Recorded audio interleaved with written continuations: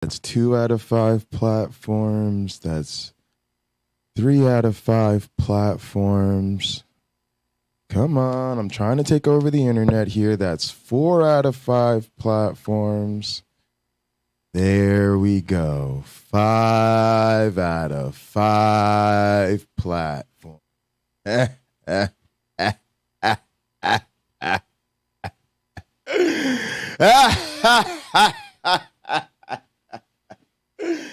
Oh, what a bunch of suckers you guys are, man. You guys are so funny, man. Oh, boy, did I ever get the best of you suckers today. You fools tuned in so excited.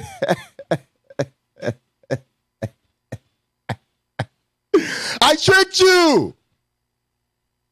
I tricked you. Oh, look who's first. Look who's first. Oh, I tricked you guys so good. Man, I got you guys good on this one. I got to admit, you know, there are a lot of times as a streamer, you sit back, you think about what you've done today, and you're very proud of yourself. And you go, man, that thing I did on stream today, that was pretty fucking brilliant. And this is one of those times, folks. This is one of those unique times. I suckered you all in. Yeah, hey, Cameron. What a bunch of fools you all look like today. Boy, that Jay Bundy, he outsmarted the entire atheist internet community.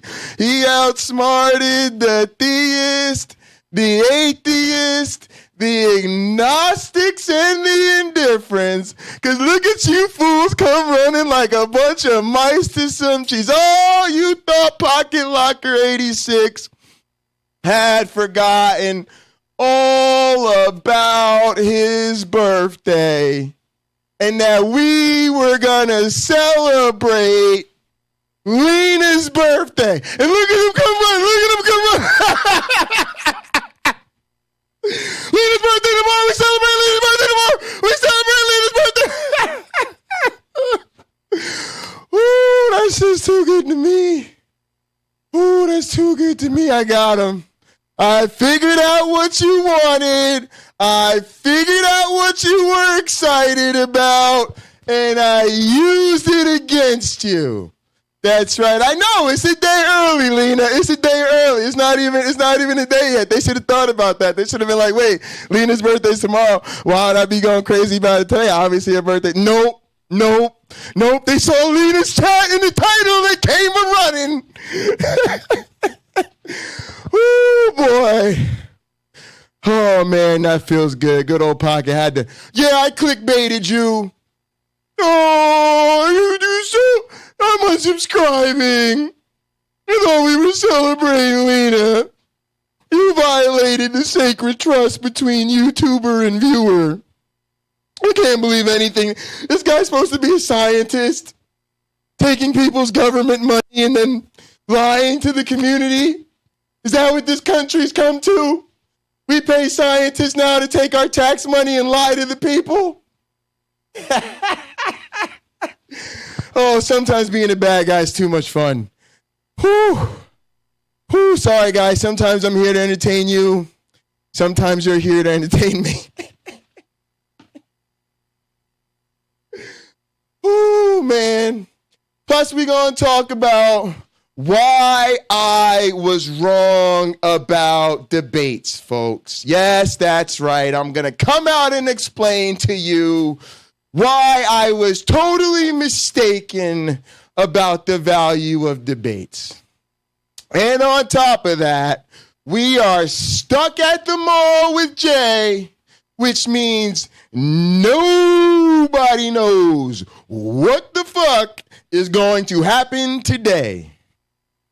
What the fuck is beast mode? Pocket Locker 86 woke up in priest mode. You stiff as hell niggas looking like a Christo. I own the internet. Nigga, you in lease mode. Let's start this fucked up ass show. One more time. Oh, I got y'all. Yeah, I tricked you.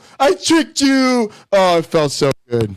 Oh, that was a wonder. Oh, hold on. Let me just give a round of applause to myself real quick. Oh, that was some clever fucking writing right there. That's beautiful. That's fucking beautiful. Whew.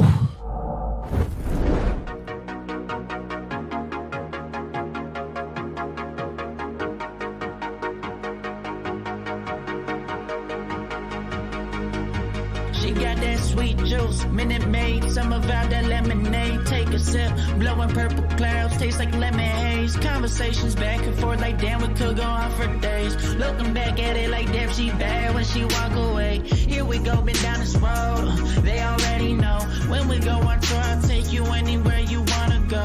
People talk about us like they understand just what this is. I just wanna give you all you want and then the double it. They'll say I'm way too young, maybe I'm just ignorant. I won't find nobody like you on some real shit. Spend a couple hours on the phone. Hey, I don't wanna let you go. I'll be all about you, babe. I'll be all about you, babe. Saying so unless you don't know, they won't find what we got and that gon' drive me crazy. No need to.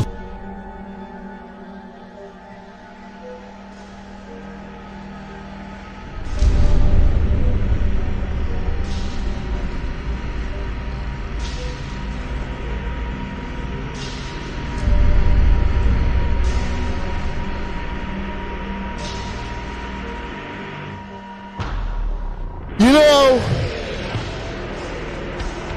kind of caught me off guard here, guys.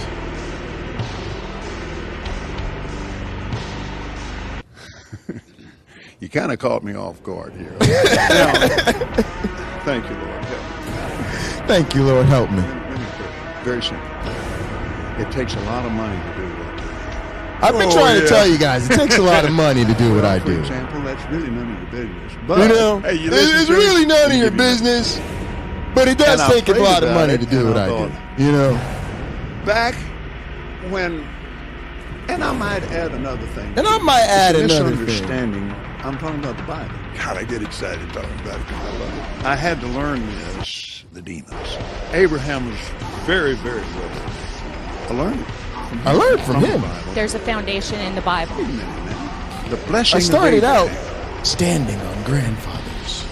Abraham was extremely good, and he had covenant with God. I'm talking about. Oh, look at that gullet shot. this. And I started out Standing on grandfathers.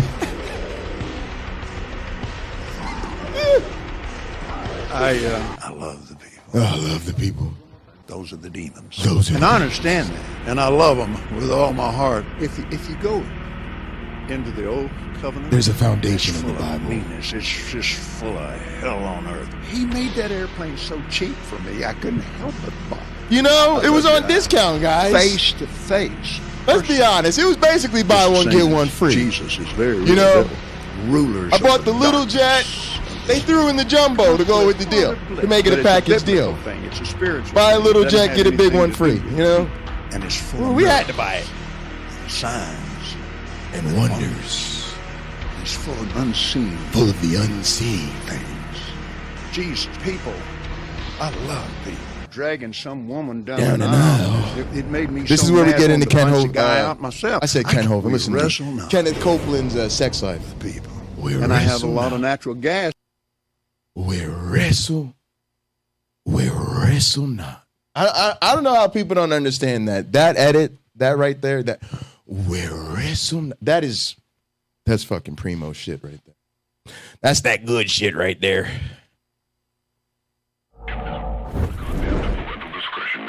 Listen to me, God's Listen to people. me, Get God's out before it gets people. hot. If you can't You take the heat, you are better a get out of bunch this kitchen of right now, because sodomite I'm sick dogs. and tired of full-out war You have to going practice. on. God's people, It takes a lot of bunch practice. filthy sodomite You have to work perverts. on If you that. don't like it, get out of here. Let me tell you something. I'm sick of it. and I'm not going to back down. It takes a lot of practice, guys, to do what I do. And you know what? You are insane. If you're not going to back us up, let me tell you something. God's people, you are insane. You know, this chair's on wheels, and what I'm doing is very dangerous right now. And a bunch of queer This is a fire hazard. It's a safety hazard. And I am putting my life on the line for your entertainment. And you filthy, sodomite, fag hags, God's people, and queer babes are not backing me up on this. I'm sick of people not backing me. And I'm not going to back down. And why did my PS4 controller fall? We're stuck at the mall. And that PS4 controller is going to be very important to our mall activities. If that PS4 controller breaks and we can't game when we're stuck at the goddamn mall all day, we are going to be in the goddamn nail salon with our mom all goddamn evening. And it is going to be the worst. And then she's going to come out of the motherfucking nail salon, say, I have to go makeup shopping. Then I need to stop by Bed Bath & Beyond, the worst place to ever be invented in a fucking mall. And then this bitch wants to get her fucking hair done. We are going to be stuck here forever. Just stuck at the mall and stuck at the mall and stuck at the mall. Jay, where you at? Stuck at the mall. Jay, I called you earlier this morning. You were stuck at the goddamn mall. Yeah, nigga. Okay. Jay, it's dinner time. We are stuck at the goddamn mall. All right, I'm going to hit you later, Jay. Jay, it's the middle of the goddamn night, nigga. Would you believe this or not? I'm still stuck at this goddamn fucking mall. Could you believe this shit? I didn't even know the mall was open this goddamn late. I thought they would have kicked us out with this bitch by now. I can't believe I went up to security myself and said, can you kick us out this bitch? Is there a fucking, is this place closed? Oh, we leave it open for the hair. I'll leave it open late for the hair salon. Go fucking figure. Kung Fu Rainbow Laser Force. We're reclaiming the rainbow. Kung Fu Rainbow Laser Force, the upper middle class superhero team that protects your innocence any way they can. They are Tallulah, Sebastian Caden, Zoe, Quota, and Dirk. We don't tolerate different. Heterosexual virgins. Fighting evil in multicolored skin tight car off suspended. Pow! I'm happy to wait.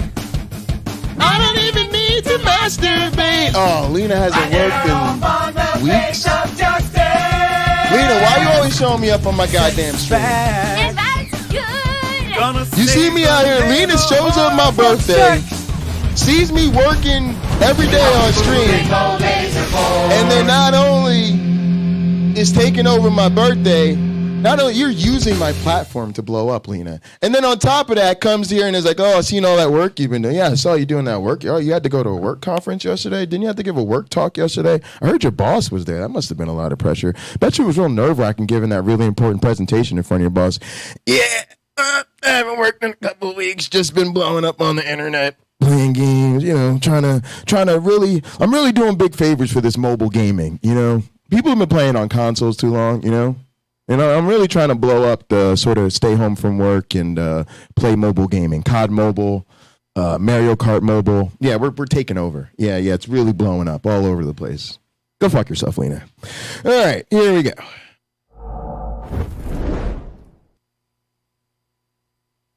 Y'all want to do daytime stuff or y'all want to pretend it's late night counter-apologetics? Let's pretend it's late night counter-apologetics. Who gives a shit? Am I offending your sense of timing? Go fuck yourself. It's fucking late night somewhere, all right?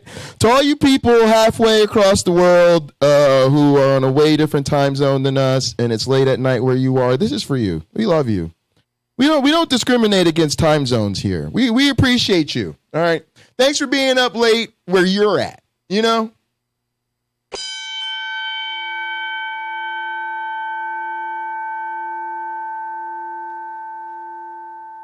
Live from Sacred Death Studios in Los Santos, San Andreas.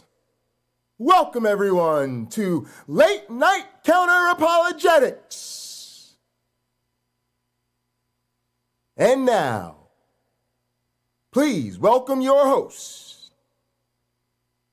He is the wise man of the Sacred Death Motorcycle Club, He is the sexiest man in all of word wrestling entertainment.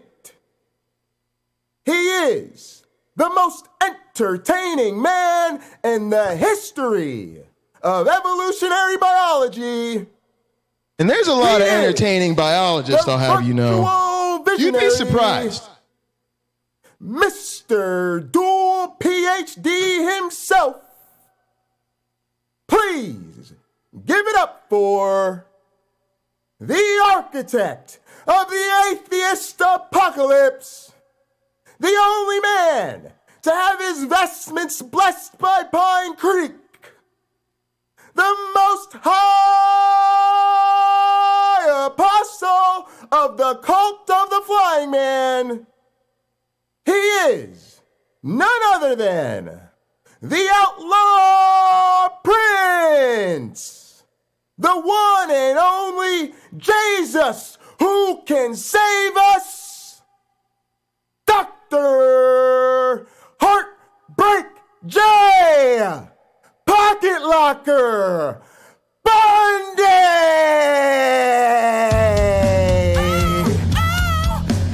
I think I'm cute. I know I'm sexy. I've got the look that drives the girls while I got the moves that really move them. I send chills up and down their spines. I'm just a sexy boy. Oh, that's right. No fancy patterns. I'm mixing universities. University of Minnesota up top, Michigan State below. I'm all big penned out and it don't even match. I make them hot. I make them shiver. They just get weak whenever I'm around. They see me walk. They hear me talk. I make them feel like their God ain't real, 'cause I'm a sexy boy. I'm not your boy toy. This is my jam. This is my favorite song as Kim. I'm just a sexy boy. I used to dance this shit in the mirror growing up. I'm not your boy toy. My little Shawn Michaels pro. Eat your heart out, girls. Hands off the merchandise.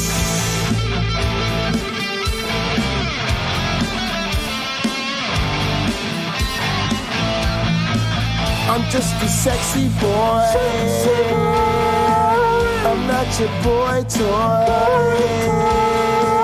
I'm just a sexy boy. I'm not your boy toy. I'm just a sexy boy. I'm not your boy toy. I'm just a sexy boy. I'm not your boy toy. I'm just a sexy boy. I'm not your boy toy. I'm just a sexy boy. I'm not your boy toy. Is this thing on? Is this thing on? Is this camera on? Put that camera on me. Put that goddamn camera on me. That's right. Ooh, welcome. Ooh, welcome. Come on, Jay, don't forget it. Why are you getting so old? Ooh, welcome, everybody, to late, early afternoon. Don't know what time it is, where you're at. Who gives a shit? Go fuck yourselves. It is your host with the most.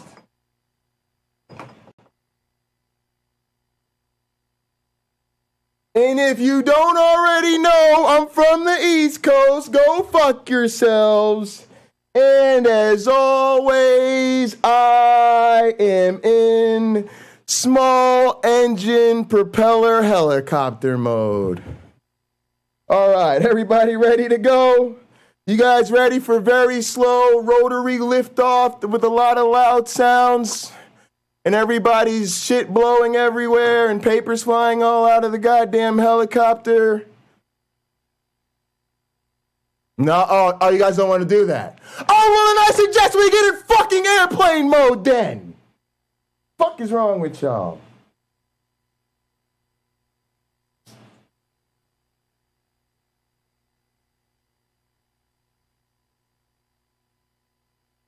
Oh, yeah. Oh, yeah, now you like airplane mode. Yeah, that's a lot better than motherfucking helicopter mode, ain't it? God damn it. Fucking thoughts up in this bitch. You supposed to educate the audience. But y'all been coming here day in and day out, and some of y'all don't even know you're supposed to show up and ready to get in airplane mode. Now, when am I going to hold your ass for doing the motherfucking learning? I'm doing the goddamn teaching, but goddamn it, when you going to show me some learning up in this bitch? Your mid-semester report card going to be all fucked up. All types of fucked up. Y'all know I'm in the very fucked up stage of my academic career. Yeah, I'm going to tell you about the stage of my academic career I'm in. I now give grades, I no longer get them. It's a real fucked up thing because you don't really give a shit no more. Students be like, don't you remember how difficult it was for somebody to be judging your work and just coldly dishing out letters that determine your future? And I'm like, yeah, but that ain't really my problem no more. Too bad to be you, you know? These kids got to learn. They got to fucking learn. They in college. They'll get over it. All right, now, moving on to today's program. There is no today's program, folks. We're stuck at the mall. I don't really give a shit. I didn't feel like planning a show. Don't want to work. Gonna chill. Gonna catch up on things. Gonna game. Gonna listen to YouTube. Gonna fool around. Might talk to some people. Might not talk to some people. I might invite some people into the studio just so I can mute them and kick them out, you know? You know, every once in a while, you got to stretch out the old kick from studio, the old band, the old timeout hammer, you know? Just make sure I'm not getting rusty on silencing people, you know? YouTube Punk will be right back. Really? Nigga, we just got here, though. It's cool. No, it's cool. I know shit happens. You got things to do. All right. I see. I get that. All right. Well, for the rest of y'all that don't ditch broadcast as soon as you show up, appreciate you. Let's catch a motherfucking vibe. It's called Stunt 102. Oh, God, yeah. It's by OG Roddy. Motherfucking Cuz. When's the album coming out, y'all? Tomorrow.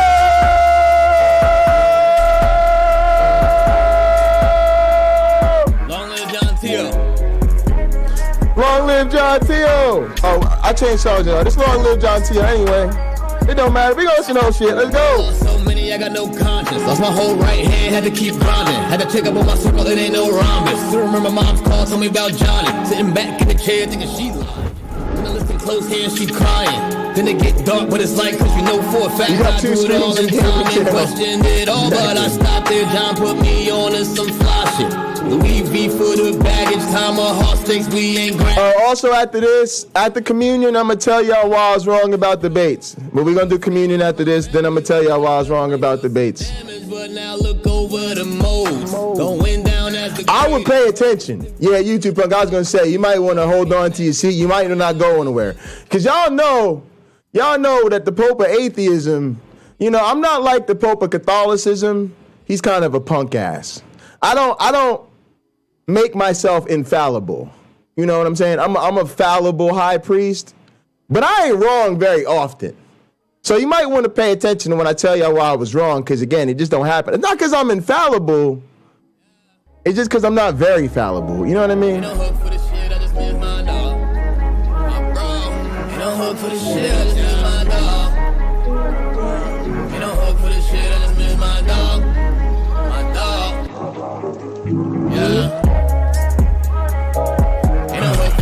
I can't. We'll see you in a minute. I'm gonna take my sweatshirt off. I'm really hot. Ain't no hook for the shit, I just miss my bro. Ain't no hook for the shit, I just miss my dog. And I'm gonna say some shit that, like, this is documented. You know, I got a TED Talk. I forgave my brother's killer. And I'm saying it to say this. Nigga that killed my brother. My brother died in my grandma's arms. That house that we grew up in. He shot my brother. He ran to the house. He died of Nanny Hog when she opened the door. So I'm telling you, there's some real shit, man. If I ain't let that shit go, I won't be right here today. I won't be here for my niece and my nephews. Me and Gil won't be doing this. Y'all won't know me. I won't be able to give y'all this game. But I had to leave. I had to let that shit go. When I let that shit go, nigga, I started to grow. And I started to glow. And now I'm here today, and it was harder than man. And I'm talking about this is my big brother, nigga.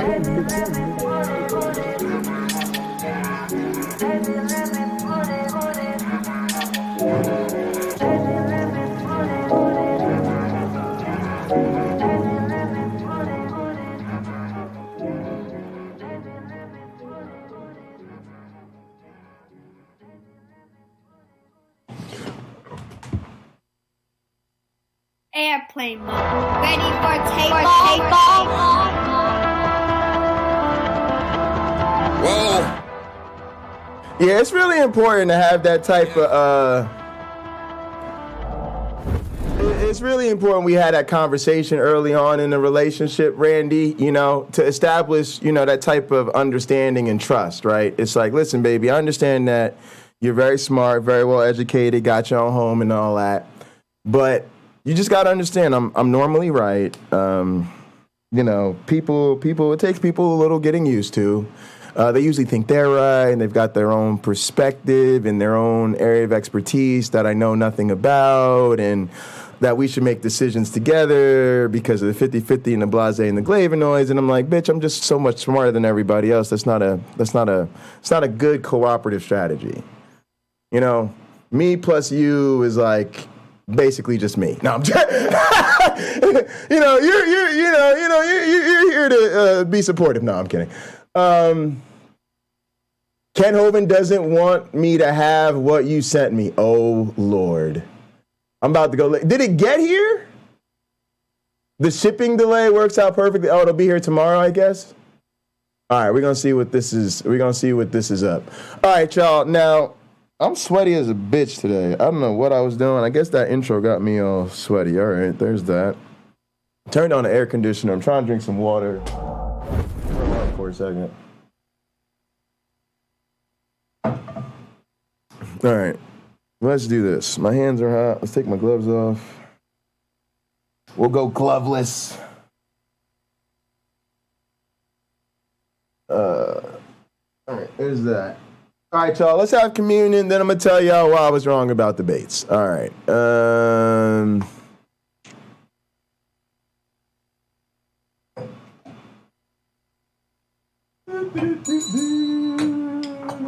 Get all my materials. All of the materials. It's too hot up in this bitch to be wearing a robe. I ain't even going to lie to y'all. Today might not be a full robe day, but let's go ahead.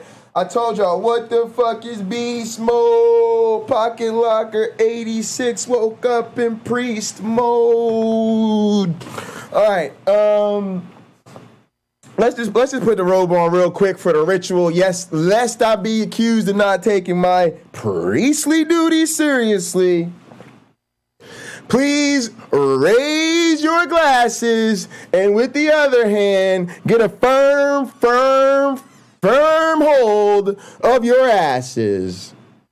Through him, with him, in the unity of drinking in the afternoon, of the flying man. All glory and honor is yours who fly for our sins forever and ever. Whoops, you may drink.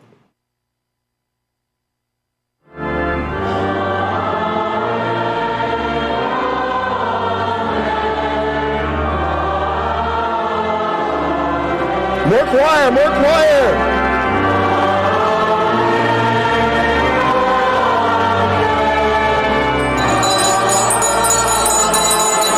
Oh, the church bells are ringing. Let the congregation say amen. And here's our official communion song. It is time to break bread. It is called the MJ Interlude. Whew, gives me a great honor to say it. Comes to us off motherfucking LaGuardia. It's my goddamn cousin's album. His name is OG Roddy. You get it at its airplanemode.com, and the motherfucking album drops tomorrow here.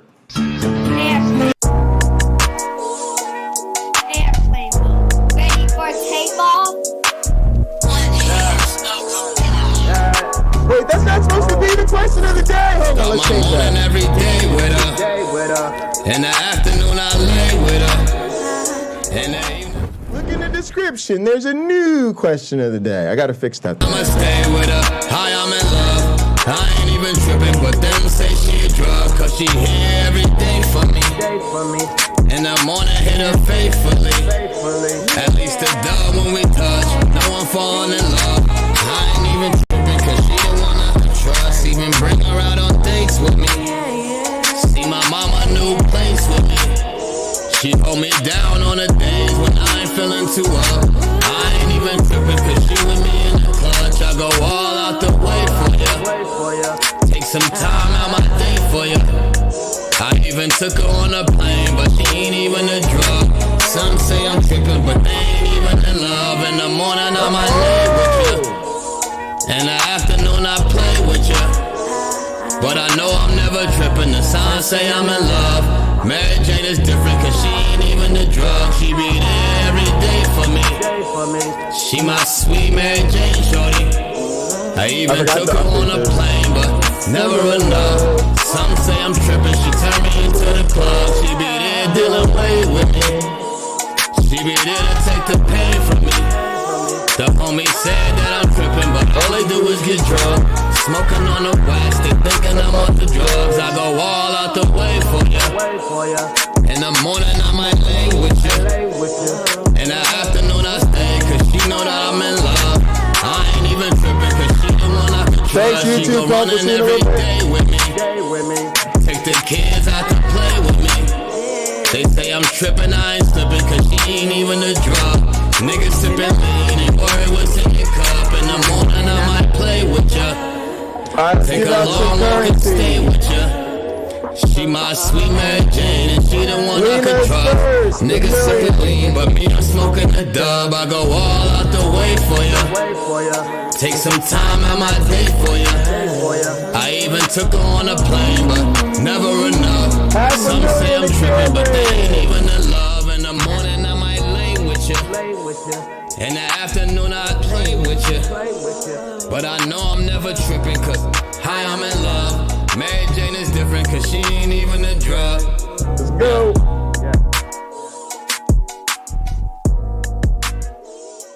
Oh, and Spider in third with 250K. All right, I am going to tell y'all why I was wrong about the Bates, but first I got to hear that song again that's been just on my fucking mind. We got to hear this.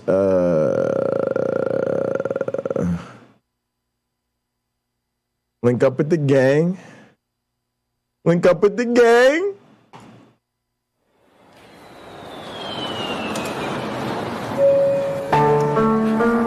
Attention, please.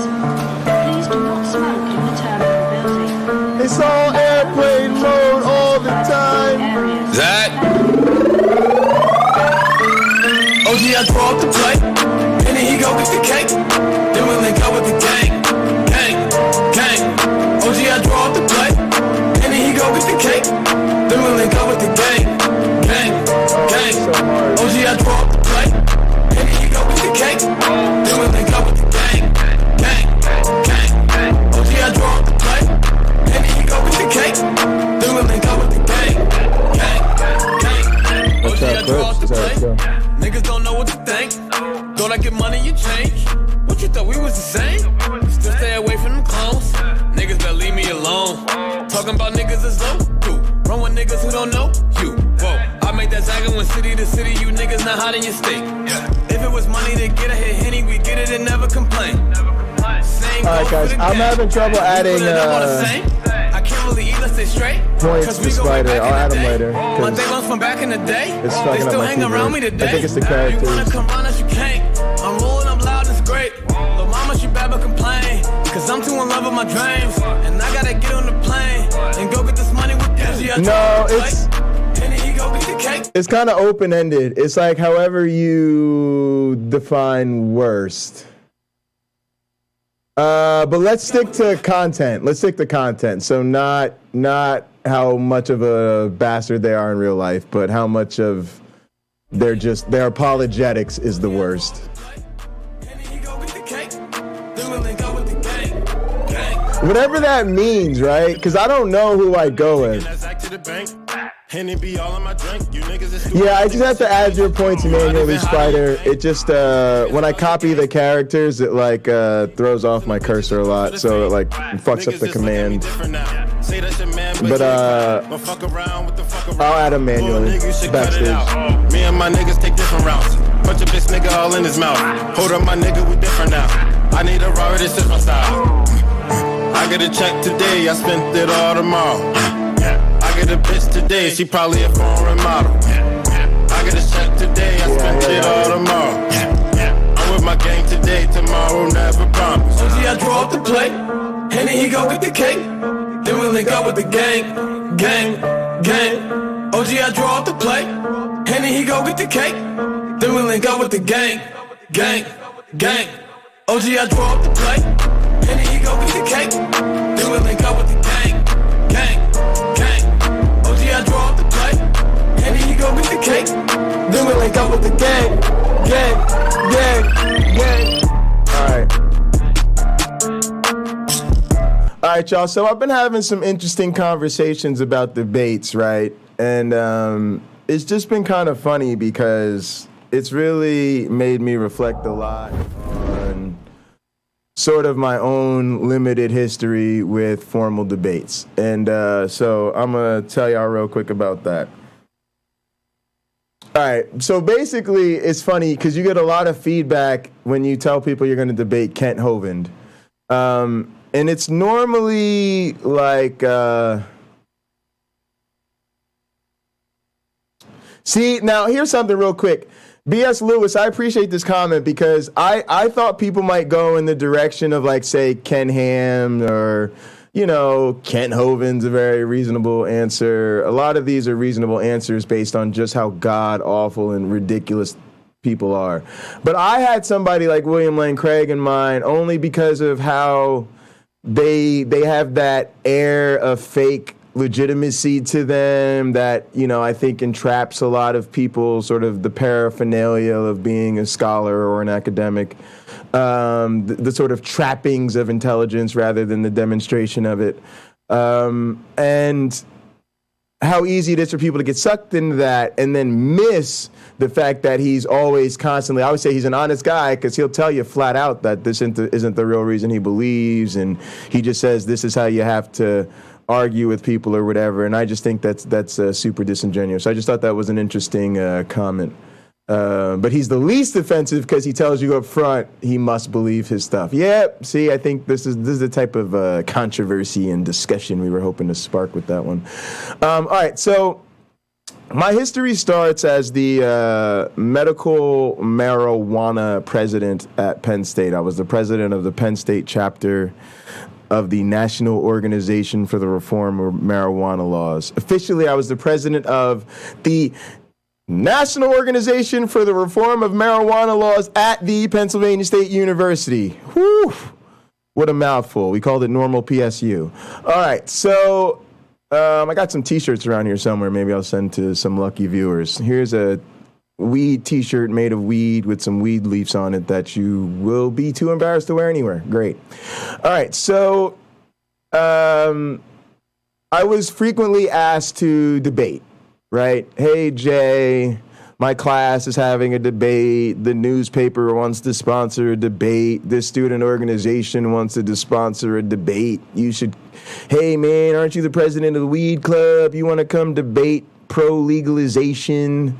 Right? And you just get these media requests all the time. Now, I'm going to tell you the truth. In the, say, 3-4 years, I was the president of the Medical Marijuana Organization. Let's say on average, I got 2 or 3 of these requests on years. if we count all of my appearances, and then, hold on, add up that, and then carry the one. Oh, yeah, 0. 0. See you later, Spider. I accepted 0 invitations to debate, right? And my line was always, hey, M-Town, my line was always the same. Well, it was a couple things.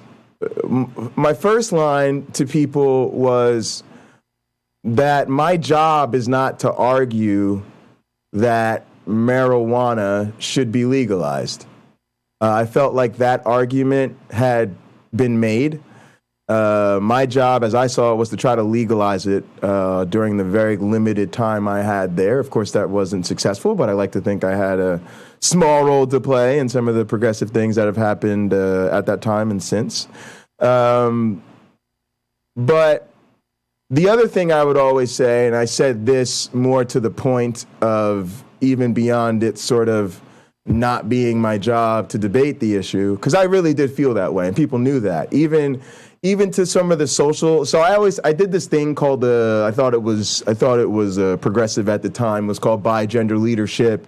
We wanted to make sure we had female leadership, or non-male leadership, I should say. And so we had like 2 presidents and 2 vice presidents and 2. We had 2 of every position, right? They were rarely ever if all field, but I did try to make sure I had a female president.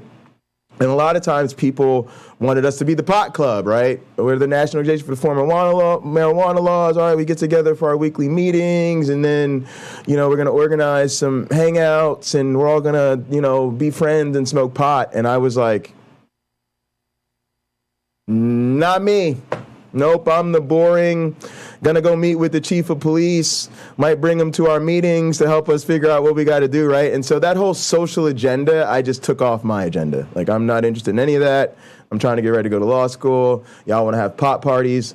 Go talk to the female president. I'm sure she's happy to engage. She was totally into that sort of thing, and I was like, sorry, I'm gonna go meet with city leaders and try to keep kids out of jail. So I say all that to say, I've looked back at that and I realized that I think that was a mistake.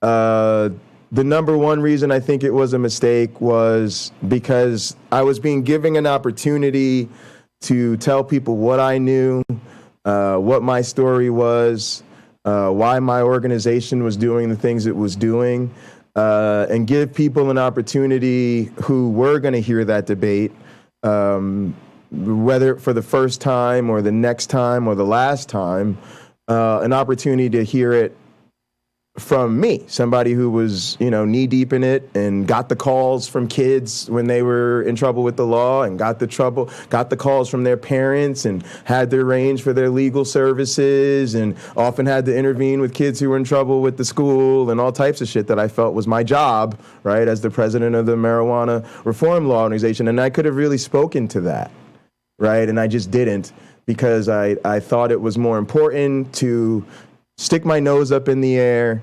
tell everybody how right I was.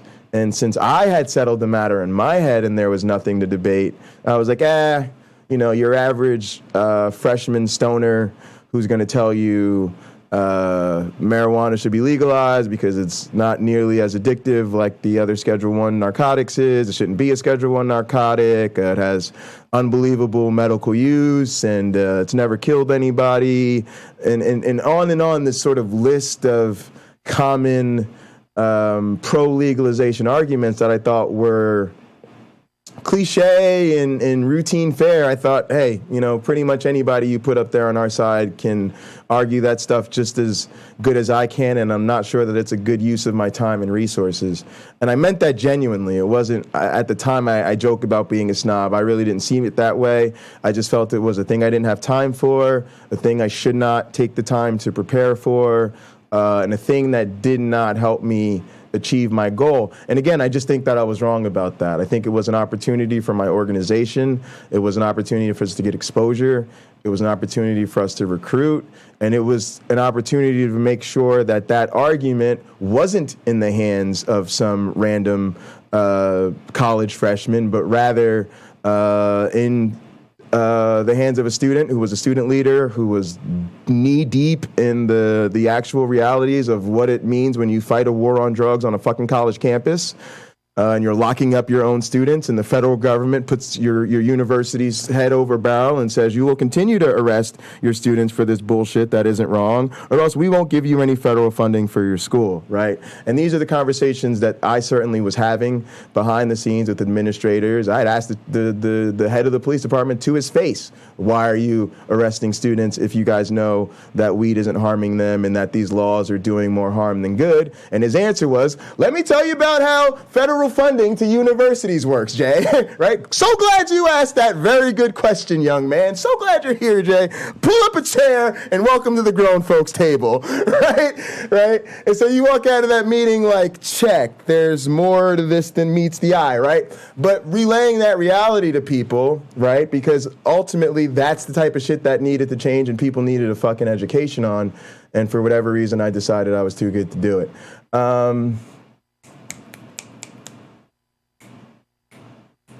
All right, I guess it's all right. All right, so now, yeah, you know a guy, I know a guy who died from weed, a barrel of it fell on him, exactly. All right, so how does that tie to this, right? Well, a lot of people are super excited. Oh, you're going to debate Kent Hovind. This is great. You're going to blow up. Let's promote it. It's a great opportunity for your channel. You're going to get a lot of viewers. You're going to get a lot of subscribers. It's going to be a lot of fun, right? But a lot of people are on the opposite side of this. The saddest part is the drug war is just a small part of the class war, exactly. So I get a lot of feedback from people who literally are like, well, why on earth would you do that? Well, why on earth would you give Kent Hovind the type of day, right? Even my own colleagues and my teaching mentor, Rob Pennock, who was, again, the expert scientific witness at Kitzmiller versus Dovert, who wrote a fucking book called Tower of Babel, The Evidence Against the New Creationism, who teaches with me at Michigan State University about why intelligent design creationism is not science. It is our job to counter-apologize on behalf of the university. And Rob's like, yeah, Jay, I don't know. Like, why would you want to waste your time debating Kent Hovind? I really don't see what that's going to do for you. I mean, like, come on, Jay. That's not a good use of your time, sir. You're an expert now. You don't need to waste your time in those stinking apologists, right? And so I just have to acknowledge that I respectfully disagree with these people, right? And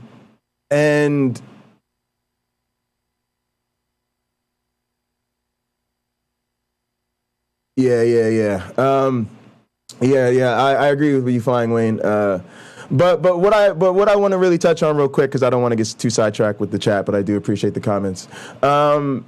Is that the reason I disagree is because when you are dealing with groups that are insular and they're perfectly willing to do the us versus them, in-group versus out-group thing, you have no influence in the conversations you are not a part of, okay? And so I have to ask myself, looking back at my experience from being a marijuana legalizer, and say, well, how much did me holding my fingers in my ears and go, la, la, la, I'm too smart, I don't want to hear it. You guys are stupid as fuck. Nope, sorry. There's nothing to debate here. We're right and you're wrong. Like, how much did that help legalize things? Not a whole lot. How much did that help change people's minds? Not a whole lot. How many new members did it bring to my organization to help us fundraise or get some fucking help for the very legit work we were trying to do? Not a whole lot. Right? It just made me feel like, I told them I got something better to do. I'm too busy for that bullshit. Right? And so I'm not going to do that with this, right? I'm just not, right? Because you have no influence in the conversations you won't have. And to me, it's kind of that simple. It's the same reason people, oh my God, how do you tolerate playing drums at a evangelical church as an atheist, right? The same reason Dr. Fauci stayed in the Trump administration. If I leave, who the fuck are they going to replace me with, and what good is that going to do? right? At least I'm here to be the voice of reason when people are ready to have the conversation. At least people know I'm here. They can eventually get in a relationship with me and we can have some conversations.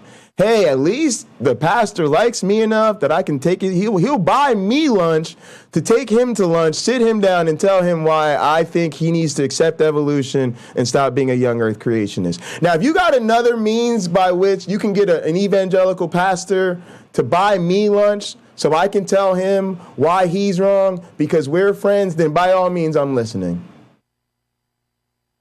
But I'm pretty sure I wouldn't have that opportunity if I wasn't playing drums at his church. I'm pretty sure if he didn't trust me to be rock solid on 1, 2, 3, and 4 behind him and make sure his fucking worship team sounds amazing every fucking time I'm on that goddamn platform, and he can just turn to the crowd and lead them, and he ain't got to worry about what's on drums, and he going, yeah, Jay, I'm buying you lunch. What you want for lunch? It's on me. It's on the house. Yeah, we're going to talk about that evolution. Yeah, I know you want to tell me I'm wrong. It's okay. It's all right. Lunch is on me, brother. Right? You don't have any influence in the relationships you refuse to make. And what's really interesting is being in this community, a lot of y'all found me because of Gutsick Gibbons' video, where I was doing what? Apparently wasting my time at 1:30 in the morning arguing with dumbass young earth creationists, who, by the way, have nowhere near the ability to do anything near for this channel what debating Kent Hovind can do. So I've literally since then heard from people, oh, we invited you to this Discord server because we saw the way you were trashing those young earth creationists on Gutsick Gibbons' video. Man, we loved that shit. Oh, Jay, I just subscribed to your channel because I saw you bashing those young earth creationists. Oh, man, I just subbed, man. That was some great shit. Hey, Jay, man, yo, I'm in your Discord. Bro, I just saw that shit you did with them young earth creationists on Gutsick Gibbons' channel. Bro, that shit was fire, man. And then literally, I exaggerate, I kid you fucking not, these very same people who found me because of an argument I was having with young earth creationists have hit me up and be like, bro, why would you debate Kent Hovind? Why on earth would you? Yeah, I mean, I know that's how I found you, but now that I found you and I know who you are and I'm aware of your shit, why don't we just move on to some other shit that I'm interested in seeing you do? Because who cares about the fact that other people might find you and think the same thing and join? No, I already found you. You did that one thing I saw. I know pretty much nobody's seen it other than those 30,000 people. But look, just don't do that anymore. Don't worry about how, that blew up your community. No more of that. No more of that, right? Guys. It really doesn't make any sense.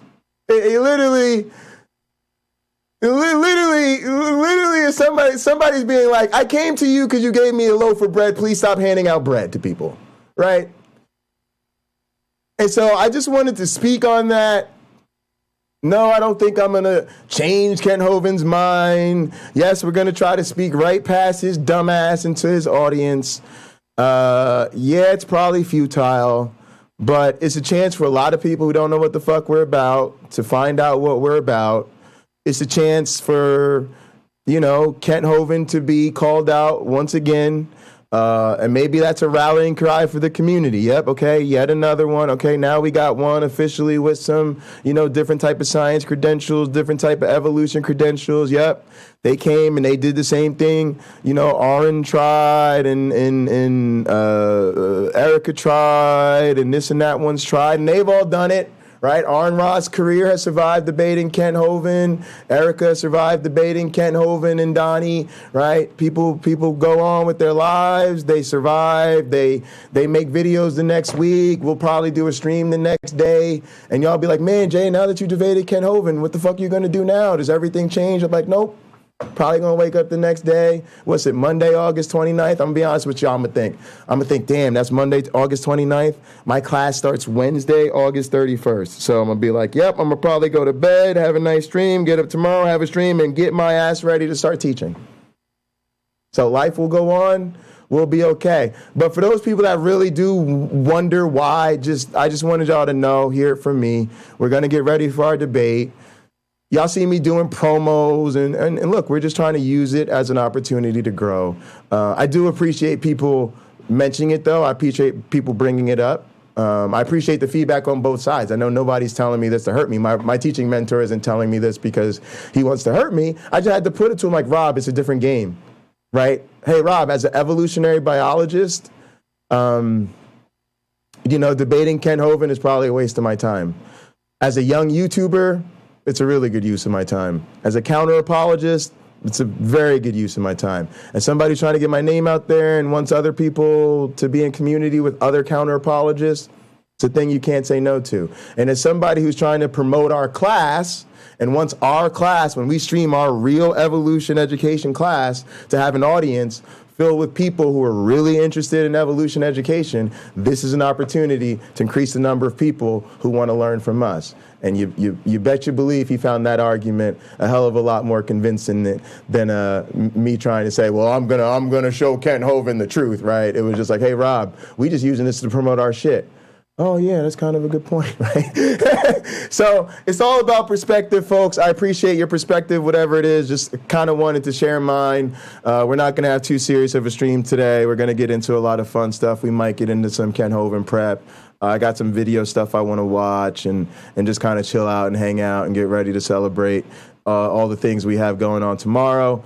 But I did want to speak to that. I thought it was coming up a lot, and as we get really serious about these next couple weeks, getting locked in and getting ready for the debate and promoting the debate, I want people to understand where I'm coming from on that. So thank you guys.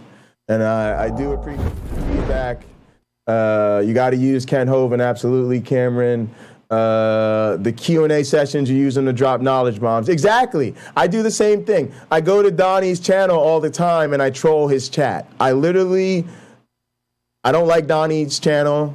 I think Donnie's a nice guy. Donnie and I have a really pleasant working relationship. I can honestly see myself becoming friends with Donnie, like on mutually assured destruct. You know how it is, how we have frenemies, like Rebecca. Like, we love Rebecca. We don't agree with anything she says, but she's a nice person, and, we help each other as content creators. I could actually see myself having that kind of relationship with Donnie. Again, he's very nice. His email to me was super gracious. I emailed him back and said, hey, Donnie, can we change the topic? He said, oh, no problem. He's actually a nice guy off camera. I'm going to just be honest with you. But again, I disagree with these people on everything, but we got to just do what we got to do for us. But yeah, so I'm used to trolling Donnie's chat. I normally just go on Donnie's chat. Hey, what up, creatards? What delusion are y'all sinking your teeth into today? Type of stuff. And immediately when I went in there, they were flaming me and telling me to debate Donnie and challenging me to define a mutation, all types of stupid creatard stuff. So I thought, man, this is my first chance to be on Donnie's channel. And guess what? It's Kent Hovind's. It's the 300th debate. I guess Donnie's 300th debate or somebody's 300th. I think it's Donnie's 300th debate. So it's a big deal. Here's the other thing you guys probably don't realize. Mark Reed, who's a friend of the channel, shout out to Mark Reed. We should have him on for something soon. He's been emailing me. Sorry, Mark, I'll get back to you as soon as I can.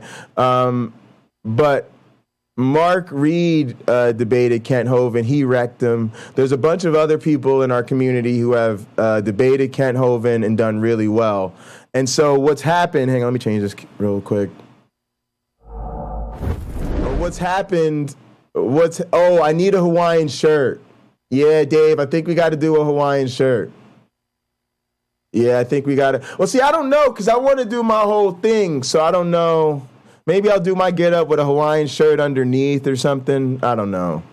Or I'll have a Hawaiian shirt underneath, and I'll take my robe off at the end, and so, I don't know. We'll figure out something. I'm planning to rip up his dissertation in front of his face or something, so we got to see how that goes. Maybe I'll do the Pine Creek. Hey, Kent, I can't seem to get God to light this water soap napkin on fire, but I'm going to light your dissertation on fire, and we'll see if God stops it from burning. We'll see if God stops me from burning your dissertation before it becomes too hot and I have to drop it in this bin and cover it and put it out to pasture forever where it belongs. We'll do something like that. We'll pull a real good publicity stunt. Something highly orchestrated. But yeah. That's the deal. That's why we're going to do that. So my point is, guys, when Kent has that happen to him, what he does is he ruins the experience for the atheist. If you're somebody like Mark Reed, you know, you have very little to gain from debating something like Kent Hovind other than the exposure. Well, what Kent Hovind will do when he gets his ass handed to him on a debate is he won't release it. He won't put it up on his channel. So those of you that didn't see my promo, there's a very particular reason I called Kent Hovind out for that, because I know that that's what he does. And so what that means is that all opportunities to debate Kent Hovind are not created equal. If it's something you and Kent Hovind arrange and it doesn't go well for Kent Hovind, the chances are Kent Hovind will bury it. Well, why is this a much different opportunity? One, I called out Kent Hovind publicly on Donnie's channel. Donnie acknowledged it publicly. And when he said it was a good idea, that meant Donnie had to not look like a backpedaling coward, right? Now, I don't think he was. I think Donnie would have done it anyway. But it means the debate won't get buried. Donnie's promoting it too big. It's too much a big deal on Donnie's channel. Donnie was making a huge deal about it being his 300th debate, and there's so many people lined up to debate Kent Hovind, and who's going to get the opportunity. So now that he slotted me in there and he's promoting it, Kent Hovind can't bury it. Very important to remember. Kent Hovind's ass is fucked because this will be public, and Kent can't bury it, and then count on the fact that the Atheist channel is too small for it to matter. That's another reason we said yes to this. It was a very unique opportunity. Like, nope, Kent Hovind, I got your ass pinned down, and people are going to see this, and it's going to stay up for a very long time. It's going to be celebrated, and there's nothing your ass can do other than squirm out at the last minute, and everyone will know exactly what time it is. So, yeah, I'm excited. Because I know Kent can't bury it, and if he tries, it'll at least be up on my channel, and it'll be up on Donnie's. All right, let's get into some other stuff that we're celebrating tomorrow. Guys, you guys know that, thank you, James Apperton. Yep, hashtag strategic. Amen, brother. Absolutely. Coffee says Kent Hovind is going to own my ass in the debate. Well, I actually hope he does, because if Kent Hovind surprises me and is like actually not a piece of shit and actually has something intelligent to say, I'll be famous overnight, because it'll be such a break in character for Kent Hovind, it'll go viral. Y'all, oh my God, Kent Hovind got in a debate with an actual evolutionary biologist. His monkey ass prepared, and Kent Hovind said some intelligent shit. Y'all, we will have like 1 million subs the next day. Nigga, they will be on CNN. They will be like, in late breaking news, what? Trump did another insurrection? Fuck out of here. They invaded Mar-a-Lago? Fuck out of here. War in Ukraine? Nobody gives a shit. COVID is everywhere. Nobody gives a shit. Everyone has monkeypox. Nobody cares. Y'all, Kent Hovind said something intelligent to a scientist on the internet. Like, y'all, the TV screens will be exploding and shit. Social media will break. You know what I mean? Like, that shit would be... If Kent Hovind really whoops my ass in a debate, y'all, I'll be like any good professional wrestler. I will be like, I will lay my ass down and be like, Kent Hovind, pin me here in front of all these people and make me famous, please. 1, 2, 3, and Kent Hovind wins.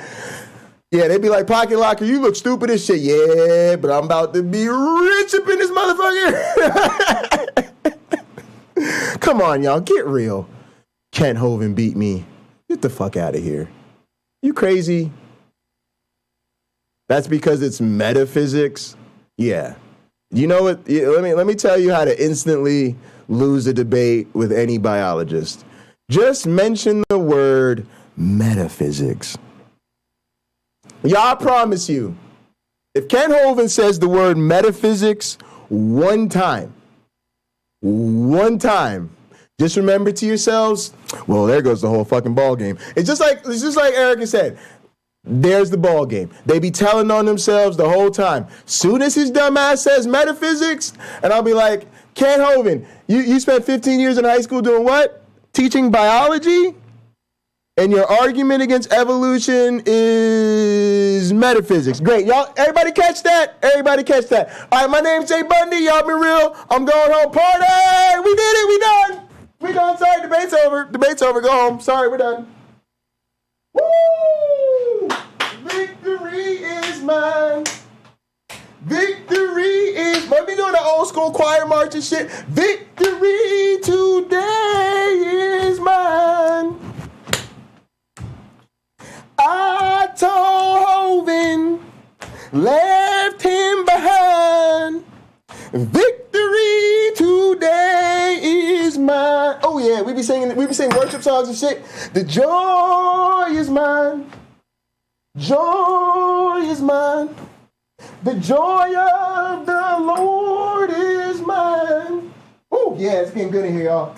I told Hovind, left him behind. Woo! Victory today is mine. That nigga say metaphysics one time, I'm leaving. One time.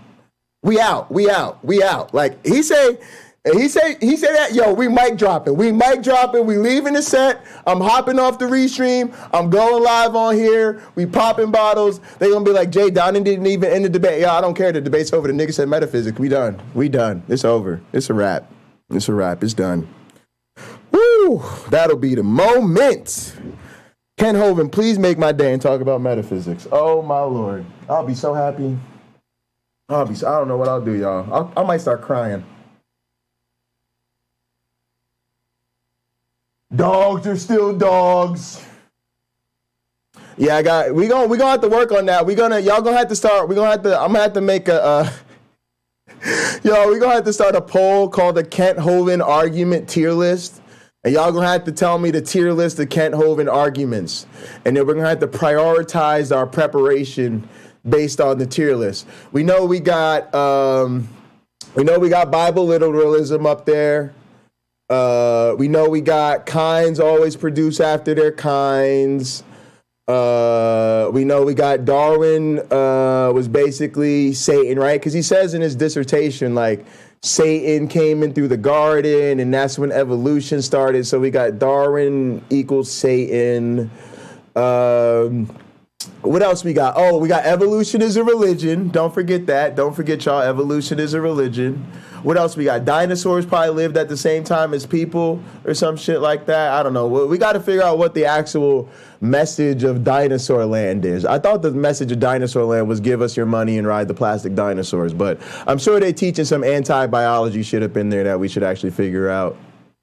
You think you are related to a pine tree? That was the recent one. I saw that. You think you're related to a pine tree? The flood was real. See, y'all thought this was going to be an easy homework assignment. I'm telling you, the Kent Hovind argument tier list is going to have y'all up. Y'all going to be up in the library. Like, think about how much footage it is to go over, how much horse shit he said. Like, to really get this tier list right, y'all going to be putting in a lot of hours. Y'all going to be mad as hell. Y'all going to be up in I can't believe this nigga. This nigga got us up here in the library studying for a damn YouTube debate. Pocket Locker, you supposed to be doing all the work. Why the mods doing all the work? The mods is all pulling all-nighters and drinking coffee and shit. The mods gonna be like Doug. Look, this gonna be the mods preparing for Ken Hovind. This gonna be the mods after the Ken Hovind debate prep. They're gonna be looking like Pine Creek, like y'all losing weight. Y'all starting to get pale, looking angry, making typos and shit. Y'all gonna go from 2-hour streams to 1 and 31 second videos. I'm gonna be like, damn, what's wrong with y'all? They're gonna be like, we've been watching way too much Ken Hovind footage. I'm like, I'm sorry, y'all. Y'all gonna be traumatized. We're gonna make a creed. Because Christians like creeds. My favorite font exactly is Estanglo Edisa. Christian Creed. Recite. This daily. Is the Pine Creed, y'all. There is no one in the New Testament who, in the first person identifies themselves and states that they saw the risen Jesus. Other than Paul, and that was years after Jesus apparently ascended. James Apperson, today is what I'm calling a limited access day. It means I'm only talking to people I choose to talk to, and I'm only choosing to talk to them as long as I choose to talk to them. Now, for a lot of you, that means you're going to call in. I'm going to be like, what do you want to talk about? And you've got about 2 minutes to start something very interesting, or else I'm kicking you off.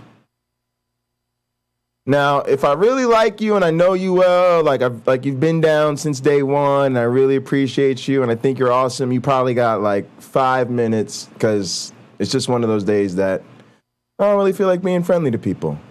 I feel like having a good time. And for me, being a jerk's kind of fun sometimes.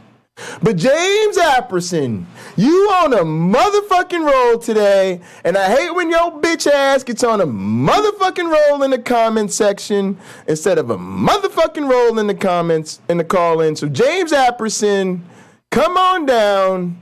You can talk, and you can stay for longer than 5 minutes. Now, James, stay your ass back there for a second. We're not bringing you on yet. It's not that time yet, folks. I got to work on my shtick. Okay? My shtick needs work. All right? That's what we got to do. We got to work on the shtick. You know, you don't become a pro broadcaster overnight, folks. It takes a lot of work. It takes a lot of practice. And then even times when people call in impromptu, you can't just be like, oh, someone called impromptu, let's just wing it now. That's not how you do things. That's not how you do things. You gotta build it up right. I know what we're gonna do. We're gonna mix up our counter-apologetics with our professional wrestling, as we are wont to do. We're gonna play one of my favorite songs. We're gonna let it rock for a little bit, and then we're gonna introduce our guest. Let me know if we get canceled.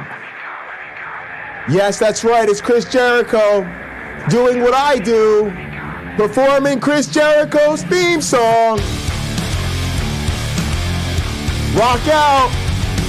You don't know the song? I don't give a shit. You don't like the song? Don't give a shit. Do this. Everybody do like this. Now do like this. I'm gonna teach y'all how to be wrestling fans. Now this part you gotta yell out. Run away. I am cold like December snow. You gotta be sweaty today. If your favorite YouTuber isn't sweating live, they're lazy, and you should demand that they work harder. Embraced by the darkness, I'm losing the light. Encircled by demons I fight. What have I become now that I've betrayed everyone I've ever loved? I pushed them all away, and I have been a slave to the Judas in my mind. Is there something left for me to save in the wreckage of here we go! Sing it! I'm becoming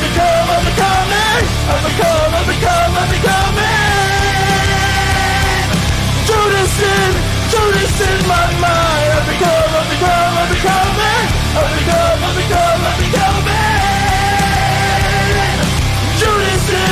Judas in my mind. Yeah, this is how you get the arena rocking. Stadium rock. Now, ladies and gentlemen, entering the ring, weighing in at more than you can handle, at a temperature too hot to touch. I really want you to have some, but you can't handle none. It's Jay.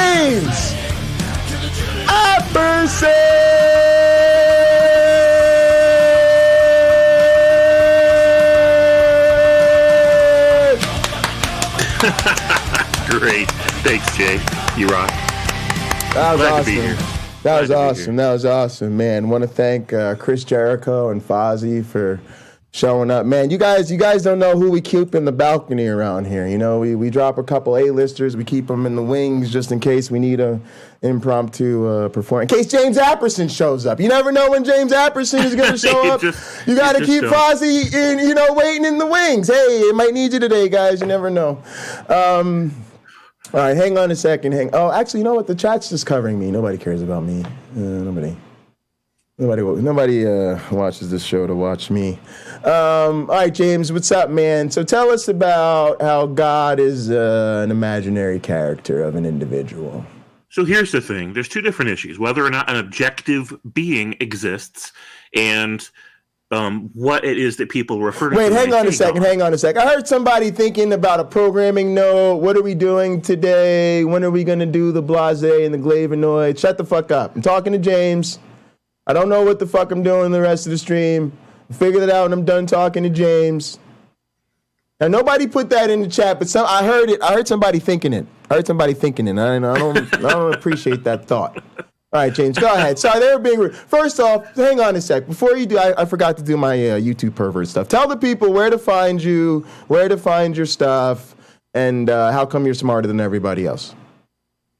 Smarter than everyone else because the facts are made up and the points don't matter. It's kind of like whose life is it anyways? There you go. And, so I grade the curve, I set the curve, and I can be found on Facebook. Really easy under my same name, and there's a link to my blog on my Facebook page if you want to check it out. And of course, on this YouTube channel, which I'm still haven't released any content for, but which I am making content for, and I'll let you know when that comes out. Tux, you can hop in as well if you'd like. Lina, you're banned until August 14th. Bad, Lina, bad.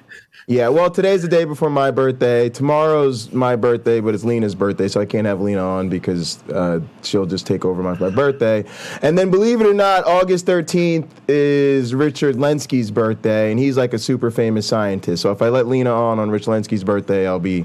I'll get like a letter from the Proceedings of the National Academy of Sciences. We heard you were celebrating someone else's birthday on Rich Lenski's birthday. It's like a fucking law or some shit like that. So, sacrilege. So on the 14th, Lina, your call-in privileges will be restored. All right, but James, I'm gonna pee. When I do, I'm gonna put you on full screen, and I'm gonna put on the speaker so I can listen, and then you are gonna tell us why you think, wink, wink, it's just your humble opinion, wink, wink, that God might be an imaginary character. Right. So, should I be talking while you're... I'll wait till you get back. Oh, no, you go now. You ramble so I don't interrupt you. Oh, I can hear you. Awesome. Yeah, I can hear you. So, right. So whether or not Magic Man in Sky is real or not, and it's just like, here we are, we're adults. To even have that discussion with a straight face, like it warrants serious consideration, just makes me feel really, really silly. Like, okay, Magic Man in Sky, what do we do with that, really? So, Christians like to call dibs on entire concepts. So... And I don't want to be too one-sided about this because I realize that, what was his name? How do you even pronounce that? Keith? Like, I don't even know.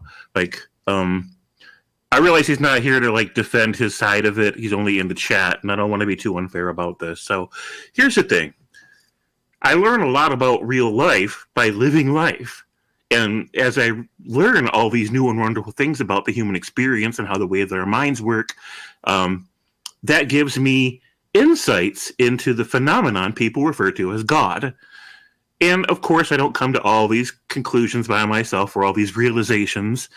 Dark Matter 2525, for example, has played a heavy role in that. So have other content creators. So have numerous authors that I've read from and countless debates with Christians and atheists and even between Christians and other Christians that I've watched. And so here's the interesting thing about people that exist and we actually have real relationships with. What happens is we we absorb sensory data through our various senses. So our eyes deliver electrical impulses to our brain, which translates those electrical impulses into images. And similarly, our ears do something comparable to that, and our other senses do as well. So what happens is, inside of our brain, we generate a three-dimensional, or arguably fourth-dimensional hologram that represents the outside world. We're not actually seeing people. We're not actually touching people, right? Even the molecules in our hand, or the cells in our hand, don't actually touch someone else's, because there's like an invisible force field there that repels. It feels like a sensation that we're actually physically connecting with them, but we're technically not. And on a microscopic scale, there's an invisible barrier there. But it doesn't change the fact that here we have all this sensory information, and our minds generate this hologram representation of the outside world that we hope fairly approximates what's really out there, what's really happening. Well, we do the same thing when relationships. There is separately the person that actually exists within their own mind and within their own experience. And so there is a physicality there of some sort, assuming that all this world is real in the first place, right? So, but that's not the person we're directly interacting with. That's not the person we're directly experiencing a relationship with. We're experiencing a relationship with the representative hologram, or the idea of who they are, based on sensory stimulation and the way that we interpret that data through the lens of our personal experience in life, our own personal biases and likes and dislikes and feelings, and the way that our brains associate different ideas. And so who that person is to me, like take any person, who that person is to me isn't the same as who that person is to anyone else who knows them. It can even work that way for inanimate objects. A tree, for example. You walk down by a river and there's a tree. What you see is the same tree technically that someone else sees, but to you it's a different thing. One person sees it as a beautiful thing that they want to draw paintings of and write poetry about. Another guy sees it as an opportunity to chop something down and for firewood. Another person sees it as an opportunity to build a treehouse. To each person, it is something different. They have a different sensory relationship and internal relationship to that object. Well, it's even more true when it comes to people. Who that person is to me isn't the same as who it is to somebody else. So even if there is some super being up in the sky, magic man in sky, who he is to one theist isn't the same as who that person is to another theist. So the figure, the representative figure, which lives in the mind of the perceiver, whether they're really perceiving it or intuiting it or imagining it or whatever, separate issue. What they perceive, the person that exists within their mind, this person of God as they know it, no matter if it exists independently of them or doesn't, is not the same as who that person is to the next person who claims a God. And this is why no two people in the history of ever have ever mentioned the same God. They have not. They all who that figure is for them is unique to them, because it is formed in large part with their own personal life experiences, their own biology, the way that their brain associates different concepts with different feelings and different experiences in their life. And this is why a Christian can say, I know God and he's real to me. I've experienced him and I've met him. But a Christian in a rival sect whose beliefs about God are mutually incompatible says the same thing and means the same thing in general, but the specifics of who that character is within their mind is a very different character. So they're referring to someone else. And the same is true for Hindus and Muslims and the various pagan religions. So, it's Jesus, for someone. I just want to interject quickly. Sorry, and please pin your thought. Do you know what that means? Like, remember what you're about to say, so you don't forget it. Okay. But I did just really relate to that because I remember talking about how personal, like, my Jesus was. I remember this exercise we did. I was working at a church with kids, and we did this exercise where I don't know who. I think I wasn't like the teacher. I was like the art. There was like the art teacher. I was like sitting in or whatever, and they asked them to like draw their version of heaven, right? Perfectly fine thing to ask third graders to do, and right or whatever. So so I drew mine, right, and you know I'm partially trying to get ribs out of the kids, but they laughed at mine, and I was like, "What are you laughing at?" And I was like, "Look, there's a wrestling ring. There's like a bass guitar, there's drums, and then there's like this wall. Like to me, my heaven is like the WWE Performance Center because there's wrestling rings to wrestle around. There's all the belts are on the wall, and then it's partially like Guitar Center. You ever been to Guitar Center? There's like just a wall of snare drums and a room full of cymbals, right? And we're like, and that's heaven for a drummer, right? I just want to go and not have to buy anything and just I want to play with this snare drum right now. Oh, I want these cymbals. Now this is zero other human being's picture of heaven or Jesus or the Bible and none of that. But you couldn't tell me my Jesus didn't want to wrestle with me. My Jesus was like, yo, it's on, Jay, hot tag off the top, right? Like, we're about to win the tag team champions. Oh, Jay, you know I got you. Jay, grab that snare. I know you've been looking at that bell brass snare drum. Yeah, it's the one Lars Ulrich used to play. Yo, grab that. I'm about to pick up this Metallica bass. Let's go. What you want to play? Enter Sandman. Let's get it, Jay. Right? Because that's what me and Jesus want to do. Oh, you and Jesus are walking on a paved road of gold, and he's like, you know, going over the stories of how much he loves you. Like, I'm like, that don't sound like heaven to me. It sounds like awful. It sounds like the worst idea ever, right? Me and Jesus is trying to have a good time. But yeah, go ahead. I was just telling you, like, it's to your point. It's a vision of one, and I think if people are honest with themselves, that's kind of the point. Like, that's the part they embrace. I think they want to deny that when they talk to us, but I think people who have really been believers know that that's kind of the whole deal. It's like you personalize it and all that. Right. Yeah, exactly. And it kind of reminds me of Eddie Griffin's skit. Is it Griffin or Griffith? Yeah, Griffin. Okay. So Eddie Griffin, he's got a, I don't know if you want to call him, he's 3.4 million views on the one video that I have bookmarked for him. Oh, wow. And basically he talks about how there's a lot of people out there who have envisioned this idea of Jesus and God, or Jesus as God, depending on their theology, who envision a God or Jesus who is very insecure, who is like violently insecure. And so you better not say anything that they might take personal. Don't make fun of them. Don't make light of them, right? So Eddie Griffin's position is, because he's a theist, he's not an atheist. He's like, look, basically the Jesus that he knows has a sense of humor, because he would have to have a sense of humor. Right. He'd be cool. He'd be chill. He'd be like, you can talk shit, you know, but as long as it's done in the spirit of just being funny and having fun with somebody that you actually do like and respect, then it's not really a disrespect. Dude, right? When I worked at a church, I would go home, right? Time to smoke weed. I just dealt with these kids, right? And it was literally like I light up, Jesus, what the fuck is going on with these fucked up ass kids? Like, Jesus, these niggas was climbing the walls of the sanctuary, Jesus. Now, you know I can't beat another person's kids in public, Jesus, but the niggas was climbing the walls, Jesus. Like, that's how I talk to him. Like, like, you know what I'm saying? Like, I'm doing the Lord's work. What, I gotta be a fucking square at home off the clock too? Right? Like, right. Of course I'm gonna just talk to Jesus like he's my nigga. It's Jesus. Like, you already know what I'm thinking, what I'm gonna do, filter it for him? Like, what the fuck? Right, exactly.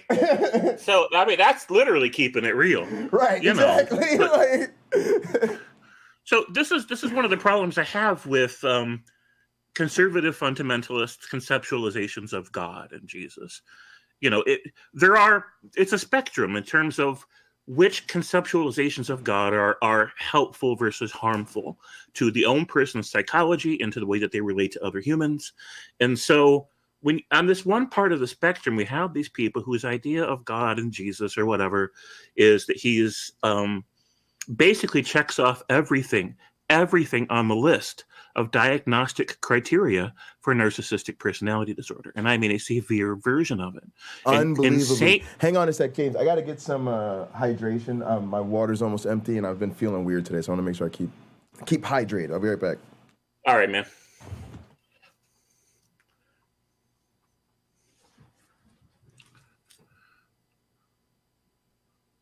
So who we got in the house today? We got Big Fang Fine Wayne.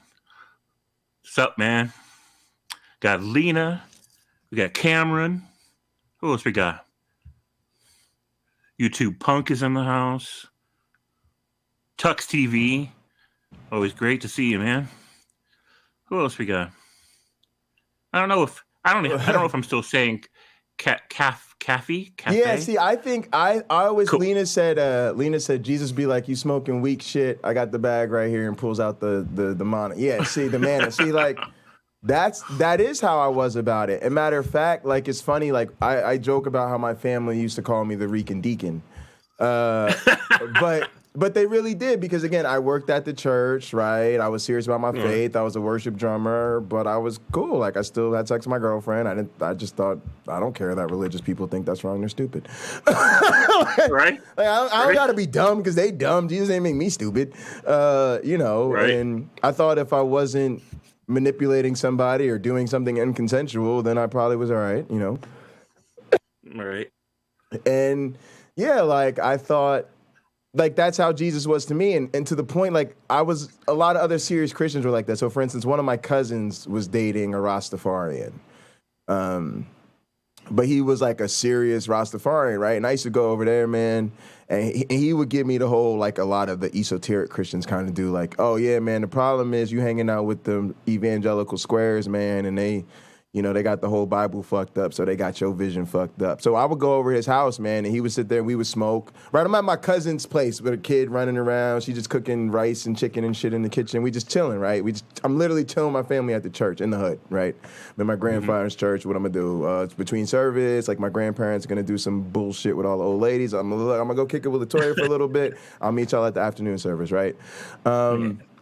So I'm chilling, but my point is, her husband, her guy, her time, we would roll up mad spliffs, right? And he would sit there and read the Bible to me, like, nah, Jay, they've been fucking up. Look, let me show you what the gospel really says. Look, the gospel say turn the other cheek, but ain't because you're supposed to be no bullshit ass pastor. You turn the other cheek because you about to swing back around the other side with a sword, right? That's how So he cool as hell, right? And he just sitting back smoking. Yeah, man. Because that was his thing. So there's tons of, it's such a wide umbrella. All right, so this was blowing my mind. Y'all know Derek is a mod of this channel, and so I don't really tell Derek what to do for my birthday, but apparently tomorrow, my birthday at 2 p.m., he's doing a stream on the historicity of Jesus. With a scholar who I think is Jesus real? I already logged in and left the super chat. I was like, it's my birthday and you're doing the historicity of Jesus. Here's my money. Happy birthday, me. Yeah. We will be watching that stream at 2 p.m. Y'all could be there, y'all could be here. It really don't matter. It'll be the same thing going on both places. But it's funny because that baffles me now. Like, that's a bigger challenge to me than it ever was before. That's big tent we're talking about. This fucking magical genie in the sky who somehow gets envisioned as this dude from 2,000 years ago, right? This argument or this claim that somehow, and I'm just gonna put it all on the table and not say I think it's fully been established, but let's say it's established. Like, no, the best research really is the Ehrman take and not the Carrier take, right? Or closer to Ehrman, right? There was a guy, however, right? Mm-hmm. To me, that's like evolution, Big Bang cosmology, general relativity, mind blowing. There was a guy. There was a primate, half a chromosome away from a chimpanzee. Literally, in my worldview, a fucking monkey, who somehow had some kind of influence on this world. Started real small as fuck, probably in the backwoods of nowhere. And 2,000 years later, I cannot get this motherfucker's name out of people's mouths for the life of me. Mm-hmm. That blows my fucking mind. If I could travel back in time and meet one person, he just made the top of the fucking list. Think about Obama, Prince, Michael Jackson, put all them, Nicki Minaj, her, whoever the fuck the next person, put them all together, put them all together. Ain't none of them nearly as, even Donald Trump says the one person more famous than him is Jesus. Now, if we're talking about a mythical figure, that makes perfect sense. Because who else would be the perfect example of a human other than the person who never was a human? Right. Now, if you tell me at the bottom of all that, and I was like a mythicist. Like I read Carrier's. Obviously I started as a historicist, but I literally became a mythicist. I took Carrier's class when Derek took it. I read the whole shit. Now, if you could convince me, like Derek is leaning historicist, right? And so I'm trying to go there with him and just be like, all right, I'm gonna take this on. I'm gonna let y'all really try to convince me there was a guy. And when I try to be serious about it, like think about what we're saying, I'm like, wow, that was really all inspired by a guy. Like that, in my naturalistic worldview, blows my mind. Like that's fucking fascinating to me. Sure, and this unkillable figure as well. Like he pulled a Chumbawamba, right? Like gets knocked down, but he gets up again. Ain't never going to keep him down. Seriously. But think about 2,000 years from now, you come back and people are like, well, I have a personal relationship with James Apperson, and did you know James Apperson saves? Yeah, you're going to fucking hell, but all you got to do, you could be forgiven of everything bad you've ever done. All you got to do is believe in James Apperson, right? And we as the people who knew you, we'd be like, James did write some very insightful blogs, but yeah, I must have missed it at the time.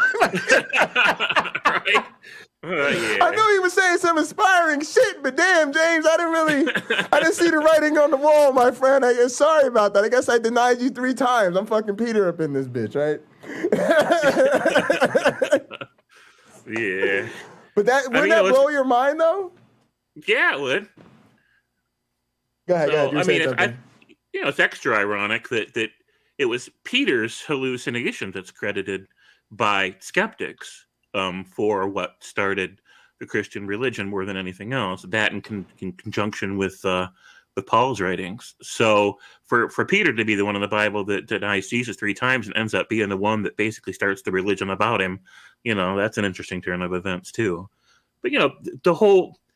I mean, I don't want to get too off topic unless we want to jump topic, so I'm cool with that too. But... Well, all right, it's up to you. So we have 2 things to do. One is we could talk about this, and the other is we could watch and figure out what's going on because Rebecca and Sal and Miklas are talking. Yeah, let's spy on them and see if there's anything there we can make fun of. All right, let me see if we can get this going here. I told y'all we stuck at the mall today. I have no idea what's going on this stream. I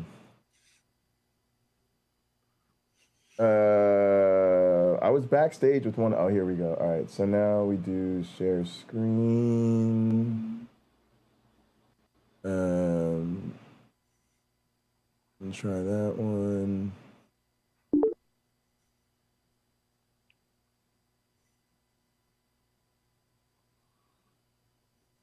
Computational system here. Can you hear it okay? That is involved. So this cannot evolve I'm only randomly. backstage. I don't hear it back because here. If the ERV evolves randomly... All right, hang on a sec. I think I changed it so that sometimes I change it so that if people play like sounds and stuff, it doesn't go into the restream. Like if I call in a show and somebody redeems a sound, like I've had that go off in the restream and that's kind of awkward, Yeah. Also, did you see the thing yesterday where Jason Torn was playing the stream on Rebecca's stream? Oh, yeah, I was there. I was like, what the heck is going on? All I heard is me going, and I will go off on your monkey ass. Yeah, right. That was perfect timing. And Rebecca the look on Rebecca's face was perfect. Cameron sent me that. That was so funny. Yeah, oh, my God, I was crying. Awesome. All right, you should be able, here, let me reset it so that it's live. So if we're gonna argue an old earth, we'll have to say God made progressive creation, and we had these things miraculously created in place at a certain time in our history. James, can you hear it? No. No, okay. It might be because, hang on a second. It might be because I had it on the computer that's muted. Let me switch computers real quick. Uh-oh. StreamYard just gave me Streamlabs just gave me a warning. What's that? Skipped frames. All right. Did Coffee leave? Yeah, I think so. I don't know where they went. James, I'm gonna share it over here and see what happens. Let's see. Guys, what channel is that on? Actually, let me just click the link. Stream snipe. Yeah, this is what like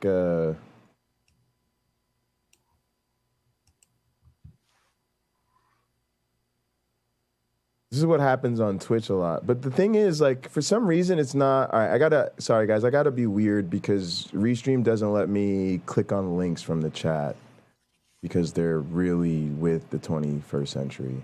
They totally get how YouTube works. From the chat. It's very modern. All right, here we go.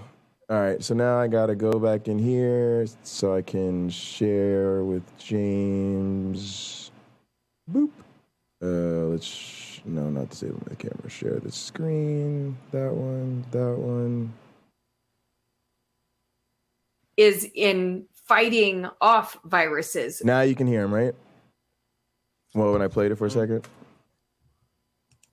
Yeah. It is like a virus because then, the function of it is to fight off viruses. So it makes sense. And he said the evolutionary explanation is that these were originally viruses outside, came inside, and it's similar to and then started working for our bodies, right? And it's similar to like a robber breaking in your house and then turning around and being the security guard.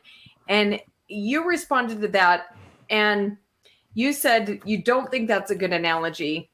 You said it's more like a technically superior nation with special forces that you defeat you take their weapons, like somebody, a force attacks you, you're somehow able to overpower them. You take their weapons and then you use their weapons against them.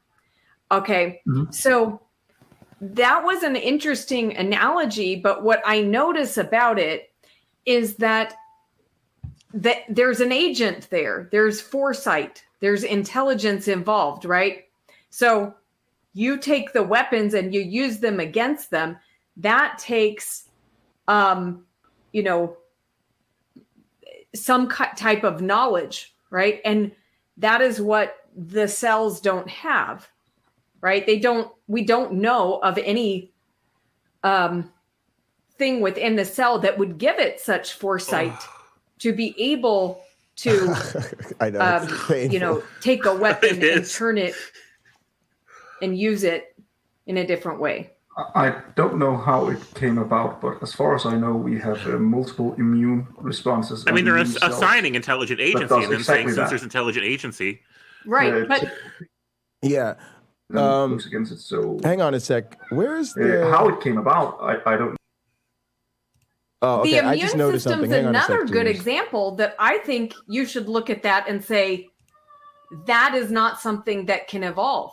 That takes foresight. That takes, so if you're citing the immune system as an example, again, you said you don't know how that came about, but you're kind of assuming that it came about by natural processes and using it as an example, but we don't know that it came about by natural processes. We don't know. All right, now I have you on a separate. No, it's wrong to say we because I can't mixed in her. For... Sorry, I went to mute her before and I muted you too because I had you on the same mix. Are you still there, James?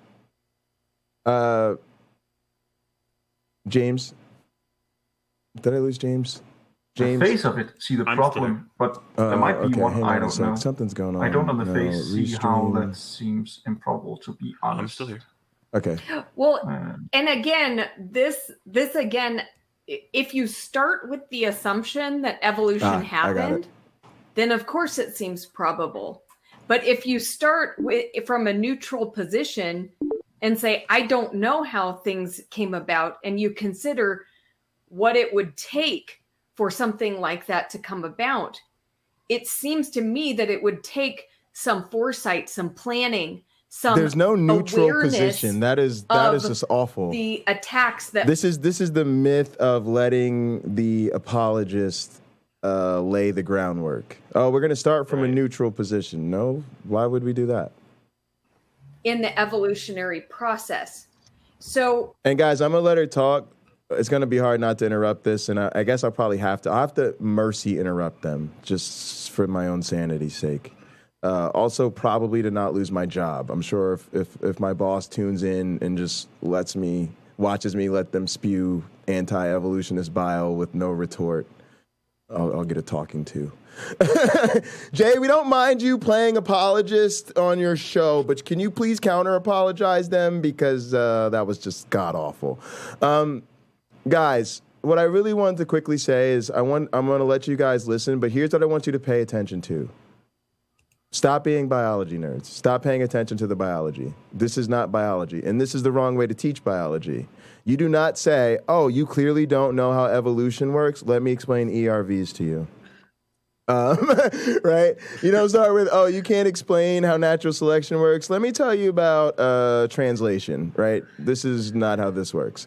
But this is what I call anti-education.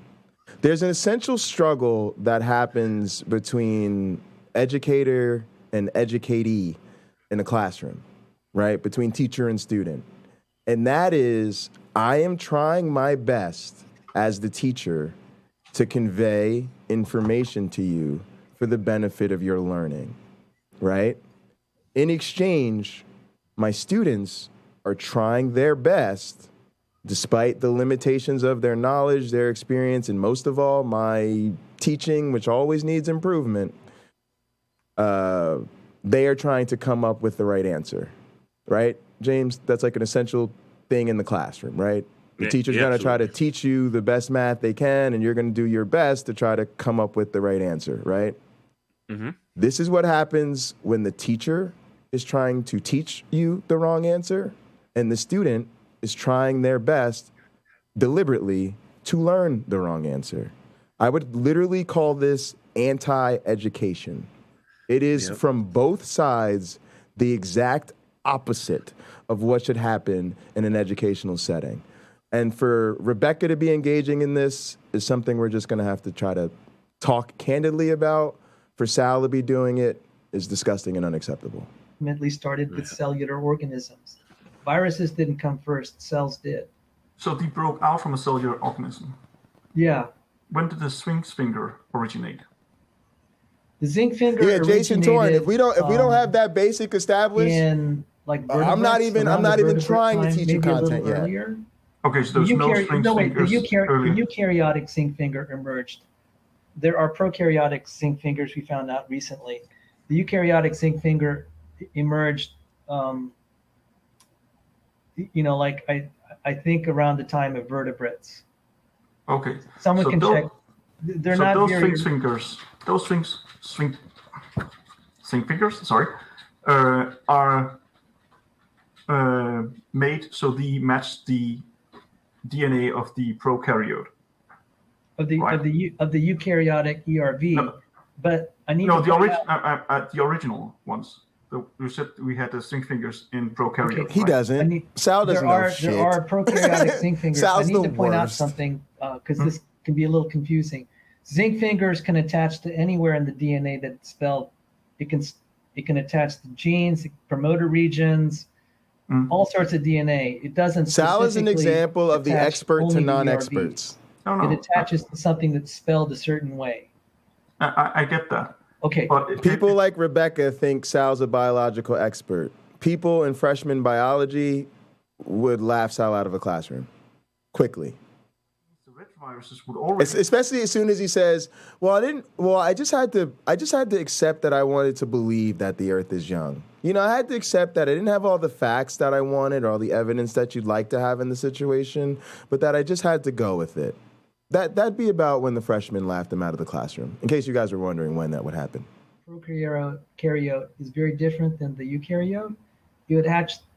It's like we can build engines with carburetors or fuel injection, but everything else is very similar. This would be akin to it because the boom, Cameron Bennett, unjustified hope. There you go. Is very radically That's the whole purpose of this, is to establish unjustified hope. Prokaryotes implement their zinc fingers differently. It can't just be someone who needs to be lied to in search of someone to lie to them. But you do raise an interesting point. Were there retroviruses hypothetically before zinc fingers? And we could grant that. What I would just say is that we might have certain ERVs that look created. It would be more interesting. It would be more interesting if the retroviruses came after the zinc fingers. If they came out of cells from creatures that already had zinc fingers, then they had the partial key. Yeah. Right. So maybe if we have that talk on Rebecca's channel, which will actually be spending a lot of time just describing all the cellular architecture, and it's going to get into the weeds. But then the reason I like, gotta understand, some of this shit's easy for me because I have an excuse. And I tell you guys what that excuse is all the time. The excuse is I get paid by legitimate universities to do this legitly. You gotta remember there's no filter on YouTube, guys. Anybody can start a YouTube channel and pretend they're an expert. Experts and non-experts can do it alike. So here's another problem. So I want you guys to understand this, and we're gonna talk about this during the Ken Hovind debate too.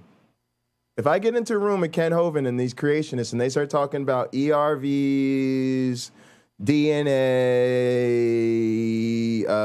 you need a cell before you get a replicator, any of these nonsense things, there's a big sequence error, right?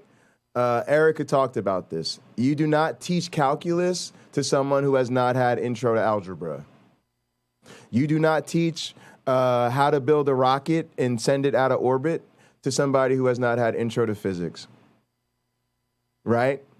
If you don't know how a battery works, how are you going to expect to build a rocket ship, right? And what these apologists do is they jump into topics that no biologist in their right mind would ever agree to discuss with anybody other than an honor student who was on a rocket ship to advanced biology, right? You've got those kids who their dad was a chemist and, you know, they've been a biology nerd since 5th grade, and they get into your classroom and they're just begging you for shit. I have students like this, and these are the type of students you talk to about this type of shit. Or they're getting ready to go to grad school, or they want to go to med school, but they already have a specialty that they've picked out and they want to do genetic counseling or some shit like that, right? Otherwise, guys, I'm making a very serious point that is more important than whatever nonsense Sal and Rebecca are spewing right now.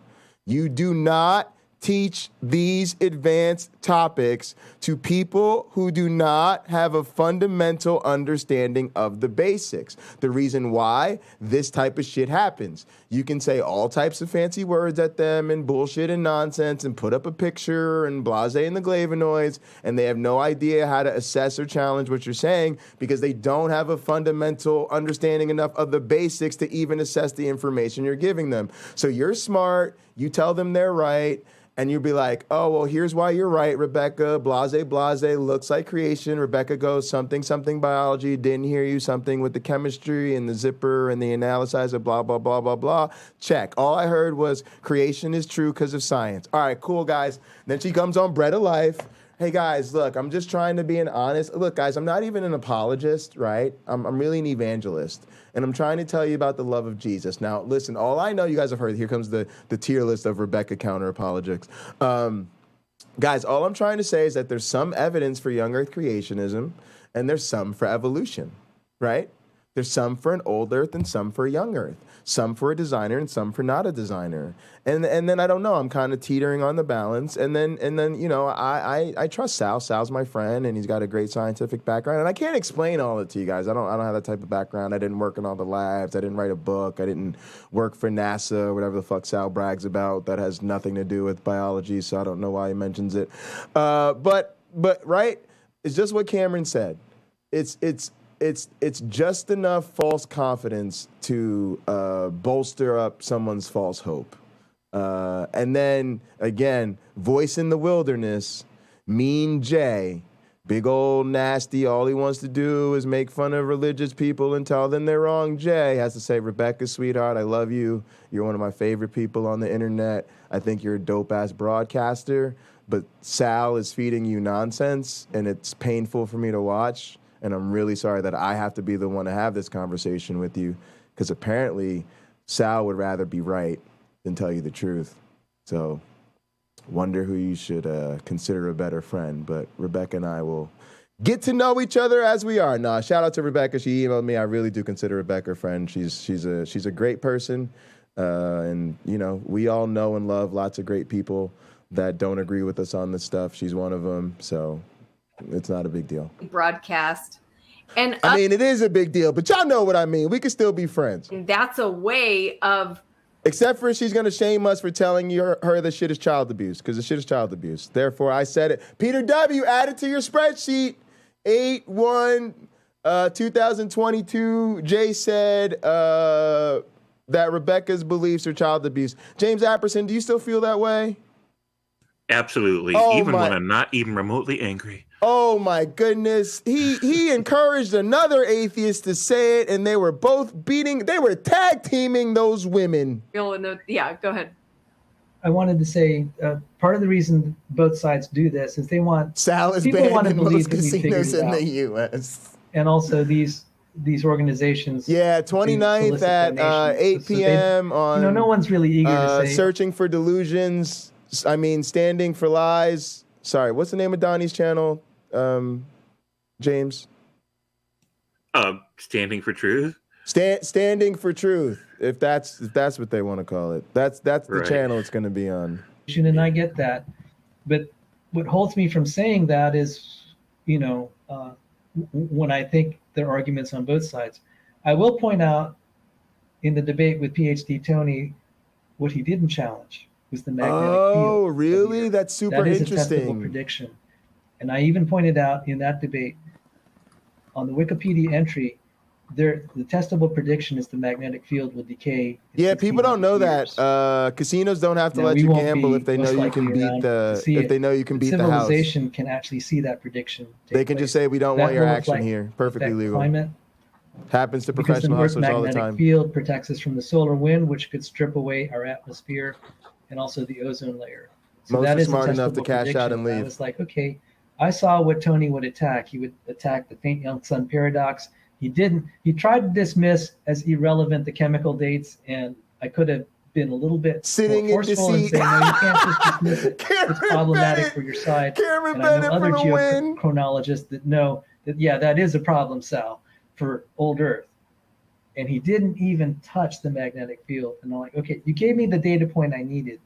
So if I were going to give some order to things of arguments in favor of young Earth creationism, PhD Tony kind of gave. Cameron Bennett, that's a 10 million pocket change comment. That was out of this world. It's going to be harder. Donnie's new nickname is Sitting in Deceit. Is the consistency, the concordance of radiometric dates with other things, and he made a very good argument. So sorry I had to go on that tangent, but I know some people are wanting to hear, I just had to, when people say there's no evidence, I'm giving you three major evidences. And like I said, I said in my debate, a single ugly fact can bring down a beautiful theory. So right now, this is the battle of ugly facts. He has radiometric dating. That's also not how science works. I have the magnetic field and chemical dating. Well, guys, think about what Sal just said. A single fact can bring down an entire theory. Yeah, it might be if it was like actually one of your goddamn miraculous observations you guys keep telling us happened, but we can't observe, right? But again, scientific theories are based on mountains of facts. So how would a theory that itself is only considered a scientific theory, right? Not just, oh, I got a theory the Mets are going to beat the Yankees. A scientific theory, it does not become a scientific theory without resting on a mountain of facts. So if that theory were going to be overturned, it would take a counter-mountainous size series of observations, right? One fact doesn't trump a mountain of facts. It just gives you one fact that, if anything, gives you some edge case that you need to explain. And actually, until the edge case is repeated, most of us just consider you have some one-off observation that we don't even need to explain until you can even demonstrate that this is more than just one unique observation. Again, the basics, folks. You don't go into graduate level shit with somebody who misrepresents the fundamental basics about the math of many facts being overturned by one, because that's not how numbers work, right? So until me and Sal can agree on how numbers work, right, I'm not going to let Sal tell me about how a single observation in, theoretical, hypothetical physics overturns the mountains of biological evidence we have in biology. I mean, just this type of... God, Sal, you must think we're as dumb as you are. All right, James, what do you want to say? And then I'm going to go to Pine Creek, but I know when I put on all the Pine Creek nerds are going to start being Pine Creek nerds. So I want to hear from you because you're here and Doug's not. Fair enough. So just a quick observation then. I mean, Sal's quote-unquote teaching Rebecca with analogies. And so that's not science. That doesn't really explain what's really happening in the cells. It's just an analogy. But it creates this sense of having learned something about the cells. So then she reasons from the analogy that since there's, for example, agency in the analogy, then there must be agency in the cell, right? There must be some intelligence at work. So it's not an honest way to teach. James, that's a bomb-ass insight. Please hang around for more. And also let me know if when I pull up this Theist Thursday, if you just have any thoughts, just say mute or whatever, and then I'd love to hear what you think. I'm not attached to any of this. I'm just kind of hanging out, flowing with things. I am going to pay out to Jay's Clown Girl because I needed to know that information about Sal. I'm paying out... I think I'm going to pay out $10 million. I feel bad. I gave Cameron $10 million for an amazing comment that was out of this world, but that's some serious intel. Sal is anti-Avita. I'm actually an Avita Ed developer. I literally did an Avita Ed presentation yesterday, and who was in the audience? Rich Lenski, all the lead Avita Ed developers, the guy who wrote Avita. So yeah, these are my mentors. So if Sal is anti-Avita, we can 100% call this thing personal. And after I make a name for myself by destroying Kent Hovind, I'm going to make Sal famous by whooping his monkey ass next. And we will try to get him to debate me over Avita. And so we'll see if the guy on the Avita Ed team, the development team who teaches Avita Ed at a university knows what he's talking about, or Sal. And we'll see how that goes. I'm very nervous though. Really nervous. I'm kind of scared. I'm shaking in my boots. Come on. I hit this damn thing and it didn't go. Can someone tell me, look at this. I don't even know if this will work. Come on. I mean, my heart's beating. There my we heart's go. beating. My hands are shaking. My hands are shaking. You guys see that? Microphone properties. Look at it. I did not do that. Look at how it's dropping. Why is it doing that? Watch him commit a fraud. Watch him be a fraud. He's going to blame Myron. Thank you, Daniel De La Noche. It's not Myron's fault, Doug. So that's a no. Doug fired Myron. I hired Myron. Doug is... This is another atheist conspiracy.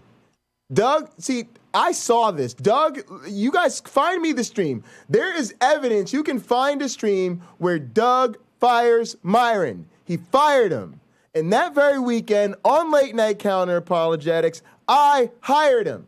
And after that, Doug regretted letting Myron walk. And since then, he's got some shabby, B-list, fake assistant that he doesn't want you guys to know isn't Myron, because he doesn't want you to know he's having fucking regret because he snapped, he was hangry. We have Myron. Myron is backstage here. Who the hell do you think queued up Fozzie and arranged that booking? Myron realized he was with the A-list atheist. He wanted no more parts of Pine Creek. No more parts of that shit. You're lying, Doug. Apply. And Pine Points are fake. Okay, let's see if that worked.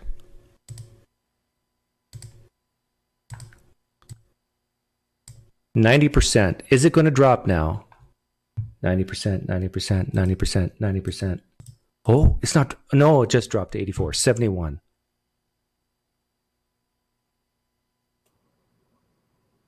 Shout out to Iron Charioteer. And Dave M. Check the settings for peak limiter. Oh yeah, easy for you to say, Colorado biker. You need to reinstall Linux. Yeah, I hate Windows. No, the problem is I got different applications and they're fighting with each other.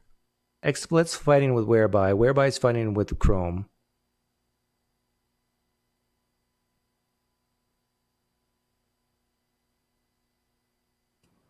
Delete System 32. Oh yeah, why don't I just format my hard drive while I'm at it? Yeah, Chad Tony. Yeah. Control Alt Delete? Is that what? God is telling you to stop. Yeah, God is trying to silence me. This is ridiculous. I constantly have to move it back up. Does the microphone have its own drivers? Yeah, it's a Yeti. This is way more important than Jesus, this microphone. You know why? Because it's real. All right, that was pretty good. Disable exclusive mode. Guys, Myron's very upset. Now, I didn't want to bore you guys with behind the scenes technical stuff because you guys don't care. But put it to you this way. Part of what you guys don't realize in this community is Doug kept Myron locked up in the studio full time. Doug is like Vince McMahon in the WWE, you know, who recently retired. Maybe Doug should take a hint. No, I'm kidding. But you know, Doug treats you like an employee, like a slave, quite frankly. But then he tells you you're technically a private contractor, so he doesn't give you any benefits. Now, when I hired Myron, and he's not working for me, I let him moonlight. And you see me and Myron have a great thing going. The only thing that stops our streams are, you know, the machines going down, the power outage, bad internet. But me and Myron been working on smooth operation. But when Doug blames Myron for this type of shit, oh, Doug can't even get his mic together, or his new assistant apparently can't even figure out how to work a damn microphone. Yeah, Myron's upset. It's hurting his ability to get side work. He's like, Jay, people were calling me. I started doing your streams and my shit was blowing up. And then Doug pretended to hire me again, started blaming me for not figuring out his mic, not figuring out his screen. No theists want to talk to him. They're not calling him anymore. You're blowing up, taking over the community. He's losing his community and he's blaming me and it's hurting my side business. But that's Doug. All he cares about is Doug. Let's update Windows. Let's update Windows. See how bad that makes Myron look? 2,000 pine points to Cisco for making me laugh. Have you tried turning your computer off and on? I'm assuming you're joking, but something is adjusting automatically the mic volume. You have to find which one. Yes. Tell me something I don't know. Inosgnatikuk.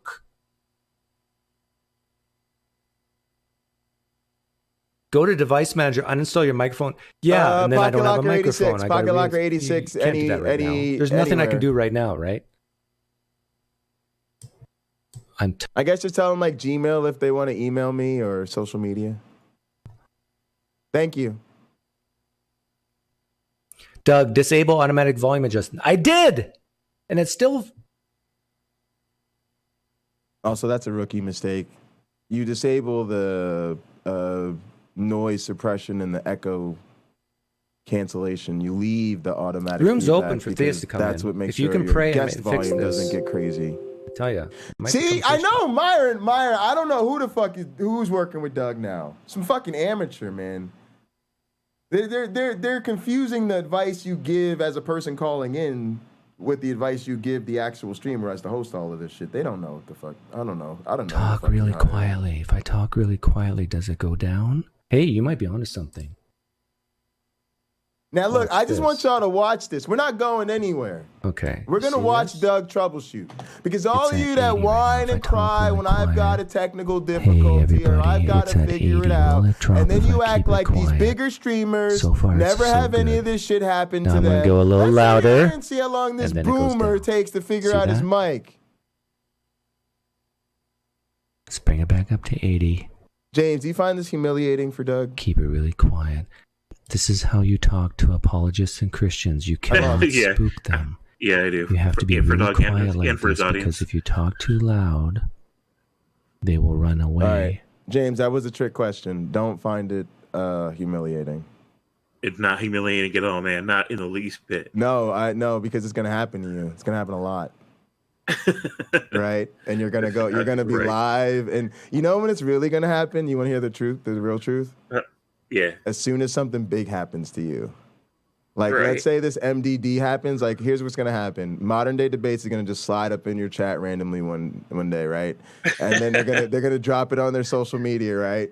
And like 300 people are just gonna pop up in your live stream out of nowhere. You're gonna think it's a fucking joke, like somebody's hacking you, and then your live chat's gonna blow up. This chats are gonna be scrolling by too fast for you to even read it, and then your mic's just gonna go out. You're gonna go on your best rant. People are gonna be like, "You're muted." Yeah. And you're you know how I like to rant too. Exactly. And then you're gonna spend 10 minutes on stream trying to figure it out. And you're just gonna have to say, Jay told me this was gonna happen. Today's the day it happened. I'm back. 95% of you have left, but for the 10 of you that are still here, we're ready to go. Yeah, it'll happen. It's fucking life. Send me an email that day. I'll buy you a drink. Hey. I think my XSplit mic. Oh, thanks, Lina. Super generous of you. That's causing my mic to Pocket blow. Locker 86. Yep. And so XSplit must be telling Windows to bring her down. Even though I told it Windows not to listen to XSplit, it's still. Oh, see, now it's down to 73. Goodness. I tell you, this mic is exactly like talking to theists. They're just so careful and gentle. But this is that's the best way to do it, right? Is just make it part of the show, deal with it. Hey guys, appreciate you. Get some feedback from your chat. Make a joke about it. Keep it moving. Life's too short, guys. Shit happens. Just speak at a steady volume. Dimitri, you have good advice. My mic is working well. Just speak at a steady volume. Oh, they're planning my second debate. Let's go. Thank you, That's what's up. Demeter. That's what I do now. I just, I'm just the talent. They just, Doug should check his event log. See, we got the advanced people over here. We got the real pros over in my chat. I know. Don't groan. I'm just the champion these days, guys. Now the company calls me. They tell me, yeah, we booked your next tour and appearance, I just want to show and you got to defend against this person. First 30 seconds. I go, look, guys. I show up. I kick ass. I host the after party. And wash, rinse, repeat. I don't know anymore. Assistant scholar on Dr. Gavin Ortland. He's coming on the channel to discuss this in a little bit of detail here, and it's going to be a pretty fun show today, actually. And before we get started, Gavin, I wanted to actually just kind of update the audience and update you as well, because we could have talked about this before the show started. Okay, this is Cameron Bertuzzi. Yeah, we're gonna listen to Cameron Bertuzzi, but Nathan, we're gonna relax. There's something important here. Cameron says here. But I don't want to miss this, but I have to jump off for a bit. But I was very close to becoming Catholic very recently, and I kind of put the brakes on that just because I think that what I need to do intellectually is to just do more work. Like I haven't even really given orthodoxy. Did you guys know Cameron Bertuzzi recently went on a diet? Yeah, I know you guys saw that match Cameron and I had, but believe it or not, that night Cameron went on a diet. He ended up about 10 pounds of gold lighter. Oh, y'all get it? 10 pounds of gold lighter? Oh, man, Cameron, it's so good to see you, man. We were just rewatching our match the other night. We were celebrating how good it felt for me to stomp on you. Oh, and then there was that little part where I beat you and took your championship, and nobody's touched me for it since. Yeah, and I moved on to bigger and better things like Kent Hovind and modern day debates. And we should really sit down, though. I'm blowing up. I'm an A-list atheist out here. You gave me a really great early opportunity, Cameron Bertuzzi, and I owe you. I should return it. We should dance again. Woo. Oh, all right, guys, I'm going to put Pine Creek back on. This is just in case Cameron watches it later. I don't want I don't want to brag. I don't want to like hold it in his face or anything. I wouldn't want him to think that I wasn't being classy about the fact that I beat him for this and that was super embarrassing. Probably the worst day of his life. Oh, Cameron. Damn. Hey, Cameron, I got an idea though. If you really want the belt back in the family so badly, maybe you should have your brother challenge me for it. Oh God, Cameron Bertuzzi, man. Some things just never get old, man. You never forget your first love, you know? Your first rivalry, the first person to humiliate. Oh man. Thanks, Doug. Appreciate that. Room's open. Oh, the room's open. Let's go. Is this better? I'm at 80% on XSplit, 80% on Windows. You want me to go to 100? It's Theist Thursday, though. I don't know if I can go in. It's Theist Thursday. I'll do it. Here's 100. Oh, and Cameron Bennett trot? is better looking than Cameron Bertuzzi, man. Yeah, I already did play with my It's been a knobs. rough week around here for Cameron Bertuzzi.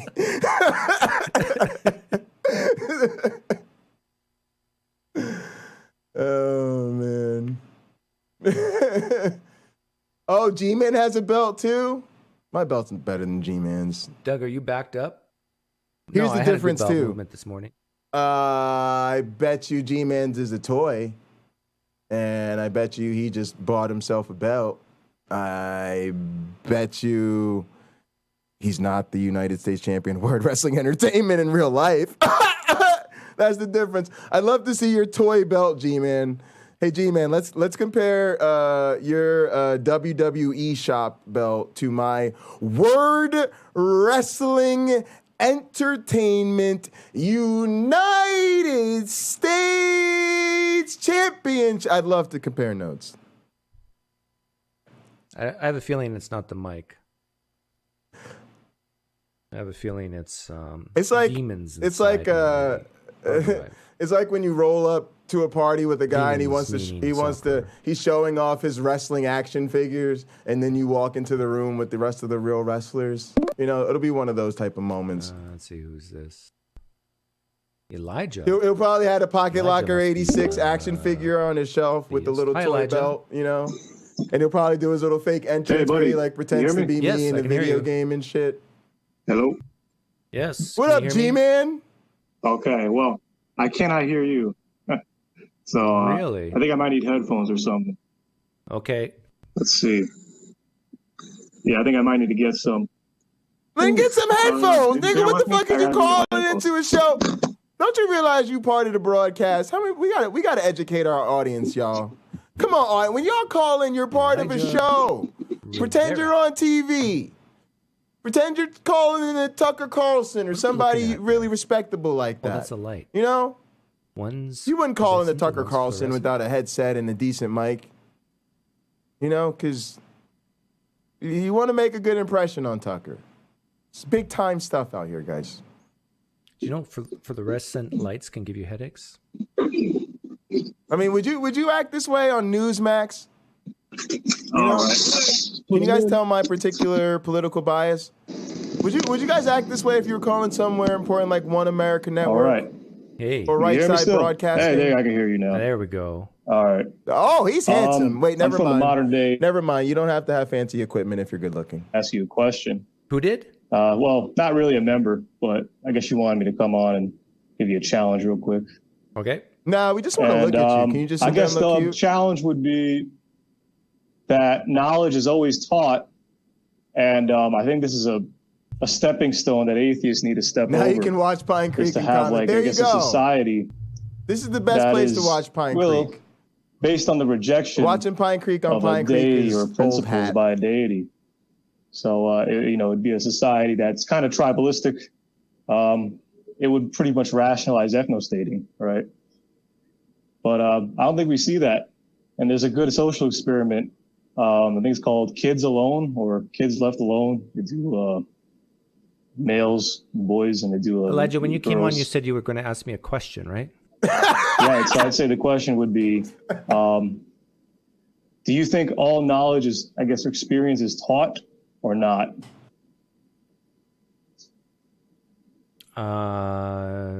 Is all knowledge. Now, a lot of you friendly atheists and skeptics in the chat don't want to say this, so I'm going to say it for you.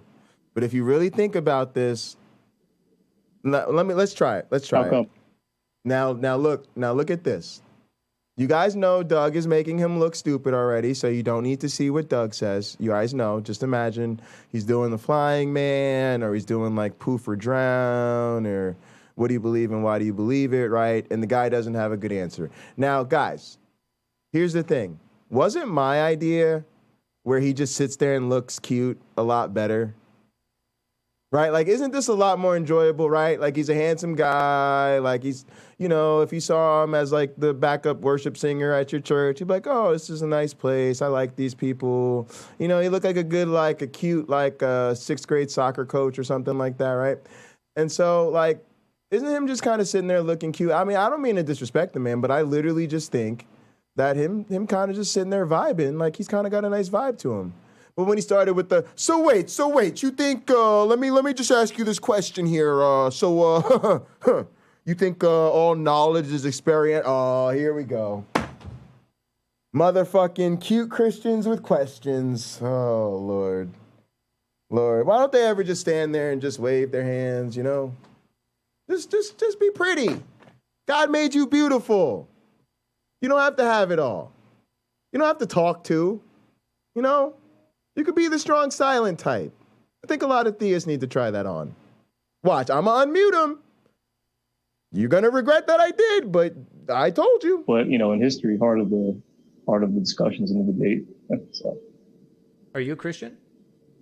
Yeah. How long have you been a Christian? 20. Making fart noises with his mouth. 18. So, before I was Catholic and... Catholics are Christians. Before he was Catholic. Yeah, see what I mean? Really, see, here we go. See, I told you guys. Too Christian, really. I told you talking would ruin the whole thing. They do believe thing. in a lot of the Old Testament laws, but it's not as comparable to really... I'm not like most Christians, I'll tell you that.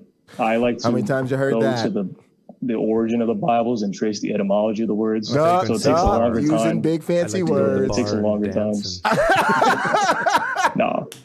I like to go to the Bible and trace the etymology. Oh, he likes to trace the etymology, guys. I know you guys are overwhelmed. He really thinks that we're the type of community that's impressed with people who tell us they like to trace the etymology of the words, guys. At 18, you... Guys, I like to trace the etymology. Yeah. What happened at 18 to change your mind? I met a friend of mine. His name was Aaron. And so he's a lifeguard, and I was a lifeguard as well. There we go. Tell us that story. I decided, he challenged me. He was like, oh, you're Catholic? I was like, yeah, Catholic. No, not that Okay, well, story. what do you think about this? And I was like, oh, I guess I can check that out. So I checked it in the Bible.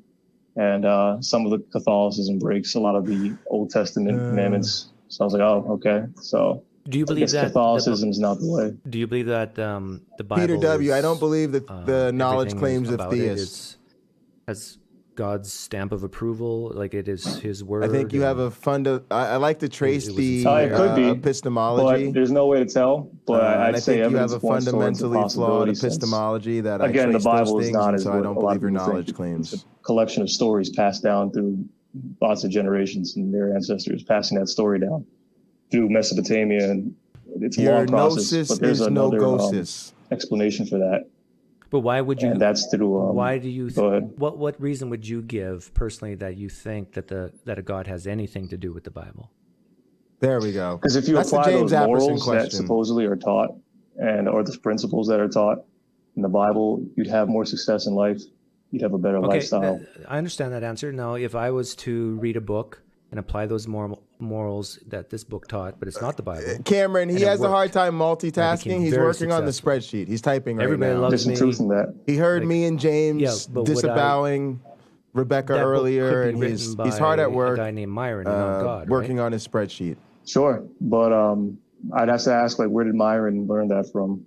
Who taught Myron this? Okay, but the point is that you can have a book, and if you apply what the book says, you could become successful. So if that's possible without a God, why do you think a God has anything to do with the Bible? Hang on, guys. I'm going to keep Peter W. busy. Well, the Bible also has more influence than Myron. So I'd say there's some objective truth to those principles than Myron's principles. And how do you know that maybe it does have objective truth, but how do you know it came from God? The Christian God. Let me be more specific. Well, I'd say it definitely came from a deity or someone that has a higher knowledge. Exactly who that is, what God that is, because I don't have a time machine. But can you give me a I could say specific that it example definitely came. Peter W., I don't know what counts as beating up women,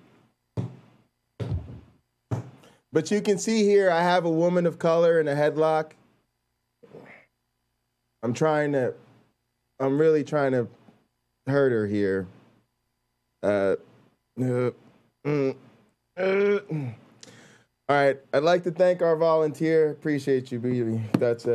We really appreciate you for taking one for the team. Peter W., you got to make sure you get all these details. Don't forget to slap upside the head. All right, I'd like to thank our volunteer. See you later. Whoops. Oh, okay. She didn't hurt the camera. I was worried she might bump over the camera. That would have been too bad. No, Peter W., that's a woman. That's just what's left of her. Put it in your spreadsheet. Agree there because, back in tribalist times, the tribes branching off from the other larger tribes, they didn't survive so well. A lot of them stole from each other and sold each other in slavery. So, and slavery. She had a body. It's one of those freezers in the basement, I think. Well for the tribe. I'm not sure if it's been chopped up yet or not. Maybe that would be a reason why someone said don't steal. I don't know. Sam, did you eat that that dog food I made with that lady's body? Even as you're right, we have to use modern examples, and you see children stealing, and you say, "Hey, don't do that." Right. Why'd you say, "Hey, don't do that"? Because someone taught you to say, don't do, someone taught you to not do that. And where they learned that from. So it branches. Poor boy. Right. And it stems from a root of religion. With a God, doesn't really stem from a root of no. Peter W., it's a woman of color who I chopped off her head to keep it to entertain myself. I put her body in a freezer. And then I made dog food from it. Her name is Janet Doe. All right, we'd say Jane Doe, but she's black. Her name's Janet Doe. What's her name? I think I asked these women what their names are. What kind of nonsense is that woman's name? What kind of stupid ass question is that, Peter W.? I asked you, how is it linked to a higher being? How is it linked? Right, because our parents are higher beings. We're children, and we learn from our parents and teachers. Peter W., you want a social security number? Intellectual beings. What the fuck is wrong with this guy? That's where we learn our morals and principles. My question is, why do you think a God has anything to do with the Bible? I still haven't got an answer out of you. That you had an answer, but modern day. Where do I find my theist at? You can't be confident either way. Theist Thursday. So what? Why are you confident that a God? We can't hack Theist from Theist Thursday because Doug will get mad that we're using his channel, guys. That's how we grow up. Doug takes ownership of his Theist. If you see a Theist on Doug's Theist Thursday, you cannot have them on your channel for 1 full week. You have to wait 1 full week, or else Doug will cry on Nathan's channel. That's where Doug goes to vent. My question is, why do you think, if there's a higher being, a God, why do you think it do has it in private? Cameron Bennett is out here trying to take over the internet. Cameron Bennett understands. I have finally converted Cameron Bennett from babyface to heel. Cameron Bennett has fully brought into the bad guy vision. Cameron Bennett is not trying to make friends, doesn't care about people's feelings. If we use your channel and you don't like having your channel used, too bad. You should have been more dead inside. Cameron Bennett, I love you. Here's another $1 million pocket change. Now you guys are going, why don't I get pocket change for being a bad guy? Because you were naturally born a piece of shit. Cameron Bennett's a really nice guy. And so this type of evil thinking is real progress for him. Cameron, I'm proud of you. Right. I say it out loud, and you ask me, Doug, how'd you do that? And I said, a God told me. I don't believe you, Doug. Well, let's do it again. Good for you, Cameron. Learning to be less moral. Do it again.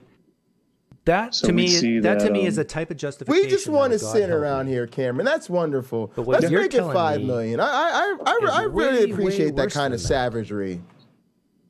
Well, I disagree because you'd see societies that are more successful and a lot of them are Christian.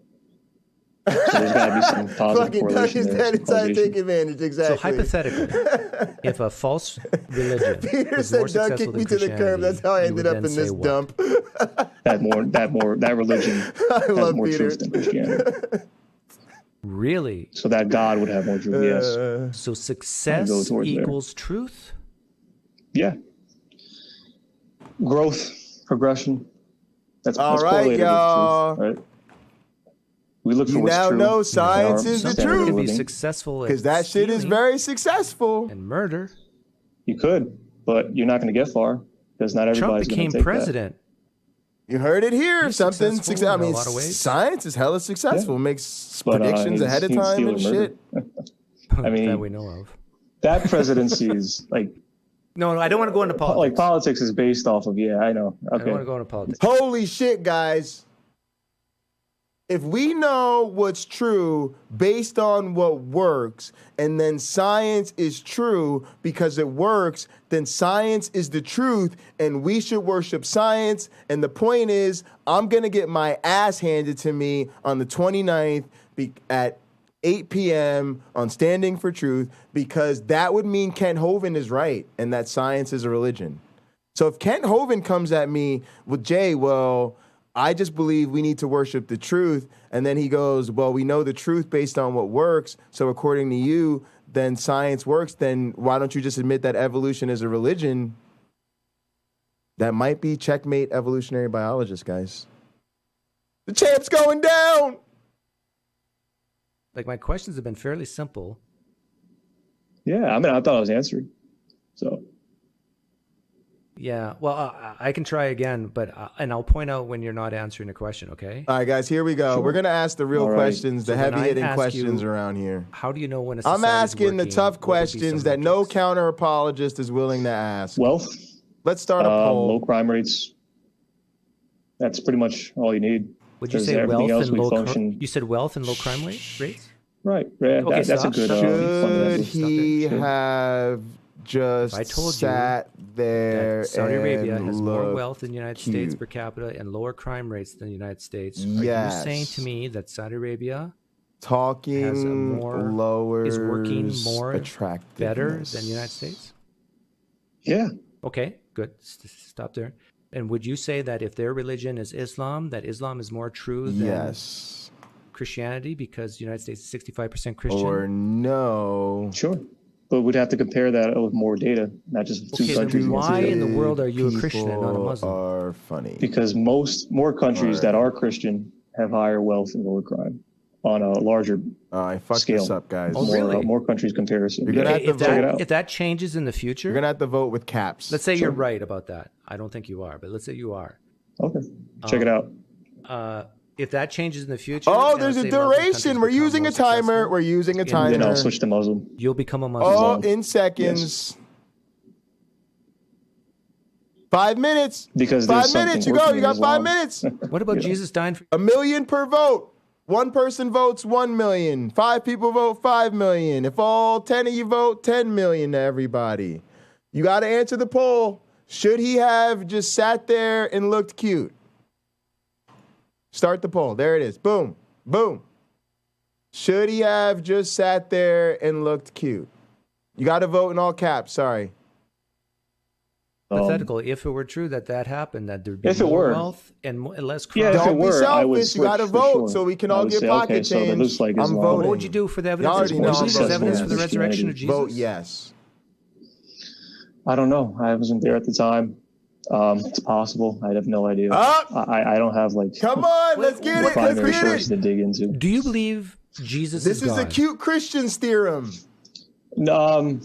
Cute Christians would do more for Christianity Maybe if they just sat there and son looked of or cute. Come very on, y'all. affiliated Do you believe he died I'm and trying to rose from the reform dead? evangelism Bodily? right now in front of you. We're gonna I help don't know, our maybe. opponents be better. That's not really a big Lina voted foundation no. of mine, I believe. Lina just What likes makes you making a fun Christian? of stupid people.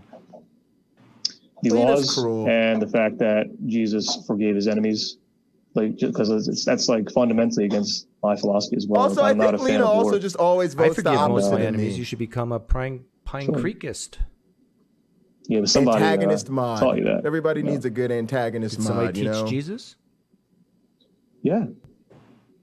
Oh my goodness. You're the most weirdest Christian I've Lina's met in like, a long iron time. sharpens iron, Jay. We're only going to get Appreciate better it. It's through nice. internal conflict. No, that's not a compliment. Okay. I mean, I usually the most. I'm not there yet. Like, I really am not there yet. I'm still in Genesis. I have to go through the etymology there and the sources and the primary sources. Peter W. Believing that some things have been revealed to you is exactly why I don't believe things are revealed. The truth there. I have to figure out if there's any truth there. You have to figure out if there's any because they're only revealed to people like you and not people like us. After he died, after Jesus died, he had a huge influence on the world, and there's got to be some fundamental truth to why he was so influential, why that leadership has impacted a lot of people's lives. Well, Cameron, they hadn't heard him talk yet. But I'm just not there yet. I'm still in Genesis, so I can't give you that answer. It could be that the idea of Jesus has had a big impact on the world. Maybe, but I mean, there's definitely some evidence that he was really his tomb, resting place, right? It's not like he just didn't exist. Oh yeah, I think he existed, but okay. Right. Good luck to. I don't even know why you're bothering reading the Bible. You just wait for which society is more successful and follow that religion. Well, I'd probably debate whatever religion, since I'm already subscribed to Christianity. Yeah. Okay. Take care, Elijah. Take care, man. You would almost think that being created in the image of the perfect God, he would have been made super handsome and super intelligent and super well reasoning. And hey, Doug, how are you doing? Good, thanks. Nah, it's almost like he just naturally happened. I just wanted to say Elijah is really lost. Cobbled together primate like the rest of us. Yeah, he is. He's absolutely lost. What about all the societies that existed before Christianity, where the Romans were successful societies? Yeah, I didn't. The Egyptians were successful. Exactly.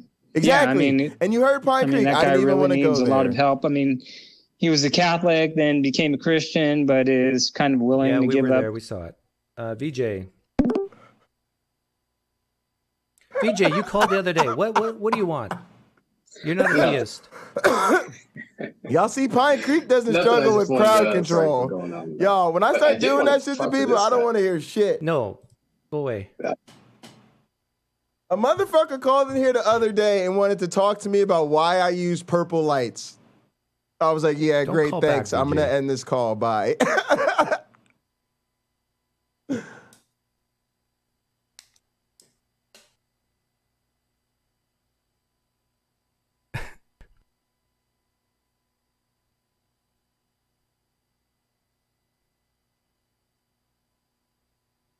Lina, what is epistemic nihilist? And say more about not abandoning pragmatism. Keep him keen. Also, Lina, you can call in if you want. Angry. But I don't know how you feel about your sound or whatever. But you are more than welcome to. You got to ask for permission, guys. Only approved callers today. I'm in a very mean mood. If you call in and I'm not ready for you to, I might just make fun of you and then boot you. I just want Theist to call in. That's all. Yep. See, I didn't call in. And then I get 2 atheists calling in. What? Atheists, you're boring. Boring. Nobody cares about you. Look in the mirror, say nobody cares about you. You're an atheist. You're the worst people in society. Heathens. Learn to deal with it. You're at the bottom of the totem pole. I'm an atheist and I don't even like you. You know?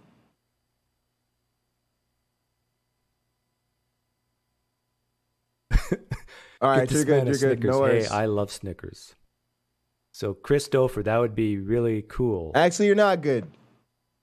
How do we sabotage this? Somebody hacking Lina's credit cards, personal bank. She probably doesn't even do that stuff. Somebody's going to have to break into Lina's house and violently rob her and take all of her money so she can't get a headset. Because if she gets a headset, then she's going to get ideas. Oh, guys, I should get myself a nice camera. Oh, guys, I'm going to get myself a nice setup. You see where this is going? Now, Lina, I'm going to need you to sign some contractual assurances to ensure your loyalty to the First Church of the Cult of the Flying Man. I'm going to have to do like James Apperson. We're going to have to get you signed up to an official pastoral contract before I can support this. Because I only let people take over the internet with me if they intend to promote me as they take over the internet. So I'm not going to be supporting you and then have you do some kind of sectarian rift thing and take all my audience. So I'm going to have to bribe you. And you should get a good agent to represent your contractual interests. But everybody has a price. Oh, there's a number of pocket change that will secure the services of anyone. I'm gonna find it. You're atheist. Don't tell me you can't be bought. I don't buy I got that Myron bullshit. here. I don't need a sidekick to go over what just happened. So don't call in to be my sidekick. You don't call in to be my sidekick. No more sidekick call-ins. We're banning sidekicks. Can y'all imagine? Jason. Fucking Batman just dipped on. Oh, wow. Hey. Robin. I'm in New Zealand. Hi. I'm supposed to be in at work. 5 minutes to say hi.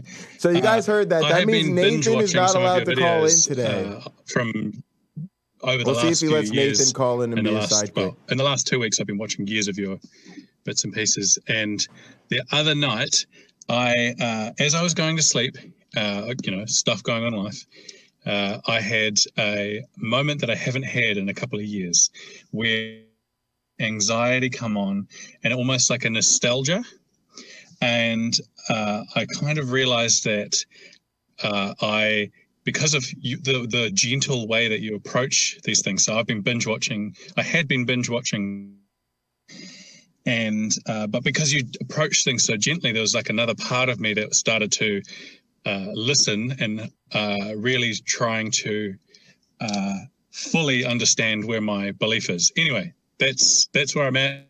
Say thank you for your gentle approach. It's so opposite to some of the other creators that are online. It's not hard out philosophical. It's persistent, that straight epistemology kind of approach. And yeah, I really appreciate it. So I just wanted to say thank you. You're still a Christian? No. Oh, you're gone. You left. Yep. And this just happened? So this was maybe 2 nights ago. I didn't expect to. I was going to actually email you. I didn't expect to get on to see you live and actually be able to say anything. This is just like a really strong emotional reaction. I got the feels as I was kind of going to bed. I even had a moment of thanks for the details. If there is something there, speak to me or say something, and then that was enough for me to be able to just drop off. I didn't get any response, obviously, but it was like a deeper, less rational part of my mind. So you felt had this woken up. You felt this warm sense of relief. Is that what the emotional thing was? No, it was more like. I mean, Jason Torn, that just sounds like science. What if? But I would imagine that type of perspective has other names, other places, right? So I'm not saying they're mutually exclusive. I'm just saying it's interesting. What am I risking? And I think it's some of your videos on where you mentioned carrots and sticks, along with other stuff that's kind of going on in my life. Well, you got to be careful now because there's a guy named Jonathan McClatchy who will contact you. He'll find you, and he's going to contact you, and he's going to preach at you for hours on end now. I was going to be a pastor. I actually trained I'm a counselor, and I trained as a counselor so I could be a good pastor. And by the time I finished, I got a job as a counselor, and then burnt out. And while I was burnt out, I worked in a steel factory and binged debates to make my position stronger. And that's when I realized I didn't have a good position. There it is. Oh, I love it. I love it. I'm so happy. Yeah, This is probably great. 5 years of Happy birthdays Yes, to the entire community. Is your wife still Christian? Oh, here we go. No. She was nominally. New Zealand doesn't have a very high Christian population. Jay's Clown Girl, Pocket Locker 86 on FetLife. Pocket Locker 86 on FetLife. I keep telling people, where are all the hedonists in my damn life at? I keep trying to tell people to hit me up on FetLife. We supposed to be out here trying to build community, and none of y'all hit me up on my kinky socials. What's wrong with you? Sort of. See, now this is the Pine Creek theorem in reverse. Maybe your wife lured you away from fundamentalism. It's hard to be a YouTube pervert, guys. I'd say no. I would say that I... Come on, admit it. Coitus is better now, right? Is Coitus is better now. Hey. Yes. Yes, actually. Told you. Yeah. Yeah. That's great. Look at that smile. Ladies and gentlemen, look at that smile. There you go. But actually, yeah. Okay. A lot of things are better. A lot of things. Peter W. Yeah. That's Thank you very much. the only way to not well, know thanks that for calling in, something is true. Jason, and I wish you the best. Thanks also, very much. omniscient doesn't make any sense. Can we just say that? Why do we keep acting like these concepts actually make sense? Christianity or Islam. Religion is awful. Like, I love when Christians try to tell us that they have better sex lives. You know, my volume is now holding Funny steady jokes. at 88%. Funny jokes. Yeah. Coitus is always better when God's not watching. Seriously. Okay, guys, I want to wrap this up. So if you're atheist, call in soon. Jay's Clown is my favorite. Jeff, That's exactly what a lying being would say. Precisely. Are you trying to help me with my mic, or you want to talk about religion? I mean, religion. Okay. How to scam people 101. You just spoke with Elijah. When I got baptized in 2008, but I have a born again I smell a experience in philosophy 2014. debate happening. So when I got baptized the first time, I had somewhat similar motivation with Elijah. Guys, don't get banned. Like you follow a religion. Keep the philosophy conversations light and friendly. Okay. In some sense, you think it doesn't make sense? Well, at some point you gotta. All words over 4 syllables will be heavily moderated. You gotta define Christianity first. Once you defined it, and most people define it as Jesus being God or something to do with God. And I'm died syllable and, policing. for the sins of the world. I don't want to hear any of those big philosophical If none of that's jargony terms. Then what really is Christianity? It's basically a community and a few rules. Yeah. There you go, good, Lina. good. There, Lina knows what's up. Move that What is over it to really? Discord. Wait, let's make a new channel for you guys. You guys If can that's listen not to true. this. So you got to ask the question, like, do we have good reason to think any of this is true? We're gonna make 2 new Discord channels Like right God now. and Elijah, God display under community. God want to display is more powerful than the other supposedly deities, right? So if you want to believe in a higher power, that higher power must be the most powerful. I think that is the point of Elijah. But so I had fun. I don't think Elijah was going that far. I don't really? Think, I don't think he was higher saying power that. Because he said something to do be more successful. Yeah, he mentioned wealth and crime, probably health. Oh no, it has to go under text channels. Like you can not imagine community, text society. You can channels. imagine, like, look at Tom Cruise. He's a Scientologist. He's probably the most successful actor, maybe in history. Yeah, sync permissions. He's a with text channels. Scientologist. If we were to take Elijah's philosophy here, we should all become Scientologists. Because okay, maybe 1%. I think maybe not selfish motivation. Let's say entire society, almost all the successful societies except Japan are all. Okay, I caved, guys. Okay, first off, we don't need to listen to this guy. He calls all the time, and he's the worst. He's one of the worst. He's pretty bad. All right, But I made 2 new text channels for you guys so that I don't have to deal with your uber nerdiness and your dorkiness in my live chat. Okay, so now under text channels, there's a philosophy text channel and there's a Bible nerds text channel. Matter of fact, you guys are so nerdy, we're even gonna add voice channels. Because then you're like, oh no, but what if we want to yell at each other about philosophy? Then we have to call in. No, you don't. No, please don't do that. Take it here. Take it to the philosophy voice channel or the Bible nerds voice channel. There you guys go. Have at it. Have fun. Play nice. Members only. Please don't ever at me in either of those channels. Islam has went up. I'm now 75% believe the Quran is true. Oh my goodness, what's wrong with you?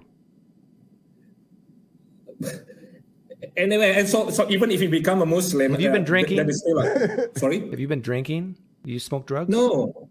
Are you into the weed? Afraid of your philosophical powers? Yeah, let's go with that. Stash. I'm afraid of all philosophical powers. This is a book made by even humans. Weak ones.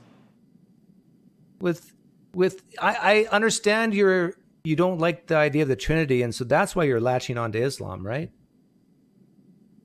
No, I mean the first 100 years of Islam and the first 100 years of Christianity, because I have problem. Guys, here's why I'm afraid of your philosophical powers, your Bible nerdry. It's the same reason I'm afraid of listening to this guy talk for more than 10 seconds.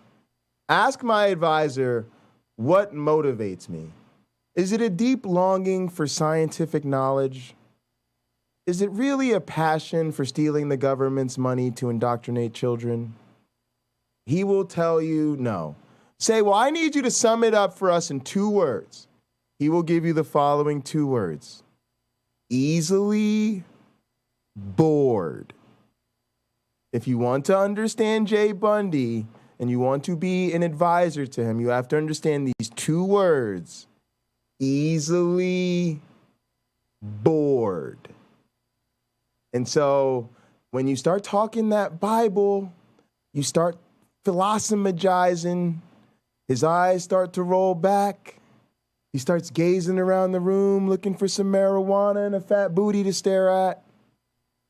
Easily bored. Even if Islam is true, I believe the Quran is Islam. So it's without the Hadith.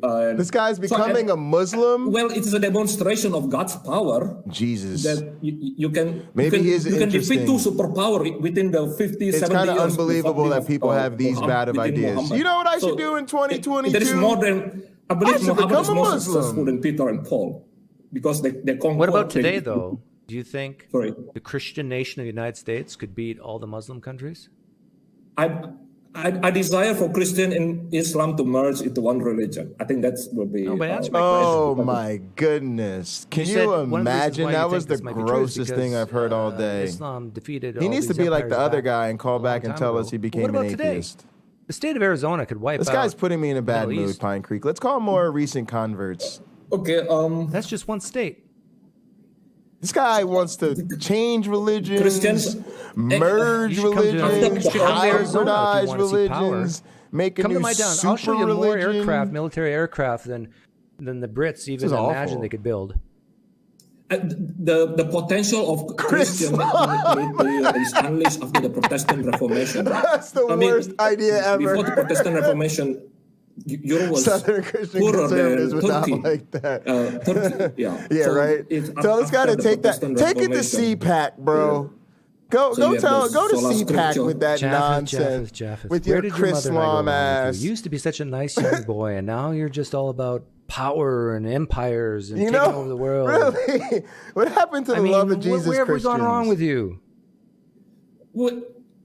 Where's all the humble carpenters? What Christ wants, what God wants is eventually in the second coming there will be one world government under Christ. Is Christians and Islam believe in that? So, there you are with like dictatorships and one world order and My goodness. Anyway, well, what's going to happen to me under your? If you get the government you want, what's going to happen to guys like me? Are you going to kill me? Oh, now Pine Creek is worried about what happens to others under the conditions of the thought experiments. Pine Creek, you mean like your thought experiment about how people should have to apply to the government to be approved for the right to reproduce, Pine Creek? You mean like what would happen to people under that type of regime, Pine Creek? Is that what you mean? It almost sounds like Pine Creek wants people to start thinking through their thought experiments before they say them on his channel. Maybe Pine Creek should do that. For evidence of God among the religions, right? You have to affirm that the I can't. The best what? You know, I don't know. I'm not feeling the Cameron. I guess I got to be more dead inside, like Cameron Bennett. I'm not purging viewers. Call it. You guys can get them to call Abrahamic, Christian, and Islam, Jews. No, I would not say that. Yeah, exactly. I think I'm your guide to the atheist community. Mormonism is better than the Christianity, Judaism, Islam. This is the David Blackman Show, where we are covering the latest in today's Counter-Apologetics. I'm bringing you that live coverage of the latest news. What's that guy's name who's a former Mormon? He'll tell Japheth. We got signed documents. Today's headline, Chrislam is now a thing. Plates and that, when you thought it couldn't get any worse. It's only 10 or 20 people. How many is that? That's right. You only got Muhammad in Islam. One person. Muhammad conquered Persia and Roman Empire. The David Nigger show. Yeah, there's your power thing. So whoever has the most power wins, and therefore it's more David Blackman. No, the best evidence is in Mormonism. What power? What Mormon did? They got no power. I mean, sorry. They got no power. But you asked me with best evidence. It's useless, right? I mean, it's useless. What if it's true? Huh? What if it's true though? Then it's not useless. I mean, if you believe in God. Peter W., I will not ban you because you are my friend.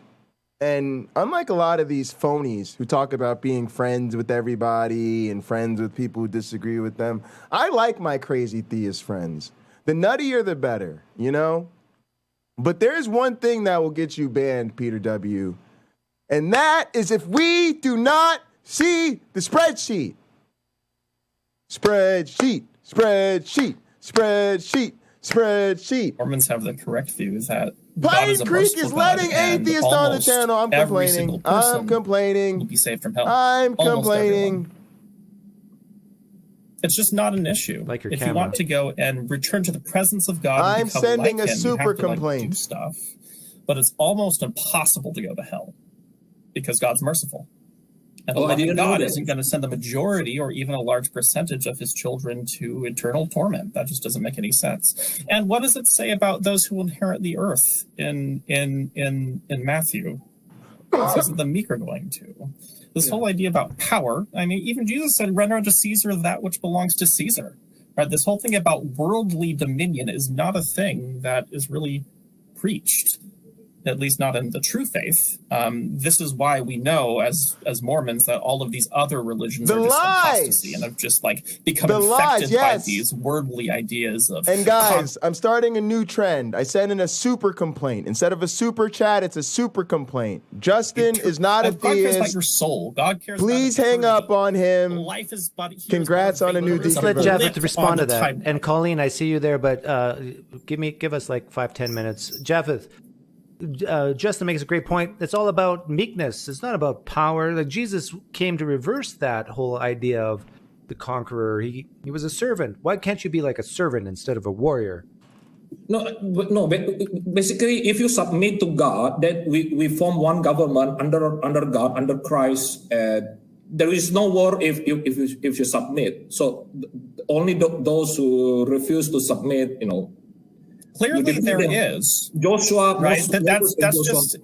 That's just historically not true. And good thing for you, since you're no longer Trinitarian, I see you've become a step closer to the truth. Mormonism isn't Trinitarian either, so you're getting closer, Japheth. The lies. Actually, I am moving away because I want to return to the pure form of monotheism. And he's being a sidekick. That is why. Okay, I am technically an Arian, not and he's sidekicking. So I believe in the pre-existence of Jesus Christ. So do Mormons. Pine Creek just wants to sin. But Jesus doesn't have the God just title. wants to sin. So Jesus is God's, the Father's first creation, but Jesus doesn't have the God title. That is my position. I mean, that's fine.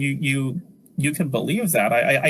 I'm just with Doug that I don't think you really answered the question about why we're even caring about worldly dominion. Somebody said Jesus is a dom in Doug's chat. That's hilarious. Well, because there are a lot of things like you have to care for the poor. I think if you take control of the government, that is the best way to. Oh, that's probably. To prevent moral put that on degradation, right?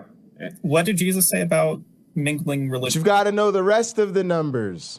It's about paying tax. So the question about paying to what do you think governments do? That's like the foundation of government is collecting tax through force. That's what governments are. I want my what beyond the sister is basically encouraging the Christian. You still have to pay tax to the secular government, but Christ in Jay's Clown Girl, all I'm going to say is that if you're going to be putting my credit card information in my chat, I better have something sweet on FetLife. Y'all know what I'm talking about? You know what I'm talking about? Hey, now, you're an all-star. By the way, sounds great. Like, if it could be like in the initial, like, whatever, volcano exploding or whatever, that sounds good. I prefer the guillotine, Jeff, if it ever comes up in the discussions. We'll see it in a little bit, Melody. Firing line is pretty good, too. Yeah. No, I prefer guillotine. But I'll look up and say, hey, is this thing safe? So you just want to math off of it. So Pine Creek. So you said there's no reason to believe any of this is true, Javed. Come on. the comparative evidence you believe Mormonism is the best. Oh, without question, Mormonism has better evidence than any other religion, like compared to the Abrahamic, because those are old. We got like new stuff. We got pictures. We got photographs. Nano's in here. We just had a photograph of Joseph Smith. Produce me a photograph of Muhammad or Jesus. Yeah, exactly. Or Peter. Checkmate, John. I mean, I think I mentioned this before, but I'm going to mention it again. So 2.2 billion Christians believe in the New Testament. 1.8 billion Muslims believe in the Quran. You know, this world is a vapor. We are only here because mortality was an important part of our eternal progression. That's literally the only reason. He likes numbers, Justin. So let's give him some numbers. I bet you anything, Mormonism is bigger today after, 200, 300 years of existence than Christianity was after 200, 300 years. I bet you there's more. 16 million Mormons. Yes. There's probably look at all the people in here that don't hang out with us anymore. Where's Sandals 250 AD and Jerome Robinson? I don't know, but I think Islam expanded very fast in the first 100 years. So Mormonism is way more powerful. Besides, what does it say? What does it say about the straight and narrow way to salvation and the wide path to damnation? It says the way is straight and narrow, and there are few of those who will find it. So why are we fixating on these giant numbers of billions when we know that few are those who will find it because the way is straight and narrow? Okay, perhaps it's saying within the faith itself, the true believers are few, but... Yeah. But what? Yeah. I mean, isn't that what it says both in the Quran and in the New Testament? What commonality about Quran and New Testament? What is that? It says that few are the true believers. Narrow is the path. It says in the Quran, I don't remember which chapter it is, but it talks about how so many people will confess to Allah with their lips or whatever the language is, but in their hearts they're deceivers. It says that's a narrow is the really path common thing. to salvation, wide is the gate to destruction. So there's very few Mormons, only 16 million compared to 2.2 billion. So maybe Mormonism is the true faith because it is the more narrow path. But also in the Old Testament, if you are obedient to God, you will prevail over your opponents. Joshua, except when you don't. What about all those Christian martyrs? Did they prevail? No, they were willing to give up their life like Christ gave up his. You got to learn to give up your life, Jeff. So Peter wasn't obedient enough? Sorry? Peter wasn't obedient enough? I think Muhammad is more successful than Peter. So, are you saying that Peter wasn't obedient enough? Is that what you're saying? For Paul, yes. There's 2 times in the New Testament. I didn't say Paul. I said Peter. Cephas. He was crucified upside down.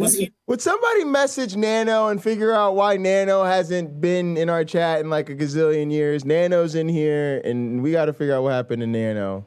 Also, it's so good to see everybody in the chat. If y'all want to pull up a second tab or something and get in Pine Creek's chat, it's fun too. Is in the New Testament, and it's exactly opposite of what you're thinking. This conqueror, and Jesus came to give his life, not to take it. Take lives. You need to be more like Jesus. Besides, we all know that the most What's up, Flying Wayne? In all of human history, and the most successful conqueror. Also, guys, when you come back, go ahead, use the back command. So you should just become a Tengrist and worship Genghis Khan. That religion is gone. Because narrow is the path and wide is the gate. Nobody would accept the truth. He was the most important person. Okay, guys, I'm going to wrap this up. Colleen wants to come in. Thanks for coming in, Justin. Thanks for coming in, Japheth. Don't become a Muslim. Hey, Colleen. What's up with you? You want to talk to me about the creed that I made? Yeah, the other day you were talking about witnesses. Yes. Yeah.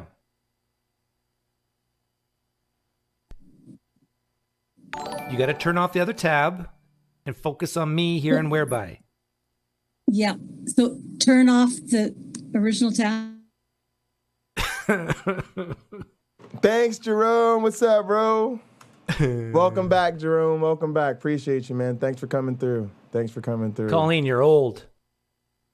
Now all we got to do is get you're old Nano back in here, and we'll have the whole gang together. Well, Nano and Sandals.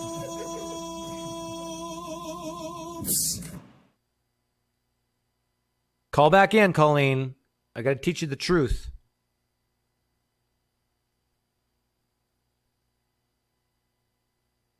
Teach you the truth about the Gospels. Alright, stop what you're doing, because I'm about to ruin the image and the style that you're used to. I'm going to ruin Colleen's day.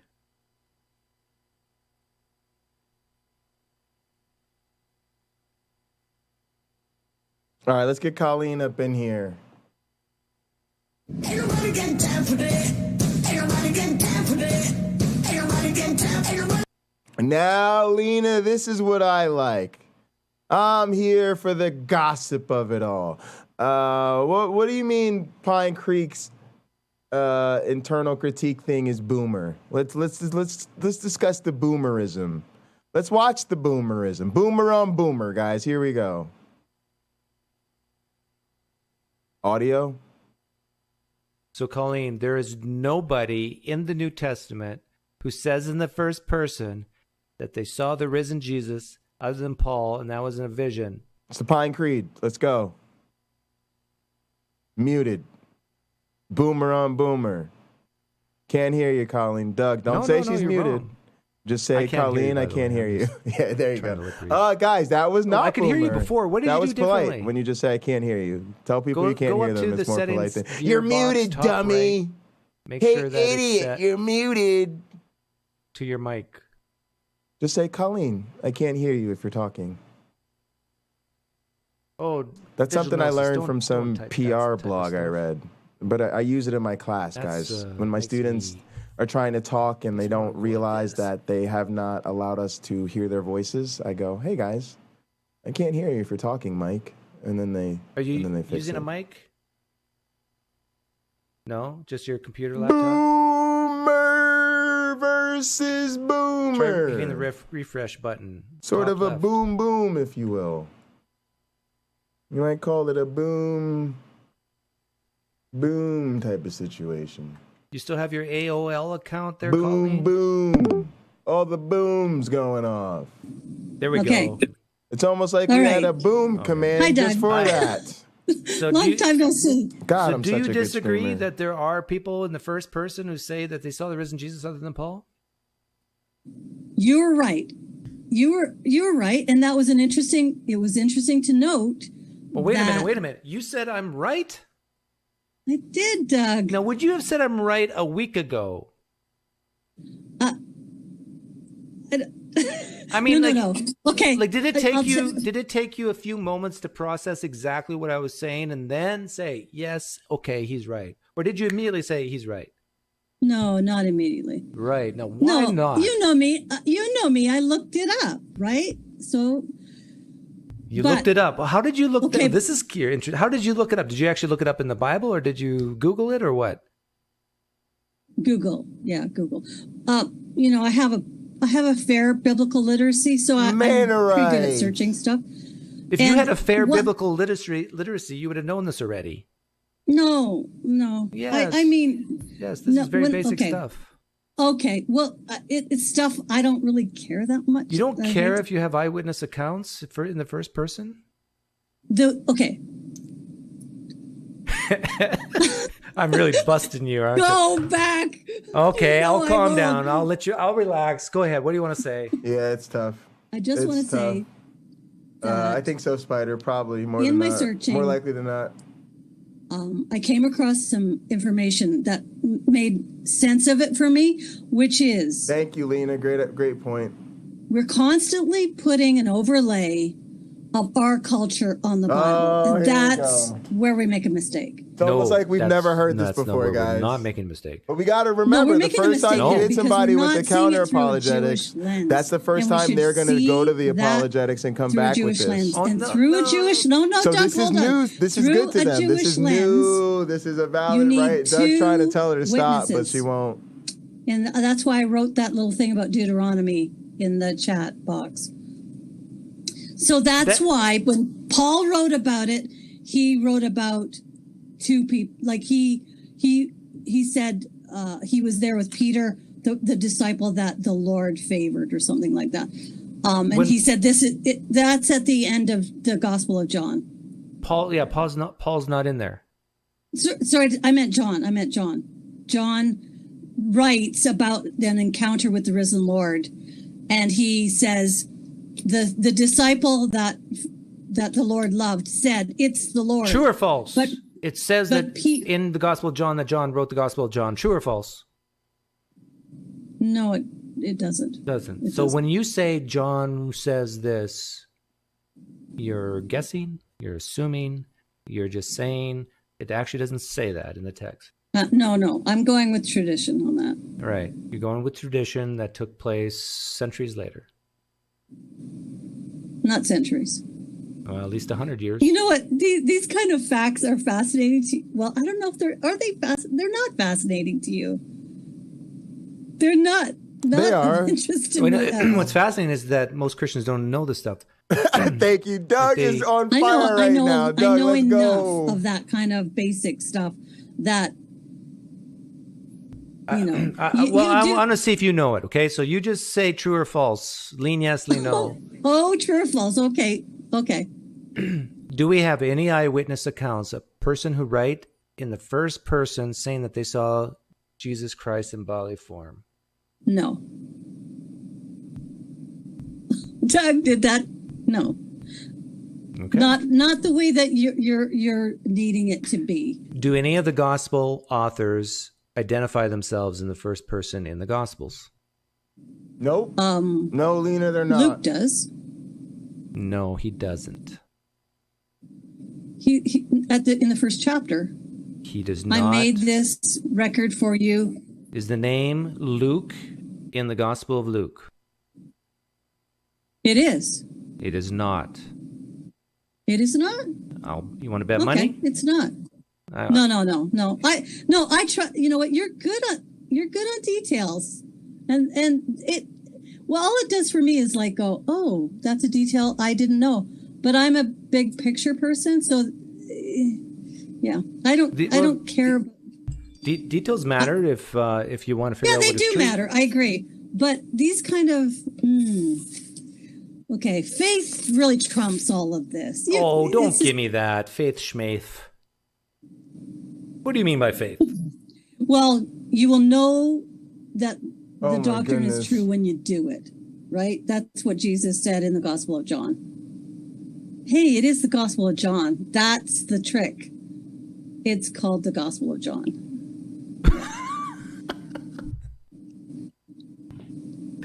So not a trick. It's authorship. It says Gospel of John. John must have Peter, wrote it. stop saying straw man. It sounds like you just learned a new word Did you today. miss that? Oh, come on. Don't tell me you missed that detail. No, Come that's the on, same Doug. thing as saying that the Roman Catholics got their traditions right. That's all you're saying. Eusebius says that, Papias says that, John says that, Matthew says that Jesus said. Yeah. And you believe a That's man rose too from the much. dead based on that. You think of that as hearsay, but when you look at it through the Jewish lens of writing, of trying to like substantiate all reality with 2 or 3 witnesses, I think that the gospel. Who are the 2 or 3 stand up. witnesses of Jesus' resurrection? Well, in that instance, at the end of the Gospel of John, it's Peter and John. Peter never says he saw it. If we're talking about the Mary never resurrection said and you she say saw it. Gospel of John, we're done. John never said he saw it. No, not in that first person way, because what I'm saying is the overlay of the Jewish way to think about these things is that John would never assert that on his own. He would only report something like that in the context of 2 or 3 witnesses. Wasn't Paul and a Jew? I think it stands up to that. Paul is a scrutiny. Jew. Yes. And he called himself Paul, a servant of Jesus Christ. Jesus appeared to me in 1 Corinthians 15. Yes, because there wasn't, even though he was with people, they didn't see what he saw. So he wouldn't. But everything you just say, Jews wouldn't talk like this. You're basically bashing Paul because Paul talked that way. Yeah, I mean, yeah. You got to go back to the drawing board, Colleen. In fact, you need to renounce Christianity today and accept the gift card to Applebee's. Did you see that other guy from New Zealand? He renounced. Sorry, I just saw you and I thought, I want to talk to Doug, because I did go away and think about the question and think about that. That's why I really appreciate why you love me, Doug. Yes. Yeah. Well, that's a different thing. That's agape. You got to let me go, Colleen. Okay. I know I'm in your thoughts often, but you got to let me go. I'm a married man. Actually, I had sort of, I haven't been on for such a long time, but thanks for letting me on. How's your family? How's your family in Canada? They're fine, thanks. That's good. I'm gonna go no see one them. got COVID? Did anybody get COVID? They're all good. Thanks for asking, Colleen. You take care of yourself. Was she about to say something bad?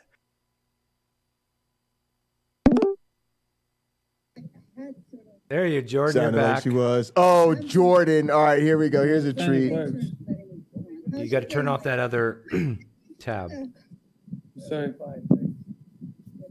No one got COVID? Did anybody get COVID? They're all good. Thanks for asking, Colleen.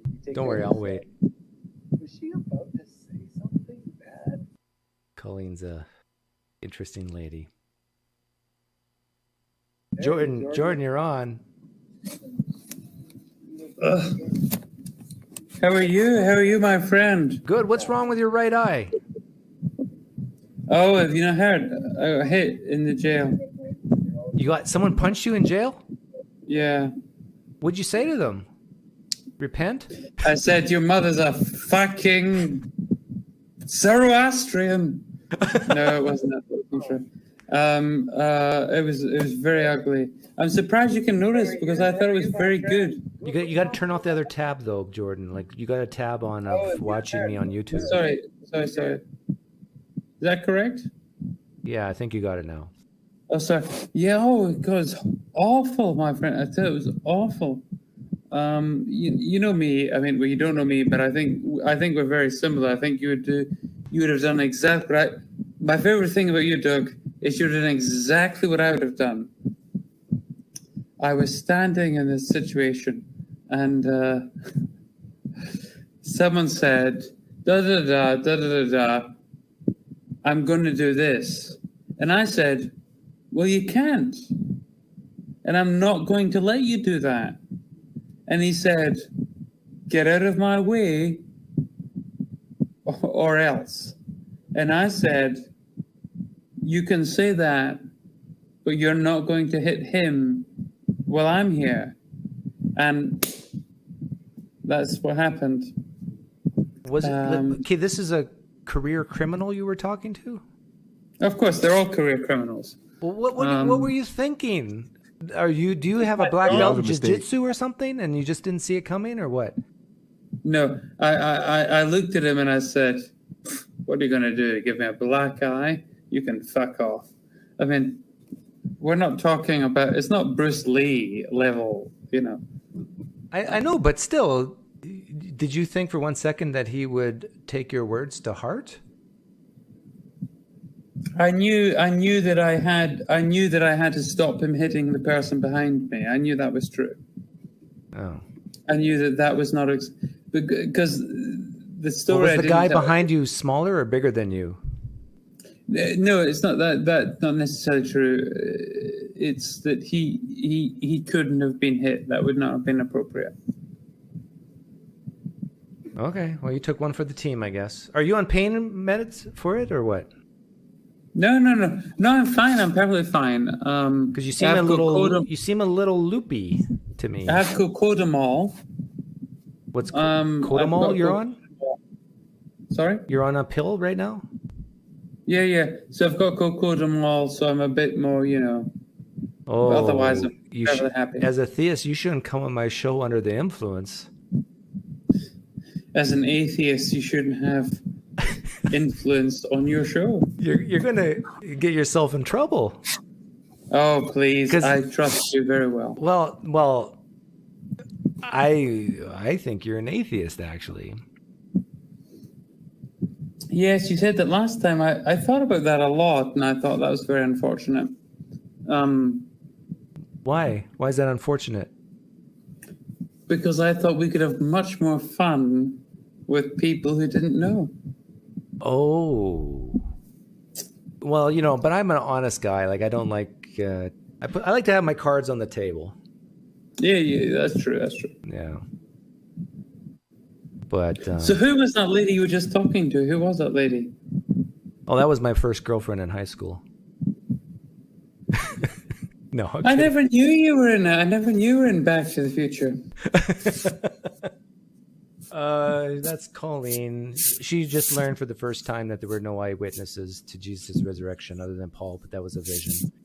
So it's interesting. That's what I wanted to talk to you about. That was one of the many things I wanted to talk to you about.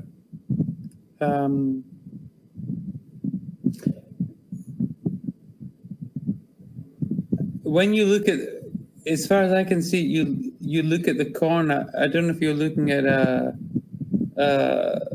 something on your computer that you've got to say that more people are going to come in, or.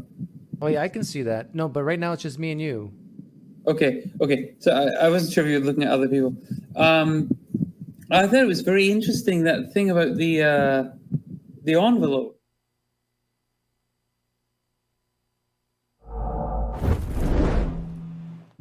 Shut up, Doug and Jordan. Nobody cares. Nano!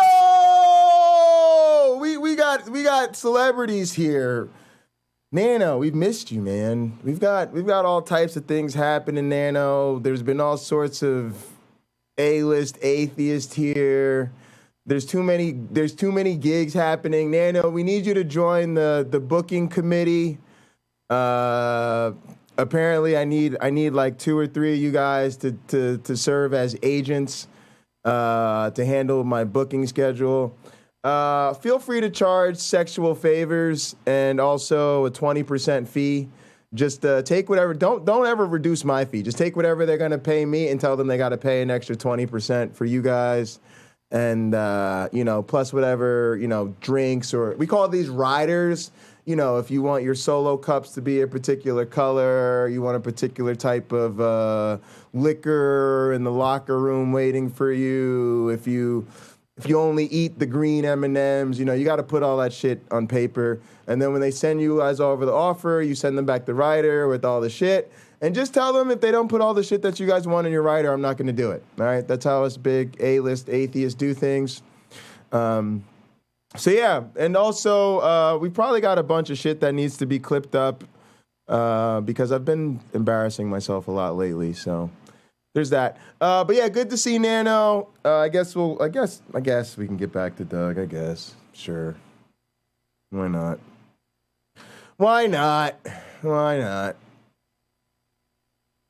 Which one would I want to go with? Let's go with this one. It's my stuck at the mall scene. Almost to set up a probabilistic spectrum of how confident you are of a God existing or not. You're over 51% atheist. Yeah. But even then, but you would admit, right, that the human being who was sitting in front of a person with There's a lot of hidden treats hidden in those socials links. I've been trying to tell people Jay's Clown Girl. They don't want to listen. I've actually shown some of those off on stream a couple of times. The hardware for carpentry that I have. You're going to get the right envelope, right? Is that correct? Yeah. If you're wrong, I'm going to kill. Nathan gets it. Yeah. And so you're a psychological human being facing that situation. And what are you going to do? You're going to say, I'm going to hope for the best. That sucks, man. What it's doing is it's basically. No, you misunderstand. I'm not critiquing. Should we take up a collection? The logical part. I'm talking about an actual human being in that situation. Tell us how much money you need. We got to start a fund. No, it isn't. That's all that matters, because that's all there is, right? That's all there is. Well, Nano, send me a message on Discord. Let me know what you need for a new mouse and keyboard. We're gonna pass around the plate. We're gonna take up an offering. We can't have our best editor on the sidelines, guys. We're leveling up around here. We've got to get our army. We need to be at full strength, guys. What are you? All right, Nano, let us know. Let us know if you need some editing software, a new computer. Let us know. A massage. If you need a massaging chair, let us know. We got to take care of Nano. Won't be wrong. What's your best bet, Jordan? I like you, but you're not 100% right now. Don't call in when you're under the influence of narcotics. I mean, come on. Listen back. You're slurring your words.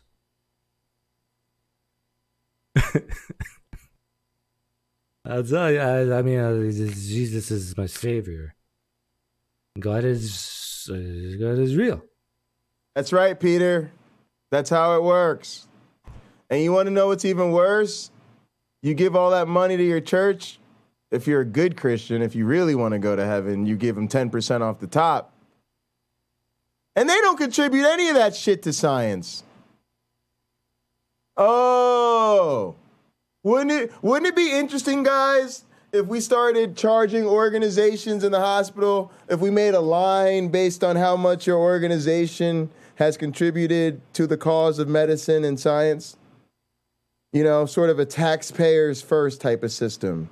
Like, if your organization doesn't pay any taxes, that's cool, but we're going to treat you after all these hard people, who pay their taxes and fund science and medical research and, the fucking human trials that we had to do to get a vaccine and all this shit.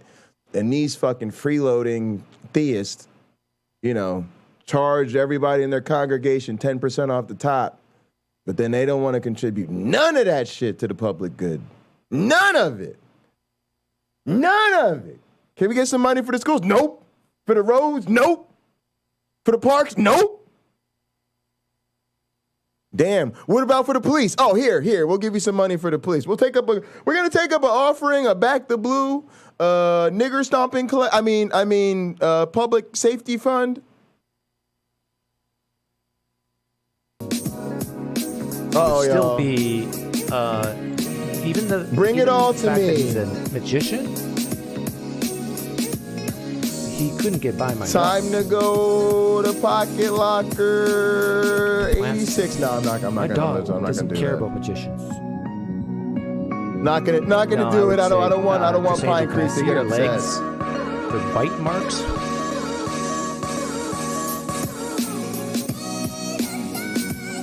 Pine Points aren't.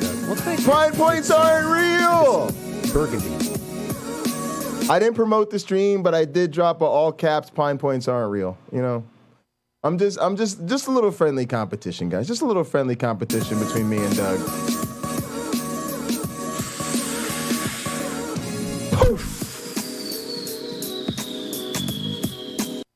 No, I didn't steal poofing from Doug. I don't steal ideas from people. Oh, Rebecca's streaming tomorrow. I don't know. It's gonna be tough. Oh, she's gonna have Nidimus on. Interesting. Guys, I should get back to Rebecca. She's trying to book an appearance with me, but I'm a little tired. I'm a little tired, and I probably should respond to a bunch of emails and stuff. But like, who the fuck wants to respond to emails? Uh-oh, Derek's got some. I think Derek literally sent Derek me. Lambert, Myth Vision Podcast. I'm on my way to Dr. James D. Tabor's house today. This morning, I had to give him one of my arms and legs at the gas station pump because it's so freaking expensive. But I want to say thank you to those who. Derek Lambert, Myth Vision Pod. Guys, I got to show you guys this evidence. Check this out. Check this out, guys. Dude, you're awesome, bro. Thanks, man. Happy birthday. I'll try and give you a shout out. You putting it together? I think Derek hit me up on this very same trip. I think Derek was on this trip. He gassed up. He gave an arm and a leg, and on his way to see James Tabor, he's like, I might be going to see James Tabor right now, but I got to hit up my man Pocket Locker 86. I got to let him know that I got his message. And so you guys heard the engine rumble. You don't believe? Listen. Out too once I do the live. I hope the super chat doesn't disappear. Sometimes when you put super chat. Guys, you don't hear the engine rumble? You don't hear the engine rumble? Podcast. I'm on my way to Dr. James D. Tabor's house today. Sound. This morning, I had to give him one of my arms and legs. Guys, I'm just putting it together. All I do is bring you the news. A lot of the people on the other side, they want to say this is fake news. They want to say this is a conspiracy. They say Derek isn't really on his way to James Tabor's house. This is photoshopped. Him and James Tabor are going to be getting together remotely on Zoom. Because it's so freaking expensive. But I want to say thank you to those who help with super chats during the live streams. You help me cover the cost of a lot of the academics I bring on, or trips like I'm doing today. This stuff calculates and adds up, so I want to say thank you. I'm traveling 3 hours to go see Dr. Tabor this morning. Stay tuned. All this content will... Derek is in this for the money. Unfortunately, he's not nearly getting enough money for what he does. Man, if other fucking media figures put in Derek Lambert style work to do the shit they do on like regular news media, Derek Lambert would be like Derek Lambert would be like, Jay Bundy, you now have 10,000 subscribers because I just bought them for you. I got Derek Lambert money, Jay. Yeah, I could like bring you on Myth Vision and like, help you promote your stuff and help you get to 10,000 subscribers. But nah, I just bought them for you. Will be early on the Patreon. For those who help support me at the Patreon, thank you. I seriously appreciate it. And everybody who's given like one-time donations from time to time. It is because apologists are lying. You make this possible. You are Myth Vision. This is why I always say we are Myth Vision. And you gotta learn the pattern. You gotta learn to say, bro, guys, I'm telling you, the news is that's a real recording. Like a day or two early, they disappear. But I took because look, that's my private DM audio chat right there with Derek, and you can hear the same engine rumble. So you know that's a legit trip. And you guys know that's how tight me and Derek are. Derek just like, he's like, yo, man, I just got some gas. I got to hit Jay up real quick. Yo, Jay, what up, man? I'm on my way to James Tabor's, man. Just wanted to say happy birthday. Look forward to seeing you in the stream tomorrow, bro. All right, man. Got to go do this interview shit. All right, bro, we are Myth Vision. See you later, Derek. You know, I'm just bringing you the news. All right, this thing's finally over. 7 people voted. The truth is in, folks. The truth is in. The truth is in. We voted on a very handsome gentleman that came through Pine Creek stream. We were trying to establish whether, according to the cute Christians theorem, that cute Christians should in fact just sit there and look cute and not say anything. And you guys have voted. You guys have spoken loud and clear that this is a viable theory, and that if cute Christians would like to evangelize for Jesus, they should just not talk. They should just sit there, be attractive, not talk, and just say, hey, we're really good looking. You want to come hang with us and listen to some worship music? And we'll be like, maybe. But it's a lot better probably than telling us that without Jesus, we have no basis to say that rape is truly wrong. When you guys come out with this like, well, if you're an atheist, then how do you know that it's wrong to rape people? We're like, yeah, you probably shouldn't have said that. You probably would have done more for Jesus if you would have just gone with the friendly smile, firm handshake type of Christianity. All right, guys, let's find some other news to get into. I prepared a whole show for you guys of some very important things I wanted to share with you guys. All right, first off, big news from a couple days ago. There was an Evo tournament, and 2 of my favorite Street Fighter V combatants had this battle. I saw it. I could have watched this on my own in the privacy of my own home, but I wanted to share it with you guys because I know you guys are really into counter-apologetics and the Bible and the philosophy. So I thought I'd share something even more important today, you know, or important at all, you might say. You know, how about we talk about things that exist? Like video games and crowds and people yelling and being on a stage and totally overblowing the importance of digital combat with totally over stereotyped and sexualized characters. Doesn't that sound like a good time? Doesn't that sound like it? That's why Stuck at the Mall with Jay is about to take over. Stuck at the Mall with Jay is going to be doing big things. You don't know what the fuck's going on. I'm stuck at the goddamn mall. My mom's going to be in the nail salon for like 7 hours. Then she's going to get her hair done for like 14 hours. Who knows what the fuck? I don't know.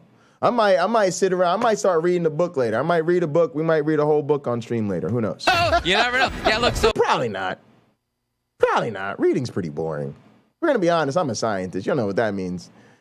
That means I got to read for my job and shit. Then I got to make other people read. Then I got to read the shit that they wrote about the shit that I made them read. It's fucking awful.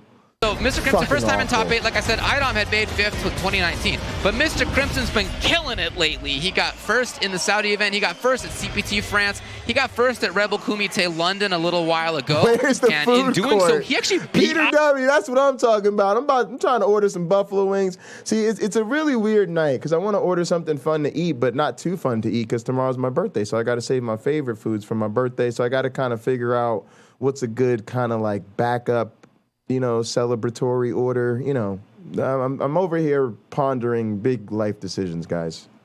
Idom 5-4 in grands. However, Idom also beat him 0-2 in pools. All right, so it wasn't, you know, we'll see. Idom, as you said, a lot of people think he's the best. I'm not. Y'all know me. I'm the virtual visionary. Everything I do is about being virtual. Y'all try to go back to the gym. Now, I'm going to show y'all my other room. I'm building a home gym. Okay? No. People trying to go back out to wrestling events. No. I'm bringing the wrestling to YouTube. People trying to bring back the mall. Nah, nigga. Nigga, that's passe, nigga. Nigga, the mall arcade is so 20th century, bro. You don't know about the 21st century? Yeah, nigga, we bringing the arcade to ourselves, bro. Nah. We don't really. Yeah, all that going to the arcade and putting the coins in the machine and waiting for other niggas, and then you got other niggas with their COVID, all coughing on your joystick. Oh, yeah, you want to get on this next? Nah. And then you can't smoke weed. You can't drink no liquor. Come on, y'all. Y'all got to get with the... Come on, I be trying to put y'all on to this new shit, man. Come on, man. Y'all got to get with the damn program, man. Y'all can't be going out like that, man. COVID control. Hey, no. Hey, oh shit, bro, I lost. You want to get this next? Like, nah, man, I'm good. You go ahead, put another coin in there and go ahead and keep playing, bro. It's funny. This funny. And you can tell these niggas playing hardcore too, because when the white boys and the Japanese niggas come and they be playing on the stage, they be bringing their joysticks. But you can tell these are some hood niggas right here. They from the console class. They like, nah, nigga, we gonna stick with this controller thing. We don't got no fancy game pads or nothing. CPT NA East, he won offline Combo Breaker 2022. He won offline CEO 2022. Here we go. Between these two juggernauts, we got Dalsum, of course. Crimson said it's always going to be Sim for me in this top 8. Idom said, look, Laura, this character I'm going to be going with, he feels that some players didn't do as well as they could have this weekend because they didn't believe in their character choices. He said he believes in Laura. Woo, that's a knockdown. But here's the interesting part about this. I mean, like, it's not even fun to joke about anymore. Everyone agrees. Dalsum clearly one of the best characters in this game. In fact, maybe top 3, maybe even top 2. Yeah. You know, most people do say Luke is the strongest, but Dalsum is right there. And Laura has never really been considered one of the strongest characters, but the way that Idom uses his character is just absolutely insane as Idom takes this first round. And keep in mind, how often has Idom played against Arturo Sanchez? Exactly, a very strong Dalsum out of New York. He's a disabled knows this character matchup. Question is whether he knows the Crimson matchup. Exactly. And again, they have played before, and it was super close. I will. So, well, yes. I will. Idom's trying to make it look like maybe not that. Nano, drop me a Discord link, and I'll pull him up, actually. Idom, it is a back throw. And so Crimson had to slide to get away from the cross-up over there, but teleports out of the corner as Idom continues to take that white damage. Redeem BS Lewis. Somebody teach BS Lewis how to use the bot. Come on, BS Lewis. So Crimson said he's been sent here by the Salt Mine League since he won the series that they had, but he has no official team sponsor. Big ol' hint. Idom said, I'm already the EVO champion. I've already won EVO Online. Now he's going for his second EVO title. Yeah, but again, he's the only, you can call it this, back-to-back top 8 competitor at EVO this year. That's true. Because he got top 8 last time, and he did lose to Bonchan. Oh no, it was supposed to have been Galen. You gotta add exclamation point redeem. Strike until you have victory. There you go. Oh no, that's a bad. I know we're on the Christmas stage, but you don't gotta give each other gifts like that. Finally, Crimson with the round. Oh man. Yeah, now we got a bunch of them going on. The presents, man. Come on. Here, just starting off with a low punch right away. You saw Idom try to whip. What was Crimson sliding for there? Mine always go off twice. Interesting decision. Oh, too far! But too far as well, you guys! You guys! Get it together, please. Holy shit. There's definitely some nerves here, ladies and gentlemen. And here we go. Idom in a great position. Nice! No! He fucked that up. He fucked that up. You got a great comeback character here, to be honest. This could be Stone on next one. Yes! And that actually may kill. It's absolutely gonna kill. Crimson ends up doing it. That was not supposed to happen. Mr. Crimson again has just catapulted himself up into the top of basically the highest point, highest echelon of the players in EU. He's been great this entire time, but there's something about the way the nigga Angels. We got them in here somewhere. Where he is pretty And my folders. Angels have even been dispatched from Africa right now. Africa right now. Africa right now. From Africa right now. What else we got? We got another interesting one about Africa. This is Kelly Shabaka. By the way, this woman's running for Congress. She brought back the recordings of the African tribe. And you know what they sounded like?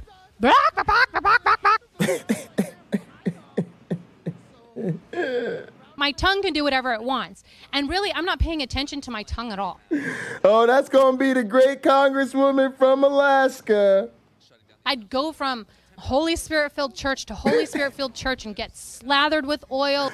Oh, we love our theist Congress people. Meaty elbow just goes for unbelievable. Dash forward.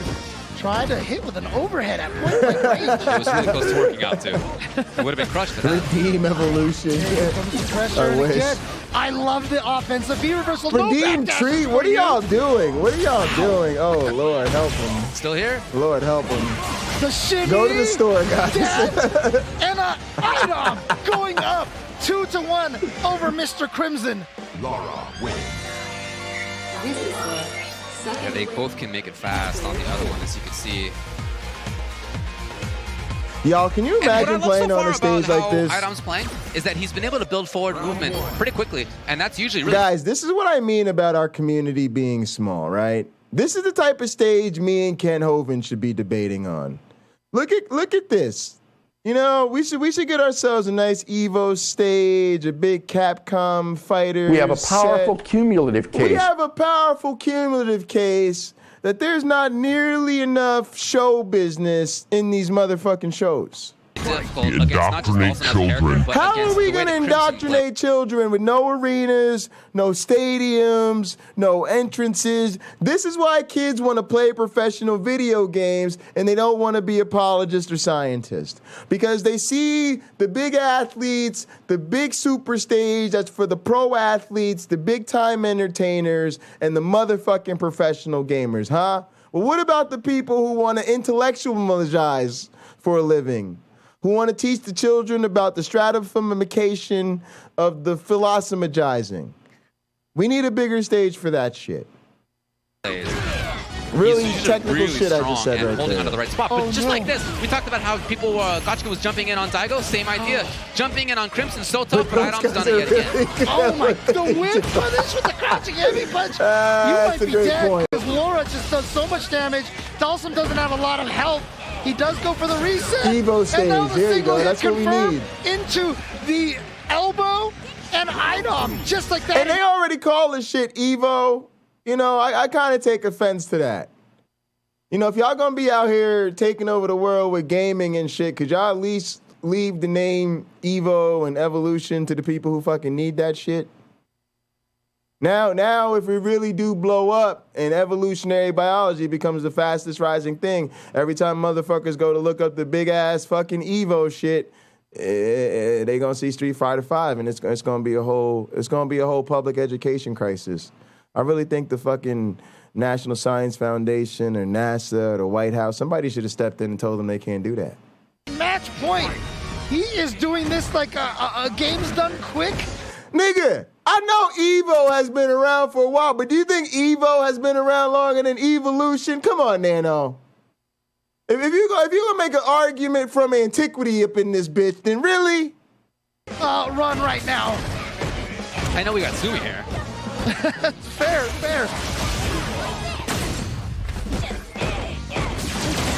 Okay, V reversal, yeah, you can see the kind of pressure, that Mr. Crimson's feeling using those V reversals. Oh no! Taking up some time, yes. Taking up some space. Oh my god, what is he looking for? What is he trying to do here? That could not have been what he wanted! And that's gonna cost him the round, the game, the set. And Idom defeating Mr. Crimson. That's crazy. 3-1. But did it feel like a 3-1 to you? Nah, but Idom's the best. Yeah, I saw so Idom's one many of the jump-ins best. from Idom that connected over. Honestly, I was surprised he took that one round, and that was really because Idom kind of messed up his timing. Like normally these guys their timing and these guys understand like pixels. Like they understand if they're like 1 or 2 pixels too close or too far, or like a split millisecond too late to land a combo. So when they fuck that shit up and then it gives the other guy open and then the other guy just comes back with his super combo and then he don't fuck his shit up at all, oh, that shit is exciting. Like Stan Roundhouse. They've done tests, guys. These guys literally have like faster reaction times and shit than like professional hockey goalies and shit. Like professional fucking gamers have faster fucking reaction shit than motherfucking literal professional athletes. Like they are professional athletes. They just button mash for a living. Shit is harder than it looks, folks. And I should be broadcasting this shit. I'm way more entertaining than these squares. What the fuck? This guy's look at these fucking squares. Look at these pathetic ass squares. Commentating a goddamn video game tournament in a motherfucking shirt and tie? Get the fuck out of here. Can y'all imagine if Pocket Locker was fucking broadcasting this bitch? I'd have Evo on fire. The music would be amped. The fucking entrance announcements would be fucking hyped. The fucking chat would be on the screen, fucking on fire. We would be fucking counter-apologizing and telling people that the fucking epistemology of the philosophy of their combos isn't enough, that they need to go back to the fucking metaphysics. They need to revisit the meta because they fucked up the algorithm because they didn't think about it philosophically deep enough. See, we got a lot of shit to offer to the gaming community that they're not noticing. We need to get out here, y'all. See, after we take over the whole internet, we won't have this problem. And here we go. Again, loser side match. Loser of this is out in 5th place. Okay, jumped in on Tokido.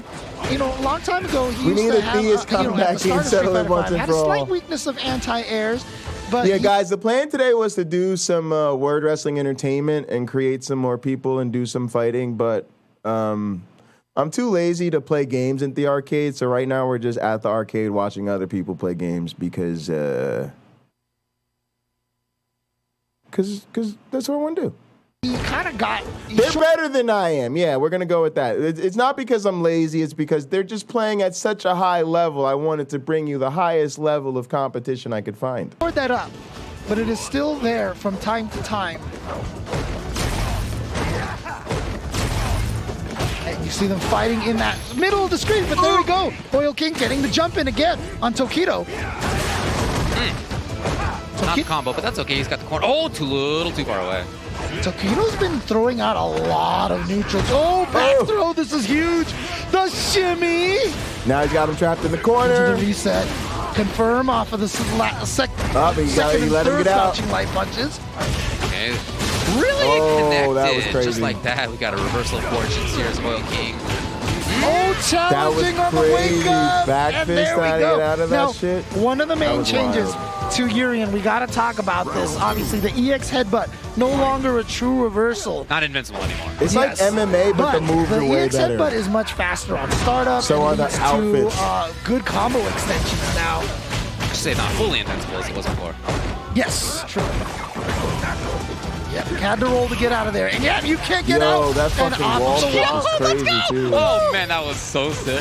That was one of the changes, too, since the last time we played. A lot of characters with their wall jumps, you know, Dawson with the V-Skill 1 and the teleport. If you hit him out of there, it's a hard knockdown no matter what you hit him with. Or soft knockdown, sorry. Yeah, basically any air action if you're hit out of it. Tokido does the hitting out of his air action right there as he finds the W. Damn. Bad to get out of the air while doing something other than just like... All right. It's been about 8 years since we have had a college football video game. Peter W., I'm actually 100% with you on that. I'm a huge fan of college football games. I was actually complaining about this before. All right. Mick Foley told this great kind of story about Shawn Michaels losing a smile. I actually thought you guys wanted to play it again. This is a fantastic interview. So the February pay-per-view is announced. It's going to be Vader taking on Bret Hart, taking on Steve Austin, taking on The Undertaker. Of course, this is Final Four from Chattanooga. Yeah. The idea being these are the last 4 guys in the Rumble when there was some controversy involved. So on Superstars, while Vader and Bear are cutting a promo about the match, they're in the ring, and you come down the aisle asking why it can't be Final 5 and where is your title shot, Uncle Paul, which is pretty hilarious. Yeah. And he's pretty fucking great in retirement, too. I'll tell you. He's the gift that keeps on giving. It's the now infamous Thursday, Raw Thursday. But now that I know that, I'll play you, Sandals, I'll play something after this that'll be a real treat for you as a Mankind fan. I'll play a clip after this that'll, I'm sure, give you an extra special appreciation of where he's at now. It's also the day where Rocky Maivia, who'd he ever beat? But this one we're starting with because it's actually about mental health. So the Intercontinental Champion for the very first time, and then Shawn loses his smile. And you're in the arena that night. And listen, Shawn is a different person. I think you even referred to him a couple of weeks ago as Bad Shawn. Good Shawn. Bad Shawn, good Shawn. Yeah, so Bad Shawn here. A lot of people thought, that injury is bullshit. He just doesn't want to return the favor to Bret at WrestleMania. I'm not saying you necessarily felt that, but you're there in the building. Was the consensus from the locker room, I don't know that he's doing the right thing here? Just help me out with my dates here.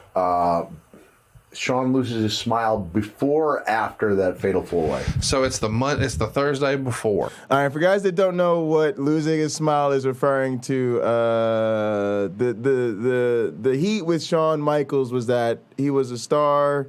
A lot of times when you get the title from somebody, the idea is that eventually you might drop it back to that person. And the suspicion of the internet community, I think quite unfairly, has always been that Shawn faked an injury and said that he lost his smile so that he could avoid having to lose a wrestling match, which once again was his fucking job. But nevertheless, that's what we're talking about. So it was supposed to determine a number 1 contender and who's going to go on not to the Montreal Screwjob. That's the other Shawn Michaels controversy. Well, not that one. No, not that. Not the one where he betrayed his partner. No, not the one where he fucked Sonny. The other Shawn Michaels controversy. Look, I'm Heartbreak Jay. That's Heartbreak Kid, Shawn Michaels. It's tough to be a heartbreaker in the world of entertainment and not have quite a few controversies on your list. All right, we're not going to count right now. Who are you? Christians counting sins and shit. All right. Okay. But then that Thursday, this is the other Shawn forfeits the title. So now Final Four. It's the time Shawn screwed Bret. Before that time, Shawn screwed Bret. Before the other time Shawn screwed Bret, which was after the time Bret screwed Shawn, but we don't have to talk about that. Or, which is in a few days, will determine who's the world champion. This is the one I want to turn into a Final 5. Yes. Milo of Croton is my favorite wrestler. I remember when I saw... you just failed the shit test. Shawn losing his smile as being very emotional. Yes. What about Shawn getting beat up in a bar by a group of Marines? And they thought I was joking about all the Shawn Michaels controversies that I wasn't even going to mention. There's another one. My recollection. Yes. Like I said, it's hard to be the Heartbreak Kid or the Heartbreak Man in my case without these things happening. We weren't second guessing it. Every once in a while, you piss off a group of Marines. Am I right? Shawn all but do a back handspring on that stage. You know that he and Bret got the a match of the year, and he said, "I beat you that one too." It was still unusual at that time because of kayfabe still being alive. Yeah, a little bit alive and well. You know, maybe on resuscitation, but it was still unusual to me to see two people on the stage together collecting a Match of the Year award. Yes. Right. Now listen up, you fucking do-gooder apologist and counter-apologist YouTubers. Would Mick Foley, a man who's given his blood, sweat, tears, body, and brilliance to entertaining motherfuckers, is trying to tell you here, is that this is fucking weird. Because all you fucking new school kids like to see backstage footage of your two favorite rivals sitting together at a motherfucking Wendy's, sharing Frosties, and exchanging stories about life on the road, and maybe at a barbecue with their wives chit-chatting. Well, I grew up in a time where you didn't do that type of shit. Okay? The type of day where two men had a goddamn disagreement, they settled it in a motherfucking ring like two grown-ass men, and you did not see those two motherfuckers together outside the ring under any goddamn circumstances. Because doing such a thing was disrespectful to the motherfucking combat we have to engage in. Now, what is the lesson here for you religious Bible philosophy nerds? The reason your community is so small is because you want everybody on the opposite sides to hold hands and be friends and kiss each other's babies and say, oh, well, I'm so glad you were willing to listen to me today and let my shit go in one ear and out the other and totally not be influenced at all by what I just said to you. But I think you're such a wonderful person, and man, we should get together and be buddies soon.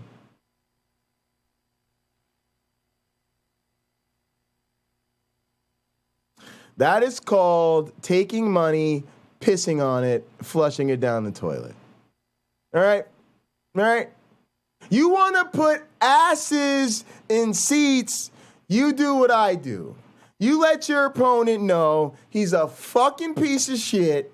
You are coming to whoop his ass. You are taking no prisoners, and you will fucking collect his tears in a motherfucking bottle and drink that shit and cheers to all your motherfucking crew. Then we will be filmed live on the internet watching back the footage of me whooping said opponent's ass and enjoying it all over again. That is how you put asses in seats, folks. Fucking friendly. Oh, you want to be friends after we debate? No. Why don't you come by mine? No, bring the kids. Oh, we'll have a fucking potluck. Fuck out of here. Now we see it on Sports Center with Sasha. This is also the era, though, where Mankind and Vader show up in tuxedos and their masks. So, kayfabe's alive. We're wearing masks. We're wearing masks. Leon was still wearing his mask at the. I hope not. I hope Kent Hovind wants to get very rough. Kent Hovind's body slams aren't fake. They probably aren't fake. You know what they also are probably, though? Weak as fucking shit. You know what's not, though? My super kick. Kent Hovind's body slams. You know?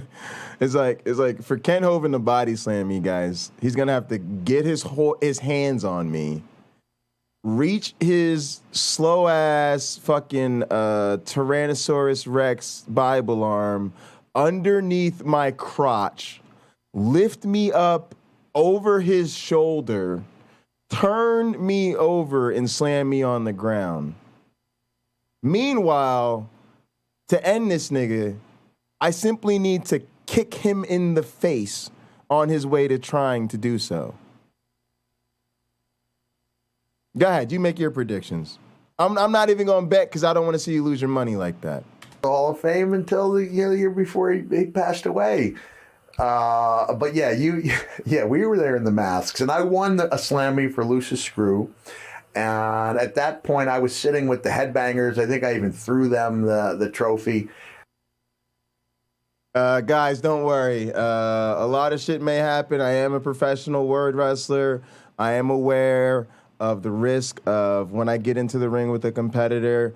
Do not fear, guys. I promise you, no matter what happens, I will not marry Kent Hovind. And this is also the night that Leon suffers an injury because of a prank that Bret Hart plays. So we'll get into that momentarily because that's leading up to our Mania match, it's a big which is moment. Just a couple nights later. We're both wearing we're both wearing our masks. We are protecting kayfabe. Going back to Sean, I'm sitting there and I'm seeing Sean, who does not look like a guy with a career-ending knee injury, but Also, guys, if you want to do me a favor, please, please, please do me a serious favor. If you come through the live chat, pre, during, or post Kent Hovind's debate, especially during, do me a huge favor. Do not bring up his criminal past. We just don't need to. We really don't need to. Right? Appreciate the 411, but don't do it. All you will do is to create a distraction we do not need. Let people watch me kick him in the face. That's the point. Up until that moment on stage, I didn't doubt it. You know, he lost a smile and injured his knee. All eyes on the sweets in music. Smile, you know, and we understand sometimes you have to step away because... Yeah, mental health is a different conversation now than it was back then. Jerome Robinson, I'm so glad you asked in the middle of this segment where we've taken a hard turn to making people understand how you put asses in seats and promote a motherfucking debate. Why don't we check out our promo to figure out, oh, is this on the channel? Oh, could you just go to the channel and look at this Kent Hovind 8:29, 8 p.m. Eastern promo? Ready for takeoff? Is this thing on? Is that camera on? Turn that goddamn camera on. Turn that goddamn camera on. Put that... Guys, I gotta be honest with you. We're really lucky that YouTube does not allow you to get views on your own channel, because this is my most rewatched video from me. Luckily, every time I rewatch this shit, YouTube does not increase the viewer count. So I appreciate all you guys that have actually checked this out. But I'm going to be honest with you guys. I literally just watched the beginning of this over and over again because I love wrestling promos, and the beginning of this shit, the way I started this, is just funny as fuck to me. It makes me laugh every time, and then I just want to rewatch it. So I'm probably going to rewatch it like 2 more times. Ready for takeoff? Is this thing on? Is that camera on? Turn that goddamn camera on. That camera on. Put that camera on me. Put that camera on me right now. Put that camera on me. Kent Hovind. Oh, I can't even let y'all get into the promo yet. I gotta tell you what happened. It's so funny. First off, the camera's brand new. The camera's like $5 grand. There's no way I'm gonna rock the camera, right? So what I'm doing behind scenes, is I'm just like gently wiggling the tripod like this just to get the camera to wiggle a little bit, and then I'm like snapping the mic against my hand. People watch me stream it live. It was so funny seeing it live.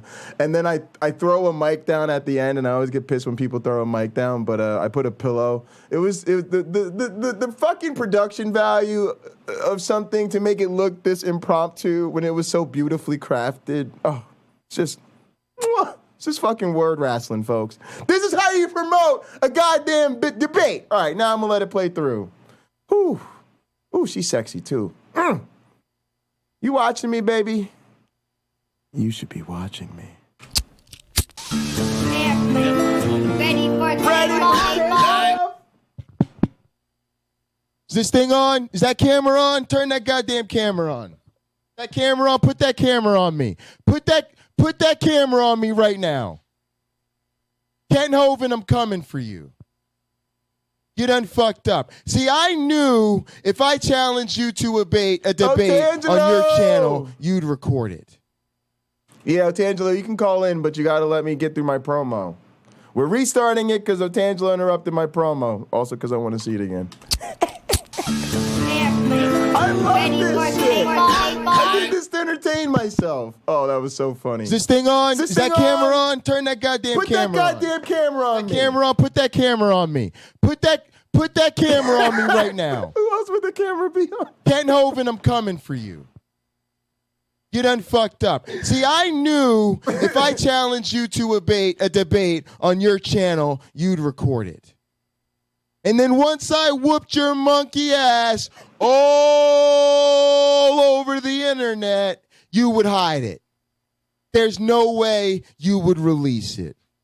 But I did something smarter, because while your dumbass is still struggling to figure out the rules to checkers while pretending you're playing chess. Me and my supercomputer evolutionary algorithm are evolving a brain that is motherfucking whooping the ass of world champions at Go. You are levels and levels and levels and levels and levels and levels and levels and levels and levels out of your motherfucking league. See, while I earned a dual PhD at the motherfucking Michigan State University after my bachelor's and master's at Penn State University, that's right, master's, go state, biological anthropology. You're fucked. Then I joined the LNCA lab at Michigan State. Dual PhD, integrative biology and ecology, evolutionary biology and behavior. You're fucked. Then I moved on to the experimental research lab of Dr. Mike Travisano at the motherfucking University of Minnesota. Go motherfucking Gophers. Big Ten, all throughout, all up in this bitch. 3 very legit universities. Go fuck yourself. You're fucked. What did your lazy ass do? You went to some bullshit ass hole in the wall. That's a compliment. It's a motherfucking trailer in the middle of nowhere, Colorado, where you wrote some piece of shit toilet paper dissertation that I will rip up in your face to show you that it is not worth a goddamn thing, Kent Hovind. I am coming for your ass.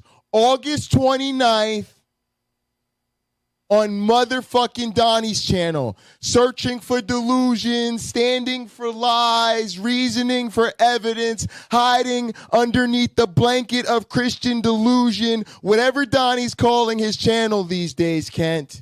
It really doesn't matter. I hope you bring all your friends, your family, your wives, your ex-wives, your fucking people at your compound, all your motherfucking staff, because believe me, I am rolling deep with the cult of the flying man. The Most High Apostle is coming for that ass. And best believe my co-pastors will be in the building, the ushers will be in the building, the motherfucking congregants will be gathered, the drinks will be poured, the weed will be in the goddamn air, and we will be celebrating as I roast your monkey ass! Look in my eyes, what do you see? A cult of personality. Oh my goodness. Oh, it's just... it just touched me. Just as a wrestling fan, it's just... Ooh. Oh, that felt good. No, that felt pretty good. All right. Now, for those of you that don't understand where this whole thing got started, before we visit here with Otangelo, let me show you how I instigated all of this. Hunter Biden's laptops, $5 super chat. I'm a dual PhD in evolutionary biology. I worked in the LNCA lab. Oh, very cool. I was recently featured on Gutsy Gibbons' channel. Okay, one of my best buddies. And he says, or she, let me debate Hovind. Okay, well, you know what? That sounds fun. Shoot me an email. And let me see. Truth, I'm going to post my email in the chat. And you might just be a dual PhD evolutionary biologist, I think could make for a fantastic debate number 300. So if that's the case, shoot me an email, give me some details, maybe send me. Typically with the requests that I come in, endless requests, I just ask for, if there's been previous appearances in other shows, debates, send me those links just to vet, the debaters a little bit, details on who you are, so on and so forth. So oh yeah, Hunter guys. So you guys see my editing work. It's nothing too serious. But yes, for those of you that don't know, Nano is the the brilliant mind behind our editory aesthetic here, as I like to call it. When you guys tune into these streams and the first time you tune in and you're kind of like, holy shit, what is this fucking place? It's like brilliant and kind of unbelievably creative and compelling, but at the same time, I have no idea what's going on, and I feel like I've stepped into some sort of atheist fever dream. That's Nano. When that feeling hits you, that's Nano. Nano's here. Nano's back. Let's celebrate with a little impromptu mini Nano Film Fest. Yes, welcome to the Nano Film Fest. Hang on, I gotta get my show business mic going. Can't bullshit this. All right, the serious business here. Welcome to the Nano Flying Man Disciple Film Fest. I will be your host for this evening's festivities. Sit back and grab a cold one. Actually, we're gonna do this right. Actually, we're gonna do this proper. Otangelo, your visit has been postponed till later. We have important believers. Sorry. We have important people here who don't believe in the Shroud of Turin, so we have to prioritize based on IQ. Y'all, I'm fucking with Otangelo. Otangelo's my guy. Otangelo, we'll talk in a little bit. I got to do my film festival. But before we do that, we're doing a little impromptu business here, guys. Before we do that, we're going to promote what we're doing tomorrow. Guys, on tomorrow's broadcast, what we're going to be doing is some people were born on this day some years in the past. We're going to leave it at that for now. And then on top of that, folks, see how I worked around that? See how I handled that? See how I trolled you guys earlier? So, who was born on this day tomorrow, Jay? Whose birthday is it, Jay? Who are you hiding from us? Hang on.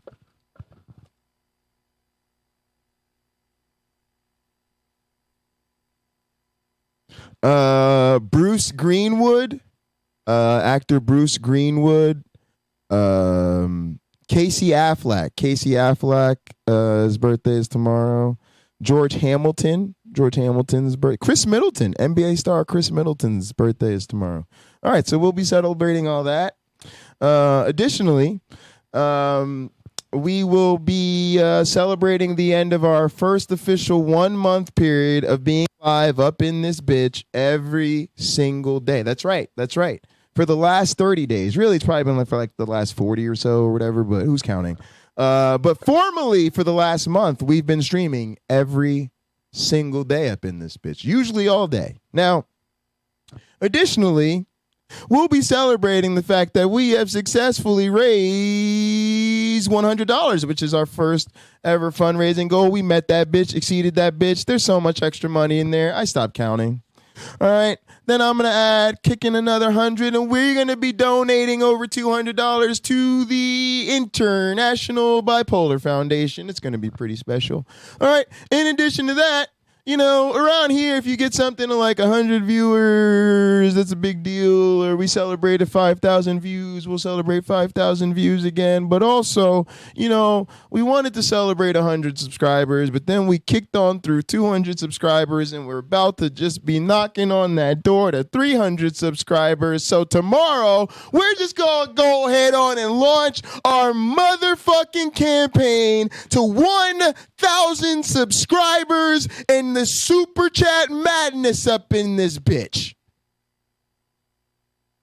Oh, you want more? Oh, well, why didn't you just say you wanted more?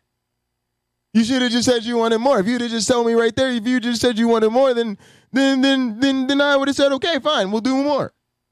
Additionally, we are going to be doing the live watch-along stream while we watch Derek from Myth Vision live stream at 2 p.m. talking about my communities, your communities, their communities, everybody's favorite topic.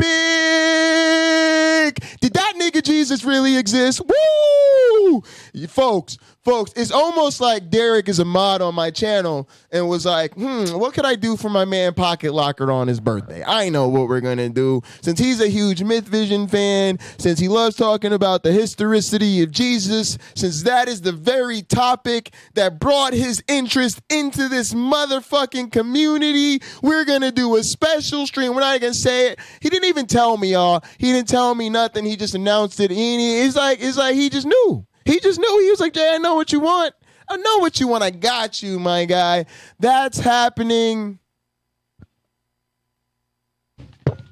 Y'all are some selfish motherfuckers. Oh, yes. You're a selfish motherfucker, and you're a selfish motherfucker, and you're a selfish motherfucker, and you should think about somebody else besides yourself, and you should think, maybe it's my birthday, maybe I just want to relax and do me, eat buffalo wings and watch some titties. But no, you want more. You just can't be satisfied. Well, Jay, we want more. Give us at least one more thing we should be excited about. You haven't given us enough of yourself yet. Give us something else to be excited about. God damn. All right, well, I'm going to put it to you like this. My motherfucking favorite rapper, all right, check that. Yes, my favorite rapper, who also happens to be one of my closest friends, because I'm an A-list atheist, obviously. If I want to be friends with a rapper, I call a nigga up. Yo, I like your music. You want to be friends? Right? That's how it works. But this particular homie / favorite rapper of mine also happens to be my motherfucking cousin. And on top of that, all of his music aligns perfectly with the motherfucking aesthetic and vibe of this here channel. So our official music, the official music of motherfucking Airplane Mode, motherfucking Airplane Mode himself, motherfucking OG Roddy, is officially releasing the album Lyle Guardia. Yes, tomorrow. Y'all, my favorite streamer is doing a fucking stream about my favorite topic. My motherfucking favorite rapper, who's my friend and my cousin, is releasing my favorite album on my birthday. If you don't show up, go fuck yourself. Honestly. Seriously, because that's a lot to goddamn celebrate. If you won't celebrate all of that, then your viewership just cannot be fucking reasonably attained. I have to just accept that I have my limits, and maybe no matter how hard I work, I can't get you to put my stream on your goddamn calendar. I guess that's what the fuck is going on. Whew, y'all are really difficult to please. Now, when we get back, I'm starting the motherfucking Nano Film Festival. I'm doing it for me. I'm not even worried about y'all. I already realized y'all can't be pleased. No matter what I do, you're never going to be satisfied. I'm never going to give you enough. So what's going on is I'm going to pee, and when I come back, we're having the Nano Flying Man Disciple Film Festival. In the meantime, this is a preview of the motherfucking album that drops tomorrow. It's called Lyle Guardia. And where do you get it? Oh, God, they asked me the question, y'all. Y'all know I don't like stupid questions. You know I don't like stupid questions. You get it at itsairplanemode.com.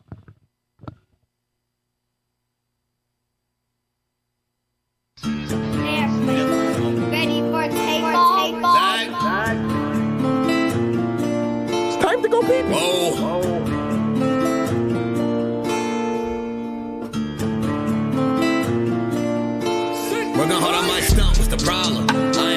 show being modest. Now it's grams of the wax for my conscience. Bron James in LA, you're on college. I've been jumping on them planes like a hobby. Still moving with the pack like my partners. Put the John on them jets cause you wildin'. Put the bowl as a party on the island. Moment of silence. So good, get back to the topic. Grew up, it was me and Floppy. Grandma's and Big T, this my mama. I ain't even for the pain when my pops flipped. Knew his name, that's it, never bothered. Mom said, you the man, son, you got this. Ever since I found a way to go and pop shit. Hold up, blaze through a whole zip. Took a seat at the table of my first flip. Days in red roof for my first whip. Spent the money with the gang, never post pics. Seen the change in the game, had to coach it. Never let them take my wangs in the mold, bitch. Ever made in a month, nigga. Used to serve him at the minute just to front, nigga. Goddamn. Had to grow up quick, I made my own rules. Had my first child, got it jumping with music. Can't really hang with nobody who losing. I thought by now that you would go and get it, but I could hardly see niggas this distant. Know you get cropped if you not in the picture. And I made that tag and went got a bag. Shots to the Henny and OG prescriptions, put rebel shit on the map. Took a leap from where I started at. Started ballin' now, I'm Chris Paul and Cass. Got him steady calling for the mold, but I'm on a roll, gotta call him back. And that's all fact.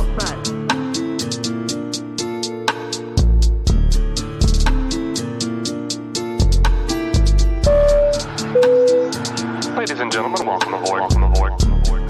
All carry-on items should now be stowed securely, either in an overhead bin or under the seat in front of you. All aisles, exits, and bulkhead areas should now be clear. All electronic devices should now be turned off and stowed, as they may interfere with the aircraft's navigational and communication systems. Once airborne, we'll let you know when you may use approved electronic devices, but note that some items may not be used at any time during the flight. You'll find a list of approved devices in the in-flight information section. Oh, he did the whole race, for real. He did the race back right on it. Shoot my nigga now. Yeah, well. Gotta stay out the way, especially the streets when they in a rage. I remember my nigga, he caught a case on a race. Caught a body, it ain't really shot. Oh yeah. Rubbing on demon time since the bottom. All the bro in Miami, and we sharing mamas. I wish I could have stayed in from all the time. It is time to start the film know my niggas won't catch me, I ever stumble. Know my team gonna pick up, I ever fumble. Niggas ain't winning, they really punt. Alright, folks, now we're gonna take niggas, we say the 100 if you've been on my block when we through a choice selection with my baby, make sure we straight. Of fine nano mini films, each one guaranteed to be the atheist fever dream you didn't even know you needed, but you needed more than you knew that you could need. Ooh, see, you got to think about that for a second. All right, now. You're also going to get the benefit of my highly, highly informed critical expertise and analysis. So we're gonna start with my favorite so that I can be objective about the rest of them.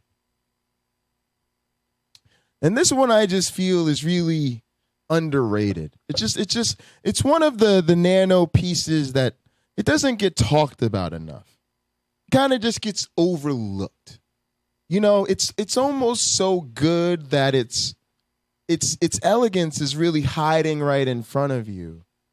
And it's one of those pieces where Nano just makes it look so easy that it's a problem. It's like, no, this is where he gets a lot of criticism as an artist, where we say, oh, he made that look so easy, and then people don't appreciate how difficult it truly is. It's very difficult. So there's a couple of things to notice. Well, to be honest, you kind of caught me off guard here, right? You know, that's yeah. You kind of caught me off guard here. All right. Also, there's a gullet edit. I call it the gullet. It's just like a gullet jiggle. It's a good. The gullet jiggle actually recently won an Atheist mini film critics award for best edit of the year. Like, yeah, I don't know if you know how but like, think about it this way. It's pretty hard to win best movie, right? because there's a lot of movies. But think about in the movie how many edits there are, right? There might be like 3,000 edits in a movie, right? So think about all the movies, all the short-term videos, all the broadcasts, all the Twitch streams, all the YouTubes, all of that. And you have to find the best single edit, like just that one shot of all the shots. That one shot is edit of the year. Unbelievable. And people don't even talk about it. They don't even, it's like, because you have to have such a refined viewer's palate to even, to catch it and appreciate it. And then before you even notice it, he's just moved on to the next thing. And it's too fast. That's the fever dream aesthetic of it. And then, of course, there is the profound meta critique, we might say, on the true political tragedy of sustainable energy. And so it really, really speaks to the deeper issues of natural gas. And we don't talk enough about natural gas. And so it's just the social commentary is there.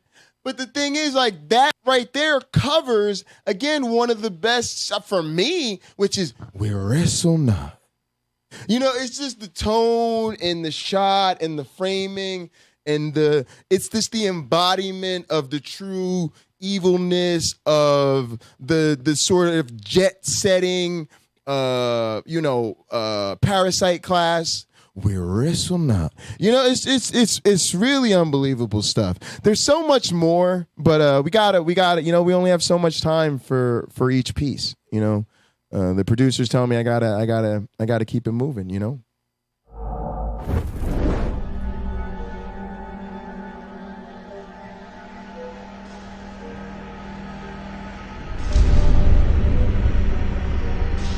Oh, I love this shit. See the finger point? Oh, no, that's some real heel shit right there. That sells 1 million tickets right there. All you need is that shot. Yeah, that's a villain. That's a fucking villain. That's how you frame a villain right there, folks. Pointing down at the young lady with the turn of the camera to emphasize him looking down at her. Right? Y'all got to catch this little shit. We got to catch that. Very simple. Look, little demonic. Takes a lot of money to do that. Fever dream. Oh, yeah. Well, for example, that's really none of your business. That's really none of your business. Let me give you another example. And I prayed about it, and I thought, back when, and I might add another thing, too. It's a misunderstanding. Misunderstanding, guys. I get excited talking about it. I had to learn this, the demons. Abraham was very demons. I learned it. The demons. From the Bible. There's a foundation in the Bible. Foundation. The blessing of Abraham. There Abraham was extreme. And he had a covenant with God. I'm talking about the Bible. Oh, God, I love this. And I started out standing with grandfathers.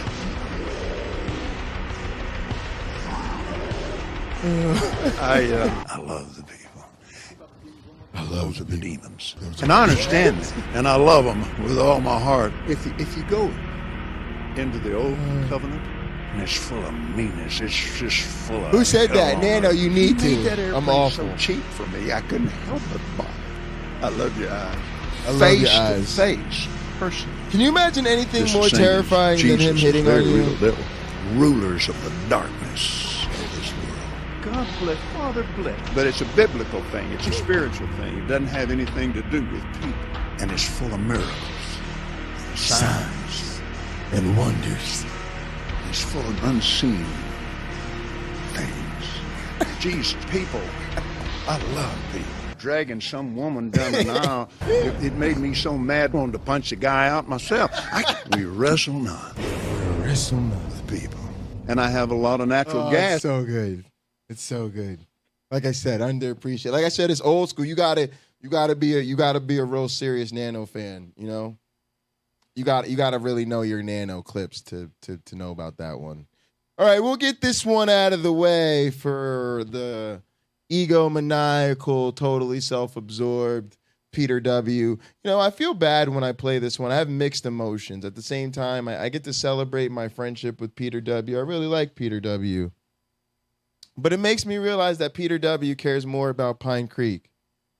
It makes me realize that he only talks to me in the chat and he won't call in. He won't show his face on camera. He won't show me my spreadsheet. You know, Pine Creek just so happens to beat up women once in a while, pretty much equally as much as he beats up on men. I go out of my way to beat up on women, particularly on this channel, just for Peter W., and he still won't show me my spreadsheet. So it's like celebrating my friendship with Peter, but realizing that Peter I don't mean as much to Peter as Pine Creek, right? You know? It's just mixed emotions, guys. It's mixed emotions. It's complex feelings. Whoops. Too complex, guys. I didn't want to play it for you. It's the edit is too complex. It's just it's too much for you to handle. This is for Peter W. Yeah, I'll take some calls. Might as well. Let me in there. Let me show Doug how it's done. Some of you flag-waving phony Christians are thinking that right now. Come on, Peter. Back up your words. Come on, You Peter. accuse Say me it to of my being Peter, say it to basically my a face. misogynist. Say it to my face. Okay, Peter, what's your problem with me? Oh, you're joking. You do this to me on my channel and on Rebecca's Bread of Life channel. You will only when you're beating up women. I treat women and men equally. I beat up on both of them. You're the sexist. Those poor babies, those little women, we gotta treat them. Well, I think that you tend to interrupt women with a little bit more freedom than you do men. You think so? Look at all the interviews I've done with men and all the interviews. I would say that. Oh, yes, I have it all on a spreadsheet all the time. Okay. Oh, yes, I have it all on a spreadsheet. I have a thought experiment. Cameron Bennett is hurt as well. We're butt hurt. You know? It's to wipe out mankind and the world is doomed. But we could shoot a rocket to another distant planet. Oh, the music is so good. And start evolution all over again on that planet. Look at the color treatment. Should we do it? With all due respect, what the are you talking about? I figured that would be your answer.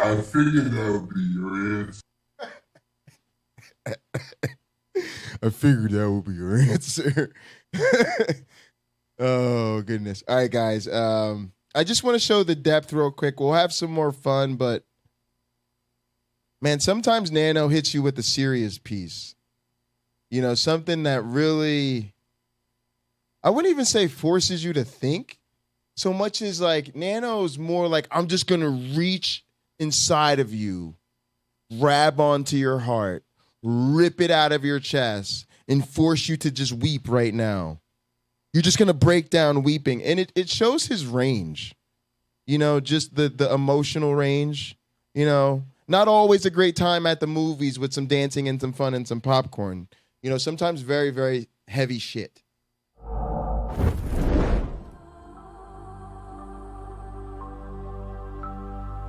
You should sit down for this one. This one's tough.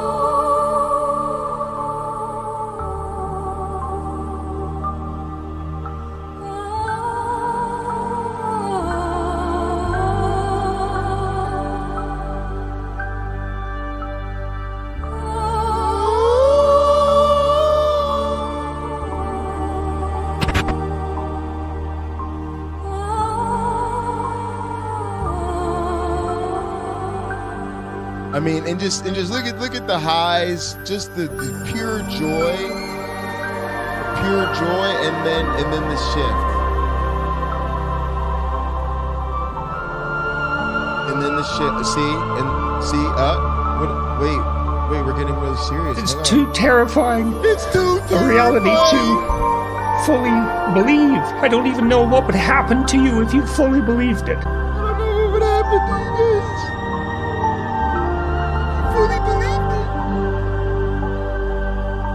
Question that cuts close to the bone. Oh, cuts close to the bone. Oh, it lays me out. It cuts so close to the bone. Loss of faith in the idea of the individual. It is only the individual, after all, who suffers. I don't know if I can pick myself up. Does not suffer. The group needs to pick me up, but the group does not suffer.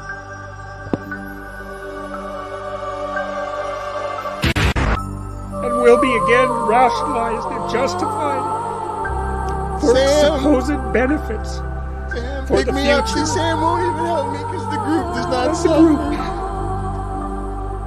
He doesn't understand the loss of faith. It's too terrifying. And thank you.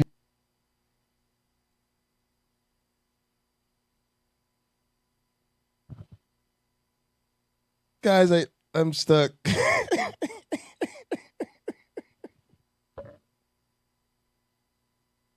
I didn't account for how heavy the belt is.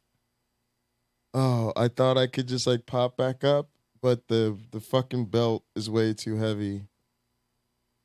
Oh, it's like I forget. It's like 10 pounds. Oh man, it's that one moment you wish you were 10 pounds of gold lighter. Almost like something bad had happened to you. And as a result of that terrible, terrible evening, you all of a sudden were lighter. But it was because you were missing 10 pounds of gold. No, I'm just fucking with y'all. I can just get up. Just wanted to remind my man Cameron Bertuzzi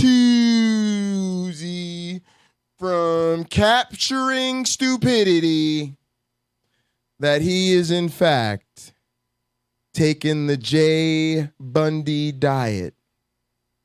And that heartbreaking evening with Heartbreak J, in fact, left him 10 pounds of gold lighter.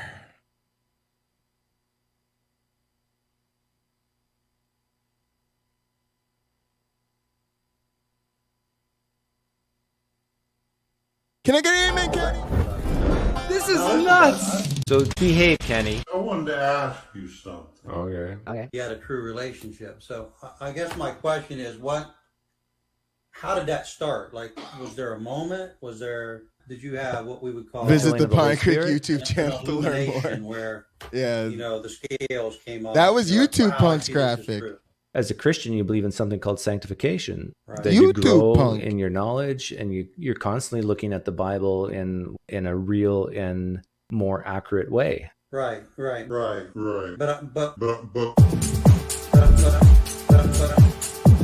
right, this one's a bop.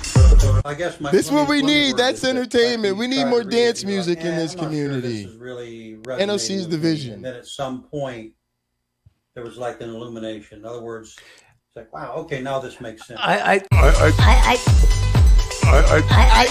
So you have now. Do you believe this? Do you believe No, I can explain that naturalistically. Yeah, It's just Cameron as you mature, Bennett you is understand things better. all eye no God candy. required. He's a pretty strong boy. Give me a pinpoint. Give me For a former United States was the champion and default. everything. There has to be a default at some point where you said, "This is a sham."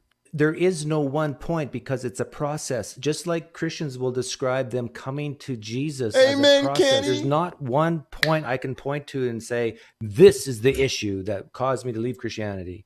It doesn't exist. And then when I did, Kenny, I really don't want to hear your testimony again. and Whoa. Have I ever said that the experience wasn't real? For me? Oh yeah, you did. No. Man, No. The attribution of what caused the experience is not real. 2 + 2 here is 4 in my book. If somewhere within the Bible I were to find a passage that said 2 + 2 = 5, I wouldn't question what I'm reading in the Bible. I would believe it, accept it as true, Kenny, God you are so himself. far behind. Listen. No, Kenny, Listen. Listen. Kenny, It's easy. no, you listen. This is my channel, not yours. Say that out loud. If you want to talk to me, then you have to release this whole idea that you have any control or power here. You do not. You do not. Got it? So if I say stop preaching, you stop preaching. But Doug, you don't think for 1 second that's a bit arrogant? I mean, don't you think that's you don't think there, I mean, don't you think that's, you don't think What you're trying to do, Kenny, is you're trying to see, oh, this is why Doug's an atheist. He was taught the wrong Christianity, right? That's what you're trying to do. Sorry, guys, I'm not taking any more callers. All right, guys, this next one is another Kenny classic, and it really proves that Nano can do the impossible. With a very strategic editing, of course, being used as cannon fodder. Nano somehow managed to perform an actual miracle, fuck lighting a wet napkin on fire. He managed to make something with Rob in it entertaining. I know. Except that Paul doesn't say Fucking any miraculous. about that in his credentials when he himself gives his own credentials in Philippians 3 and Galatians and Romans. Oh, sure he did. As persecuting the church, right? As Where, persecuting. guys, where are we going with this? Nowhere. Where are you going? Nowhere. This. I don't need two Christians in here arguing, guys. This is I'm just not sure. over this stupid thing. I'm sorry. This is a stupid disagreement. I agree Paul with had that. a revelation from heaven. That's the end of it. I don't want to hear any more about it. Seriously, this is absolutely Yeah, I agree. profoundly No, it's connected to the statement that was raised, Rebecca. You raised it. Connected to the statement that was raised. This is a threat to our system. You know, for instance, go back to the book of Corinthians. Paul was talking about. Paul was. It's too terrifying. You know, the women should remain silent. Shut up! Doctrinal standards. The women were over talking the message. You know, maybe they were standing up and saying, "What does that mean, preacher?" Shut up! What does that mean, preacher? Shut up! Will you shut up? Shut up! Shut up! And a woman can't teach over me. And a woman. So there's an order. Woo! Sparks are coming. Sparks are coming.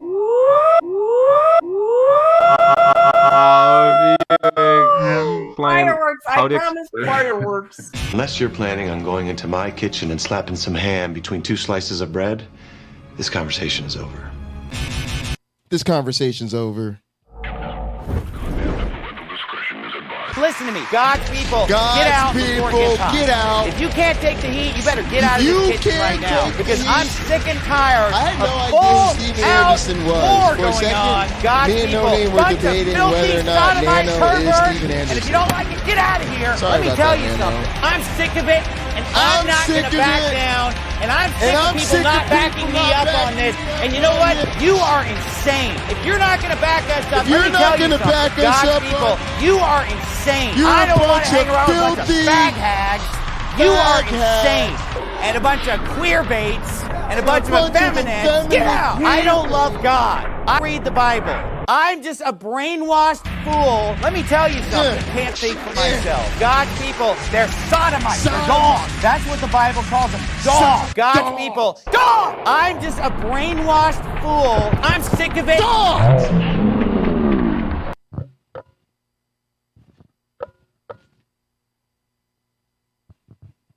I'm sick of people not backing me up on this. That one's how I get my anger out. Also, my need to climb on furniture in the studio. See, this is how it works, guys. The Treasury Department, they complain about that. They go, you know, when you climb on the furniture, we're gonna have to pay to replace. I go, but the clip, he's climbing on so I gotta climb on something because of the clip, and then they go, oh, it is in the clip. It's in the. He has to do it. We have to budget for it because it's in the clip. It's in the clip. See, that's how I get away with shit around here, guys. That's how you push the old priestly duties into the priestly privileges zone. You know, It's a fine line.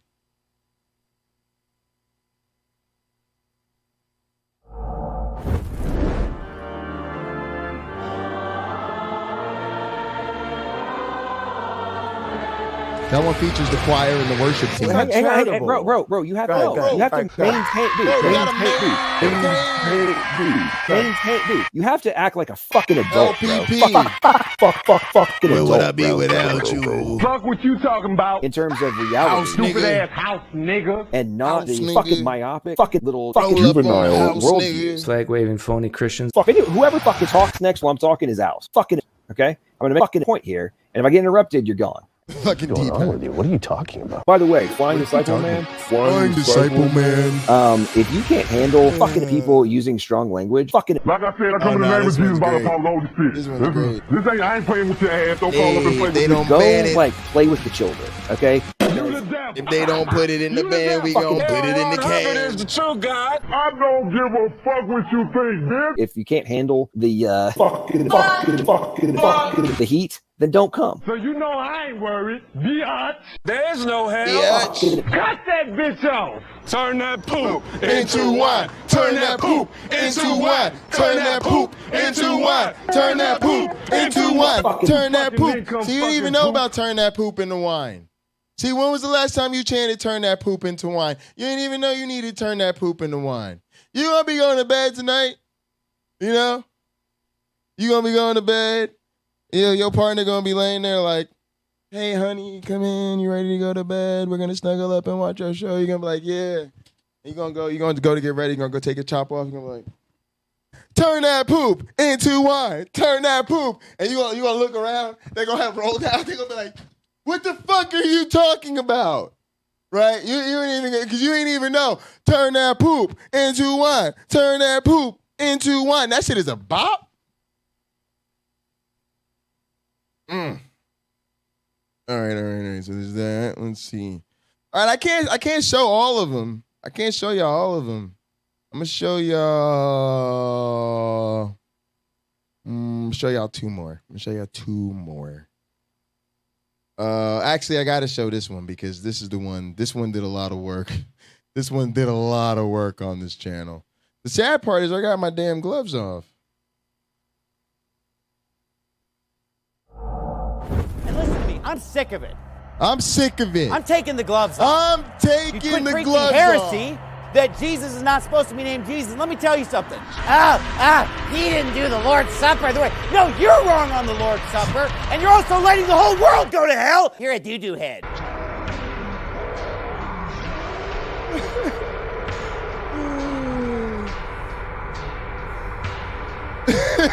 That fucking stare down, that shit is epic.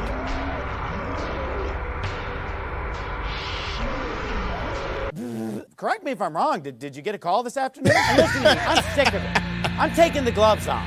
And, I'm sick of all these little baby Christians that they're like, oh, let's stop fighting. There's a reason why this world's going to hell. I'm saying a lot of these pastors are not even saved. And they've been planted there by the devil, these demonic deacons and demonic pastors and demonic evangelists and demonic missionaries have been put behind the pulpit to pervert. You're a doo-doo head. And listen to me, I'm sick of it. I'm taking the gloves off. Pervert the gospel, pervert doctrine. I believe he's not a pastor, he's a demon. Otherwise, how do you explain it? Riddle me this. Here's the proof. Here's the evidence. I'm not going to let this country be taken over by these bunch of phony doo-doo heads. Fools, half their congregation doo-doo heads. There's something weird going on in our country. Why don't you come up to me after you? Why don't you come up to me after? I'm sick of it. Riddle me this. They love their own little religion that they created. Riddle me this. Birds of a feather flock together. Riddle me this. I would rather go to hell. Oh man. Worthless, Christians. And you know what? Christians, worthless Christians. Idiot! The devil ain't there. What's too good? Oh my goodness. Taking the gloves off. Oh, it's so good. All right, I was gonna go with the dance one, but We'll play it some other time, guys. There's so many. I have so many. I'm building up a library. I have so many. They're so deep. All right, but I gotta hit you guys with another Steven Anderson one. I'm sorry, the Steven Anderson ones. They're just the OG shit around here. It's just the way it is. All right, this one, y'all know the vibes. Pure atheist fever dream. Oh no! No, you have lost your mind. Sorry. Homosexuality should be a crime. Doop, doop.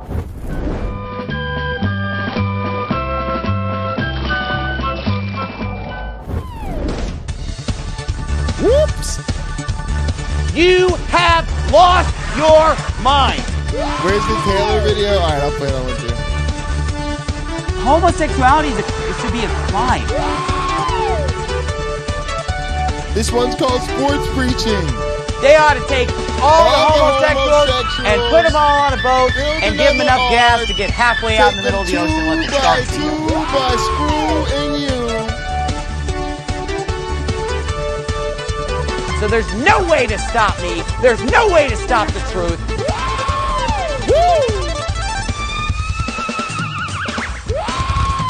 This isn't preaching. This is hate speech. It's both. Sports! Because we can purge out all the sissies. Sports! And purge out all the fair weather Christians. Sports! Purge out all the weaklings. Sports! Because we're supposed to be treating them lovingly and respectfully. Even though the Bible says they're filthy and vile. I mean, I know some of you guys are enjoying it. So don't act like I'm all alone. Some of you thumbed up some of those comments too, didn't you? I see some of you guys need to like the video, subscribe to the channel, share with your friends. You know you like that. Don't act like I'm the only one who liked that. You guys know you like that one.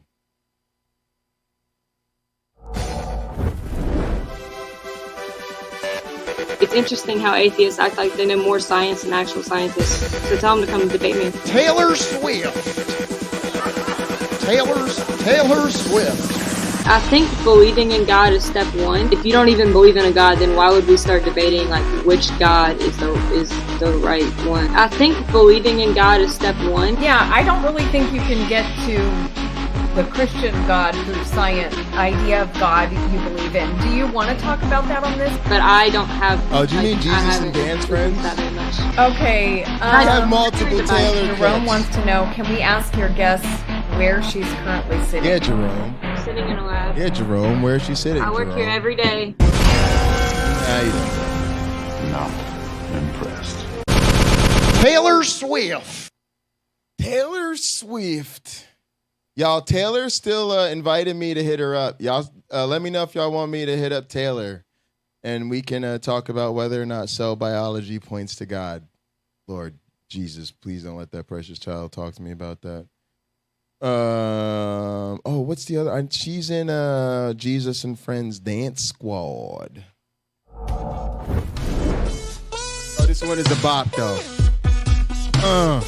Yeah, this one got them Jesus-y moves in them. Ooh, yeah, them dances. We have life in our Lord Jesus Christ. We have hope. We have hope. That bass line. We have life in our Lord Jesus Christ. We have hope. We have hope. Let's go! Can you feel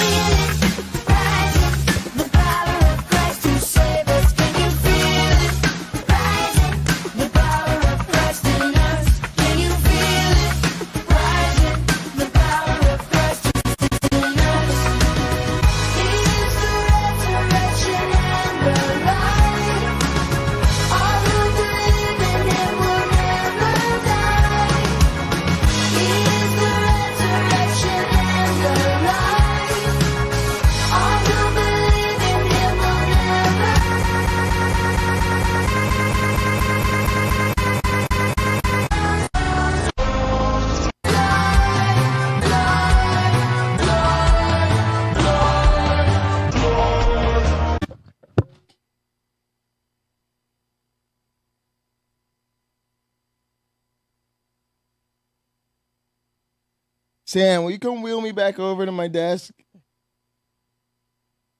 Sam. Fucking dog is lazy. Push. All right, wheels. Fucking wheels. There we go. We got some wheels up in this bitch. All right.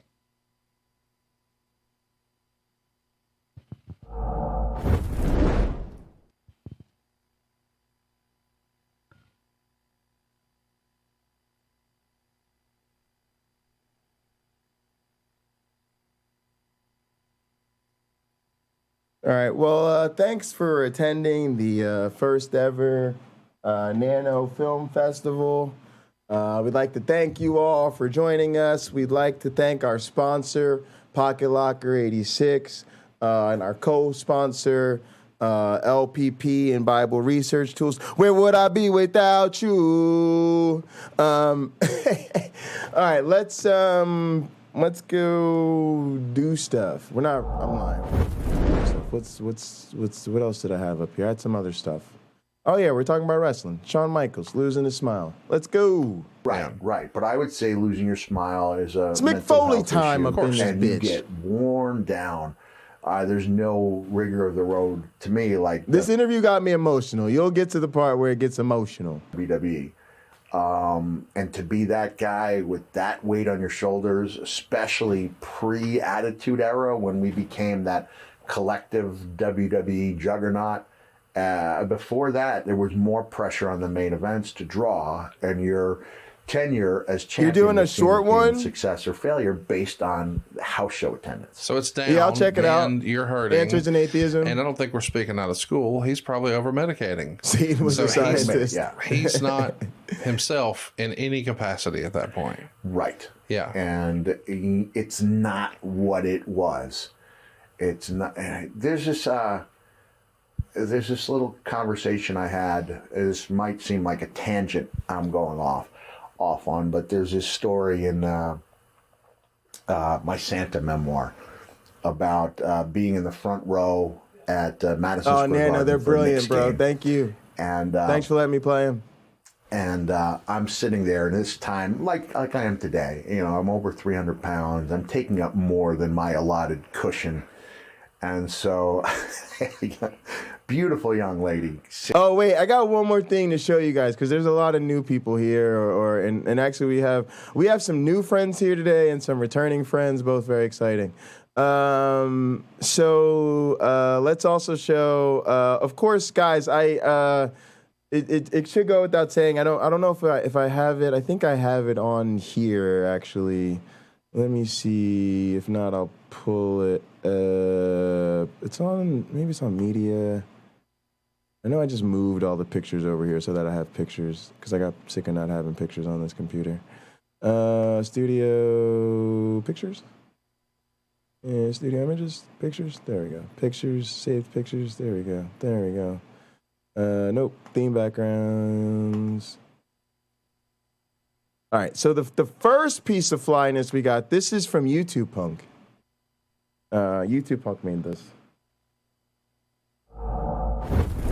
The Flying Man, because I think Jerome Robbins said he just noticed that this says visit jbundy.com or Pine Creek YouTube to learn more. So yeah, even way back then we were still plugging Doug's channel. But yeah, we've had that. That's our OG. That actually we used to use the different females and stuff as the sort of templates and backgrounds, and then we switched to this once we got that. And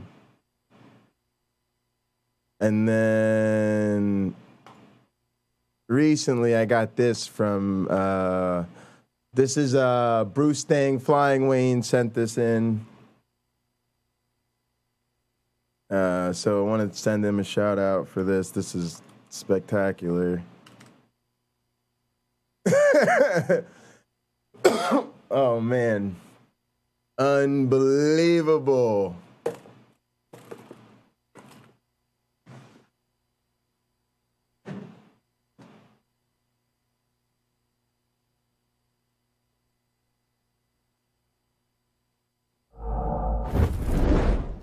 Yeah, I think that's super stellar. So you guys are unbelievable. I've got some unbelievable fans. It's happy birthday for me for sure. That's super crazy. Thank you guys. And of course, YouTube Punk sends us also a lot of our sounds and clips like that. A lot of what you hear in my soundboard. I think there might be more. It might be leaning towards more YouTube Punks on the soundboard than we're getting close. We're probably 50-50 in my soundboard stuff I've put in and stuff that's come from YouTube Punk. All right, let's listen to this interview. I see her approaching to sit down. Turns out she's with her mom, and I can see the hesitation. No, guys, it's grammatically flied. We've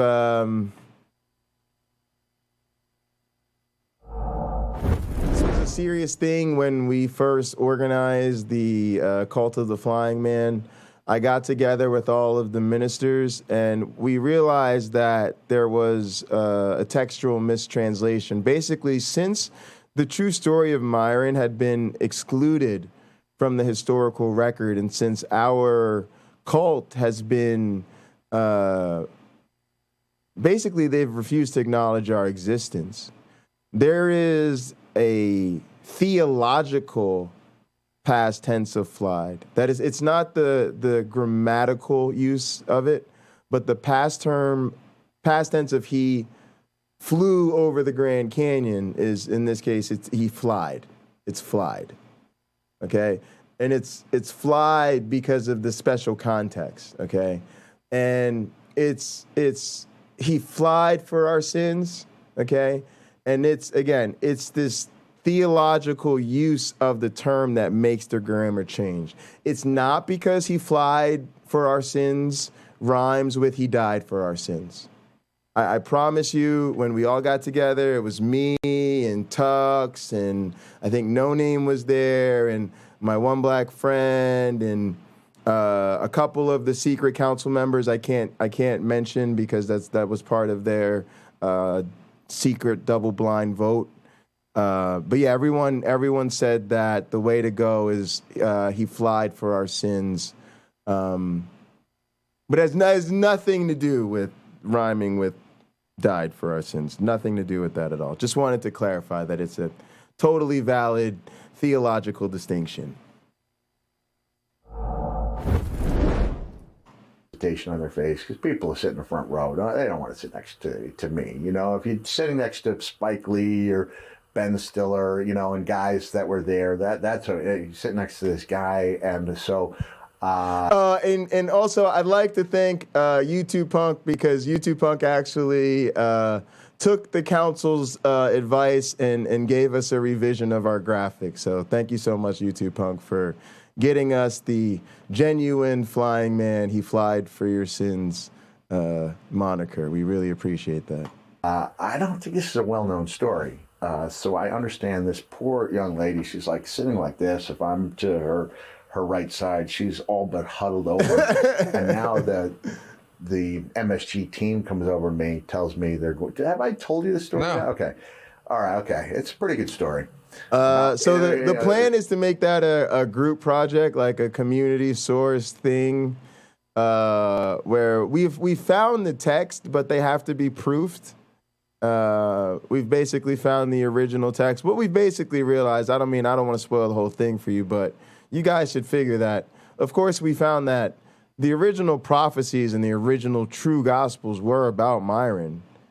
And the original prophecy was that he flied for your sins. And it turns out that the Jesus myth, that's what we're going to learn about with Derek Stream tomorrow. See, we're going to learn about whether or not there was a Jesus guy. But the Jesus myth is sort of a Judification of what was originally an Arizonian, legend. So the prophets were really Native American prophets. And they really spoke about how they would call them the Arizonian people. They're from a particular area, near the Grand Canyon, right?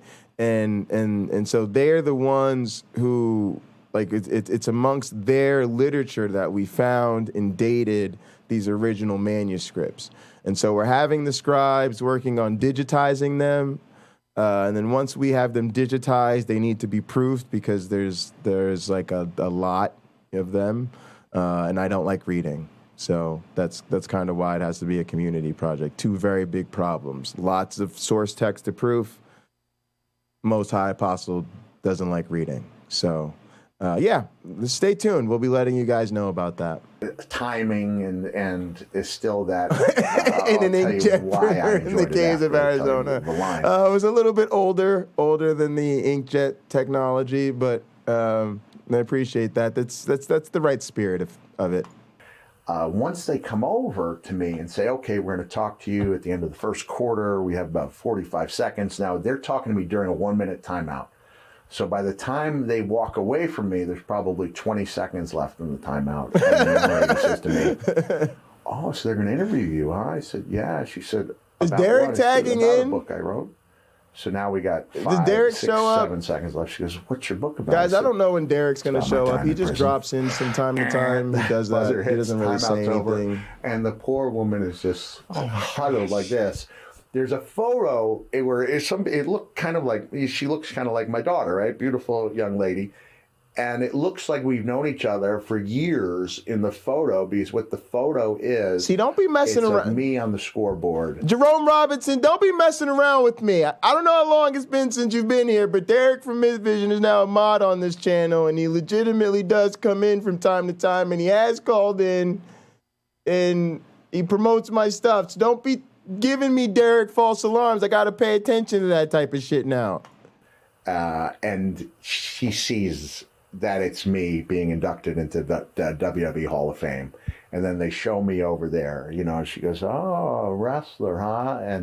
And so she tells me that we're gonna have to get on Myth Vision. Guys, me and Derek are planning something, hopefully with Erica from Gutsick Gibbon. So we're gonna try a little trios tag team, mixed tag team thing. You know, we're gonna see what we're coming up with, but we're gonna try to do something special on Evolution. Also, Erica from Gutsick Gibbon has been amazing. She's very, very kind, and I sent her sort of an overjoyed email about how great her video's been for me, and she sent me back an email that was like more excited to hear from me than than I was to see her video. She's very, very sweet, and so looking forward to doing some stuff with Erica. In addition to Rebecca, and I think we've got something coming up with people I keep forgetting. But yeah, there's a lot of stuff coming up. I'm hoping to do something, I guess, with Modern Day Debates.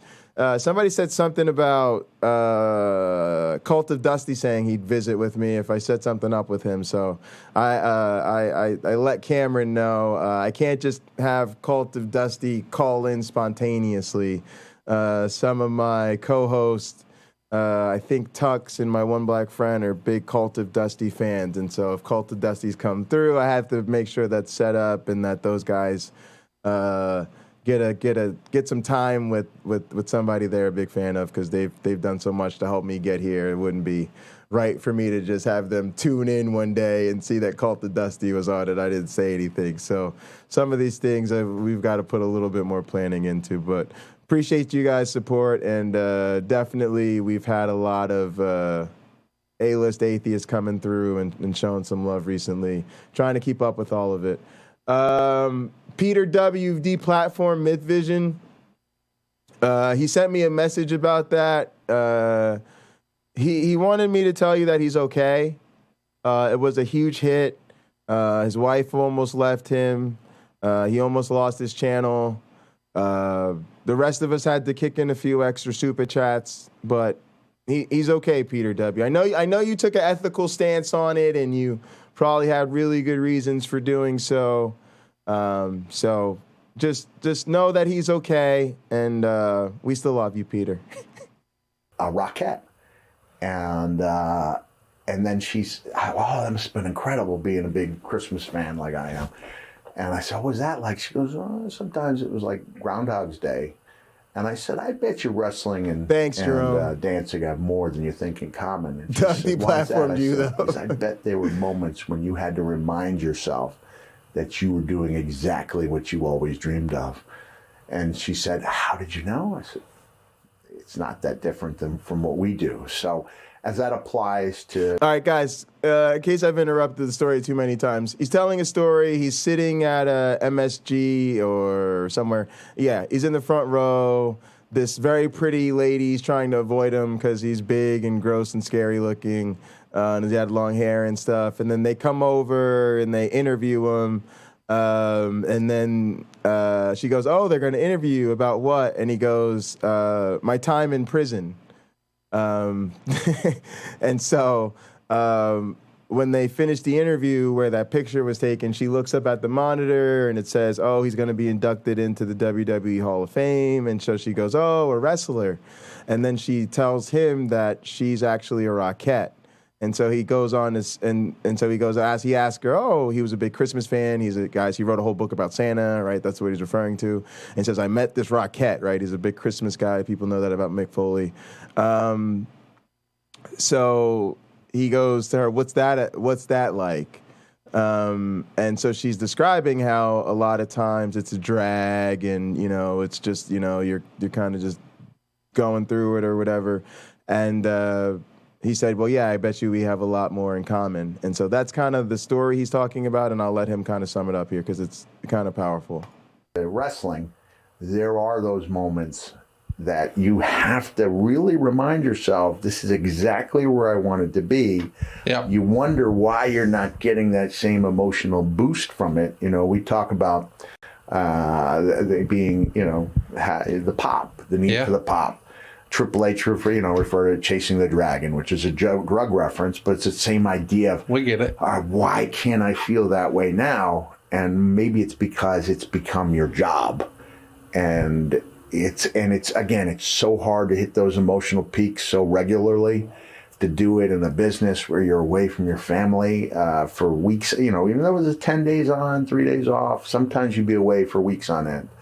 WWE, before they got to that more, humane schedule, guys would be on the road for 90 days at a time. Randy Orton remembers seeing his dad for like 7 days in a single year. Wow. That things were really tough, but nobody wanted to hop off that train because you didn't know how long it was going to ride for. So now we see what Sean was going through. At that time, people would snicker about losing your smile. Yes. But man, you're talking about a guy in his prime no longer feeling what it was that he felt when he got into the business and needing to step away. Knee injury and the smile issue. The smile issue being probably a lot more prominent than the knee. Yeah, for sure. Hang on a sec. Why I always pull shit up in the wrong fucking window? Hang on a second. Let's find the stream. A second.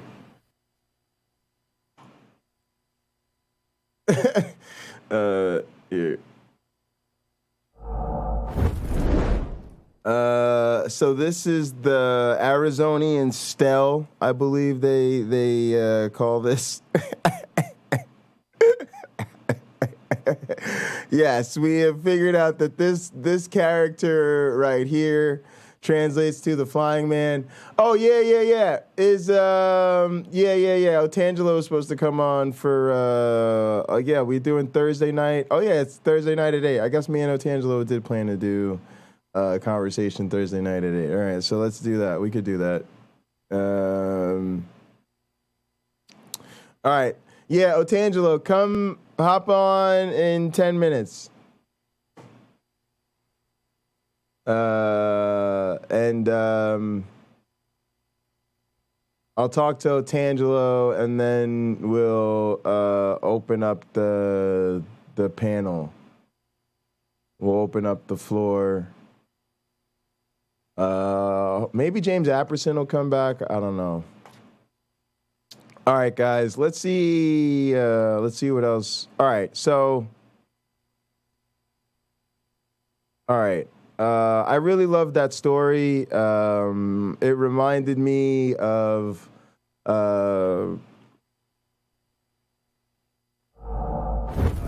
just a lot of things going on in my life and in my career, especially like, just when, things like, even like yesterday, like when I had to, I just been like, barreling down. I got to prepare this damn Avita Ed talk for this Avita Ed thing. And at some point you're like, oh, I got to do the bit about my, my exercise, and I got to make this presentation for it. And then I go and then I do it. And like, I did the whole Black Darwin thing and did the black and white camera. And I don't know, like, it was just easy to sort of. I remember when I hopped in the room, and Rob Pennock, my advisor, was like getting ready to have me on, and I just sat there and I looked and I was like, oh my God, like everybody in the world of digital evolution and teaching Avita Ed is here, and Rich Lenski's here, and Charles Afray is here, the whole gang is here.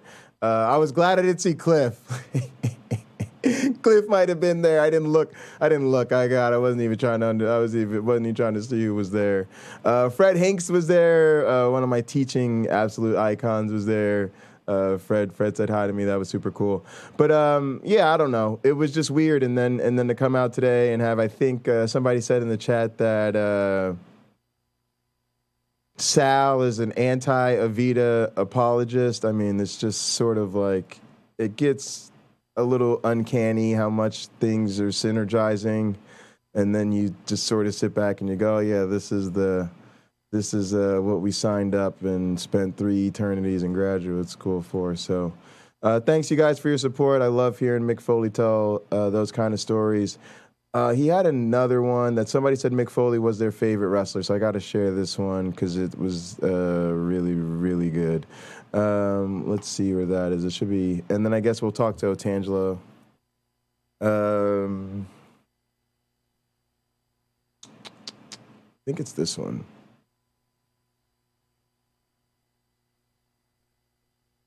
Is losing a smile. Yeah. But I want to mention the meeting, because there's so many stories that guys have about when they first meet Vince. Yeah. He sent me a first class ticket and picked me and my wife up in a limo and put us up at the Ritz, and he brought us out to the house and they had fresh baked cookies. You get the meeting at the office. What do you remember about that? I knew that Vince had really big plans for you. You met at the house. I knew that in wrestling lore.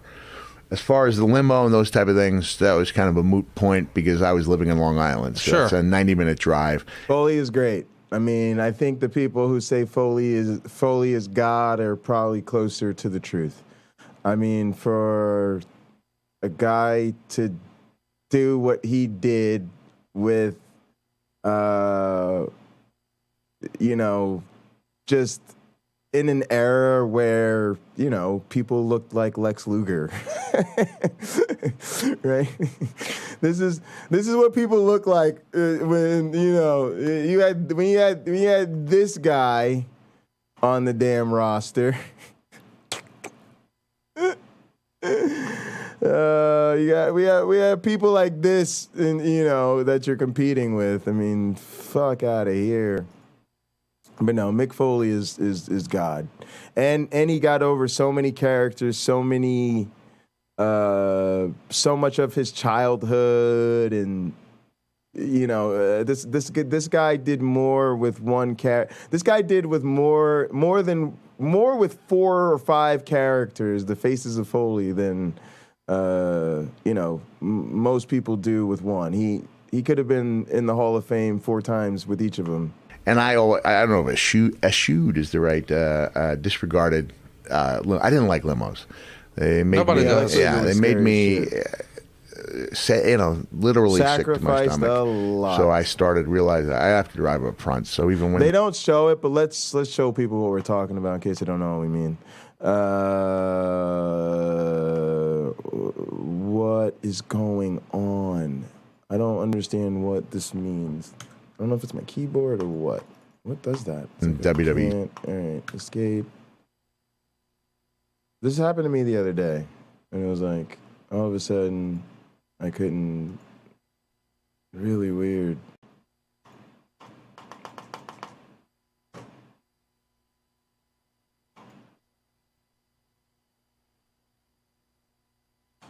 Really weird. That's what I get for making fun of Doug today. All right, let's go. There we go. Let's go Foley, Hell in a Cell, bump. We don't want to see the match. Actually, yeah, I guess let's show both of them. I guess they're both in there. Wait, is this a WWE footage? Yeah, it is. Fuck, they're gonna kill me. They don't let you show shit. All right. God damn it. Why is everything...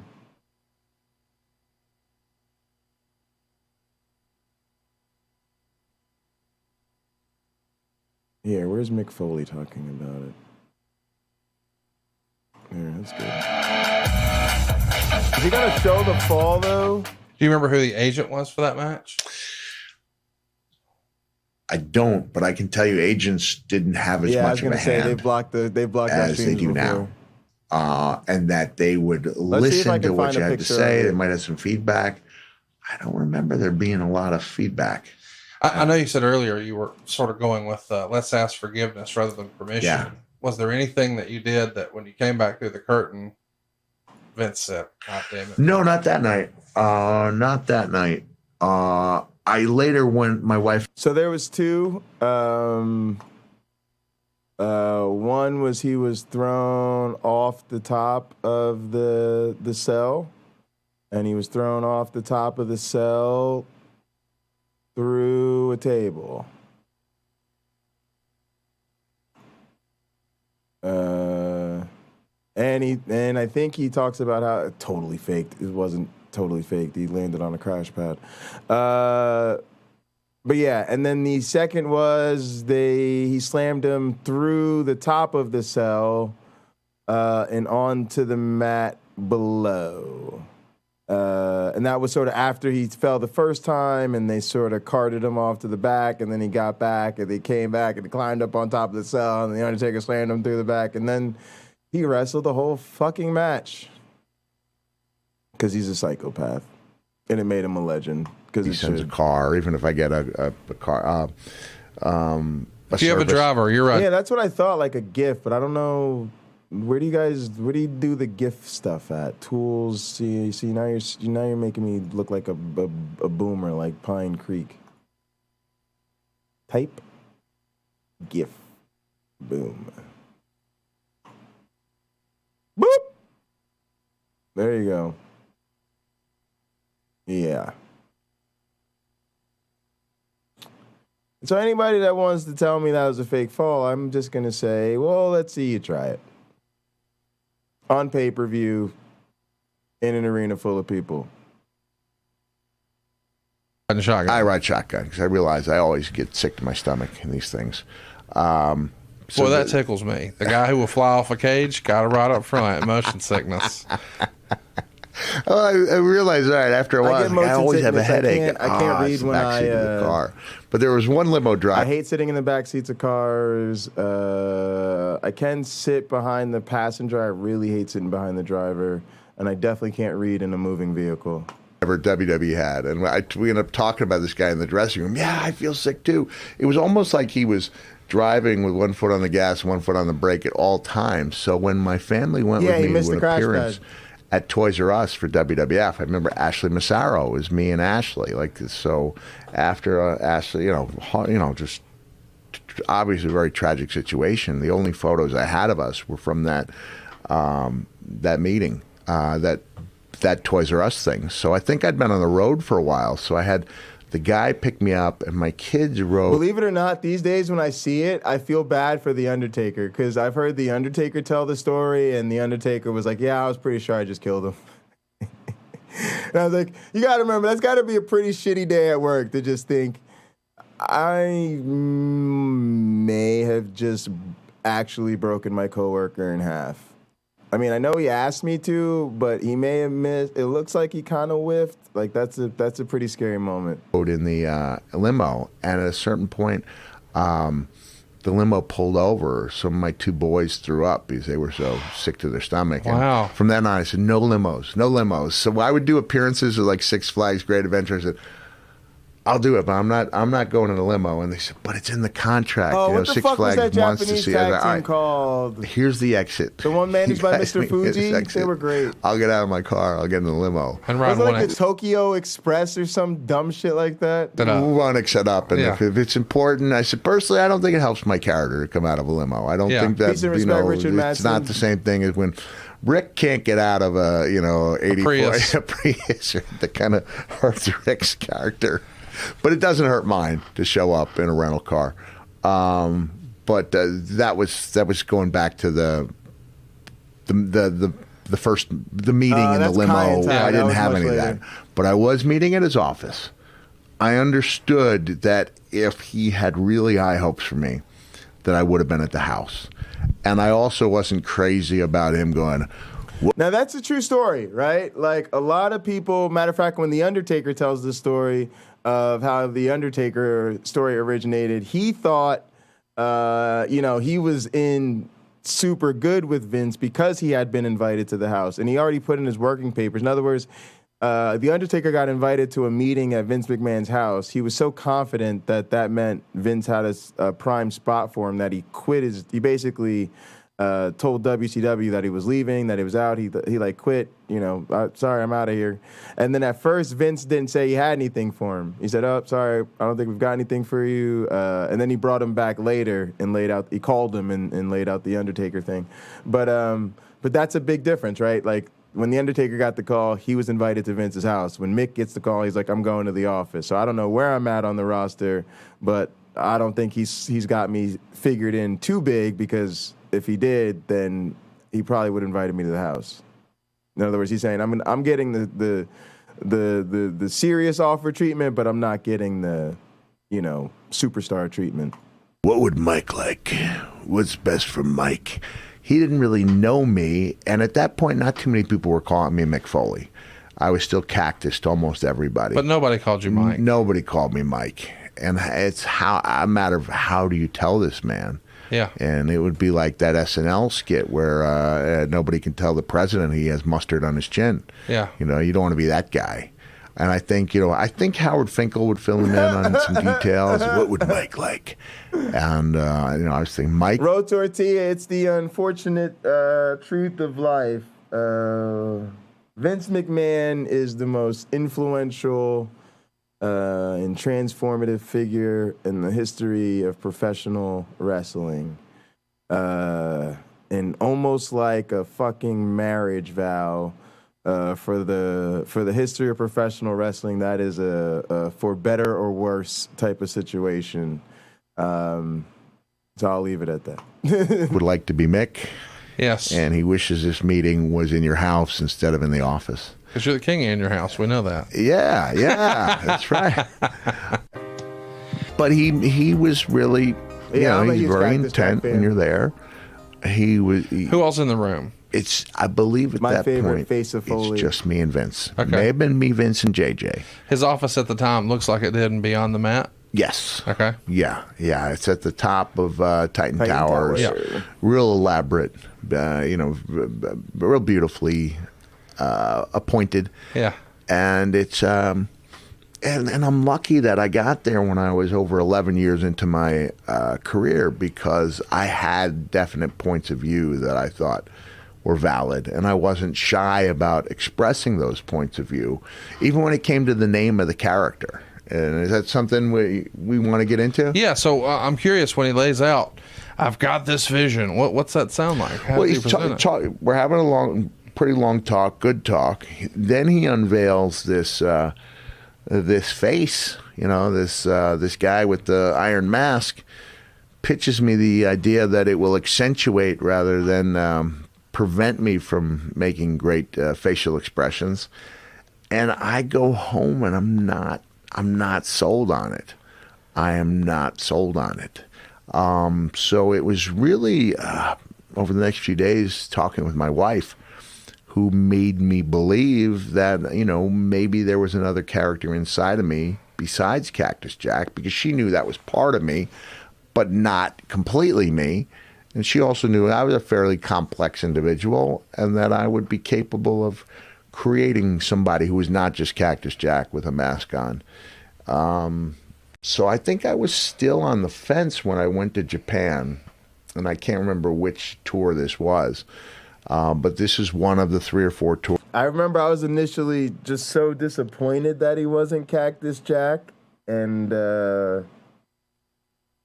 maybe even disappointed that he wasn't Cactus Jack with a mask on. But, you know, again, that just speaks to the brilliance of saying, nope, I'm going to make you do something totally different, and I'll get that over too. Tours that I did on the handshake that Mr. McMahon appreciated. So you accepted the job? I can't tell you for a fact if I accepted it before I went to Japan, or maybe I had accepted it, but I wasn't sure how things were going to go. So in the context of that first meeting with Vince, you're in his office. How long would you say the meeting lasts? 2 hours. And so when you said we had a good chat at first, is that just him getting to know you? Are you married? Tell me about your kids. Yeah, you know, and I had the added benefit of it, like being in the town over, from being born in the town over from his view across the Long Island Sound. Yeah. So you can see the smokestacks in Port Jefferson. I was born in Setauket, which is the next town. There's a famous deli called Seaport Deli, called because it's on the border of Setauket and Port Jefferson. So I had that, and we made I'm gonna eat a snack. Otangelo, we'll chat in a few minutes after I get through this video. Right away. But did he mention any of your stuff in WCW or ECW at all? He mentioned that he was a fan of the promos, and that's why I was surprised when Jimmy revealed that maybe Vince had never seen. I still maintain, this is not me being bitter at all, but I still maintain, if you're bringing talent in, like as Vince is as mindful as he is of every minute situation, maybe somebody should give him a highlight package of maybe like an hour spent in front of the TV, seeing some clips from matches, some promos. That might be a really good way to spend an hour, so that you're not judging a guy based on one match in a ring that's 2 feet taller than he's ever been in, or has ever been in my point in 11 years since I was last in 10 years since I was last in a WWF ring. You're working with ropes instead of cables. Like it's almost like an entirely different world. And the ring's concrete. Yeah, at that point, before they made the change, they're still going with the ring that Dick Ebersol approved of, because he didn't want to see a ring moving on Saturday night's main event. So now that's great if that was the only time that ring was used, was Saturday night's main event, but it's also the house show ring, it's a television ring.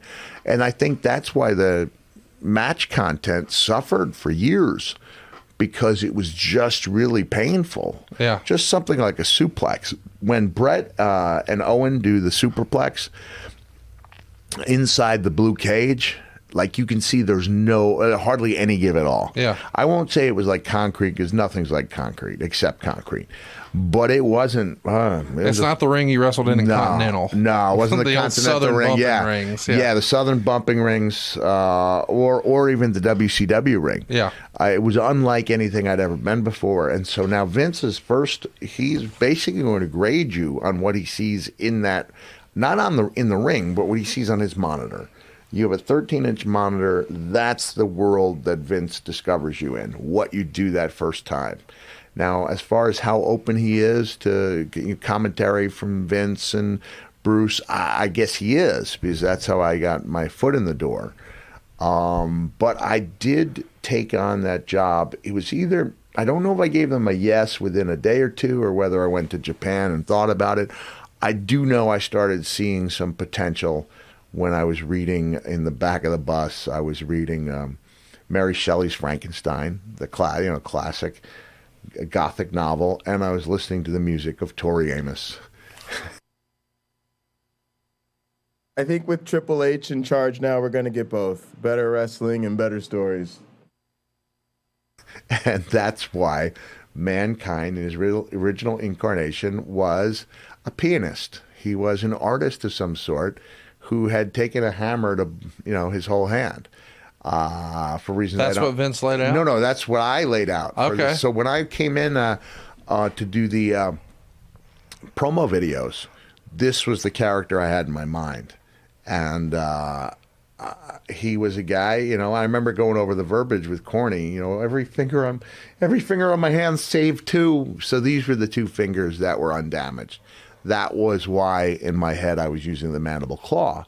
And by Vince accepting the mandible claw, he did a great service for my long-term well-being, even though I got banged up and ultimately had a lot of trouble getting around for a long number of years up until the hip surgery. And I still don't walk like, there's still a definite limp in my hitch. But by using the mandible claw, now I've got a hold that I can use on anyone at any time that doesn't cause me Those pain. guys are still around. And he did bring up the biting of the fingers. Yeah, that's why Bill Watts had AEW. disregarded it out of hand. Would I just bite your goddamn fingers? Wait, hang on. Okay, we're AEW is actually really good. The mandible claw is something you created. I didn't create it. I brought it back at the suggestion of Jim Cornette. And Cornette pitched it based on the story from The Fugitive. Yes. And you apparently pitched that once to Watts? I pitched it to Watts. What year was that? That was probably 94, maybe 93. No, Watts came in 93, I think. No, Watts came in 92 because he was in WCW. Okay. WCW. He was the guy in charge that was when a I whole did the Beach different era, Blast right? with That's Sting. now That was like the taking- first month that Bill was there. That was taking Mankind the monster and making him Mankind the lovable, cuddly monster. It was Cornette crazy. gave you that idea in 92? Probably gave it to me in 92. I was like, Jimmy, man, this elbow, this is a tough thing to do on house shows. And plus, you got to either accept a count out or roll a guy in. And I did there was one match, an enhancement match I had, and I looked inconquerable. This is 1990. At that point, I dropped an elbow from the apron, went over the guardrail. I'd pulled it in, and, years later, it would be like, well, he dropped an elbow over a guardrail. I just saw RVD do a moonsault off the second rope over the, But for its time, especially, at my size, to come over and drop the elbow over the guardrail, then throw the guy back over the guardrail, roll him in, and then I caught him with a bow and arrow cradle and brought him back for the pin. So it's like I've just done all this barbaric stuff, and then I win with a technical wrestling move, which just added a little layer to that character. But I looked like unconquerable there. And that was 1990, even when I was predominantly known for losing. But man, I needed something I could do that wasn't going to have me dropping elbows all the time. Corny brought up the idea of the mandible claw, laid out the history of Dr. Sam Shepard, upon whom the TV show and the movie The Fugitive was based. And I pitched it to Watts. He shot it down immediately. Saying, I'll just bite your fingers. And I tried telling him it was a nerve hold, but he wasn't interested. When I brought it up to Vince, I think he said, well, why wouldn't someone bite your fingers? And I explained it to him anatomically. It goes underneath the tongue, nerves. Your thumb pushes up on the nerve. I said, and the thing about it, it's very visual. I said, I can't think of another hold. Sometimes you're technically not allowed to blade in the WWE. So that's one of the changes of the modern era. Also, the big TV contracts that they have now with USA and Fox, it's the PG era, they call it, so they don't want blood on TV. And so now it's you're much more likely to see it on a quote-unquote premium live event, even then rarely. And then they do stuff like going into the WrestleMania build this year with Brock Lesnar and Roman Reigns. They wanted to do a build-up where they had, I guess, Brock Lesnar get busted open. Now, you're not going to let most people most people aren't going to bust open Brock Lesnar. Brock Lesnar not going to let most people bust him open, but he's friends with Roman Reigns and wants to make Roman Reigns look like $1 million. So to make a long story short, they do this whole deal, and at a house show in Madison Square Garden building up to the show. Now, every once in a while, blood still happens on TV, and guys do still blade, and they get caught, and theoretically they get fined, and sometimes they plan it and do it anyway, and then Vince finds them, and that becomes a whole deal. But, yeah, the idea is to remove the blading. I still think they blade in AEW. I think there's probably a lot less discretion over that. But, yeah, under the armbands... Under the tongue, I probably wouldn't do. I don't think most guys would stick a razor blade under their tongue. But usually in the wristband, it's got to be somewhere where it's tight to your flesh and safe, right? So the idea with the wristband is that you can get it taped. There's a lot of tape under the wristband, so you can slide it in and out easily under a piece of tape. Sometimes a wristband, sometimes a liner in your trunks. I mean, different guys get into these sort of secrets. I'm an old school guy. I like the brass knucks in the trunks. But they're hard to conceal. I noticed that even with the ones I have at home. Except the Cobra Clutch. So a lot of times you have the thin sort of foreign object that's used. That's a lot easier for the wrestler to get away with than the brass knuckles. Where you have both the face of both the perpetrator and victim. This was brilliant. In the same frame. This is brilliant. And I sold him on that idea that, I was always very camera conscious. And I don't know if he approved it right away, because at that time, especially But Vince McMahon is so TV conscious that's a brilliant pitch to Vince McMahon. Hey, Vince, the best part of this is, you're going to be able to tell your DP, your director of photography, hey, make sure you get tight on both their faces in the same shot. And any of you guys that remember growing up watching the Mandible Claw, that was part of it, especially when they were first building him up. And it looked like he was choking the person out, and you could hear him see him getting into it and doing that sound. He used to make this crazy wild noise, and then you see the person, start foaming. It was really made an impression on you as a kid, that's for sure. In the second or third meeting, I was pitching a lot of ideas, and he was doing a lot of writing. So I didn't know how much of it would come to fruition. We should probably start with the pitching of the name before I tell you how that worked out. What was his vision for the character? You told us what your vision is, where he's a pianist who took a hammer to his hand, but when he shows you the drawing of the guy in the mask, and maybe it's Max Payne, we think, it turns out it's probably The Undertaker. What did he say was the big idea that you had been summoned to his office for? Well, there was the idea of pitching this character. He didn't have a name for it. He did not have a name at first. They threw the name Headcase. It was supposed to look like he was in an asylum. There were the 3 or 4 different drawings they had. And the one was in a straitjacket, right? Headcase was in the straitjacket. Vince asked me if I minded. He heard that I had the missing ear. Would we mind accentuating that? I had a little tiny lawsuit with WC. I say lawsuit because I was just looking for the money that I would have gotten for 6 months had I gotten the surgery that I was told I could get. And so I didn't think it was being petty. I wasn't shooting for $3.7 million. It was just I believe I should be entitled this because it's what I was told I would get, and because I didn't get it, instead of opting for surgery, I came at your request and finished out my days as a wrestler. I think it would be good if we stuck to the original plan, which was to, I don't think at that point I would have gotten the surgery, because by this point, no, it's the missing ear it's part of me, right? Yeah. It's hard to imagine me. Even fans will gradually accept that I'm going to have these bottom teeth fixed, right? And the top one. There's a lot of missing teeth there. They'll accept that. I don't think they'd accept me showing up with extensive plastic surgery and a new ear. I think they feel like this is part of the Cactus Jack mankind they grew up with. And you can cut your hair short. We're still going to love you. You can get your teeth fixed, especially if it's by Dr. Britt Baker. We're going to love you. Don't mess with that ear. Yeah, to be honest, Mick Foley's ear, I think, is a source of pride for the entire business. But this was one for all you guys that are Foley fans. I thought you'd appreciate hearing Mick tell this story.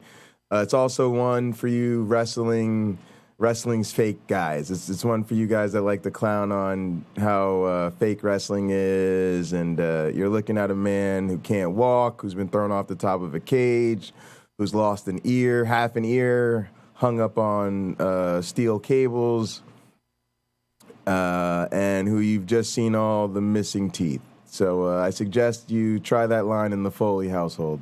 It's funny you mentioned the WC lawsuit. I didn't know that, but I've heard for years that a lot of guys figured out the threshold for Turner Legal, where if you ask for less than 6 figures, they just pay to make it go away. Well, I was asking for like 115 G's. And the problem I had was that I did not realize when I'd torn a knee ligament that I had received a small payment as a partial permanent disability. A lot of people would care, and you'd never hear the end of it. The other thing is, all wrestlers now have a second career after wrestling, and mixes podcasting and supporting AEW. So, but a lot of guys go on the sort of appearance and, meeting up at the old legend retreats and signing memorabilia and making appearances and stuff like that. And so even at this stage of his career, he does still have to think about essentially booking with a wrestling audience. And then how often does he want to have that conversation? Right. So I think that's all probably part of it. Plus, like I said, just like I showed you guys that bump, it is a source of pride for the whole industry, because it speaks not just for him, but for the rest of the guys in the locker room and to every fan just about, what wrestling means to people, as weird as that sounds. And so I don't, that was 10 or 12 grand or something like that. So I was acknowledging in some way that I was an employee, even though he's written a couple bestsellers already. Yeah. So it was like they had their cake and was able to eat it too, in that they could pay you as a contractor, but consider you an employee, and it was legal. That's weird. In the state of Georgia. And so once that came to light, which I'd completely forgotten about, the lawsuit, I lost that, but I lost that lawsuit. In a way, I wish I'd never filed it, because I was, using the ear. And at that point, I didn't really care that I didn't have it. It was just that matter of, well, they told me I could. Sure. And then I came back out at their request to do the matches. And I just thought that they should have made do, on what they originally said. But at that point, I was a WWE guy, and it was probably something worth fighting for that. You probably ask Eric about that, because that's an interesting thing. For me, I remember the ear. The teeth comment's interesting about it being more visual. I remember the ear. I don't even remember the teeth. Because I think for those of us that were around when the ear thing happened, I used to feel like I remember the ear thing, and then I felt like it was a house show or something. But I think he used to also always recreate the spot. It was a common spot he did where he'd get his head tied up in the ropes. But yeah, I remember the ear, and I think for that was so dramatic that. It almost took the Hell in a Cell thing for me to like pay attention to his bumps again, because the ear thing was just so crazy.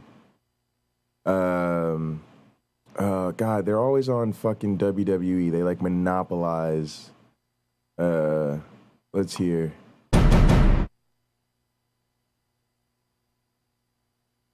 I don't know. How is TMZ about like? Oh,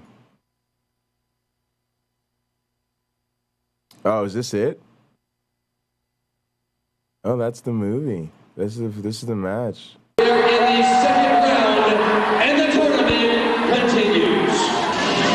The following tournament match, it is at for one fall with a Gary Capetta. Boy, do I ever remember that voice. This is the voice of my childhood. Fucking Gary Capetta. All right, let's move on. I don't want to keep Otangelo waiting too long. Otangelo's always waiting around for me. All right, Otangelo. Is Otangelo still here? Did I miss Otangelo? Am I going to miss another exciting opportunity to talk about intelligent design creationism or the Shroud of Turin? Let's check this out in the meantime. So for those of you who don't know, I am Canadian. The Canadians, they walk among us. I live in Toronto currently, but I've lived in a few places around the country. And one part of our national identity is being proud of our country while also being a little embarrassed about how we think the rest of the world sees us, or more specifically, how we think Americans see us. Something that can be seen here in this old commercial for Terrible Beer, a video that our friends from high school still regularly post on Facebook. And I pronounce it about, not a boot. I can proudly sew my country's flag on my backpack. I believe in peacekeeping, not policing. Diversity, not assimilation. And that the beaver is a truly proud and noble animal. A toque is a hat. A Chesterfield is a coach. And it is pronounced Zed, not Z-Z. I'll tell you another thing, that beer sucks.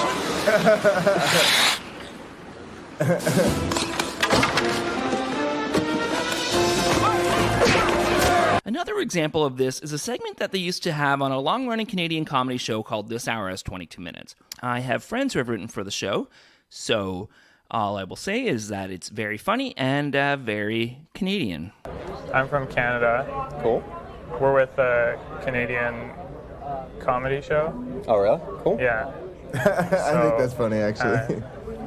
Here to make fun of you. Nice. Nice. The segment was called Talking to Americans, where one of the correspondents, Rick Mercer, would go to the States and ask questions about Canada. Do you think that America should be bombing Saskatchewan? Absolutely. Absolutely. What about ground forces? Do you think ground forces? See, it's so funny, like being on the opposite side of the border. I've never left this country and wanted to come back. I've never left the United States and looked forward to coming home. Every time I've left the United States and had to come home, on the return travel, I felt like I was traveling in the wrong direction. I think America sucks. I think the people that try to glorify it and act like it's whatever and the blasés, they just haven't been other places. When you go other places, you're like, America fucking sucks. Why would I waste my time trying to redeem? Again, why would I waste my time trying to educate people who are working as hard as they can to find the wrong answer? You know? Should be sent into Saskatchewan. That might be safer. That's what they're going to have to do. That's what they're going to have to do. So bomb Saskatchewan. Yeah. Okay, thanks. Have a good day. Or get them to congratulate us on our accomplishments. Congratulations, Canada, on getting a second area code. Congratulations, Canada, on getting a volunteer fire station. Congratulations, Canada, on getting grade 9. Congratulations, Canada, on getting FM radio. Congratulations, Canada, for legalizing VCRs. This style of man-on-the-street comedy isn't just meant to exploit a rivalry that only one side knows about. It's a common late-night trope as well, like in Jay Leno's classic jaywalking segments. The largest country in South America. In South America, Africa? Our galaxy called. Wow. I am It's also a candy bar. Mars. I don't remember. Okay, let me give you a hint. It's the name of a candy bar. Babe Ruth. What once divided East Berlin and West Berlin? Wait. That's a Michigan State sweater. Let's finds out if people know about things. So, to find out this afternoon, we sent a team out to... Sorry, I still teach at Michigan State. I've got my Michigan State gear on. That was a professional decision right there. ...to the street to ask pedestrians to name a book. Any book. Can you name a book? I saw this. This was so good.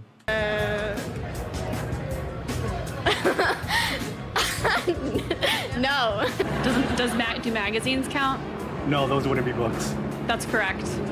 Just as sure as my favorite book is... Believe it or not. Magazines! All these shows rely heavily on editing out the right answers and the fact that it's harder to recall things when the pressure is on. I know a fair amount about TV and movies, And I know the names of a lot of actors and directors, but if I'm in a group of people and I have any social anxiety, I will forget a name mid-sentence. No, not Psy. Citizen Kane. Citizen Kane. Psycho. No. It's Psycho. No, it isn't Psycho. It's Psycho. No, it is Psycho. Is this about a motel owner who's crazy and kills a woman in a shower? No, I just told you. It's about this newspaper tycoon. He had a sled named Rosebud, and they're all trying then to I guess it wasn't Psycho, was it? Like on Billy on the Street, when Billy Eichner asked a woman to name a woman. For $1, name a woman. Name a woman? Yeah. Who? Who? No, name a woman. Name a woman? Yeah. Yoga bag, name a woman. Sorry. No, name a woman. Name a woman? Let's go. Any? Yes. Oh my God. Yes. This is so hard. Name a woman. Name a woman. I bet that normally she could name a woman. But a man came up, started shouting at her while a camera crew was filming her. Way too much was going on in her head, and she couldn't recall a single woman's name. We like these shows because they we make like Americans to feel look superior. stupid. And we find it really funny when someone doesn't know something that to us seems like common sense. Uganda. I don't know. Australia? I don't know. Is that a country? That's America.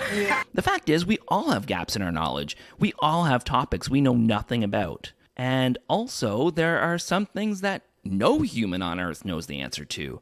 And that's okay. Because instead of making up things like myths or religions to explain the things we don't understand, it's okay to say things like, I don't know. Let's find out. Now,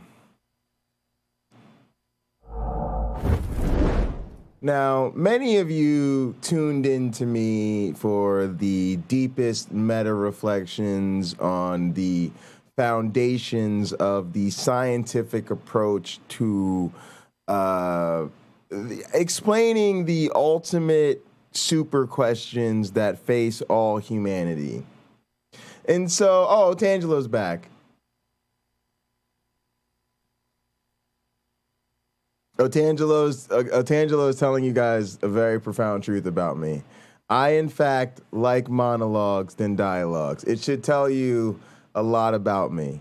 It should tell you that the people who I already agree with, I find boring to talk to. Y'all know how that goes. And the people I don't agree with, I find incredibly stupid and irritating and very much lacking in the basic shit. So in fact, I started a channel where I could very selectively engage with the community, kind of just have a chat going for me to engage with my friends, and have a platform for me to have a platform. That's why I have this large microphone and this here channel with my name on top of it. Yes, that would be the case. It's actually why I've recently stopped having so many, people just co-hosting and wingmanning my shows. I really don't like when I have to listen to other people talk too much. Kind of dampens my mood, you know? I'd rather just rant and throw in a nano fever dream here or there, watch something I think is funny, you know? Stupid jokes, that type of thing.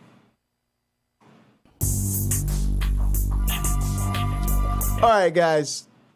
Now, back to my rant about the important fucking foundations of science. I tell my students a very important lesson that, Otangelo, you need to learn. Here you go, Otangelo. I almost thought this lesson was going to be lost on you skeptics. But now that I know Otangelo's back and Peter W. is here and even my man Richard Madsen is here.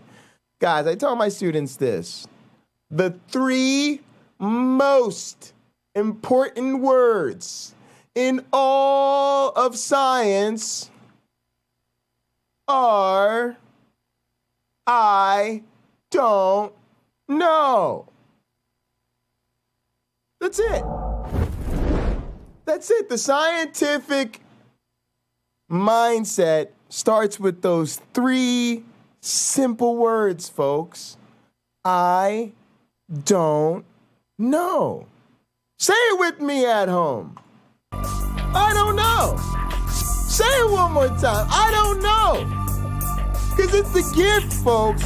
Say it Hey, everybody, thrice. thank you so much for liking, commenting, and subscribing, and hitting that bell. Why does Otangelo want to debate me about the Shroud of Turin or intelligent design creationism? I don't know. Icon and all those things that help out the channel. And you're all wonderful, and I appreciate you, and thank you. Let's take a look at this pastor who totally didn't make up this story about a time he was asked to speak at what he called an atheistic society at a university. So I get up on stage and there's boos and hisses and all these sorts of things, and I come up the front and I just said to the guy, I said, listen, you spoke so eloquently. I said, come and join me on stage. So he came and joined me at the podium at the front there, and I said, you believe there is no God? He said, there is no God. You cannot be a rational person and believe there is a God. I said, okay, help me out with this. I want to show you something. And I drew a circle on a whiteboard like this. I said, this circle represents knowledge. Everything that could ever be known about any subject fits in there. All the sciences, all the arts. You're an intelligent man. You study at this university. How much do you know of everything that could possibly be known? So he took a pen and he drew that and he went, I reckon I know this much. I said, wow, you're intelligent. He said, yeah, I am. I said, that's brilliant. I said, so that's what you do know? He said, yes. I said, and that's what you don't know? He said, yes. But this does exist, you just haven't discovered it yet. Yes. Therefore, could God not exist in a dimension that you haven't yet discovered? Answer, yes. Yes. Yes. Yes. Yes. Yes. Yes. Yes. Y'all like that Daniel Bryan chant? Y'all catch that? We're going to talk to Otangelo real quick. But guys, I bet you if... Oh, Otangelo's still not here. Otangelo's calling me out all about the dialogues versus the monologues versus the prologue versus the prelogues. And then he's not even back here. He's not even back here for this combat conversation. Now, guys, who's willing to bet money? Because I am, because I have a lot of confidence in Christians, that he's about to tell us about the dimension that we've discovered that this God is in, because that would demonstrate that he knows something that this person he was talking to doesn't know, and would be a totally reasonable foundation for that belief that there's a God in this yet undiscovered dimension that he's going to tell us about the discovery of. I'm sure that's what's coming. Let's find out. That's my prediction. That's my hypothesis. Let's see if I'm correct. Therefore, sir, I would suggest you're not an atheist, you're an agnostic, and one step closer to knowing my Jesus. Nope. I don't know who I like better. The guy who was completely unimpressed, nope, I was or wrong. the guy who was trying his hardest to look impressed. The totality of all knowledge, all scientific facts, everything, and we were to be able to draw a circle that would represent it. It would look something like this, broad and expansive. Hey, the shroud exists in 10 dimensions. See, guys, see the importance of I don't know that I just demonstrated there to you. I made a prediction. I predicted we were about to get scientific knowledge from a theist. You know, I know that these guys, they all tell you guys, you ever watch these theist channels lately? They keep telling you every day, every time you see them, I love science, I love science, I love science, I love science, I love science, I love science, I love science. So I just assumed, based on how much he loves science, that evidence of this dimension was coming, and I was wrong. And I had to just admit that I was wrong about that. You know? It's the first time I've ever been disappointed counting on Christianity for scientific knowledge. The first time. I'm sure they got me back next time, though, right, Christians? Large. And yet it is that if you were to draw a circle of everything that you know, every experience, every scientific fact that you've ever learned, whether in school or study, it would probably look something more like this. Now, don't you think it's ironic that there's people that have lived in this little circle their entire life that are trying to claim that there's no God that exists outside of their knowledge? Therefore, because they've never experienced him, he doesn't exist. By that logic, there is a lot that could exist. Horses with butterfly wings, and there we go. Let's delivers go. chicken McNuggets to puppies, and a good odd-numbered Star Trek movie. It's because I heard there's no good odd-numbered Star Trek movies. And rule of threes. But where do we get our knowledge in the first place? How do we know something is true? How do you know and have certainty about something? Can we get an APB on James Apperson? A truth claim, knowledge claim. How do you know? And the answer is, I told you. Reliable sources? Peer-reviewed articles? Because if not, I'm going to watch this video, and then we might go to the arcade. And if I go to the arcade, I might not be willing to talk to you Bible and philosophy nerds. I might have to shut down my Bible and philosophy brain for the night. James Apperson, come on down. You're the next contestant on... Oh, I already know James Apperson's price. I already paid James Apperson. Never mind, James. We're good. Yeah, James Apperson, hop in. We've already introduced James. James can just come back in here. Otangelo challenged me to a debate. He said that he wanted to debate both the Shroud of Turin and intelligent design creationism. He said he would meet me here 30 seconds ago. And he said that if he didn't show, then that was his indication that he was surrendering both of those positions. He said that he would be here by 8:45, or else that meant that Otangelo would no longer defend either intelligent design creationism or the Shroud of Turin. So... I know. I just deconverted Otangelo. It's kind of a big deal. Hold on. I think we're losing the stream. Did we lose the stream? Is the stream back? Stream's telling me it's not connected. James, can you... Oh, here, hang on. James, can you hear me? I can hear you. Yeah. I know you're good in the restream. Let's see if the... Oh, it looked like something was going on with my... YouTube is fine. All right. It looked like maybe something was going on with my device or something here. All right. Cool. All right. What's up, James? We can... We're doing this believe it or not thing. But what do you think so far about this? Because I think this is going to get into what you talked about earlier, right? Like, we're going to get into how we know things and this whole sphere of knowledge claim thing. Is he leading up to a presuppositionalist argument? I have no idea where this is going. I haven't seen this. All right, fair enough. I try to be one of those reaction, Jay reacts to whatever. So, can I actually tell you guys how much it ruins my YouTube experience? This is me, like, before stream, like, trying to find something to watch on YouTube. I can't watch that. I want to react to that on stream. Yeah, I can't watch Gin and Truth because they're going to expect me to watch Gin and Truth on stream. Oh, Rebecca's got a stream. Nope, can't watch that on stream. Oh, I want to watch EV. Oh, but then if I want to talk about that, I'm going to have to show that on stream. Oh, Pine Creek. Nope, got to wait and talk about that on stream. Nope. They're going to want me to talk about... You know what? This is literally what you guys do. I can't watch shit. I'm out here digging. I'm like, play some fucking SpongeBob lo-fi and some fucking what is this? Some right-winger rap. There, nobody wants to hear that shit. I literally listen to fucking Jesus music. I'm like, look, let's just listen to worship music. This is the only time I can listen to Jesus music, and I won't have to. I'll be sitting here like this. This is what I can play that my community won't get mad at me for listening to in my free time. Fucking awful. Yeah, it was awful. Can't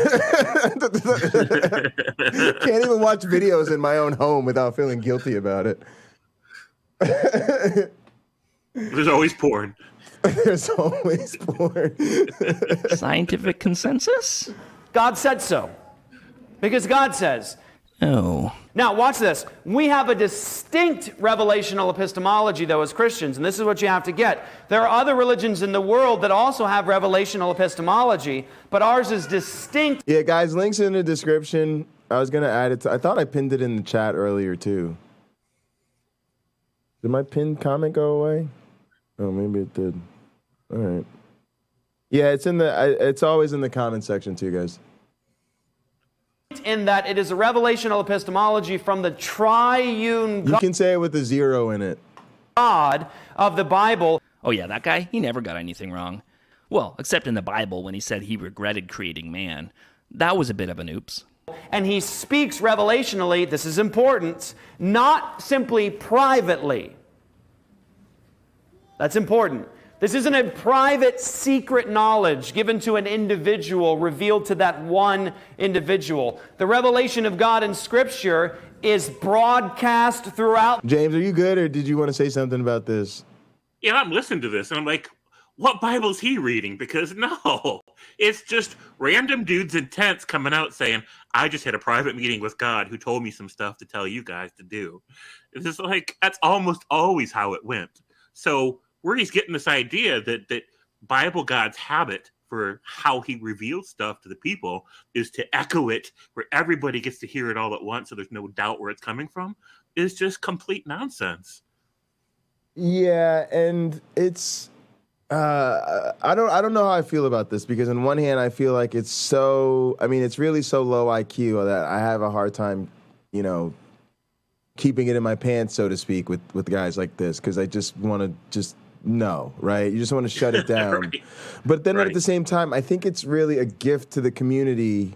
And this is why this was the original idea too for late night Counter-Apologetics, which most of you guys will recognize from Doug's Why I No Longer Go to Church Sermons Like These series. The fact that it's so insightful to hear how they really talk to each other when they think it's just them. Right. Like, I don't have to put on the pretense. I can go full into the, hey, there's no heathens around. Let's talk about how you really understand the Bible, right? And that's what I kind of love about the craziness that I see in church, is that, it's unfiltered. And then when I go to have these conversations, right, because you can always get into the apologetic with people in the community. Well, that's not my church or not my doctrine. And it's like, if you really want to counter-apologize a person, you better spend a couple hours first figuring out exactly which remix of Christianity they believe, because if not, they'll just weasel out with, not my Jesus, not my church, not my... Right. Whatever, right? So the one great thing about being the atheist in your church is they can't say that. When I go, when I go, oh, how our pastor's always talking about this? They cannot go. In my church, my pastor does not preach about pornography as much as you make it sound like he does, Jay. Right? Because I'm like, are you going to tell the worship drummer how much the pastor preaches about the sermon? Because I don't know if they tell you guys this, but not only am I in church when he preaches these things, I'm in the meeting before church starts where he tells us exactly what the sermon's going to be about and exactly which scriptures he's going to be going to and exactly what the whole message is going to be about. So unless you got a fucking experience in this church I don't have, right? It's just like, they can't. It's a non-starter. Everybody knows it's a non-starter. Then they know I'm at Bible study. They know I'm at the convention. I'm at the conference. I was at the field trip. I was there when we was all sitting around guilt-tripping each other over marshmallows. I was there. I was sitting my marshmallow, sitting there like, and y'all really feeling, and I'm sitting there taking it all in. Why? Because I know I'm doing the Hunter S. Thompson, the guns of journalism, right? They're giving me the insider. So I sit there quietly, eat my marshmallow, take it all in, right? And that's what I wanted to give people who don't go to church anymore, or it's been a long time, or they never really were religious. It's like, I don't think you really get what it's like when these nut jobs think they're safe amongst themselves and they can just, let it all hang out. But yeah, let's get a little bit more honest. They can be more honest. There you go. The earth, it is at this very moment, it is covering every inch of God's universe. It is revelational epistemology that gets through to every single creature under heaven. Which is why, historically, when Christians sent out missionaries to even the most remote places, everyone already knew about Jesus. I don't think it does, and I think it's very different. It's very different for a lot of people. So I'm going to speak to this. I can do the worship drummer thing because I'm a worship drummer. I have been my whole life. I like playing drums, and I genuinely like the church community experience. And for a lot of people, that's too traumatic, and I don't think you would do that, could do that, or should do that. I don't think it'd be healthy for you, right? Mm-hmm. But I feel the same way about reading the Bible. I got to have like a good atheist Bible study or hot program, and my one black friend says, Jay, pull up this scripture. otherwise, how you guys sit around and read the Bible as atheists, I'm like, go fuck yourselves. Yeah. Like, because they beat me over the head with that shit every day in my life. And then imagine me getting free from that only to find atheist community who's going to tell me how much I need to read the Bible. Take that somewhere else. Right? Now, I'll do it if we're going to talk and we're going to go to the, you know what I'm saying? Like, and again, that's what I like about church. We're going to hit this one particular passage real quick and we're going to get about this bitch. Like, it's like, you know, I ain't got time to be here talking about the Bible. And here's what I thought it's like. It's like somebody says to you, you know, I've been chained up, I've been locked up, I've been in prison, and man, I finally got free. Man, I want to talk about how good it is to be free from bondage. And they go, well, you know, if you really want to help all the other people in bondage, you really ought to stay in jail with them. And, you know, you didn't really like being shackled when you walked around the yard. But, you know, if you really want to do the most to encourage those that are still in bondage, you know, you might want to stay in that bondage yourself so they can really, you know, that's what I hear. And I'm like, no, nope. Nope. Yeah. So I get it, folks. I can do the worship service. I can't do the Bible. Some of you can do the Bible. You can't do the worship service. I get that. I think being a church drummer is still a lot of fun, and being in the community is still great. I do love the community. I just can't read the Bible in my leisure time. Because Jesus already told them. Yeah, sorry. Did you want to say something else? I meant to tell you I was going to play it again. I mean, I thought it was a really weird wording that said every creature under heaven has received the message. And I'm like, even fireflies? Even gnats? Even worms? Or are these not creatures anymore? Like, why use that language when he's only talking about humans? And this is the other thing that kills me is why do you wipe out all living animals because you're mad with people? Right, like it's the psychopath in the neighborhood that gets so angry he goes around and drowns everybody's pets. Like, right. His girlfriend cheats on him. He blew up the whole city. Thanks. Right. You know, what the fuck did my grandmother have to do with that bitch cheating on you? You know, and this is what Christians don't understand. Oh, well, no, man had become so wicked that he had to kill all the horses? No. Sorry. Yeah, none of it makes sense if you really think about it. And this is the one I'm going to try out with my grandparents. All right, so Grandpa, let's say you slap Grandma upside the head. And we're all like, Grandpa, you really shouldn't do that. Would it be right if my mother's husband went to jail for domestic violence? Right. I mean, I tried to explain this. Yeah. I mean, I can't think of a less moral concept than vicarious redemption. Go ahead. I'm not responsible for anybody else's actions and decisions in life. I'm responsible for mine, period. I'm not responsible for what a mythical couple of people did in a mythical garden 6,000 years ago when time began. Right? Like, I'm not 6,000 years ago when time began. I see what you did there.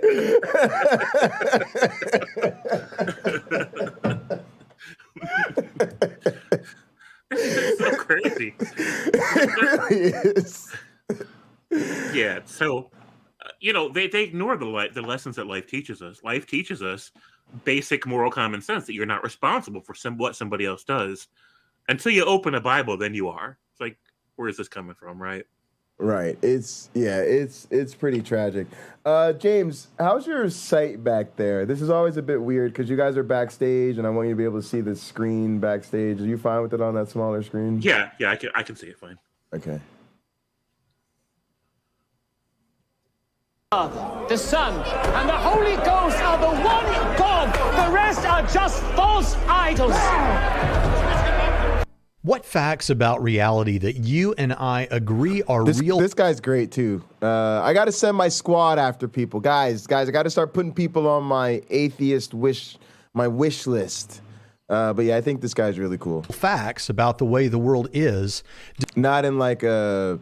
Y'all know what I mean. Does your worldview account for, but my Christianity doesn't account for, or at least doesn't account for well? And for those of you that would... He's a good content creator, and I've recently discovered his stuff, and, you know, it might be interesting.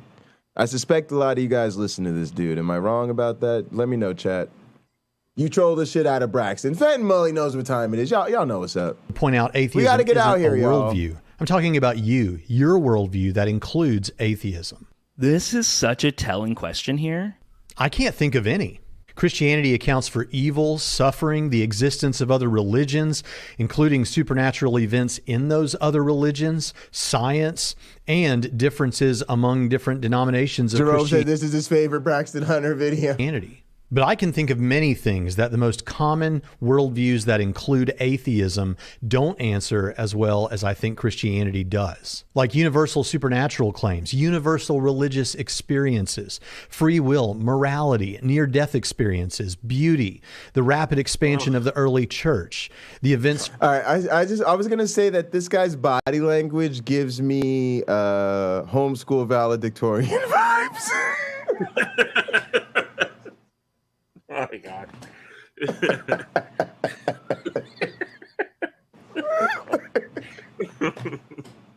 Oh my gosh. But you know what I mean? It's like the person who's like, they've looked something up online, they've tried it out in the mirror. It was really impressive. When they tried it on their mom, you know. Yeah, mom liked it. Mom had no answer. That's nice to hear. Oh, all right, I'm gonna play this clip before I die.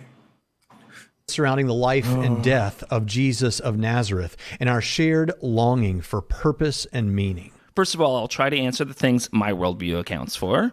Christianity accounts for evil, suffering. Christianity barely accounts for evil and suffering. Yeah, there's the fall and there's free will, but they also say they have a all-knowing, all-powerful, all-loving God, which doesn't make sense when evil exists. And in I'm my glad to hear that, worldview, Jerome. and you know, people who kind of agree with me in some ways say it's because people can be garbage sometimes. So chillingly evil. The existence of other religions. Because people who didn't invent your religion also wanted to believe that they had figured everything out and also wanted to make up the answers instead of finding the answers. Including supernatural events in those other religions. The supernatural events you speak of are the same as your religion. There are a number of reasons. People being susceptible to suggestion, groupthink, emotions getting in the way of logic, hallucinations from lack of sleep, lack of food, or from substances. Con men exist. There's a number of reasons that we can account for it. Science. I don't know how I'm supposed to account for science. It's like a way to see the world and study the world. So I don't know how I'm supposed to account for it. And differences among different denominations of Christianity. Humans have a hard time. Again, this is giving the game away.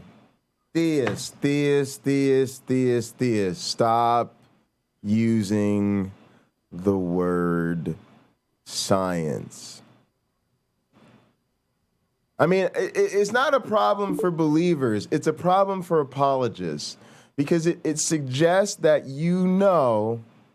people will only value your worldview if it can somehow account for everything we know under naturalism, which is tipping your hand that it's really naturalism that right. It's like the glamming on. It's just really, I don't know. It's really striking to me because it's exposing yourself to the simple critique of that's not science, and you don't have to do that to yourself. It's like it's just like a really bad thing to do. Science is a fundamental process that is literally defined as methodological naturalism. Yep. So being like, my God accounts for naturalism is like, well, you know, all the evidence that we found under the naturalistic model that doesn't assume a God, that's just how my God did it. Yeah. You know, won't he do it? We're Satan's little helper. It's just unbelievable. Go ahead. We gotta get James Apperson. I'm the worship pastor. James Apperson's one of them preaching pastors we got. Go ahead, James, preach at the people. I do. I preach too much, probably, but no, it's not that you preach too much. It's just that I just want to listen to music, dance, and play drums. So that's right, why we hired you. We hired you for your gift of gab and writing. There you go. So, Cameron wants to know if I'm watching chat. Yeah, I'm catching it now. If Otangelo ever shows up, I won't see it because he never unblocked me from like months and months ago. Because I gave him grief about him giving grief to LGBT people, and he didn't like that, so he blocked me. He never unblocked me. He's trying to turn. I think he's trying to turn a new leaf in his life, and that keeps getting thrown in his face. And I think it's frustrating. Well, I wouldn't mention it again to him, but he just simply never unblocked me after that time. Sure. Yeah. So as far as what that guy's saying, everything you're saying is spot on.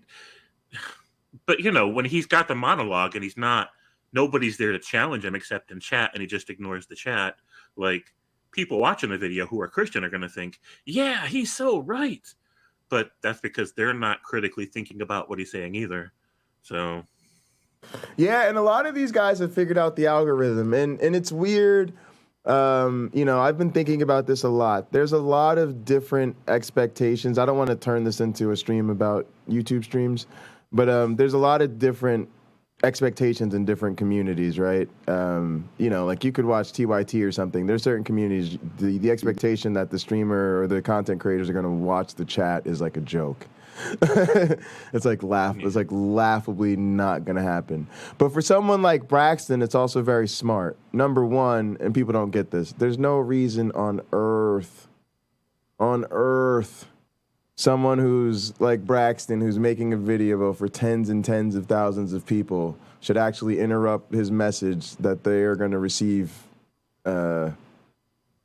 well and without disruption, to pay attention to the people who are flaming him and telling him he's wrong about everything he's saying. I mean, I know that people wish it worked that way, that they wish Braxton actually sat here and said, "Hey guys, I wrote this whole video and it's all about my challenges to atheism, and it's going to make me look super smart as I dunk on atheism, and I'm definitely going to undermine the confidence of the tens of thousands of people that are in my audience, so that the 7 people who flame me in my chat every video feel like they're smart." Like, I'm just trying to get you guys to think about the bigger picture of what's happening, right? And this is what happens as people grow. If you guys notice Derek, right? Derek, as he's grown, he limits today's an open call-in. Oh, I'm going to interview someone, and we might open the room up later for a little bit. He opens the room up. Hang on, y'all got to shut up. We're going to do super chats, right? This is the business, right? When your viewership grows, there are more people watching you live than the people that are in your chat. Then there become more people watching you later than are watching you live. You will have more people watching you that are non-subscribers than subscribers, right? So all of a sudden, people's whole mentality flips. All of a sudden, you really need to remember that this video is not for the people in your live chat, right? Right. Right. And that the story you don't want to tell for the 90th time because your subscribers are going to flame you in your chat. We've heard this story 18,000 times. We've been watching all your videos for 4 years. He's like, guess what? I'm making it for the 10,000 new subscribers I've gotten in the last 6 months who have never heard this story, so go fuck yourself. Right? And he has to, because he's trying to convert more of them into subscribers, right? So that makes sense. It's crazy how the game goes, man. It is. Yeah. So, go ahead. There's some arguments going on. So Peter's right. There are some atheists who don't think critically. There are some, because atheism isn't actually synonymous with critical thinking. There's plenty of people who casually don't believe in a God. Like, they haven't put a lot of thought into it. Now, I worry about those people because I've heard, you hear stories every once in a while about an atheist, quote unquote, becoming a Christian or becoming a Muslim or whatever. And what that tells me is probably they weren't the critical thinking version of an atheist to begin with. And if they were, then they had some kind of an emotional vulnerability that those religions were able to target and exploit. So it's always one of those two things. Always. Yeah, so, and no, go ahead. I don't mean to cut you off. No, I want to hear what you say. I was just going to say, I just always feel like there's an element of both sides ism going on with this. I don't know if that's the right way to put that. Right. Sure. But it's always, and people always forget that being on different sides of an issue doesn't make those sides symmetrical, right?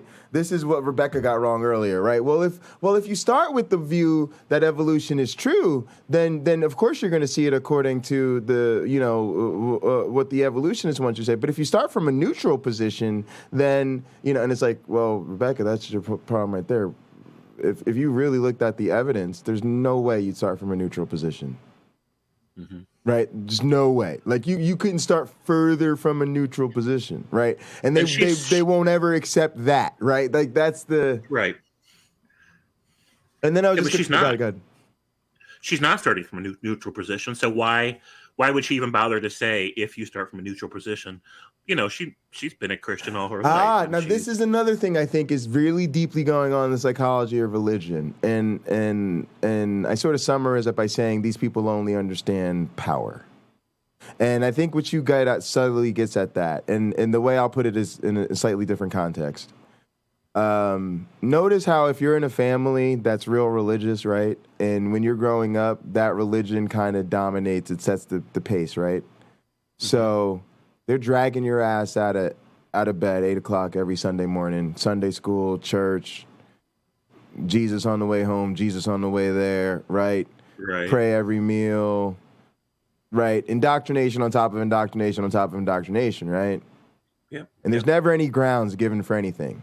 You tell them, I don't believe this, no ground given. I'm gay, no grounds given. They're just up your ass about everything all the time, right? Mm-hmm.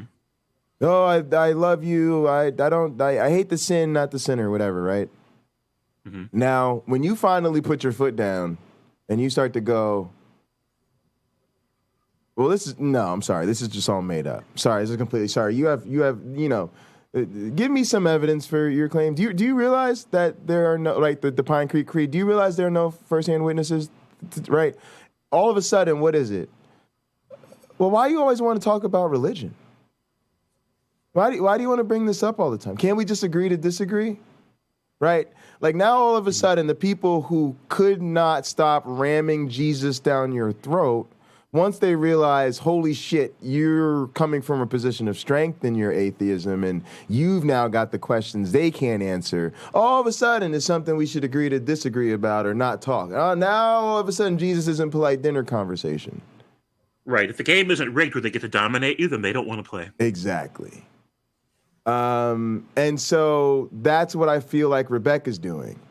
No way if she really wanted to assert herself into that space, would she assume that young Earth and old Earth or evolution and creation are starting on neutral footing, right? Only when you know damn well your side is in the position of weakness do you all of a sudden say, well, let's start from neutrality. if we're just saying it's a coin flip, right?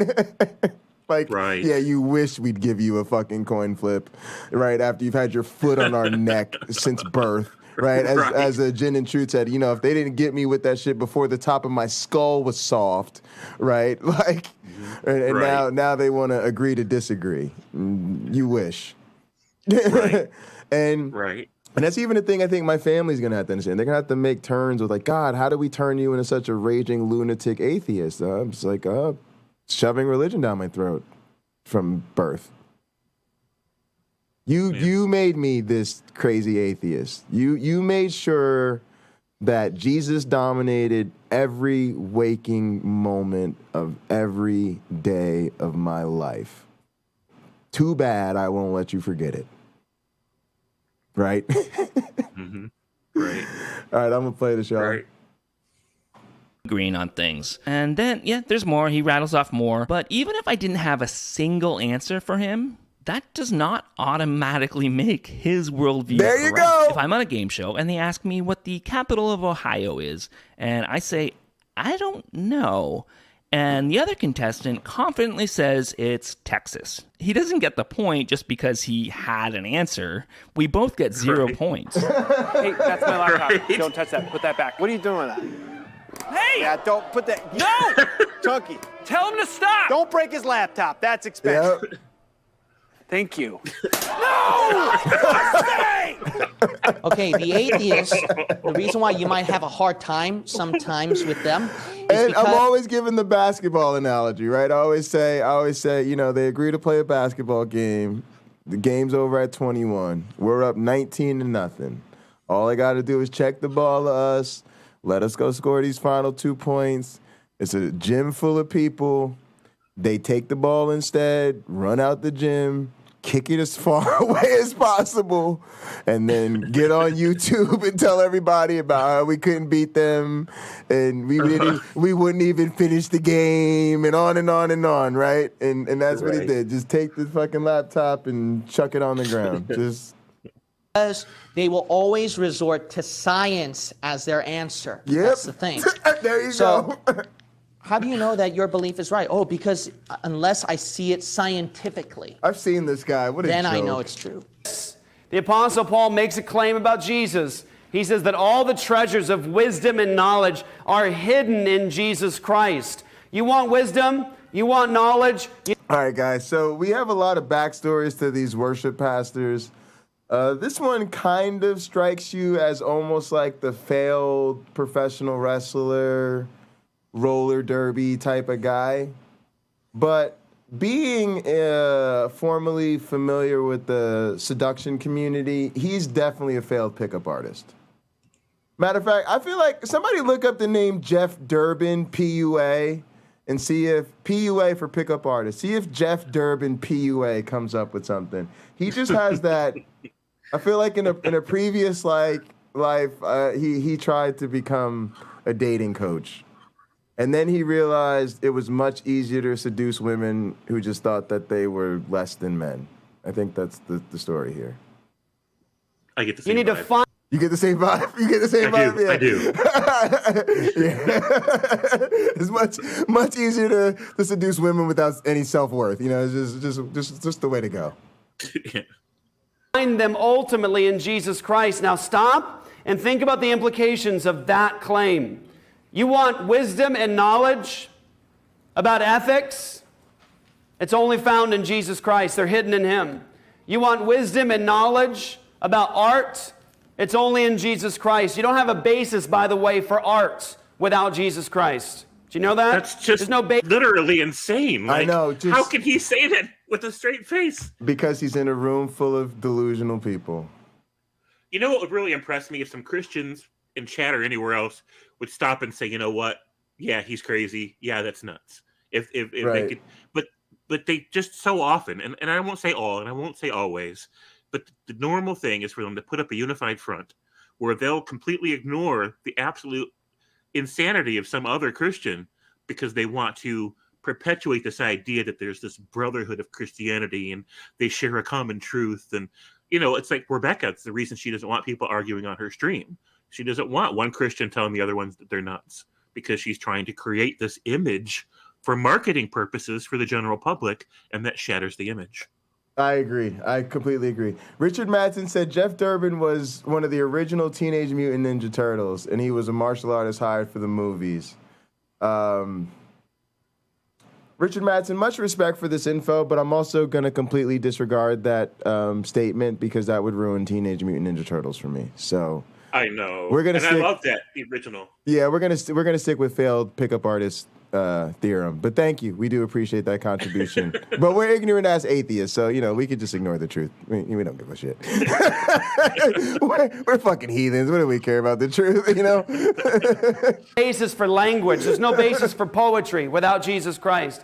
There's no basis for science without Jesus Christ. There's no basis for beauty, truth, goodness without Jesus Christ. If you want to know with certainty, you have to have Jesus Christ as the foundation. All right, so let's start with a couple of things. First of all, if you believe anything he just said, you're an idiot.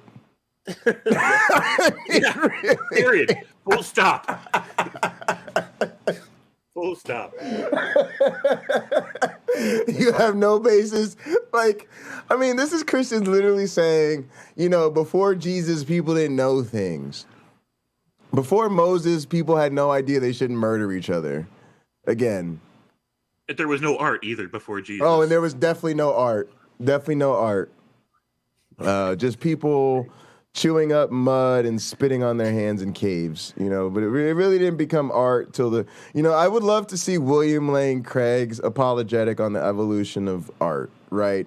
Like, at what point would he tell us, oh, these are cave people spitting pigments around their hands and, you know, making drawings of buffalo and shit. And then here is where they get imbued with the soul of God, right? And then here's where Homo habilis, or wherever the fuck he puts it in the fossil record, gets zapped with a soul. And then we have art, right? All of a sudden. It's just unbelievable, man. So Richard, I guess, is waiting backstage. Oh, Richard Madsen? I think so. Yeah, we could talk to Richard Madsen. What's up, Richard Madsen? How you doing, man? I think I'm Richard Madsen. Peace and respect to y'all. Peace and respect, man. How you doing? Yeah. I'm better than I deserve. Facts. And that's one true thing from the gospel, right? What are you thinking about this? The gift of I don't know. It's one of my favorite things to say when it applies, actually. And I did get it in about 2.3 seconds before you. You did. I noticed that. I didn't want to acknowledge that impeccable timing. My mom was a science teacher, you know, and I'm not breaking what she taught me by being a religion. I don't even know, theist. I'll say sure. Theist. What's the other guest's name? I don't see it printed anywhere. James Apperson. James Apperson. I love your comments, James. Oh, well, thank you very much, Richard. Yeah. Taco said he thinks you're a dick, Richard. Well, I'm sure you get that a lot. Yeah. Yeah, it's literally my name, so that's okay. I think that I should give you normal consideration, James Apperson, in the statement, and I didn't think I wasn't going to comment until you doubled down on it and you'd said always the case. Always. Now, I want to give you a chance to retract the always. About what? There's not much of a chance of that, but go ahead and give me the chance. Okay. Well, I think I'm an example of an exception to that rule, although I would generally agree with you. What rule? Sorry, I missed it. I'm just trying to get caught up. Well, he could say it himself, but if I don't strawman him, it's something like either you're poorly thinking or you're just not thinking if you go from atheism to some form of theism. I think we'll disagree about this, but I think I don't know. I just think it's such a broad umbrella. I have a hard time even putting you under the theist category because your beliefs are just so different. They're plausible. Yeah, I'm not saying they're not. I'm just saying I'm not saying they're not plausible, but it's like I think for me, I think most of us we're speaking to a certain thing, and I just don't think we have you in mind when we speak to that. So I think it's fair to say I think it's fair to say that, you know, we're not being sensitive to believers like you. But then it's also fair to say that from our perspective, we just don't have the encounter rate or the numbers to really, you know, to address that, and it would just get laborsome to say all the theists I know except the Richard Madsens of the world. You know, it's just I would never expect. Yeah. So James, go ahead. I'm sorry. Go ahead. Okay, I'll go ahead. Okay. My intention was to. Okay, go ahead. Figure it out. No, Richard, go ahead, because I'll keep James on, and so let's give Richard his time, and then we'll keep going. And I would also recommend a YouTube channel called E.A. Dawa. That's D-A-W-A-H. Oh, I've seen him. I think I went on there and talked to him for a little bit. I was on there for a hot minute, but yeah, he's on. Were you able to defeat any of his arguments? Like the contingency or because he's like, this is the guy, the Muslim guy. I'm just trying to remember. I'm not sure if I was having a conversation with E.A. Dawa or if it was one of his regulars that he had on. That's the only reason. But I generally find that whole thing frustrating. I think it's I find the whole thing of, I was an atheist, I was super rational, I was a skeptic, and then I met these really smart Muslims. And then I'm like, your skepticism goes out the window with me when you tell me you met a person and they were able to convince you to change your views to some supernatural worldview based on their arguments that you couldn't defeat. That's just not how any of this works in my world. But I get that for. Don't we where accept that things person's because come there's from. arguments that we find that we can't defeat? Isn't that when we accept something? Yeah, but not to that level, and not really. Like, not really. I don't.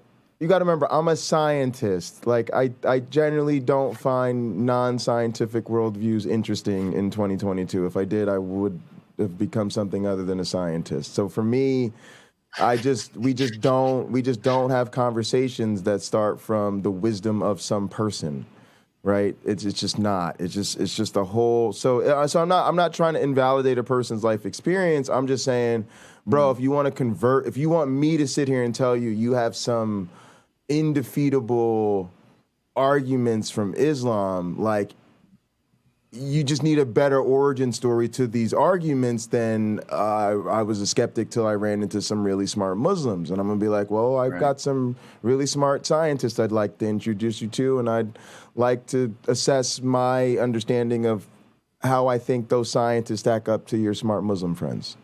Right? And until I know that, I've got nothing other than, because you got to remember, I'm also like, I'm black, right? I'm I had a pretty good upbringing, but I got a lot of friends and family, and I lived in the hood, right?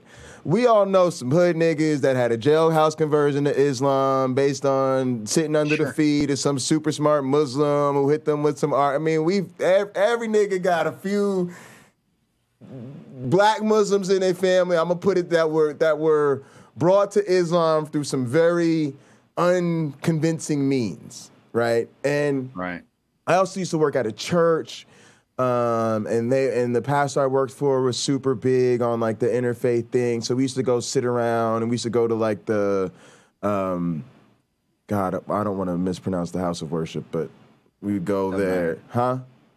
Doesn't matter. And we'd sit with them and eat lunch with them and just sit there and talk. So now I'm just like, miss me with that, because it's just. And to me, that's an essential thing that I think people have not gotten past. Eric could talk about this a bit, but I think in an area of such technologically mediated and specialist-driven knowledge, this era of sort of the wisdom of conversation and, we'll sit around and reason together and come up at the truth. I just don't. If that was going to really get us where we needed to go, we'd know by now. Well, yeah, I don't think it's supposed to. But I think we can have a conversation about what's most reasonable to believe on some given topic. But then after that, you got to do the work yourself. Because at the end of the day, So I think that's where I just think that's where we depart, because ultimately it's an issue of motivation, right? Ultimately, like, I'm very secure in my worldview. So are people I deal with. So there really has to be some give at some point in the conversation where somebody is really motivated to do something different. Either I'm going to motivate them to understand, like, they may be missing this whole thing and they've got to fundamentally maybe reveal the whole world from the bottom up, or they've got to convince me that, like, I really missed something in the Bible. And it's going to be a tough sell on both sides. Right. That's why I was going to ask you, what do you consider to be like the definitions? What would be your personal definitions, the difference between evidence and persuasion? And if persuasion happens, is that always motivating? And if you're motivated, and I hope you're motivated by certain logical things. I mean, you're a science guy, so you've got to be motivated by some kind of logical things.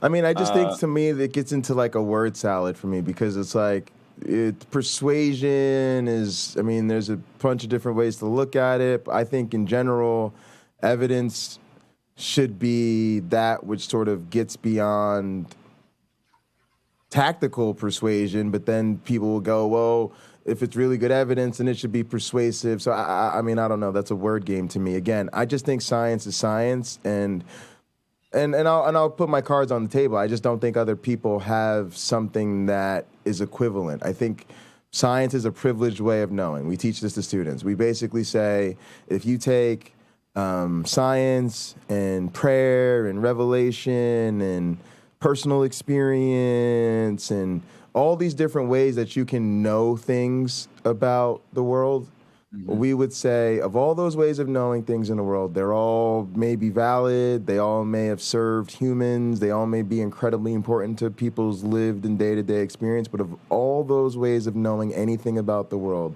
science enjoys a unique privilege amongst any other way of knowing things in the world. And that's because of the scientific method. It's because of the blase and the flavonoids about the process. But the point is we cannot then take and then say, well, there's all these other ways to know, and then they have to have they just don't. To me, they just don't. Now, you could persuade somebody else, but, you're using language, Jay.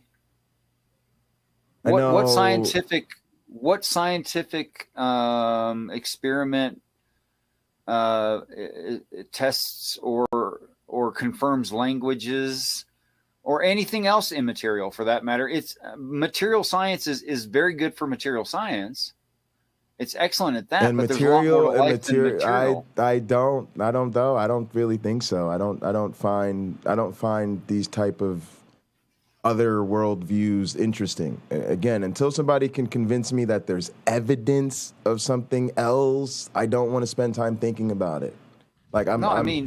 I mean, you're exercising things like logic right now, which is why what you just said made sense to me. But it's just required. It's just I have to. Pizzas prefer to fly in the West. I'm just stuck with it, right? I'm just stuck with it. Like I don't know. Like I don't talk about again. Like you're speaking foreign to me. You might as well be speaking hieroglyphics to me right now, because to me we don't have these conversations. We don't ever sit around and go, guys, stop all the science because we got to use language, and we just don't. So I don't know. No, it doesn't replace science. It doesn't compete with science. They're non-overlapping things. But Richard, I think I'm the wrong person for this conversation. Maybe you should talk to James. Maybe James is better, because I just made a philosophy channel on my Discord so people would literally not talk to me about philosophy today. So when I go, hey, I'm a scientist, and people go, well, let's talk about the philosophy that underlies your ability to do science. I'm like, let's not, right? And even I would say this, the thing that was so great about the episode that you did on Hot Program, and I'd love to have you back on Hot Program, was one of our most popular episodes, was that... Oh, really? Yeah. It really, people loved it. We had a great time. We loved it. But it really spoke to the difference between me and my one black friend. What made that show so great was you were one of the guests that really brought out my one black friend's personality and his passion and his interest and that's where we're different. Like, I could have fell asleep, missed that whole episode, came back, and my one black friend, it was great with Richard Madsen. You might have been like, really? I was just happy to have you on because you're a nice guy. You've always been really nice to me. I was just happy to have you on. But I'm just not interested. I'm like, you could be right, you could be wrong. I'm literally a person, because I'm so swamped, right, with what I have to do. And in my world, it's like, Jay, you have a manuscript that needs to be reviewed. You got a digital brain to build. You got a class to teach. You have very little time to spend any thought, energy thinking about any of this. You just don't have there's limited space in here, and it's all filled. And then when people put philosophy, I'm just like, I don't know. So it's not my world, right? That's I guess what I feel like about it. So I don't feel like I'm even when I get in these conversations, you'll see what's his name, Theophilus or something like that? Theophilus is how he pronounces it. Theophilus. Yeah, I can't keep up with that guy. I can't keep up with those conversations. Okay. I have to respect that's your wishes. Yeah. But I would say let's definitely schedule to have you back on our program. And also, I would say I don't know if James had any thoughts. I do. So rather than talking about linguistics, which is the science of language, language is not separate from science. It is a science. Sure. Rather than even talk about that tonight, because that's not where we're going with the show tonight. I'd love to have that discussion with you some other time. So, just we'll keep in touch about that. Maybe through the Discord. In the meantime, when I talked about how atheists, when we hear about atheists converting to a religion, Yes. The reason I specified Christianity and Islam and things like that is because I was trying to define the category or the type of religion by the examples. Religion is just too broad of a word to be really useful for making broad statements. Like, sure, so I tried to define it that way, and I could have been a little bit more careful with how I expressed my point. But my intended meaning was that every time I hear about an adult who was a quote unquote atheist who then became a Christian or a Muslim or something like that, what it makes me think of, and I don't think there are any exceptions to this, is either they were not a very critical thinker, they were not very accomplished in their critical thinking skills, and or not very habitualized into using them, or they were, and they had an emotional vulnerability that was exploited. And so they can be a very deep thinker, very intelligent, and they can apply that intelligence rigorously to their examination of the religion that's about to convert them, and still end up converted if they have an emotional vulnerability that gets exploited and bypasses those critical thinking skills. They won't even cognitively realize that that's what just happened to them. And so I've seen examples of exactly what you're talking about. I totally agree that does happen. So if there's a third possibility for how an atheist, if they can be that critical of a thinker, not have some crucial emotional vulnerability that gets exploited, apply other critical thinking and still end up a Christian or a Muslim, I would love to see an example of that, because I can't even fathom how that would be possible. And I've never. The only problem is a lot of Christians would say I'm not a Christian, so I can't really make that claim. But I did become a theist. I would say you're not a Christian. Completely practical reasons. Yeah, see what I'm saying? No, and it's only because of the same reason that they told me I'm not a Christian. Like, I kept trying to say I'm an atheist Christian. Like, I'm an atheist. I don't believe the essential claims, but I still identify as a Christian because of cultural Christianity and all these other reasons. And they eventually just said, no, you're not in our club. If you don't believe this version of this Jesus, right? And so to me, I'm happy to put you in the Christian category that I'm in, which is fine. We whatever you identify as, you say you are to me. But I'm just saying, the same way they told me I'm not a Christian, they would say you're not a Christian. We would say, well, we're talking about Christianity, we're not talking about them. I don't even care. Scotsman. Fallacies don't bother me. I'm a person like people say that to me, I'll be like, that's a fallacy. No, not you, them. They're committing a fallacy when they say that you're not a real Christian. Yeah, I agree. No, I agree. But that's no true Scotsman, sure. Yeah, it's the whole thing. So yeah, I don't really know what your views are, so I don't really have any specific comments about that. And boys, that's a topic for you need time. I'm gonna let you guys get back to the thing because I love your show. Thank you, Richard. I think you're hilarious. I appreciate that. I really do appreciate I love the music. I love the music that you. I love how, not so subtly, but if you're paying attention, it's not difficult to notice that you are just the most sarcastic person I've ever met in my life. Yeah, I try not to take myself too seriously. I mean, I just love that. But Jay, would you share with James my personal email, please? Yes, absolutely. That'd be great. Yeah. That's the easiest way to get these together. Right? And actually, you recently put me in touch with somebody. His name is Robert Reed. Yeah. Yes, thank you. That was Might be Robert Reed. You're so welcome. That was a huge get. That was a score. I was like, all right, that Richard Madsen episode was for my one black friend, but now it's for me too. I really appreciated that. Thank you so much. And Richard, we say anything else, man. Richard, call in if you have a request. You're always welcome here, man. Appreciate you. Thank you so much. All right, thank you so much. I'm afraid I'm not going to be much fun because I'm not a real Christian. Yeah, I'm like Pine Creek. I want to talk to a real Christian. Somebody that believes in supernatural woo-woo. When Doug had no Christian guests, 4 different times I attempted to go on. He let me on the first time, and then after that, he said in no uncertain terms, "You're not the kind of Christian I'm looking for." Yeah, that's what a lot of us would say. But if we all said that to you, it'd probably be hard to have friends out here. So you're still a friend, and you might not you might not be the type of Christian we want to make fun of, but you are the type of Christian we like. So. All right, love you too. You guys have peace. Thanks a lot for letting me on your show a minute. Take care, bro. Thanks. He's awesome. Yeah, of course. Guys, check out the episode of Hot Program over on the Hot Program channel we did with Richard Madsen, and I'm sure if you're anything like most of our audience, you probably won't stop bugging us about when we're going to do part 2, which will be scheduled as soon as, let's say next week, right? Because tomorrow's crazy stuff, and then I do 18 shows, 25 shows. I forget how many shows I do on the weekend. And then let's say maybe next Monday or Tuesday, I'll have my head back on my shoulders and I'll respond to my emails and look at that thing called the calendar and figure out where to squeeze people into the all red ink that's all over it. Dude, I looked at my schedule and it looks like, I don't know, it put my meetings in pink for some reason. It looked like somebody just puked all over my calendar.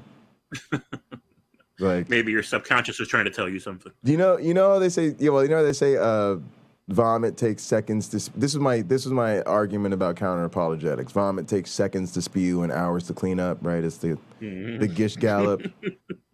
Yes, that's brilliant. Actually, the same is true of meetings. Right? It only takes a moment to say, hey, you want to meet every Wednesday at 3:00 for an hour? Yeah, man, that sounds great. See, that took like no time. Now do the actual meeting Wednesday for an hour, right? Right? Seconds to set up, hours to actually execute, right? Just awful. Yeah. All right, here we go, folks. Awful. We're back to. Go ahead.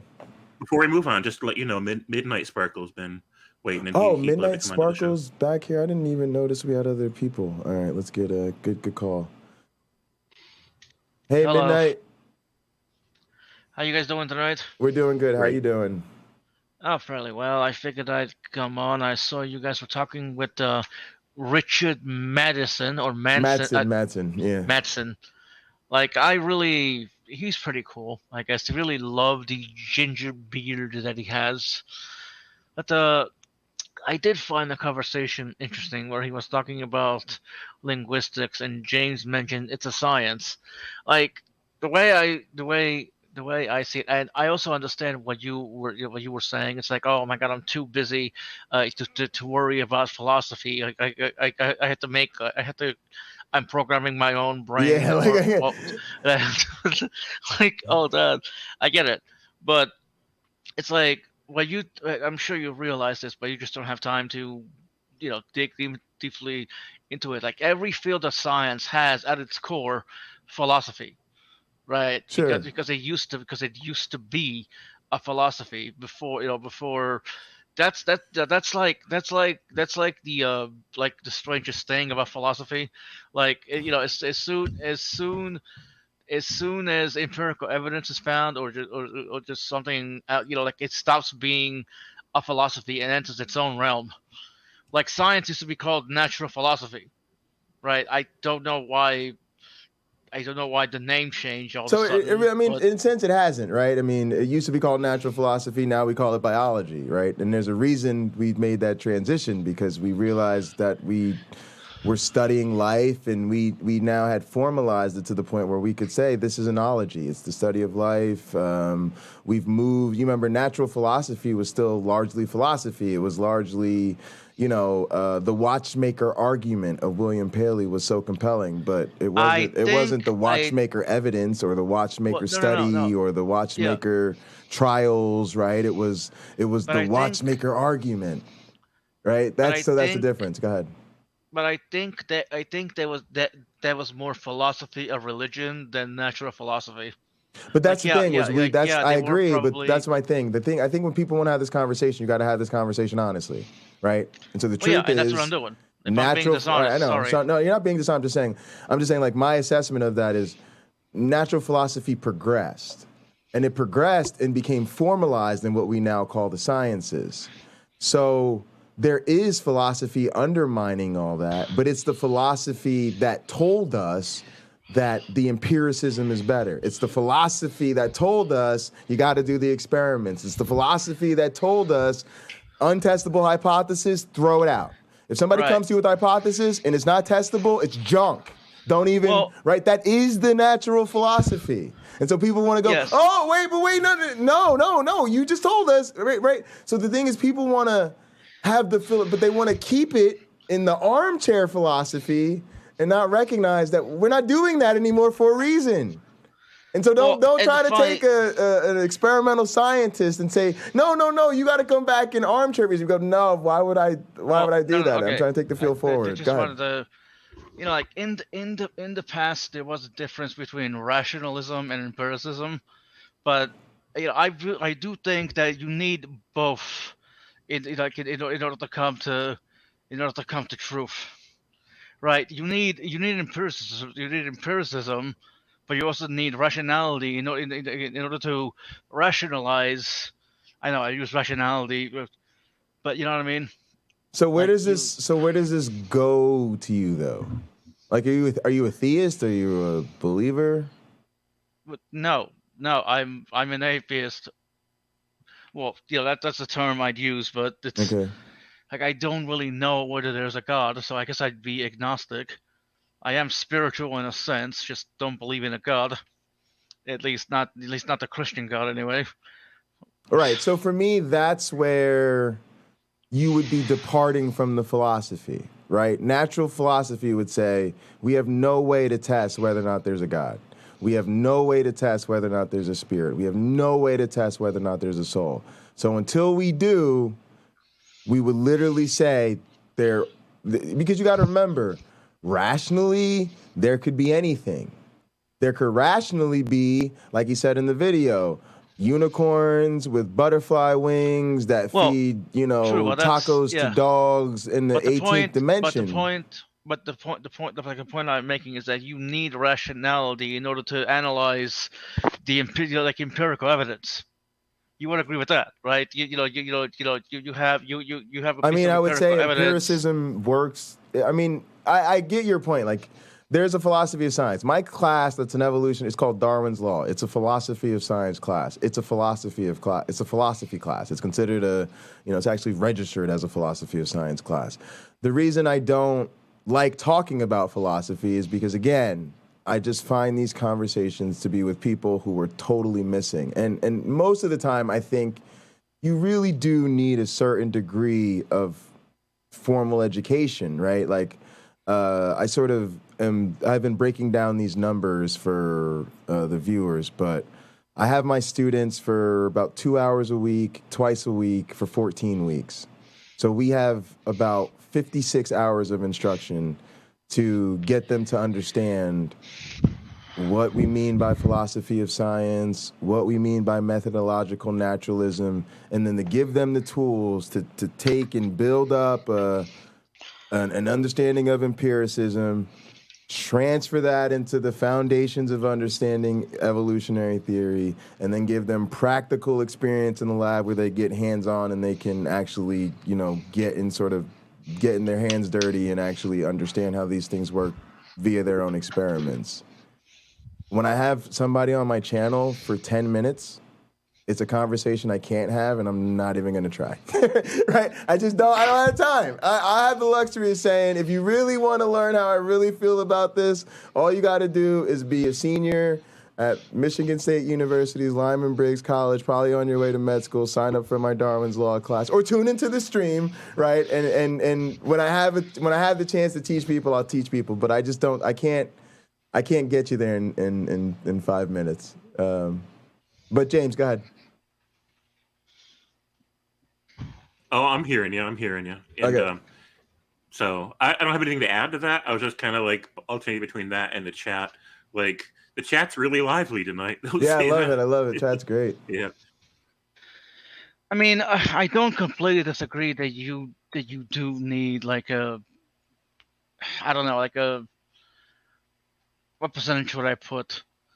I'll just say I do agree with you that you definitely need some form of formal education, right? Like, that's the formal education has this place. Like, I never denied that. I mean, I've always been an independent learner myself. Sure. So. Yeah, I mean, it's tough. I think that's what most of us are dealt with, and I think there's a grand asymmetry in life. I think the part of your life where you are formally in the education system basically doesn't matter. You don't work, you don't raise a family, you can't vote. Then you are tossed out in the world on your own, go get a job, vote, start raising a family, pay your taxes, and no more schooling for you. Right? So it kind of sucks, but it's just for me, and I consider myself a hard worker and an independent studier, but there's just no way I could learn the things that I learned on my own, and most of my most of where I'm at in life now, I have to be honest, is a result of very, very intensive time in graduate school. Like, graduate school is the most intensive sort of apprenticeship, right? But I literally, if I take myself back 10 years ago and say, hey Jay, try to wrap your head around this without spending those 10 years in grad school, I just go, I don't know if I could. I honestly don't think I could. Maybe people are better than me and they do it without me, but I don't know. I'd be, there's no way. But why? Like, okay, I just want. Why do you think that you couldn't learn this stuff on your own? Like I'm not knocking you going to school, obviously. Sure. Wondering. I just didn't have the tools. To be honest, I didn't have the people around me. I was in a world where, first of all, there's just too many believers. So I had to get myself away, like way away, to where I was around people that just saw the world totally different than I did. And I don't think without that I would have gotten it. And then I had to get a lot of formal training to really because I was like Rebecca. Like, I was a believer, and I just knew that God worked through natural means, and whatever I learned about... Wait, you're a woman? Sorry, I had to make the joke. No, I know. But, I really just believed that everything I learned about nature would show me what God did and how he did it, and it would never undermine that. And it took years of really, because I was an evolutionary biologist long before I became an atheist, right? So I can't even say, oh, you learn evolution and then you become an atheist. It's just... Well, no, because Sigurd actually became a believer after learning about evolution, so it's kind of weird. I don't really buy that. I don't buy that. Well, that's what he says. I don't know. He didn't do it for scientific reasons, though. Right? No, he didn't. He might imagine that he did, but he didn't. Yeah, and I think that's our point here. We're not. I mean, I agree with you. You need rationale. You need philosophy. You need all of that. I mean, all of that's built into science. Our point earlier was just that we don't. Faith is an inherently irrational position. Now, somebody could get mad at me for saying that. They could say it hurts their feelings, but this isn't my opinion. It's an irrational position to say I believe something without, right? And so all we're saying is you don't move to an irrational position for rational reasons, and nobody's explained that to us yet. Can I get some clarification here? Because Sure. because it's like faith. The word faith likes to be thrown around a lot, right? Usually, some people may mean confidence or certainty, right? Like, if you have if you have faith, your car's gonna start.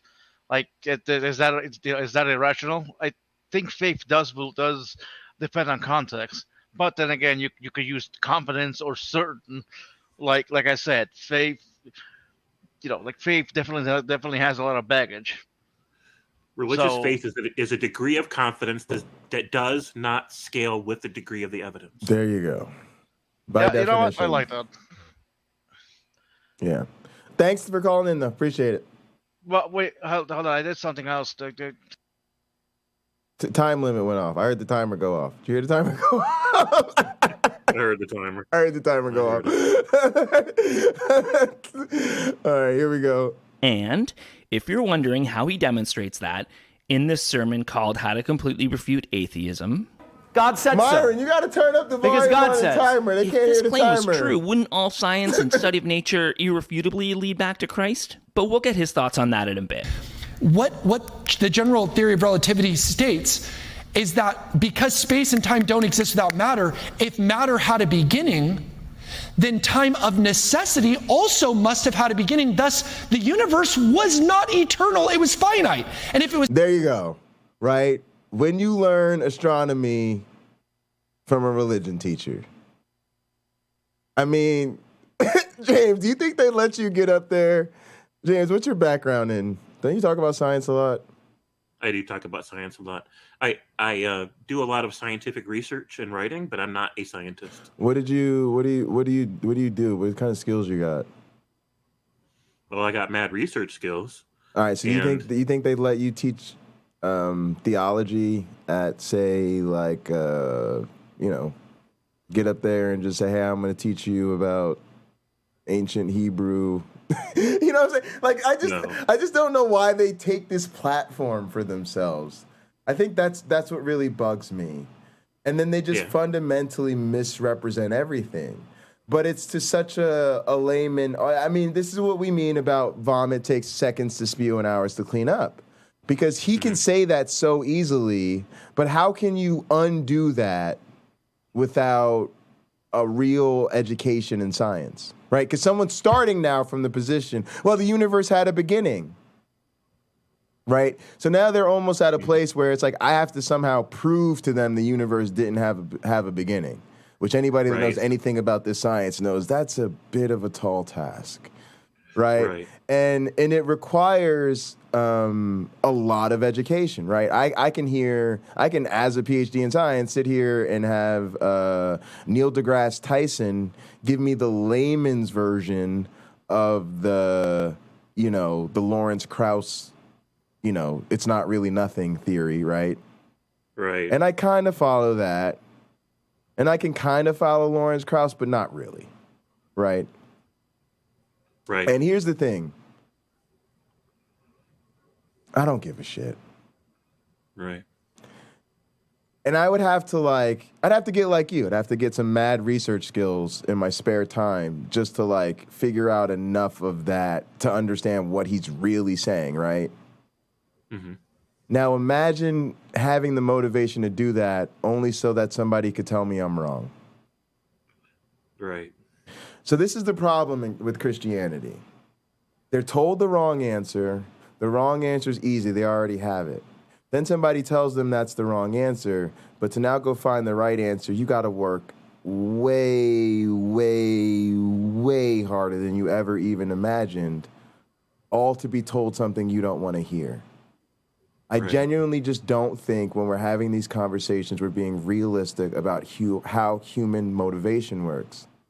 So a lot of the conversation I want to have, and I don't know what my conversations with Rebecca are going to play out like, but some of them are from I want her to commit to me that she wants to know the truth or that she wants to learn, right?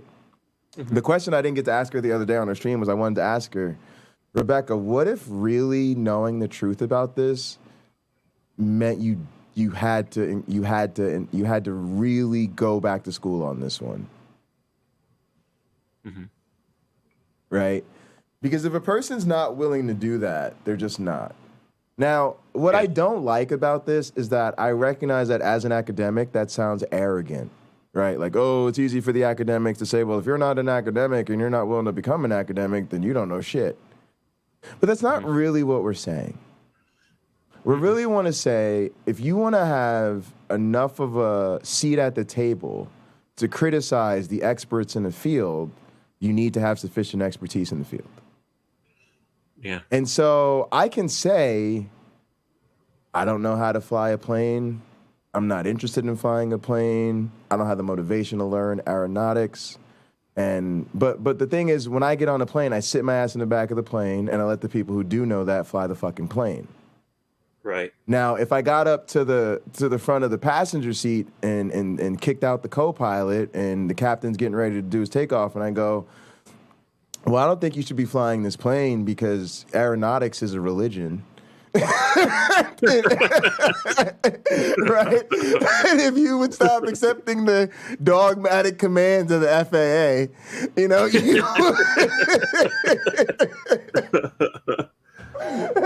right?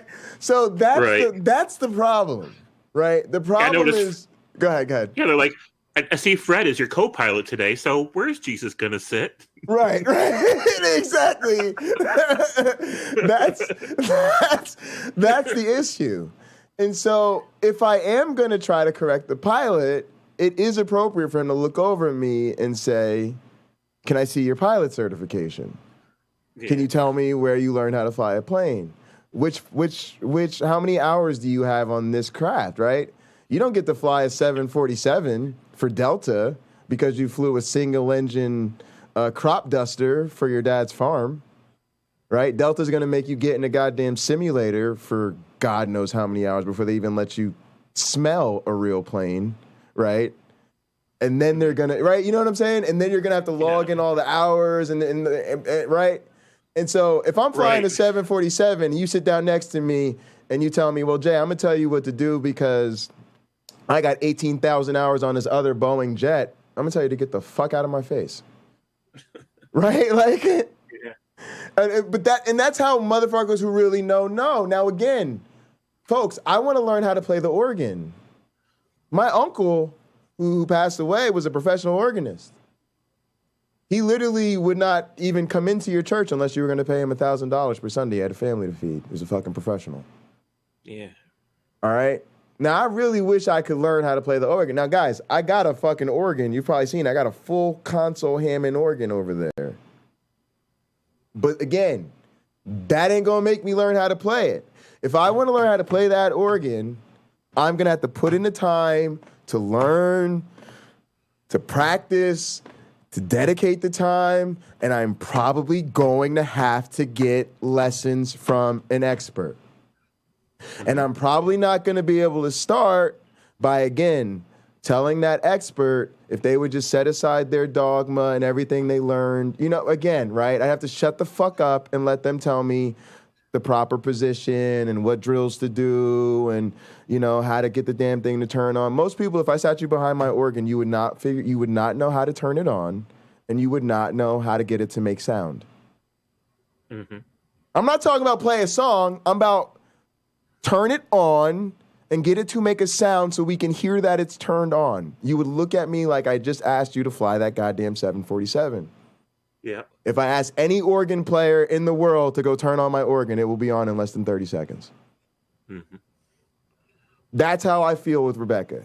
What I want to do is blindfold Rebecca, tell her I'm taking her on a blind date, keep her blindfolded, unblindfold her, and say, yes, Rebecca, I wasn't joking to you. I really do have the keys to Rich Lenski's lab, and that's where you find yourself. Now, do me a favor. I'm going to sit here on this bench. You go ahead and show me how the long-term evolution lines are transferred. I promise you, it's the most basic lab technique. It's not advanced stuff. We bring high schoolers in our lab, and they can do it. Go ahead. Show me how it's done. Right. She'd say, well, that's easy because Sal taught me all kinds of great analogies. Right. Yeah, exactly. Right. And so, guys, I wanted to say that because I wanted to lay it out that I'm not trying to be elitist when I say people might need to enhance their formal education. I'm saying you were throwing your hat into a ring that you are not ready to compete in. And if you want people to take you seriously, you're going to have to know what you're talking about. And right now, you're clearly demonstrating that you don't. So now, either we're going to continue to write you off, or you're going to get serious. And I just think that's where I'm at with it. Go ahead, James. I'm gonna let you say anything, and then I'll play. So, Peter says that science can't answer the questions. I don't know what questions he's talking about. And Jerome says, but Jay, Christians are going to now argue that you need a theologian to understand their faith in the same way that you are arguing that you need a professional to teach someone science. I'd say they're right. All right. Yeah, because I've had a lot of theologians try to teach it to me, and I still don't know. And the funny thing is I would then say, bring me a theologian, all right? And here's what I'm going to do. I'm going to take you to my high school. I'm going to sit you down with the director of my religious formation at my high school, the guy who taught me theology, and who'll tell you I was one of the best theology students he ever had, and we'll compare your theologian with my theologian. I love comparing credentials. Can y'all tell that? Because I done sat at the feet of some real ass motherfuckers. So I'm like, please, let's pull cards, please. Can we get to the card pulling part, please?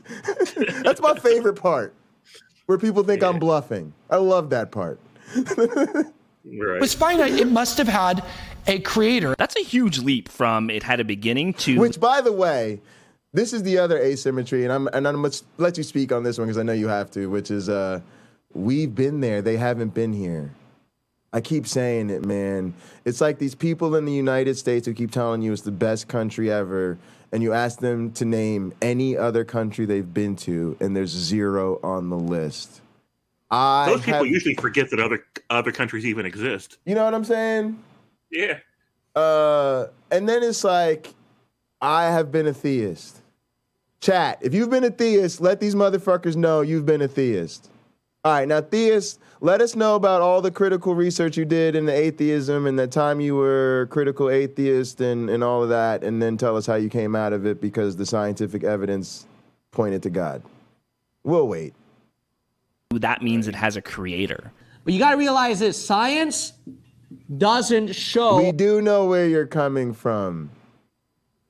It's a very stupid place. You don't know where we're coming from.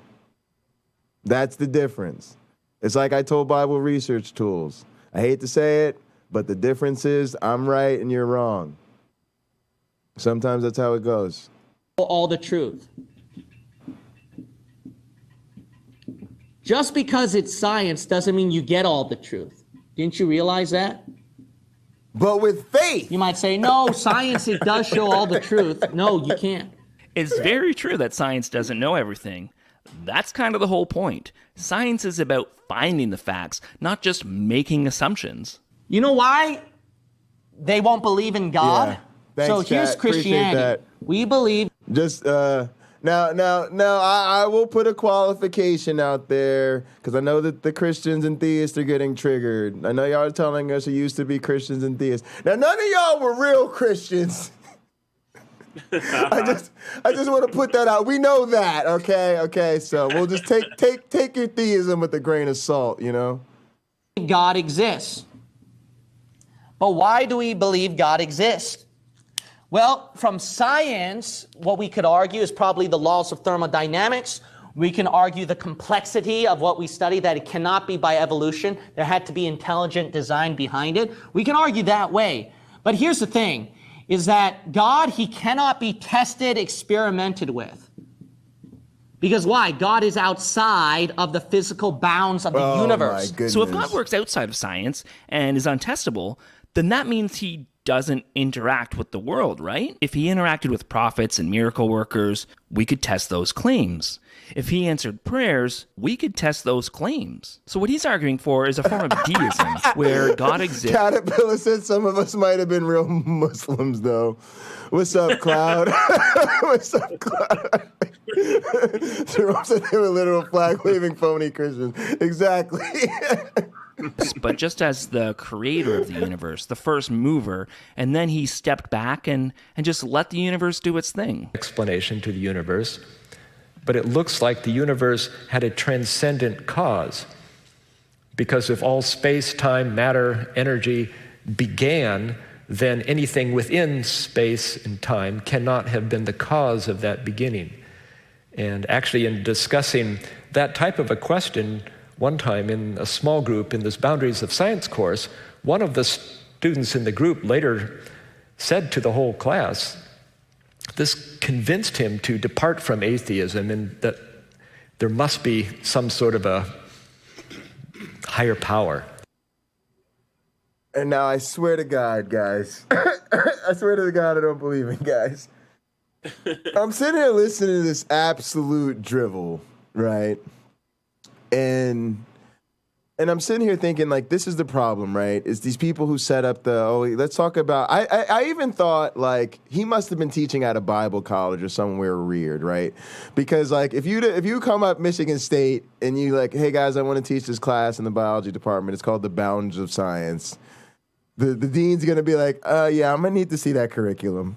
Yeah, I'm going to need to see your syllabus. Yeah, and your course materials. Yeah, the whole textbook. Yeah, I'm gonna need to. Yeah, like not a lot of us get that type of intense scrutiny, but you name your course some weird ass shit like that.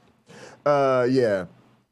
And then it's like before I even looked, and I was like, man, why are these losers who always do this like at the worst places, right? And then I looked down and it said Discovery Science, and I was like, Yeah. Should have looked before I leapt.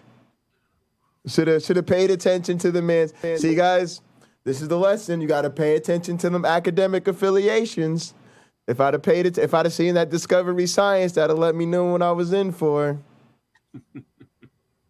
Oh, man. Nano, what's up? Hello? I can't hear you guys. You can't hear us. Uh-oh. Uh-oh. Nano, Flying Disciple Man.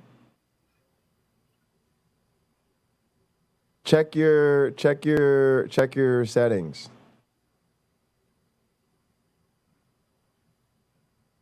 Oh. James, can you still hear me? I could hear you just fine. And I could hear him when he was saying it. Yeah, me too. I could hear him too. All right, we'll leave him there, and we'll see when let me know if Nano comes back, actually, because we'll wait for a miracle. All right, we'll wait for a miracle.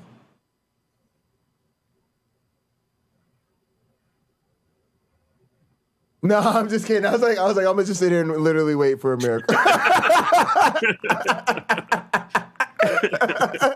Sorry, guys. We're just gonna sit here until a miracle happens.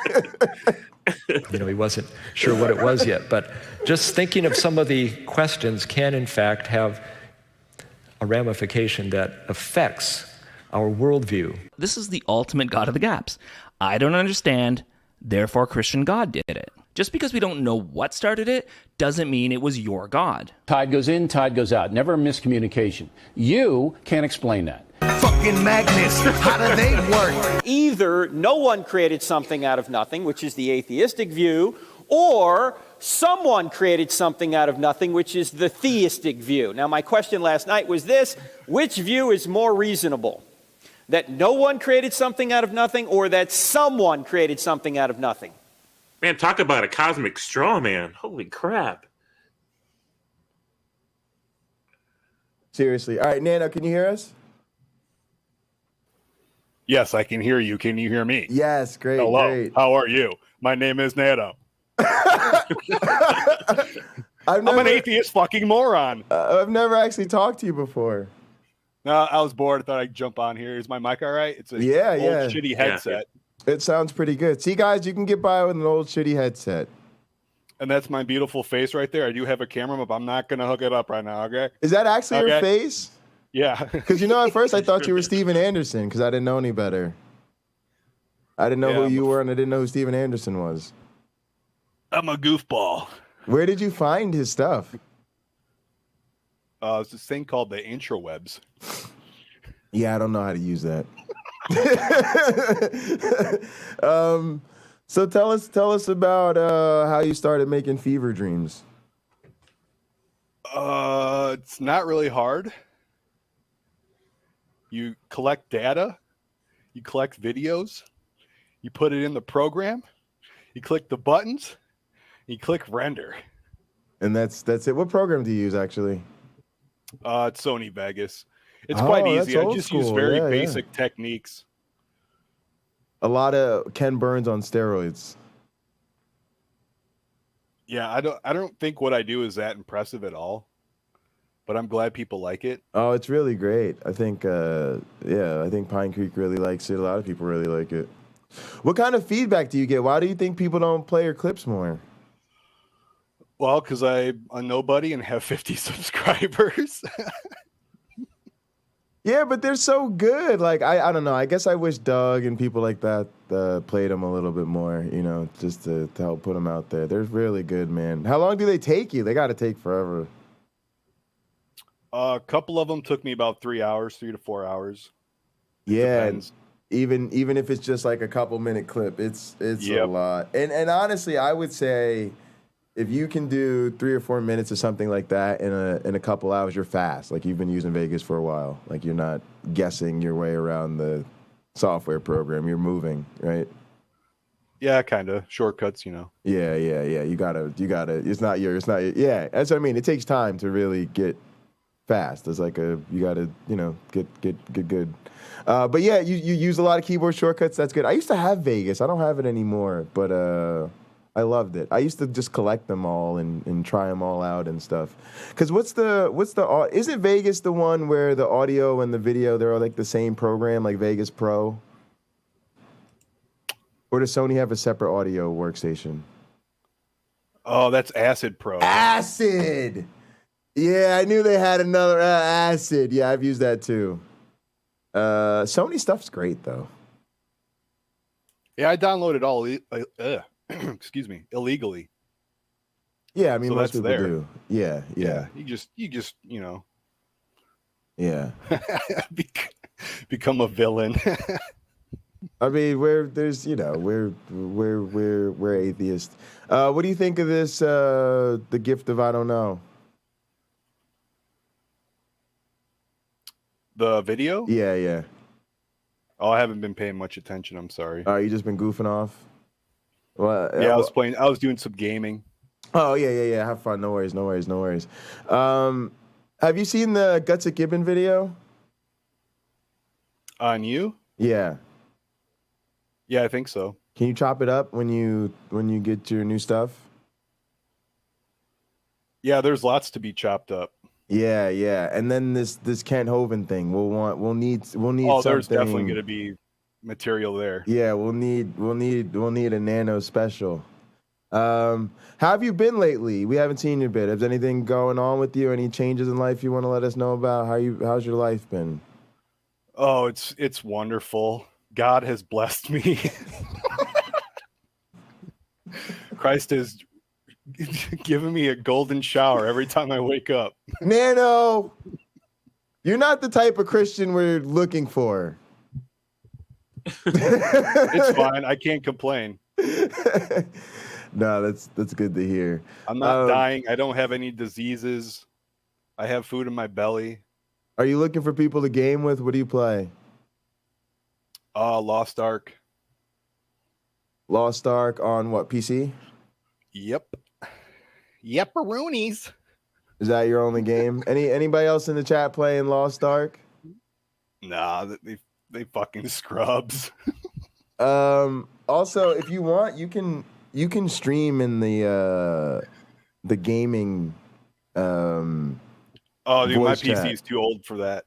All right. Well, if you ever want to or give it a shot or whatever, I'm sure people would leave the chat to go watch Nano the Fever Let's watch Dream. Nano play games. Yeah. Whoa. Yeah. Well, they never know what kind of satanic messages you might have laced throughout the experience. I used to stream back in the day, years and years ago, Counter-Strike, but no one really watched me when I was actually young and good and had reflexes. Like CS:GO. Yeah, Counter-Strike. Yeah, yep. that's that hard-working gaming. I was top tier, 360 no scope. Yeah, I actually watched that shit a lot on Twitch. That's like one of the things I used to really, really watch on Twitch was like competitive CS:GO tournaments. Like I watched the leagues and everything. Because to me, it would just be incredible. Like they would be killing each other, and I'd be like, I just saw that guy. Yeah. You know, I'd be like, what do y'all do? Like, you have to, even like the fighting games, like you have to watch that shit for a long time before you can even like follow it. Like they're just so fast. And the comment, you'd be like, what? They just cleared the whole damn map. I don't know what happened. There was a smoke grenade, and then boom, and then people, and then like nobody ever misses. It's just crazy. They're scary people.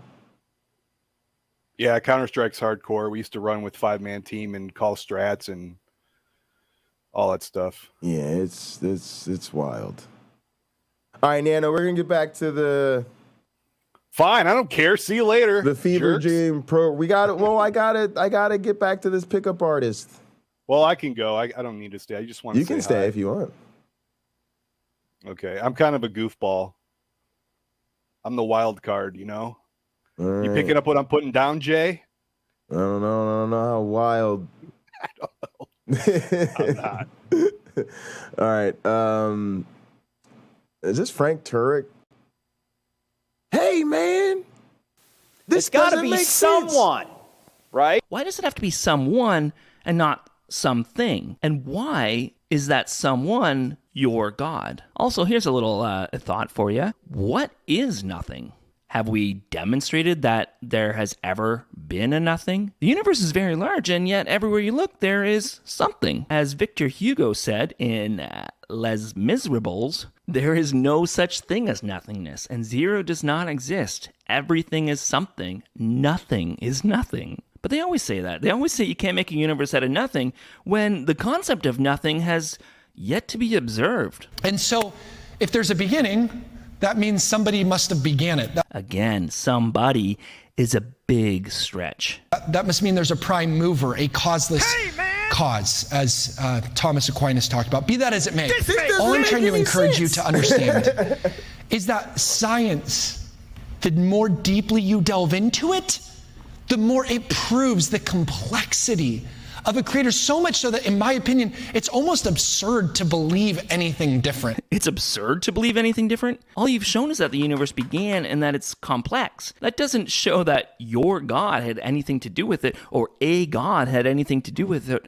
or a creator had anything to do with it. Stephen Hawking said, and I quote, I don't know what the hell I'm he talking said, because there are laws. All right, guys. My clickbait totally worked. Saying that tomorrow's Lina's birthday, sent all the loser atheists coming. Oh, we're going to celebrate the day before Lina's birthday. I'm so excited. Well, I just queued up a 20 million payout because we've got 20 people in the stream. I appreciate you guys. But basically, it just proved that using Lina as clickbait worked, and tricking you guys is, in fact, the way to dominate the internet. So go fuck yourselves. Such as gravity, the universe can't. Hey! I just paid you 20 million pocket change. I earned the right to curse at you. Can and will create itself from nothing. I just purchased your dignity. That's stupid. Matter cannot be created or destroyed. So by default, their worldview violates the very first law of thermodynamics. Wow, that's super ableist and disgusting. Thank you, Matt Powell. Also, this is coming from a guy who believed they hunted pterosaurs in the Civil War. He believed that this photo was legit and thought it proved that dinosaurs didn't go extinct when they thought they went extinct. I believe if we study history, the Confederates were able to shoot pterodactyls, back in the Civil War, and they spread these things out. Anybody can look it up online. Christians, you guys are so bad. We have to roll tape to prove that people actually believe this stuff. Go ahead, guys. James, you're going to say something? It blows my mind. Yeah, it's unbelievable. It's unbelievable. And again, guys, there's just a conspiracy. Because I'm telling you, all of the scientists, right, they're all on the same page. They're definitely not competing for jobs and funding and students and lab space and prestige. And so no scientist wants to undermine the conspiracy theory of evolution. There's definitely no scientist that would have won a goddamn Nobel Prize for excavating this Civil War era pterodactyl or whatever the fuck this is, right? And James, he was like, nah, I don't want a Nobel. Nah, become the most famous, paleontologist in the history of Earth. Nah, I got to stick to the corporate line. Nah, no way. Be rich and famous and have movies made about me for discovering that Civil War era terror in the Confederacy. The South shall rise again. Won't he do it?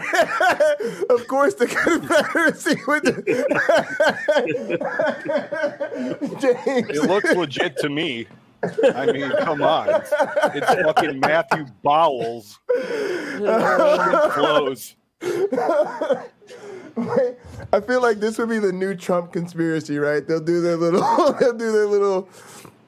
Next time it won't be an insurrection, it'll be a little failed secession or whatever, and then they'll build the wall and wall off the South, and then we'll start magically seeing their new Confederate army with dinosaur fossils, and they'll be like, I told you, dinosaurs are still around.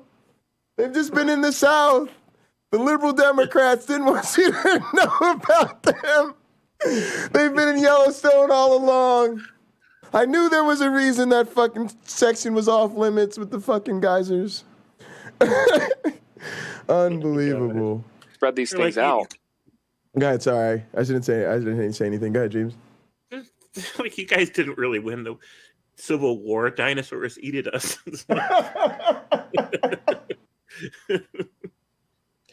Oh man. Okay.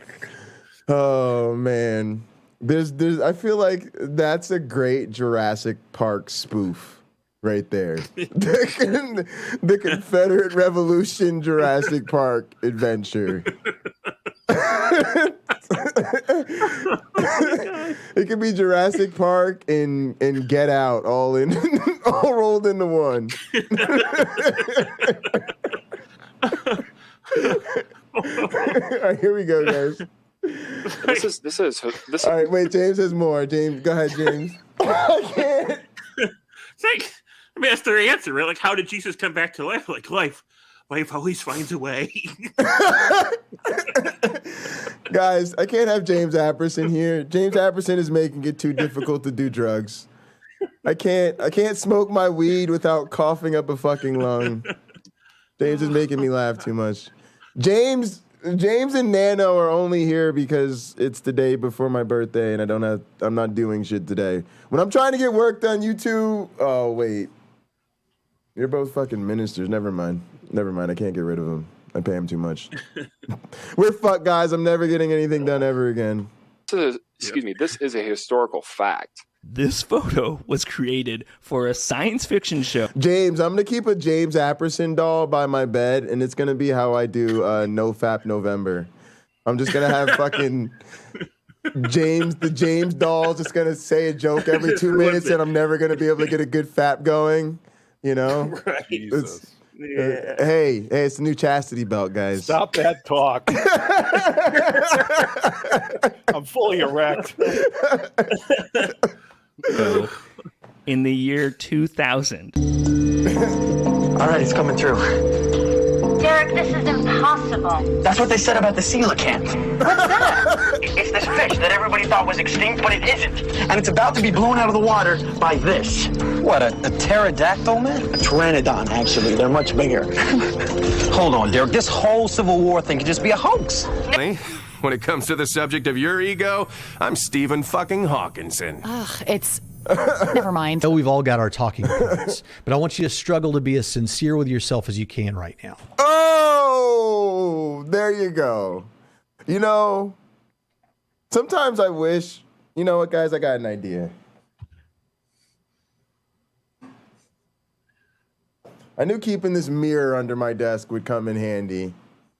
All right, let's see if this works. All right, here we go. So we've all got our all right, Braxton, here you go. Say that again, Braxton. Talking points, but I want you to struggle to be as sincere with yourself as you can right now.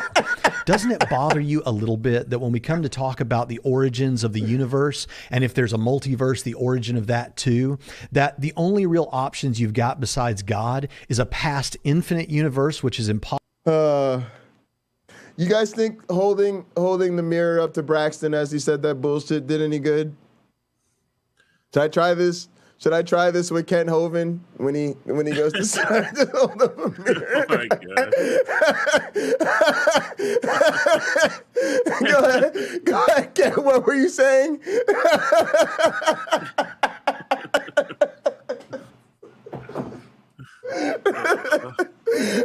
Possible, or the universe coming to exist uncaused out of nothing, or something far less clear than even those. It seems that for any worldview that includes atheism, there's a massive blind spot when it comes to the origin of the universe.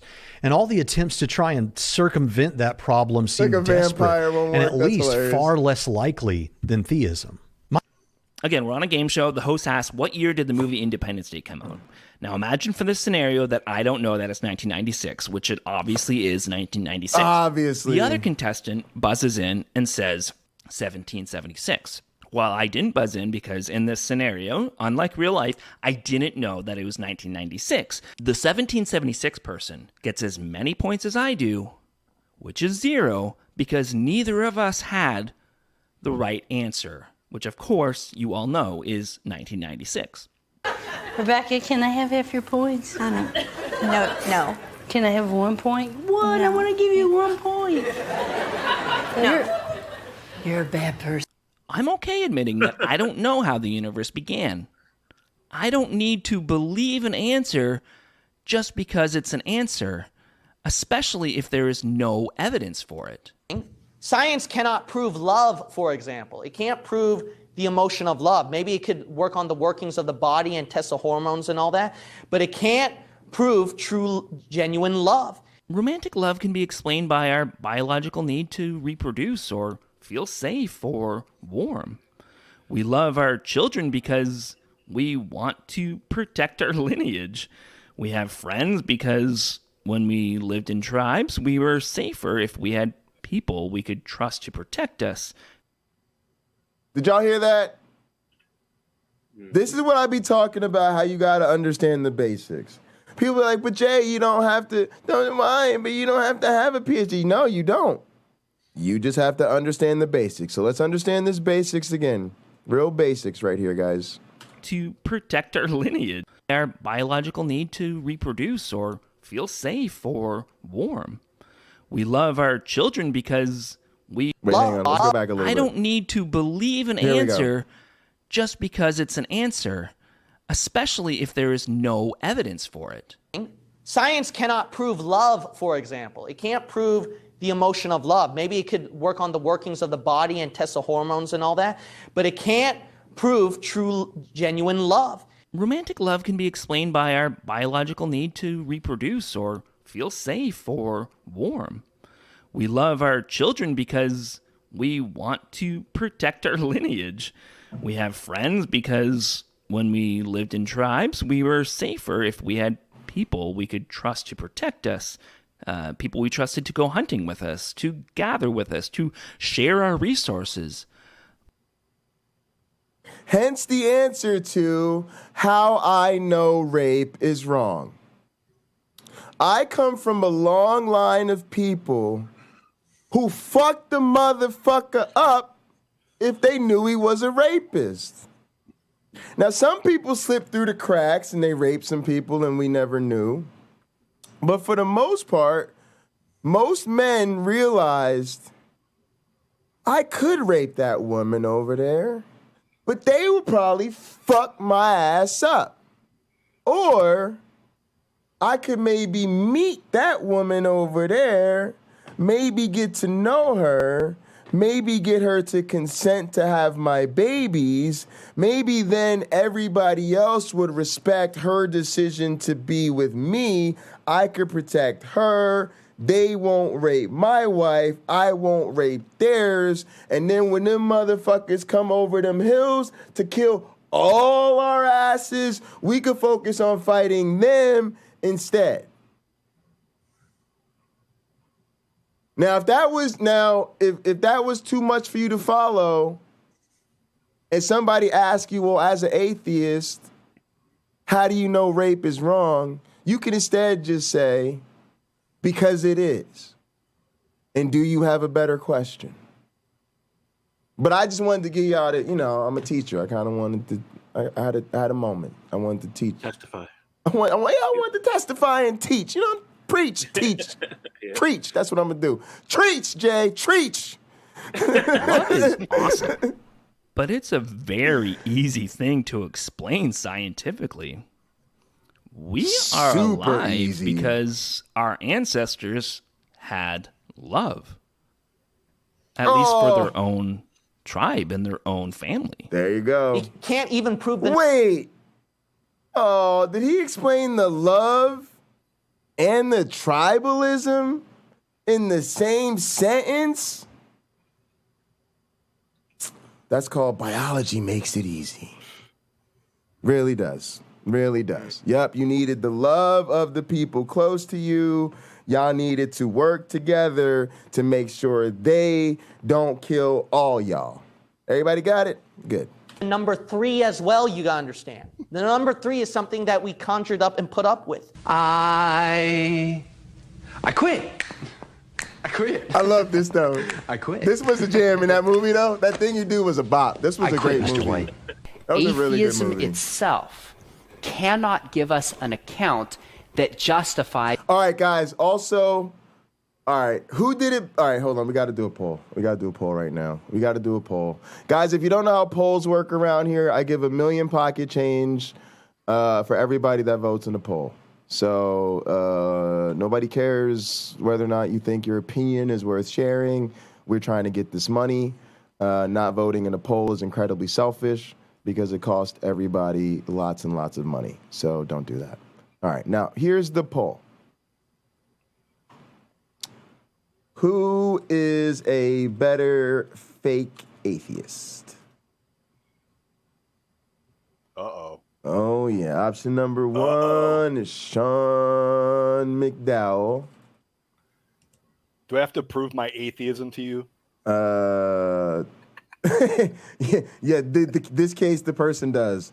That college thing was cool. Yeah, it wasn't. But let's just pretend it was. That college thing was cool. All right, we're going to say that's Sean. The other option is going to be Rebecca Davis. Atheist, bread of life is a vibe. All right. And we'll say that's BOL. It's going to be bread of life. We'll make that easy for you. How much does Reb give away per month in the gift card? Is it 50? It is. It's like real dope. I mean, I'm saying that's a new keyboard right there. That's a new keyboard right there. All right, guys. So hold on. Let's put a timer on this. Yep. Use a timer. All right. So you guys got 5 minutes. Chat notification done. Start the poll. It's kind of like who wore it better, but what they wore is fake atheism. All right. That's what this is. This is a Counter-Apologist who wore it better. Who's a better fake atheist? All right, I gotta get the host vote in there. I'm voting BOL, bread of life. Shout out Rebecca. I don't know Sean McDowell. Rebecca, ride or die, yo. Right? We don't have to agree, but we love each other. We're friends. We're buddies, y'all. Y'all see when I hop on bread of life, Rebecca lets me write on. Rebecca Davis, I got you. Rebecca, Atheist Rebecca was dope. I just say, my only complaint about Atheist Rebecca was I say it was so good, let's do it forever. But that's just my opinion. That's just my opinion, y'all. All right, you got 4 minutes left to vote on the poll. All right, y'all see the problem of too many tabs. Let me close some of these tabs so I don't keep losing our place. All right, here we go. Reason itself. Reason will prevail! Oh, yeah. We decided also that we would say reason will prevail every time someone Reason will prevail! You don't have to say it right now because I'm just explaining to Frank that reason will prevail. Reason will prevail! So Darwin once said, the horrid doubt always arises whether the conviction of man's minds, which have evolved from the monkeys, are at all trustworthy. Would anyone trust the conclusion of a monkey's mind? Now, what is he saying? If this naturalistic Darwinian story is true, then our brains evolved not to discover truth, but simply to survive. And you can survive on false beliefs if you just get your body in the right place at the right time. The ironing is delicious. The word is irony. Huh? So what was his point? Darwin's saying, if Guys, I just had a moment of genuinely reflecting on that whole love tribalism thing we were talking about. So check this out, right? James, would you agree that maybe from a theological perspective, we might say Sean McDowell and Rebecca are maybe aligned? Aligned in what way? Like theologically. Like, did they have the same exact theological view? No, but just they're on the same Team Jesus side or whatever, and we're on the heathens, not that side, right? Absolutely. The battle lines have certainly been drawn, and they're both on that side of it. Yeah, but then when you think about the love tribalism thing, it's well, she's actually a part of our community, and he's not. Would you agree with that too, right? Even though you've had your ups and downs with Rebecca, you'll go through it with Rebecca because there's some history and friendship there. As with Sean, you're I don't know Sean from Adam, right? Right. It's just kind of interesting, right? Because that was my whole thing with Rebecca I was she's our theist, right? Like, we don't agree with her, but she's one of us, whatever that means. Right. Yeah. But yeah, I just think that's funny, right? How those lines get blurred and mixed up when your interpersonal relationships get in there. Yeah. If this blind evolutionary story is true, it undermines our rational faculties, meaning if Darwinism is true, we don't have any basis for reasonably concluding that Darwinism is true. It's like a snake that eats its own tail. So which would be weird if a scientific theory was like a snake that eats its own tail. Right. It's like they just tell on themselves, like, oh, yeah, it would be almost like as though we'd be celebrating one of the greatest scientists ever for completely circular reasoning. And that wouldn't make any sense now, would it?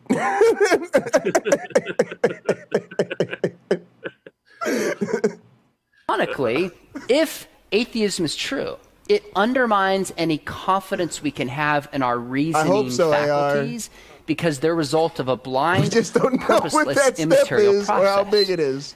He's kind of right here, actually. There is a reason optical illusions exist. There is a reason we can... It might be like you're going... James, you know how you're going down that flight of stairs from, like, say, the upstairs to the... I don't know. It's like in your house, right? You're going from the right, you're going down that flight of stairs. You know how you're just worried that you might miss that last step? Right. All right, but what if that last step might just be the Grand Canyon? Right. So you're one step away, but we don't know if it's like a living room step or like the geological meaning of step, right? Like we don't know which order of magnitude we're talking about with that one step, but we hope it's one. Let's just hope it's one, however big of a step it is.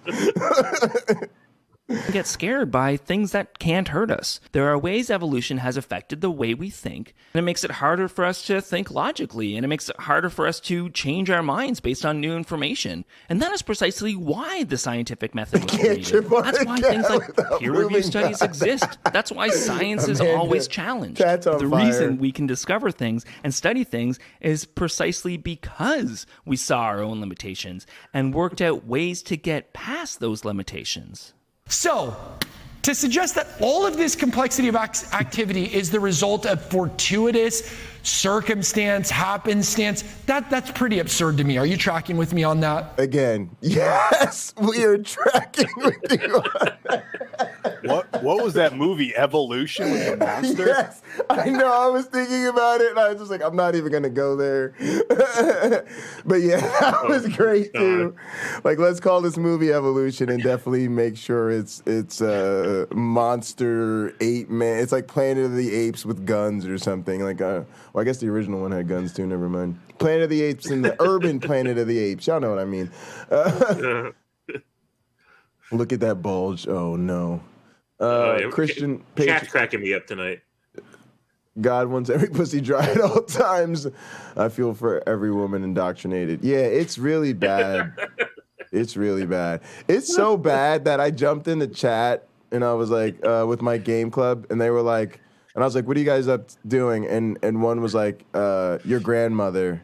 And I was like, ooh, like I feel bad for your sex life. Like you should try to do better. Like that's that's not a fun night, my friend. You know, like. So, go ahead. Do you think that's why baptism happens in water? Because everybody knows that that's when Jesus goes in you and he likes to go in dry. It's. I got to tell you this weird story though, man. Being in the church, like I think baptism was my favorite thing. Oh, why? Fuck yeah. Yeah, I think it was because one. Well, in my church, it was like a huge deal. Like it was a really big party. Like we had a couple of, let's say, well-to-do families in our congregation. And so they were always kind enough to host when we wanted all 300 of us to get together somewhere cozy.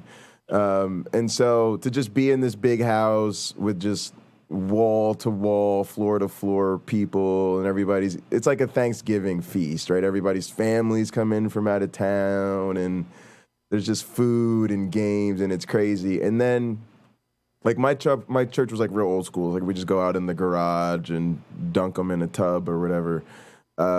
But just like the commitment that it meant for them, and like what a big deal it was for for them in their lives and their walk in their faith. You have this weird thing where I remember this about, I had a friend who wanted to be in the military his whole life. And I remember feeling like I had to be happy for him when he went off to war, even though I knew I might never see him again, right? It was like he wants to be a soldier, and he won't be, doing him if he doesn't do this, right? And so you have these friends from church, and this is a really big deal in their life. It's like their graduation or something. You're just happy to be there, and you're happy for them. It's a really happy time. And so I always had this thing about, oh yeah, we gonna dunk these fools in the water, and I'm gonna be there. Oh no, I never know, and I always be like, we gonna dunk these fools in the water. All the way in the water, man. It's a huge deal. It's fun. It's just, it's one of those things. It's really weird because I think, like, now that I'm saying this, it's like one of those, remember those things that could be so traumatizing? Like, if that's like if dealing with the ritual, which I think is the hardest part for a lot of people, right? It's the ritual that feels so weird. That's the most Jesus-y stuff, right? When the hardcore rituals break out, right?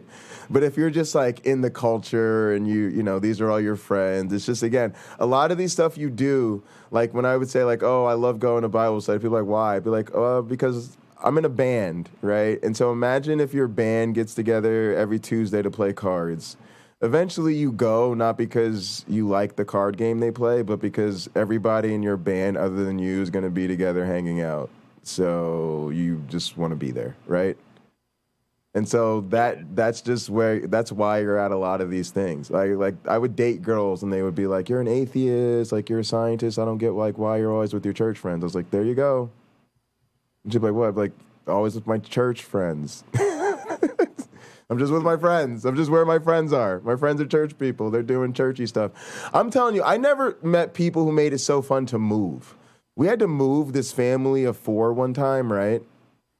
Mm-hmm. And so they made it like a big deal. They like sent it out on the listserv. So I don't know, 30 people showed up or something, right? And so by the time we were all clearing out the house and like loading up the trucks and everything, it took like one trip. Like, most of the guys carried like 1 or 2 heavy things, and like such a huge group of dudes carrying it, you could barely feel it. You loaded up the truck. We all went to the house. We chilled. We ate Gatorades. We smashed like 8 boxes of pizzas, and called it a day, right? Like, and it was fun. And I was like, wow, like moving's never been fun. But again, if all your friends are there and like nobody's gonna do the like, oh, you're moving? Yeah, I'm busy actually. Yeah, it turns out, hang on, my cat's dog is sick, right? Like, because people hate moving, right? So imagine just being in a community where instead of everybody bailing on you because you're moving, everybody's like, oh, you're moving? Yeah, bro, of course we're not gonna let you move. Of course we'll be there. Oh, do you have any other help? Oh, everybody else is gonna help you? Oh, we'll still be there. Yeah, of course we'll be there. Of course. Like, like that's what everybody's doing today. So I love that. That part about church is great. And if we could do that as atheists, we should. That'd be great. Imagine if we all helped each other move like that. Yeah. I mean, watch this. This is gnarly. A single DNA molecule. Just take one dinky microscopic DNA molecule. Remember, DNA, RNA, building block for all of life. One single, you can't miss this, one single molecule. Here's the other thing. We're listening to this dickhead right here talking about science can't exist because God has to be there first, blase glavinoids. Agreed, James? Uh-huh. Most of the people in that room, right, James? They're not there to listen to him. No. They're there for the same reason I'm at baptism and moving. They're there because that's where all their friends and family are right now. Everyone in the audience is wearing the same shirt as him, too. There you go. Of DNA. They shop at the same clothing store. Same amount they go of together. They load up the church bus. We're going to get close today, guys. Info, as an encyclopedia volume or a massive bulky dictionary? That's just one DNA cell. Oh no, it just happened accidentally. Who said it was an accident? Evolution's you. not an accident. DNA also has information that is passed along that isn't used, or information that we need other information to work around that information. Why would a designer put all that useless information in there? Why wouldn't they use that space more wisely? Is it just me, or does the evolutionary story keep changing? You know what science can't even I'm prove? sorry, that was, oh God, I need a clip of that. That was magic. I think the poll might be done. Let me go see. Yeah, I'm always leaving the polls open forever. All right, guys, the poll is completed. The answer is Rebecca Davis. Now, this was a completely scientific double-blind study with a huge sample size. But I just think it proves that we like Rebecca Davis and Sean McDowell sucks. And that's a pretty important point for everybody to remember. You know? Whatever you may think of Rebecca, next time you have bad thoughts about Rebecca, just remember to yourself, she's not Sean McDowell. You know? Could be worse. Could always be worse. I know who he reminds me of. Steve from Blue's Clues. Steve from Blue's Clues. All right, guys, 7 million. Thanks to all of you that participated. The other 11 of you that didn't want anybody else to get any other money, like, that's cool. That's chill, I guess. I mean, we're atheists. We're all about freedom of choice, I guess. That's... Way to build community, guys. I'll be right back. I gotta go... use the little boys' room. Yeah. You gotta do a little tinkle. Little pee-pee. Take a pee-pee. What did Peter W. say in chat here? Science can never make up their mind. Yep. We should answer that when you get back. Next. Yeah, I gotta pee. I mean, that's more than a pee-pee answer. All right, let's take a quick musical interlude, because tomorrow we're gonna do the album release party for my cousin's album. It's called La Guardia. All right, this one is called, I should pick a song. I just got to pick a song. They're all good. I was talking to him. I was like, here's my least favorite song on the album. There's no bad songs on the album. Just kidding. This one's called Loud Place.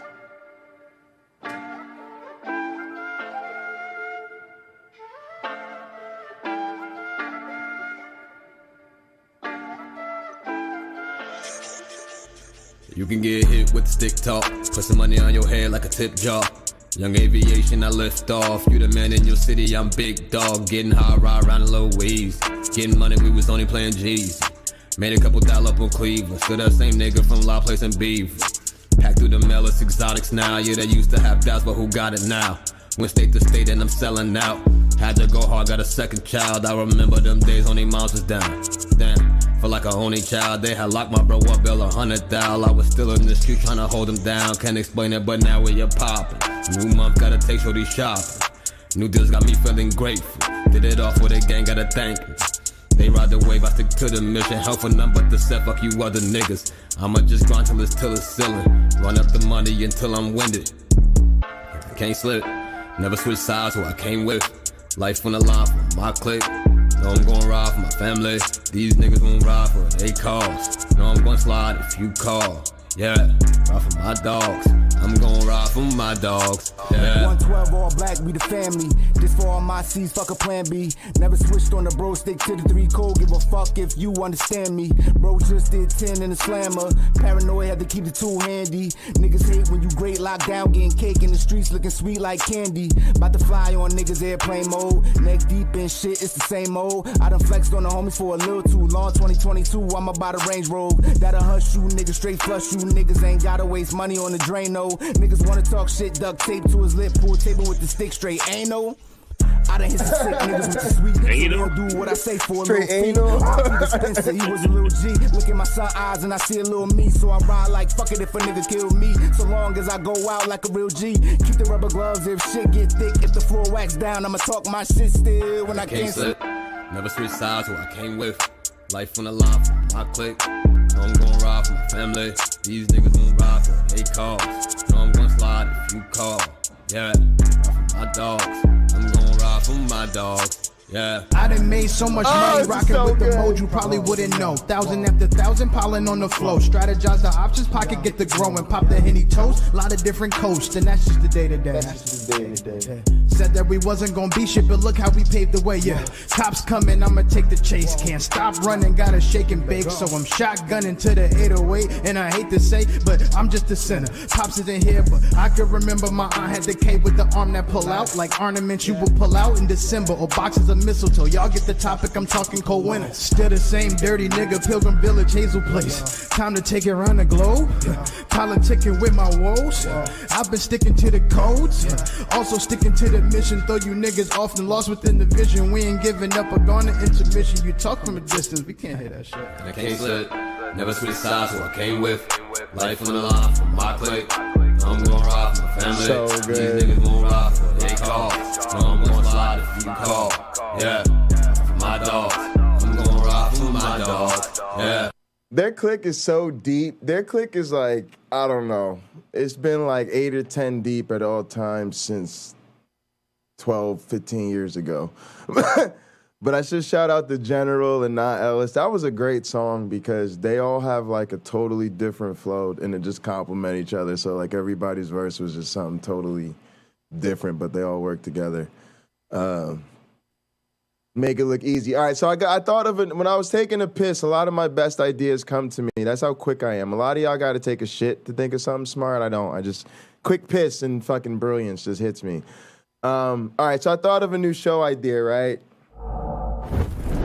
It's gonna be called Real Nigga Apologetics, right? And I know what y'all thinking. Y'all thinking, Jay, ain't this Real Nigga Apologetics? Counter-Apologetics? Yeah, it is, but like, I'm kind of like a Bible nerd. I'm a real one, but I'm a little bit more like y'all. No, Real Nigga Counter-Apologetics is where we're gonna take some of our favorite atheists who always have a really reliable stick. Like, we need like a Real Nigga Apologetic. There you go. Like, and you know, they gotta be like somebody good. They gotta be like a Rebel Naz with the Flat Earth, or Tangelo with the Shrouded Turin, or you know, somebody that could do like the Contingency or something, right? And then we gonna take a real nigga like off the street from slanging and smoking and fucking bitches and whatever real niggas do, right? No counter-apologetics, no church background, no schooling, no philosophizing, none of that. And we just gonna bring his hood ass up in. Think about my cousin Dante. Like Dante, you 6'3", something, play basketball, you know, just really, and then he just gonna sit here smoking a blunt like this, and he gonna have somebody sitting there talking to some shit like, well, you know, the universe had to come from somewhere, right? And so, right, so the universe, it all had to start from somewhere. And since it had to start from somewhere, that something couldn't have been within it because it had to be something outside of space and time. So it had to be a timeless, spaceless, immaterial, personal being, right? And since it's personal, then it has to be the God of the Bible because that's the one that wants you to be known through Jesus, right? So anyway, outside of time and space, that God exists, right? So he has to make everything go. So then that's where the Big Bang starts after that. And so then everything that we see and observe in the natural world only comes from our ability to truly know through the metaphysics that he imbues in us and our heart, right? And this how a real nigga like my cousin Dad, they go,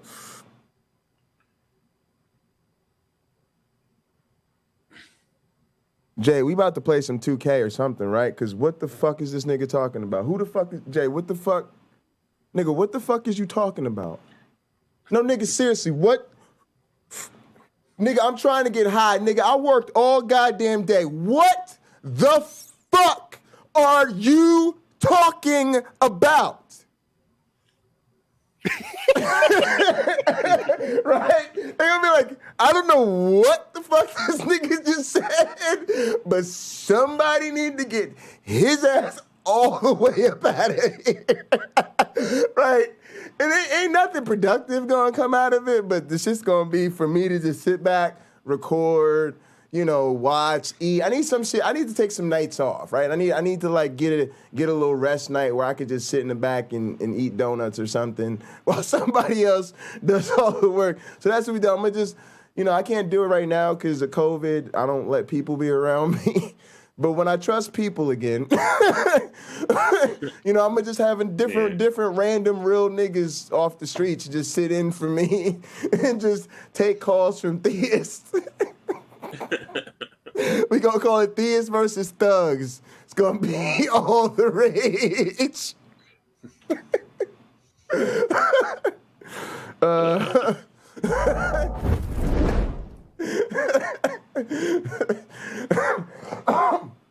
Don't you just feel the love? Don't you just know in your heart that Jesus loves you when he died? Bitch, I just did 19 years and I got 9 kids by 8 different women. Tell that nigga Jesus to show up right the fuck now and help me out with this motherfucking child support before they send my black ass right back under the jail. Under the jail is where I'm headed. Lord Jesus, can you come now? Because a nigga could really use you to show up right about now. What the fuck are y'all talking about? Because I just think sometimes we get a little desensitized to them, y'all, and we don't really tell them what they need to hear. I just think it would be... All right, I don't really think that anything productive. It would just be for shits and giggles, but it would be a lot of shits and giggles. Come on now. Science cannot even prove itself. Science. Didn't you know that? No. What is this? This guy is stupid. He doesn't know what he's talking about. No, you gotta understand this. Science cannot even prove itself at times. We got a real one. Why do you think? Oh, and I can tell you a little bit of secret sauce. Big Thing Flying Wayne came through with a real-life LaGuardia story that only real niggas know. Only real East Coast niggas can tell you about the fucked-up-ass lighting in LaGuardia Airport. So that's a real one, and the nigga who know about the East Coast life. I don't want to put his business all out in the streets, but I'm telling you, if a nigga could really tell you about some real shit about LaGuardia Airport, not know like, I flew through there once or twice. Nah, this is the type of shit you only know if you don't have all types of dates you don't have to drop off there. You don't have to meet people in there in the middle of the night and shit. If you just fly through once in a while, you don't know what we talking about. You don't have no idea what we talking about. Look, if you're a scientist who's done so many experiments, you can even agree with me on this one. Why do you call it scientific theory? You know why you call it a scientific theory? Because you realize no matter how many times you may have developed the hypothesis and experimented and tested it, you can be wrong later on. Whenever they use the word theory like this, it really shows me how little they actually care about the truth. No matter how many times they have been told that the word theory in science is different from how it is colloquially used, they always come back to the classic, it's just a theory. And again, y'all refuse to accept the implications of new information and new technology. The same way we say, look, it's just a problem, y'all. We could use the telescope and look out there and see shit. And once we started looking out up in that bitch and we started really seeing shit and then tracking, how long did it take from that shit to get from here to over there? Hang on a second. Let me redo this shit real quick. That wasn't, nah. That ain't gonna work. But look, not only that, right? You gotta remember back in the day, right? It was very hard for me to pin down somebody like James Apperson. Let's say James Apperson was dumb. We could make this example because James is secure. James is very smart, right? So let's say I was like, y'all, I swear to y'all, James Apperson's a fucking moron. I know y'all don't believe this shit, but I sat down with that motherfucker and I tried to explain biology. It went in one ear and out the other, and it was awful. Y'all be like, yeah, well, I talked to James and he said he talked to you, but y'all didn't really even talk that much about biology. He said you mentioned a couple of things. They didn't really make any sense, right? So then this other person says the same thing, right? And so we're all trying to figure it out, but it's hard, right? Because we're never in the room at the same time, and you know, I don't know. Maybe when Lina tried to explain it, she used the wrong evidence, but I wasn't there. Right? You see what I'm saying? It's difficult to pin a person down and know what they were exposed to. Here's the new technology they haven't adapted to. Hi, this is this thing called YouTube. It records the conversations you have with other people. Then when you're having the conversation, there are these people, they're called viewers. They're watching you. They don't just see your presentation, they see the other person's presentation as well. Then it stays there. People later, they come and watch it. Then y'all be making another video, having another debate about the same thing. And we watched that one too. It was also recorded on YouTube. Y'all get where this is going. Yeah. Why do they keep acting like we can't see them? Right. It's so annoying. I'm like, because it'd be one thing if that conversation between Rebecca and Erica happened in the fucking vacuum, y'all, and like I'm telling you, if it was only the rumor mill to know what that conversation was really like, but y'all saw it. I ain't even got to play the clip. Y'all saw it, right? And somebody's out there, well, Jay, you don't play it. If you don't play it, I don't know. No, that's not how this works. Remember the part about it being on YouTube? Y'all saw it. Yup. They don't, that's the part they don't understand. Somehow, they still have not. They on the internet, but they ain't really fully, you know, meditated upon the reality of that bitch, you know? It's a game changer, y'all. Things is different now. I'm gonna just put it to you like that. It's different. The tape, the game tape you have on people, folks, I be trying to explain this to people. People like me and Rebecca, y'all don't have a little clip here, a little clip there. Y'all have probably months of footage on us. Like, you know, it's a lot of evidence if we sitting on some bullshit. I'm gonna just put it like that. You might say, no, I don't believe that. Then you're not a scientist. Yep. You must be a dummy. No offense. No offense. Okay, every scientist knows that. Why is that? Because they are always open to the possibility out there. Actually, I got to say this carefully, too. In a lot of these contexts, I do mean offense. I mean things are differently. Y'all know me. I'm going to be honest with y'all. Part of what my scientist friends love about me is I'm not really one of the normal science nerds. And so I am passionate. I do take things very personally. And I take science very personally. I think it's very disrespectful what these people do. It's very disrespectful. Go ahead. No, I'm just thinking of like, they're just bad faith actors. Yeah, totally. Like even William Lane Craig, like he got completely embarrassed by Sean Carroll about the beginning of the universe and what it really meant in the paper he was quoting. So Carroll had was it Alan Guth come on and explain that William Lane Craig completely misunderstood the paper. And did William Lane Craig end up retracting his position about it? Nope. He still goes around saying scientists all agree with me, you know, cosmologists agree with me about the way that, you know, all of time and space began at that moment. And physicists keep telling him, no, we don't think that at all. We're not saying that. Right. And he's like, see, they're saying that. It's like, you don't know. So it's just... all of their arguments are predicated on bullshit. I don't know if you were around the beginning. In the beginning of this, the title is like why I was wrong about debates. And my whole thing was I was wrong about them because, I refused to do them when I was a weed organizer because I was like, there's nothing to debate and they're bad faith, that whole thing, right? And my point was that I get a lot of criticism from a lot of people about debating Kent Hovind, right? And...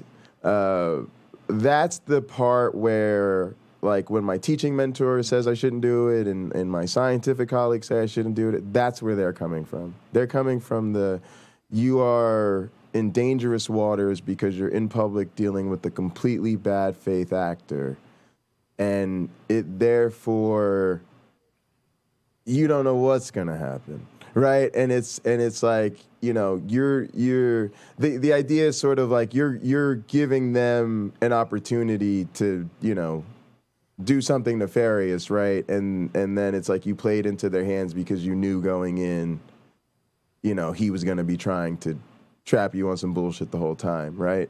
Right. My thing is, and I guess I just want your take on it. My thing is, you don't have any influence in the conversations you don't have, and that you're playing a different game. In a sense, I'm trying to use him. Like, he has a much bigger megaphone than I do. So if anything, he's giving me a platform, and I'm trying to use that because I'm playing a different game, which is I'm a content creator on YouTube trying to build a community, which is different than a scientist trying to educate a evangelical Christian.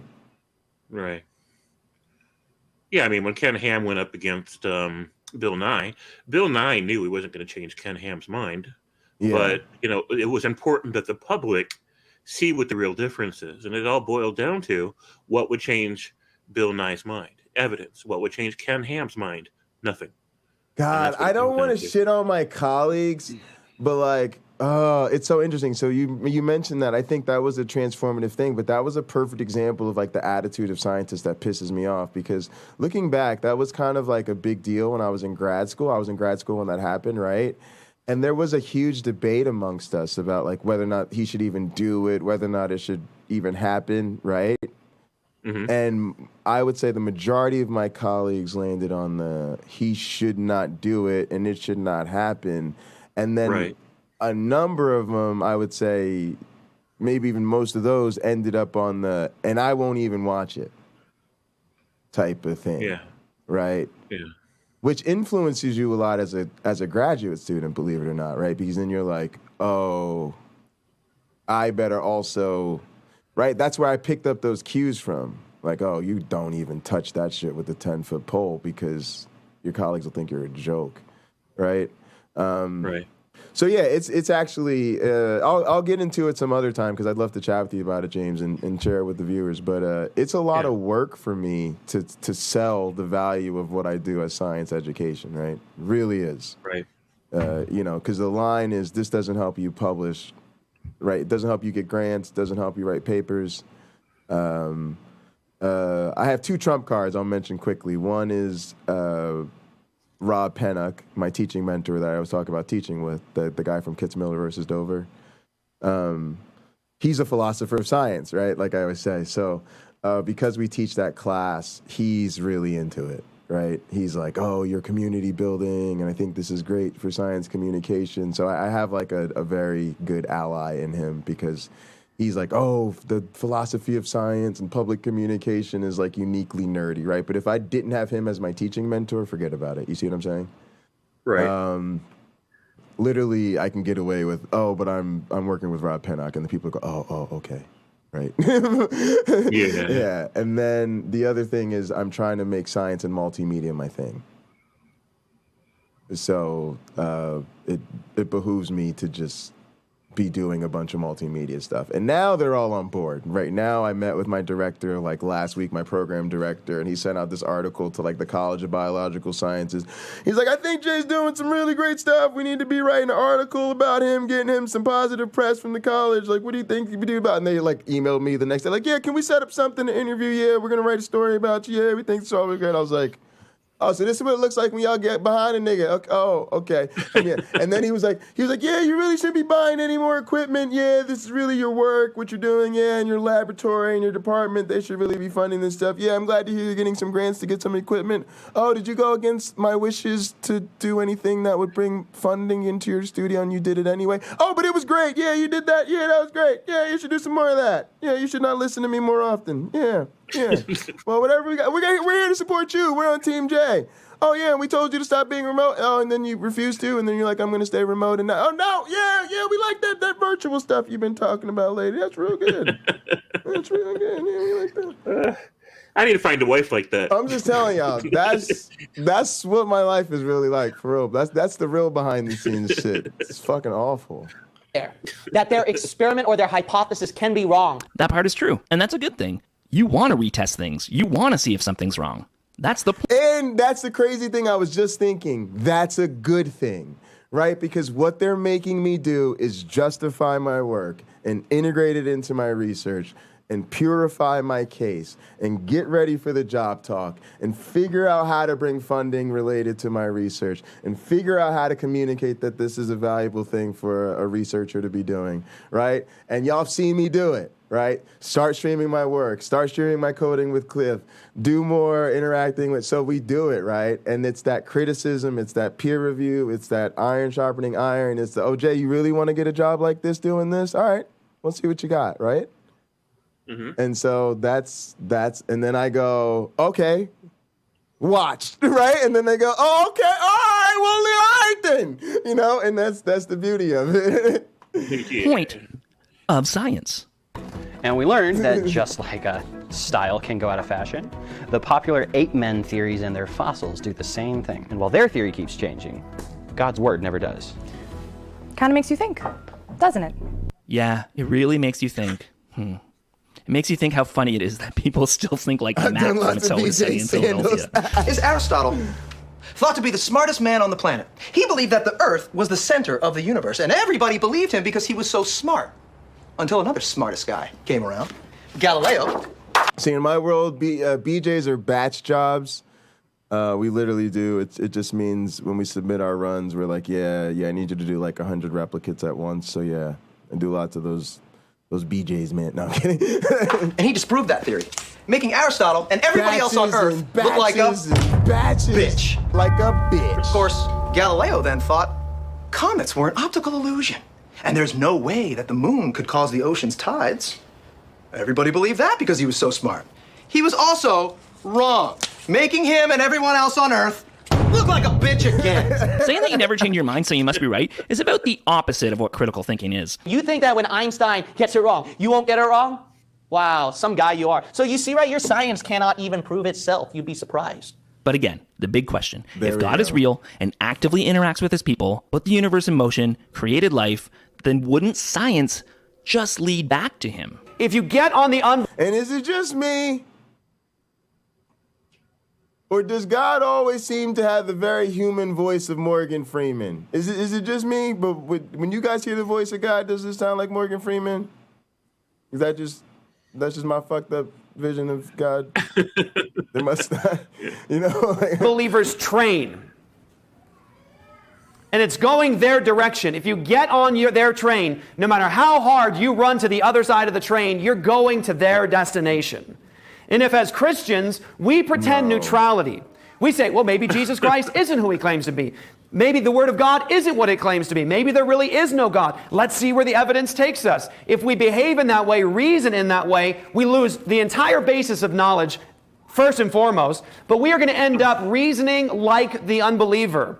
Don't answer the fool according to their folly. That is to say, in this context, firm up your commitments to Jesus Christ. Sounds a lot like 1 Peter 3:15. Sanctify Christ as Lord in your... Go ahead, James.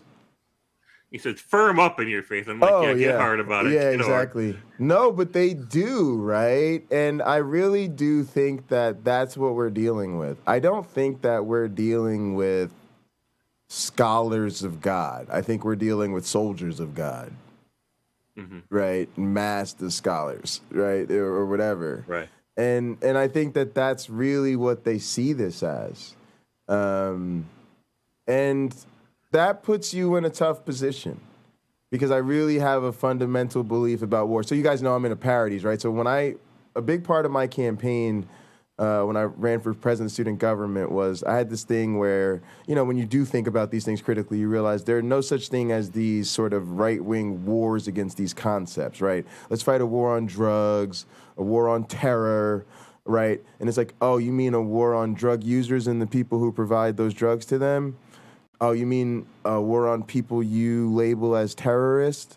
Right? And college made me think a lot deeply about that. And so I decided the best way to demonstrate the futility of these wars against concepts and not people was to start one, right? So the whole, you know, mission statement of, you know, my whole radical, crazy, kooky campaign, some people you guys know about, that Fox News had to take a hack at and make me famous again, was the war on apathy. Right, so you're like, look, none of this bullshit works. Let's start one. Let's start our own unwinnable fucking war against people.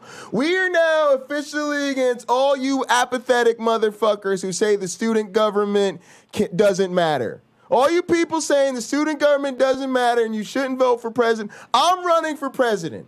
So come tell me, come tell me the student government doesn't matter, so I can whoop your monkey ass. And that's how I became president of student government at Penn State, folks, right? But my point is, you really can't fight wars without enemies. And even though we think that this, like, war language, or this is what pissed me off about Rebecca, the audacity for a Christian to fix their face as an adult and tell an atheist that they're troubled by the warlike, combative language of their talk. Oh, I'm really worried about your thinking. This is really dangerous language. Again, onward, Christian soldier, see me later with the bullshit, right? Like, I mean... I mean, it's just unbelievable. I mean, I mean, who is it really that thinks they're in a struggle for good and evil, and just uses this language all throughout, like everything they do, right? It's the invisible war. The invisible war. The invisible shadow world that's layered over ours, you know, with all the demons and angels. Right. And we accepted the same thing, though, right? We said the same thing about the war on terror. Like, we thought that we could somehow do that and not realize, oh, that means bombing people. Right. And then when we realized, oh, that means bombing people and trying to play Captain America World Police for real, or whatever that movie was, right? Because that movie was like pretty much reality, right? That movie was like a very accurate caption of what was going on in the world at that time. But it was just like, we realized that and we were like, oh shit, this is way harder than that biblical fantasy we were talking about when we were like, oh yeah, they attacked our building, let's go kill all the terrorists. It's like, yeah, it didn't work that way. And it was the same thing with the war on drugs. Dope fucking sucks. Dope is ruining everything. Dope is ruining people's lives. Lock them up, take their children from them, make sure they never get a job anywhere, make sure they definitely can't vote. Yeah, because that fucking weed, that marijuana, that getting the munchies and falling asleep was gonna fucking really have some negative consequences for them. Also hemp too, right? They took away hemp. I mean, they just took away everything. I mean, that's a literal example of throwing the baby out with the bathwater. I was like, my favorite hemp story is Henry Ford built a car out of hemp. Yeah, he knew it was the future. He also fueled it with hemp because he knew it was the future. He then tried to destroy it with a fucking, I think it was a sledgehammer or some shit like that, and he destroyed the fucking sledgehammer or whatever, right? And he was like, yep, steel's fucked. But nope, then good old Uncle Sam and, came in or whatever. But still, I mean, it was crazy. Even Jack Herer in Hemp for Victory wrote about how he thinks if the dams in fucking New Orleans were made of hemp, like it would have been different. Like it's like we don't even appreciate the potential of it as like a industrial grade thing to be building like fucking dams and shit out of, right? Dams and levees and major infrastructure shit, right? Now imagine all this fucking shit we got going on in the politics right now with the fucking infrastructure. Imagine if they were like, yeah, well, we really can just grow most of it, right? Oh, speaking of all those farmers that are out of fucking work, how about we just start growing most, it's just, anyway. But this is the thing, folks. It's just like, I just feel like eventually I realized I'm the other side of that war. Mm-hmm. When they talk about the demons and the heathens and the Satanist scientists and the Marxist liberal baby eaters and the people that are transing the kids and teaching the critical, I mean, I'm just all of the demons that they sit up there and talk about. And so while I do feel safe amongst, the particular flock of wolves that, take me in as one of their own, even if only for the hope of converting me or whatever, overall, their worldview is totally incompatible with mine, to the point that I think we don't want to find common ground. At least I don't want to. I don't want to live in a world where I'm finding the middle between science and faith. Not interested at all. I'm interested in a world where science does not compromise with faith. Never, never, never, never, ever. Now, the problem is scientists don't go to war over science. Right. Scientists rarely try to tell governments what to do based on science. We might tell government officials what the data says and what the assessment of the situation is, but again, unless that is our science or the way we're being called into service, that's the exception, not the rule, right? And so it's then tough because the other side again isn't looking for compromise there. No, they're not. I remember back in the Trump era, which was not long ago, and he actually, because Wait, hang on. Are you talking about the Trump era we just got out of or the one we're about to get into? Yeah, the one we just got out of. Oh, okay. All right. Just checking.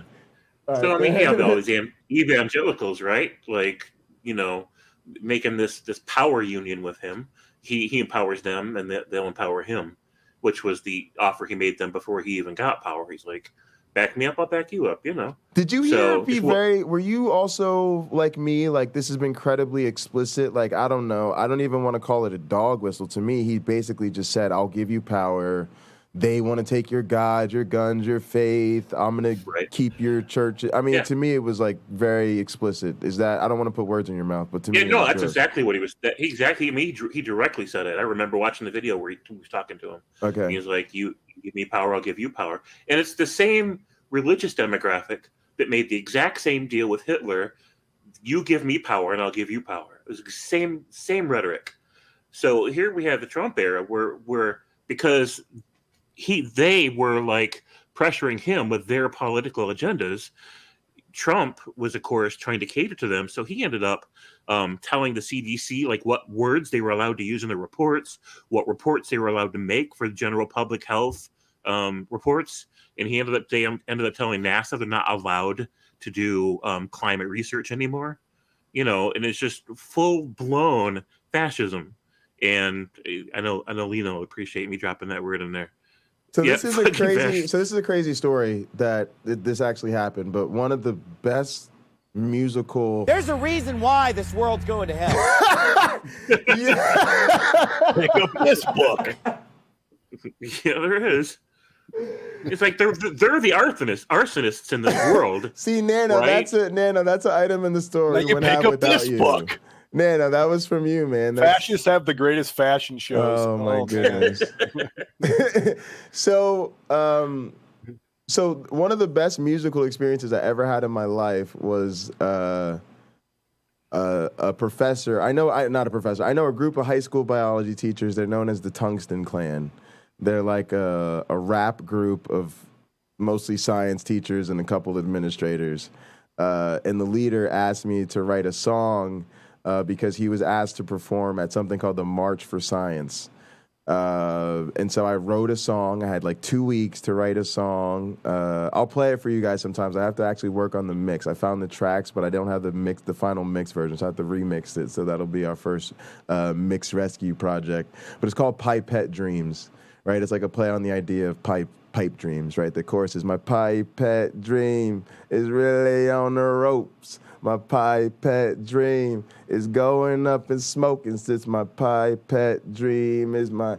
Oh, and since my pipette dream is in jeopardy, let me tell you what my pipette means to me. Oh, it's a fucking banger. It's a fucking banger. And so I rapped. I had on the lab coat. I had an actual pipette with me. And there were 2,000 people there. It was called the March for Science, and my song was like the headliner. It was awesome. It was just cool. It was just huge, loud system reverberating off the building. It was an unbelievable honor.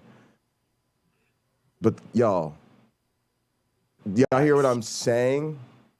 We had a March for Science because the president of the United States wanted to defund the National Science Foundation. We had to protest. We like medicine. Right.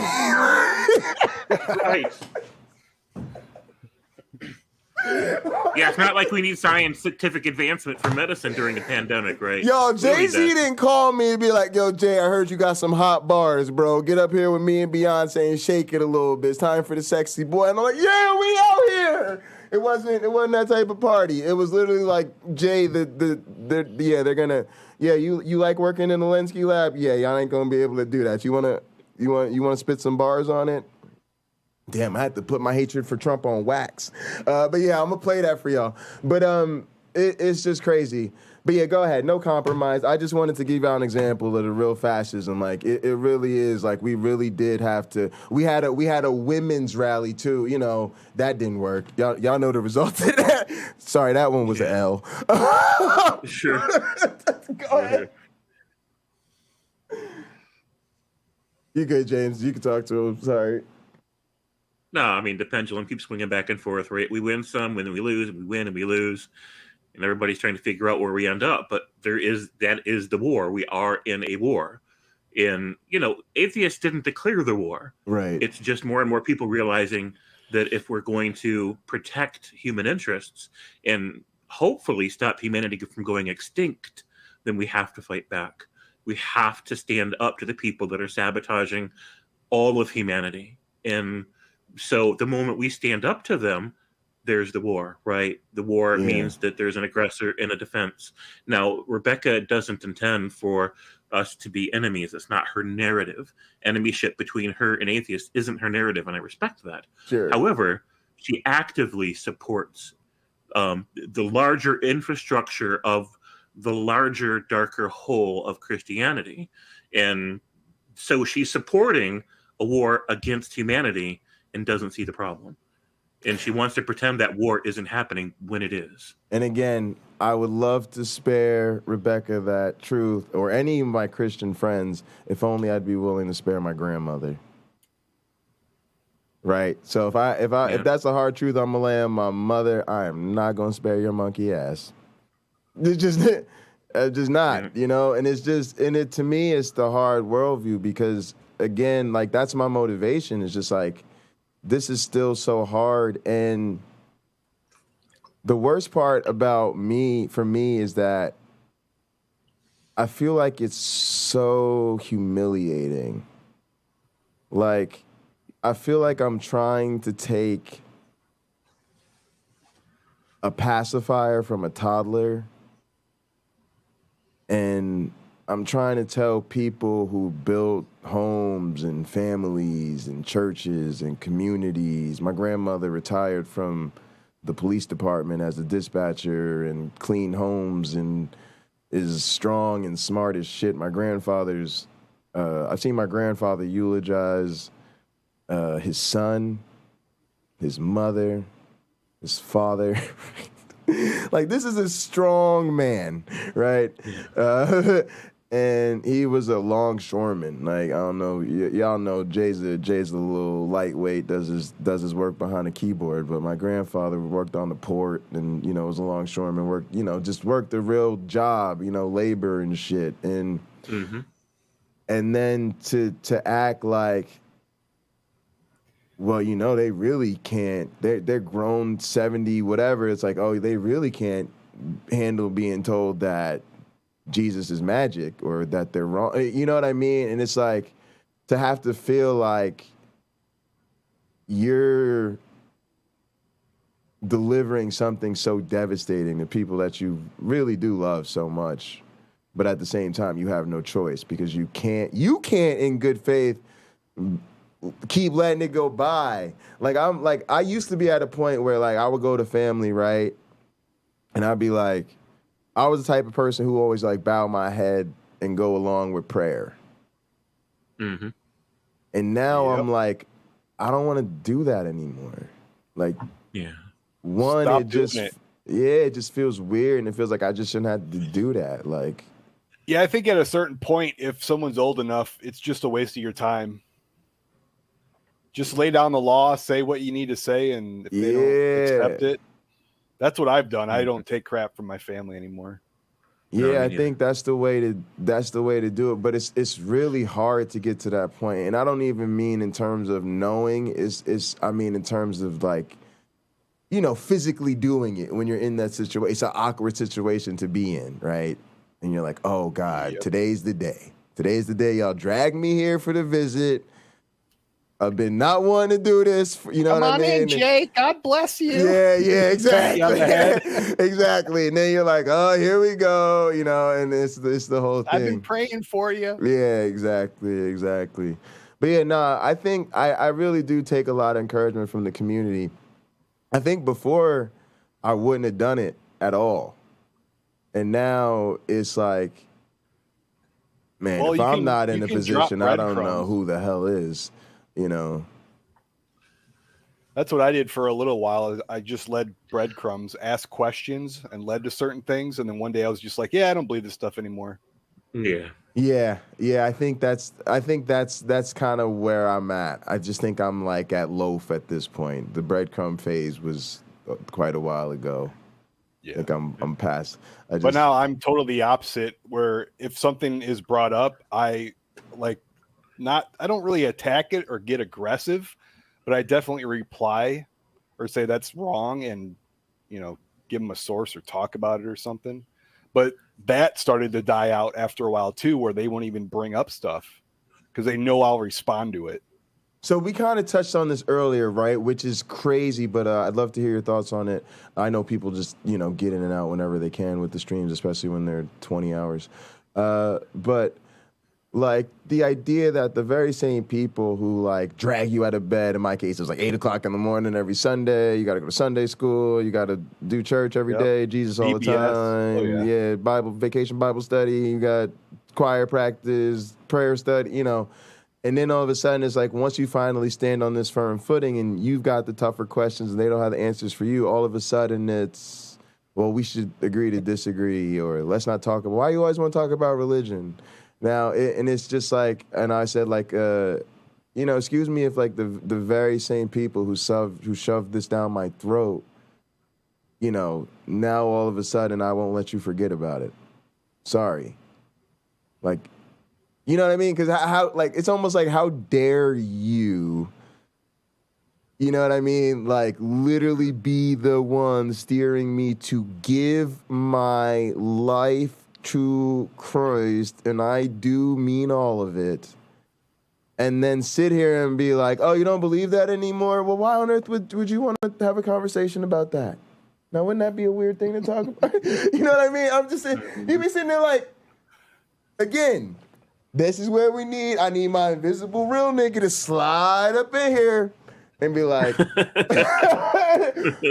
fuck are y'all talking? You know what I'm saying? Like, yeah, it's a level of realness I can't even go to sometimes, y'all. You know? Yeah.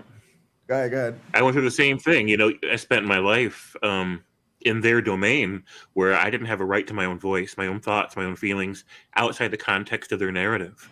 Everything had to have it confined within the parameters of their narrative, which meant I didn't really have a voice of my own. So when I gained a voice of my own and broke free of their narrative, then they weren't having none of that. Either have a voice that echoes their own, whose only purpose in life is to support their narrative, or else don't have a voice at all. Just shut up. And like that's their position. And I'm like, and that's rude. Like you guys owe me like decades of listening to me like respond to all the bullshit that you fed me all that time. You don't just get to like do all that mentally enslaving crap on me. Right. And then when I finally recognize what's going on and come back to you with it, you're like, well, we ain't having that conversation. Like you owe me that conversation. Right. Yeah. Yeah. But then the other thing that I was able to find a lot of strength in recently is that there's no shift in momentum in these people. So I got to a point where I decided, like, you know, for me, it was an easy decision. Like, because me and my mom had this real heart-to-heart. My mom straight up asked me, she was like, I don't know why you're trying to force your grandfather to retire from Cornerstone right now. Like, why does he have to, like, why right now, Jason? And I was like, because he's about to put your life at risk, right? So when his decisions put my mother's life at risk, me and him have a problem that ain't going no way without being resolved. And so I literally decided if the result of this is my grandfather's pissed at me, doesn't want, whatever, he could get as mad as he wants to get, right? But if he thinks I'm going to just sit back and watch and not say anything, he must, like, he must have forgot who he fucking raised, right? Like, you know what I mean? Like, you must have forgot, like, all Moses Priester's ass. You understand? Like, and so... Fortunately, it didn't go that way because it went more the way of, like, I think she realized that, and then I was like, Mom, I'm trying to have your back, but when I go there, you got to have mine because because they're going to follow you, and if you keep letting him make excuses, right? But my point is to say there was no momentum. What I was able to say because he was all like, well, he has a plan, and oh, this is his passion and his purpose, and it's what he's dedicated his whole life to, and he's got more of his life behind him than in front of him, and that's really, and I was like, all of that's nice. But the point of this is we all gave up our passions when this is what the situation required us to do. They haven't done that. So what kind of ethical thing to do? So what kind of sense does it make for you to be putting your retirement on pause to take care of them, to help them be safe and healthy, and then they're putting you at risk? I said, you spent your whole life running away from their church. Now imagine them going to that church and then bringing home the reason you die. Right. So what kind of sense does that make? Right. It doesn't make any. And they don't even think about how that's a bad witness for their God and their religion. Oh, my goodness. Yeah. To be so wildly unethical to say that, you know, basically they don't care about how much of a spreader their church becomes or even a super spreader, but that's not their problem, right? It's such a bad witness. It's like if their religion was true and they, even one single person saw that and realized that, you know, that's disgusting and unethical and they can't be part of that, well, then they've just stumbled somebody into hell. And what does the Bible say about somebody that stumbles somebody into hell? Bible says God will make you regret the day you were even born if you stumble even one single person that way. And here they are, stumbling an entire nation who's looking at these people saying they're crazy and they're putting all of us at risk. They're causing us to suffer and die needlessly because of their religion. They've basically bioweaponized themselves as weapons of mass destruction. I think almost deliberately. I don't know how this isn't just... I just think that at this point, I don't know. I almost want to say they're indoctrinated into the idea of finding the script to stick to, if that makes sense. Mm-hmm. I almost think sometimes think the morality that I struggle with, at least the Christians in my life, is I feel like they're always looking for the right thing to say. And I always want to say, to me, morality is it's not about trying to find what's the right thing to say. It's about trying to find what's the right thing to do. Right. And I always feel like I'm dealing with people who are looking for the next thing to say, right, to redeem whatever they're trying to defend, rather than to just take a step back and think like, well, you know, and that's where some of our tools come in handy, like the outsider test of faith and all of this stuff. I know you guys think about this stuff too. I don't want to lecture people on this who think about this every day, just like I do. But it's just becoming, to be honest with you guys, I guess that's what we're all here for. It's really becoming increasingly difficult for me to take faith faithfully. I almost think faith is inherently the bad faith position. And I almost and I'm now on like the, well, where do you get off? It's not the moral position. It isn't the truthful position. It isn't the position of helping us find common ground. Again, this is the other reason why the war mentality is important, and it's why not conceding and not trying to find common ground with them is important. And I realize this, and this is something this community helped me realize, so literally thank you guys. But pay attention to what I'm about to say, because it's very important to remember this. We are already standing on the only common ground possible. That's it. So anybody who ever takes, oh, I want to find common ground, let's work together. Okay, cool. I'm at the place where we set aside everybody's beliefs, everybody's biases, everybody's backgrounds, and we only go with what we can all observe, test, and demonstrate adequately to the consensus majority of the rest of the people in the motherfucking population, according to the consensus of the experts in the relevant fields. Now, you got a better fucking way. Demonstrate it's a better way. Soon as you demonstrate it's a better way, that will become the new official way to find common ground. Until then, this is Common Ground Central. Now, you might not like it. Some of us might be a little too aggressive and mean. Some of us are, irrational. Some of us got here because we're lazy. Some people are like, I just wanted to sin. I don't want to believe in God. I just kind of listen to what scientists say because I don't feel like doing any of my own research, right? I'm only here for the flying man. I'm only here for the flying man. There you go, right? I'm only here for communion, but still they're here, right? Right? They're not at, I've got a supernatural claim and everybody else needs to do by me and I'm going to, and that whole thing. So again, it's like if they really are going to try to drive that nail home, then say, okay, if you want to have that conversation, please, let's have that conversation. Now, let's please talk about how we find common ground. And let's make sure with that common ground that we find works not just for you and me, but for the Muslims and the Jews and the Heeks and the indifferents and the lazy motherfuckers and the people who don't have an education and the rich people and the poor people and the trans people and the trans people and the trans people and the trans people and the trans people and the gay people and the gay people and the gay people and the gay people and all the people with all the other letters. Because letters are cool. I like letters. Let's give people more letters. I'm a Z. You know what Z means? Too lazy to say Z. Go fuck yourself. But no, seriously, like, it's just, I really appreciate y'all. Because y'all helped me embolden myself when I realized that. I realized, yeah, we were seeking common ground. That's why a lot of us worked our asses off to be the most reasonable, rational people we could do, to learn as much as we could.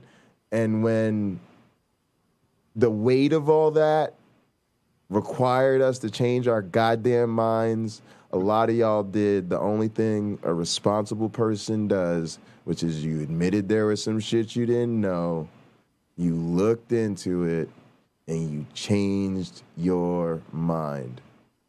Which I will tell you this, not that you care what I think that's a pretty impressive thing for a monkey to do. I really do. I'm impressed with monkeys that can change their mind. It's pretty impressive, right? Pretty impressive thing, especially about things this important. I'm just saying, give your guys a good old. You guys have earned a motherfucking banana. Your hearts. Yes. Remember that no knowledge is possible without Jesus Christ. Remember, hot dogs are the best food there is. There you go. If you try other foods to compare, then you can't come to that same conclusion because hot dogs are the best food, so you should only eat hot dogs. If you eat something else, you are betraying hot dogs and can't fully understand how good they are. You're dressed like a hot dog. So is that guy. Oh, no. When you say this thing is true and is the source of all truth, but also never question or test it, then all you are saying is, I want to believe it, so I believe it regardless of whether it's true. That's what all this is. This isn't about wanting the right answer. It's about convincing yourself that you already have the right answer. It's about keeping people in the in. To me, it's not enough that you know about an intelligent designer. I remember years ago, as I think a teenager, I saw this movie with Ben Stein that was talking about intelligent design, and I'm like, that's great, but it's not far enough. We need an intimate knowledge, not just head knowledge. Oh, I guess God must be out there in outer space, or in my biology. The DNA, it shows a creator. But there's another kind of knowledge. It's the knowledge of his grace, of his goodness, of his love, of his companionship, of his friendship. That, my friends, is the best knowledge of all. Sometimes saying, I don't know, is perfectly okay. Oh, boy.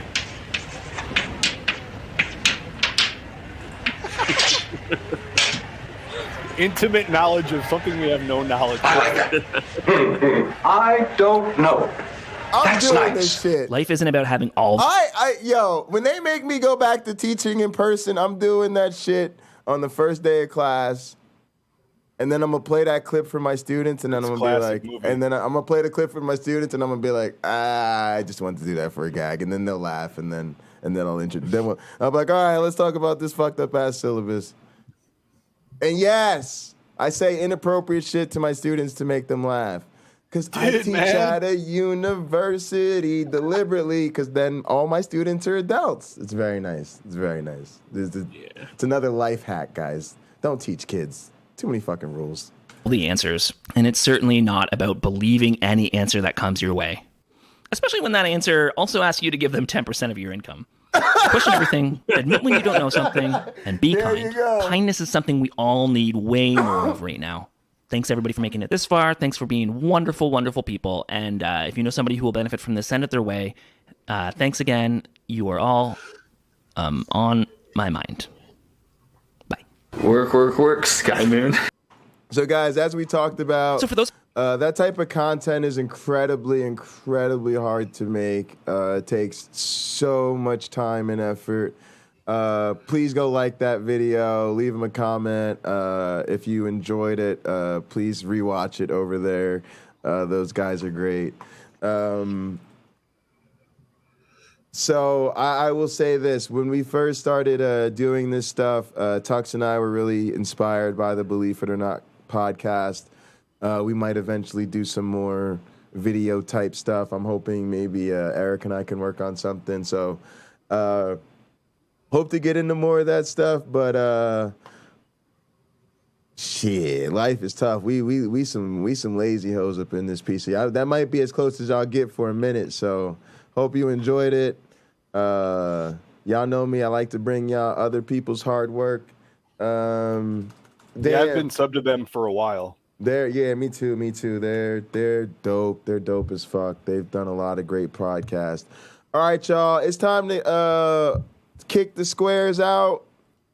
Put all the squares to bed. Oh shit! Uncle Bobby's about to talk about Trump being hit up by the FBI. I was gonna maybe play some games, but I think I want unfiltered gin and truth. Especially I got Nano and James in the building with me. We did communion earlier, so I'm not gonna do communion, but I will say cheers to everybody. Also, I'm gonna keep the stream going. It is almost midnight. I'm not gonna start the real celebration stream till after I get some sleep, so that'll be for tomorrow afternoon. But since it'll strike midnight somewhere in the middle of this bitch. I trolled y'all. It worked. First off, let me talk my shit for a second. Hang on.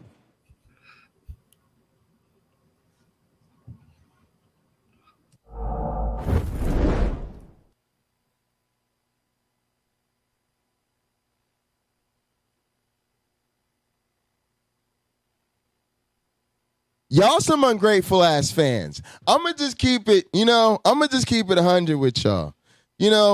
I work very hard at these streams. I be trying to get y'all in here, and y'all only show me love when other people show me love. Erica does something, oh, y'all come running.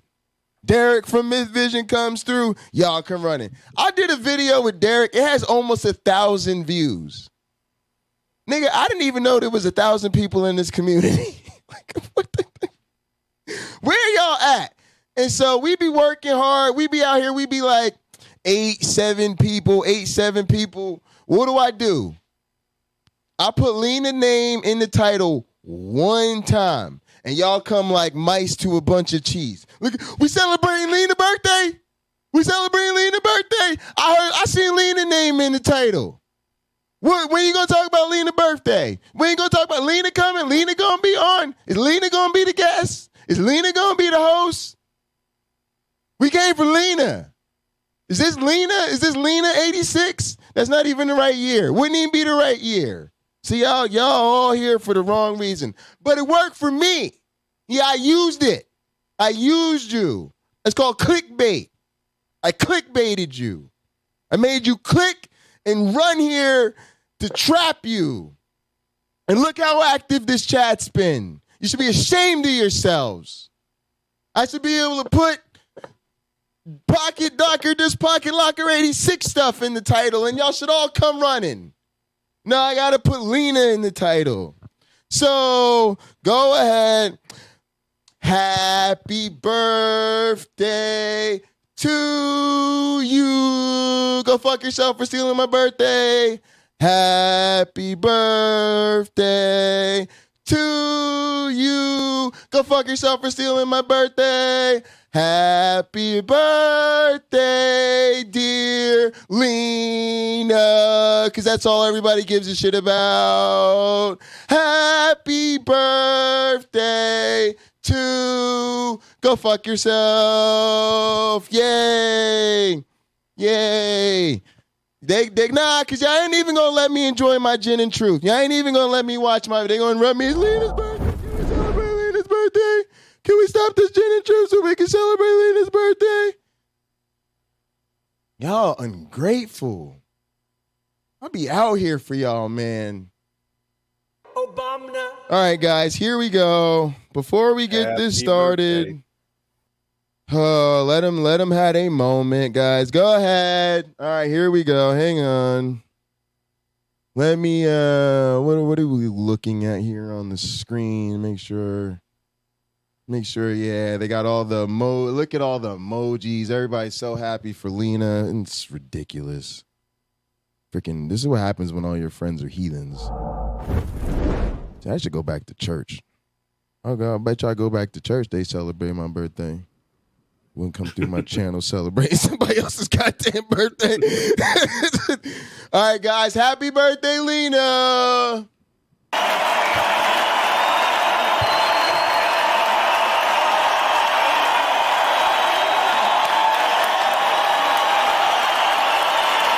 Happy birthday.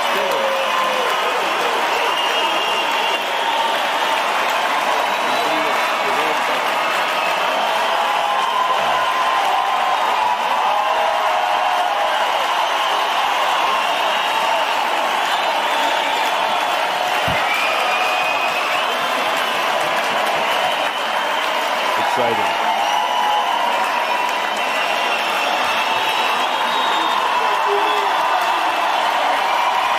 Nana, what you mean exciting? I'm taking a nap. This is not exciting. This is happy birthday, Lina. I hope you choke on your cake. Exactly.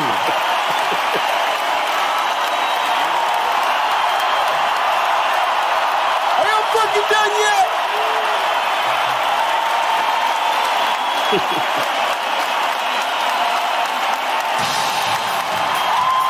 Oh, the band?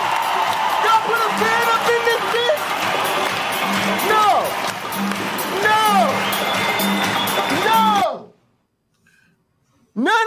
None of that is okay. That is not okay.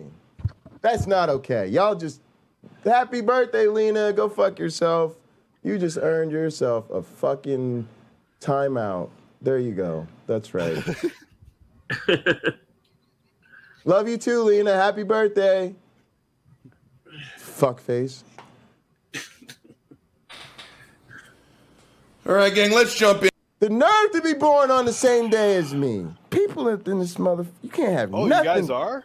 Can't have nothing. What do you think the point of this was? Oh, I missed that part. I came in late or something. I was. Yeah, I had to trick these motherfuckers to think we celebrate Lina's birthday to even get people into my damn chat.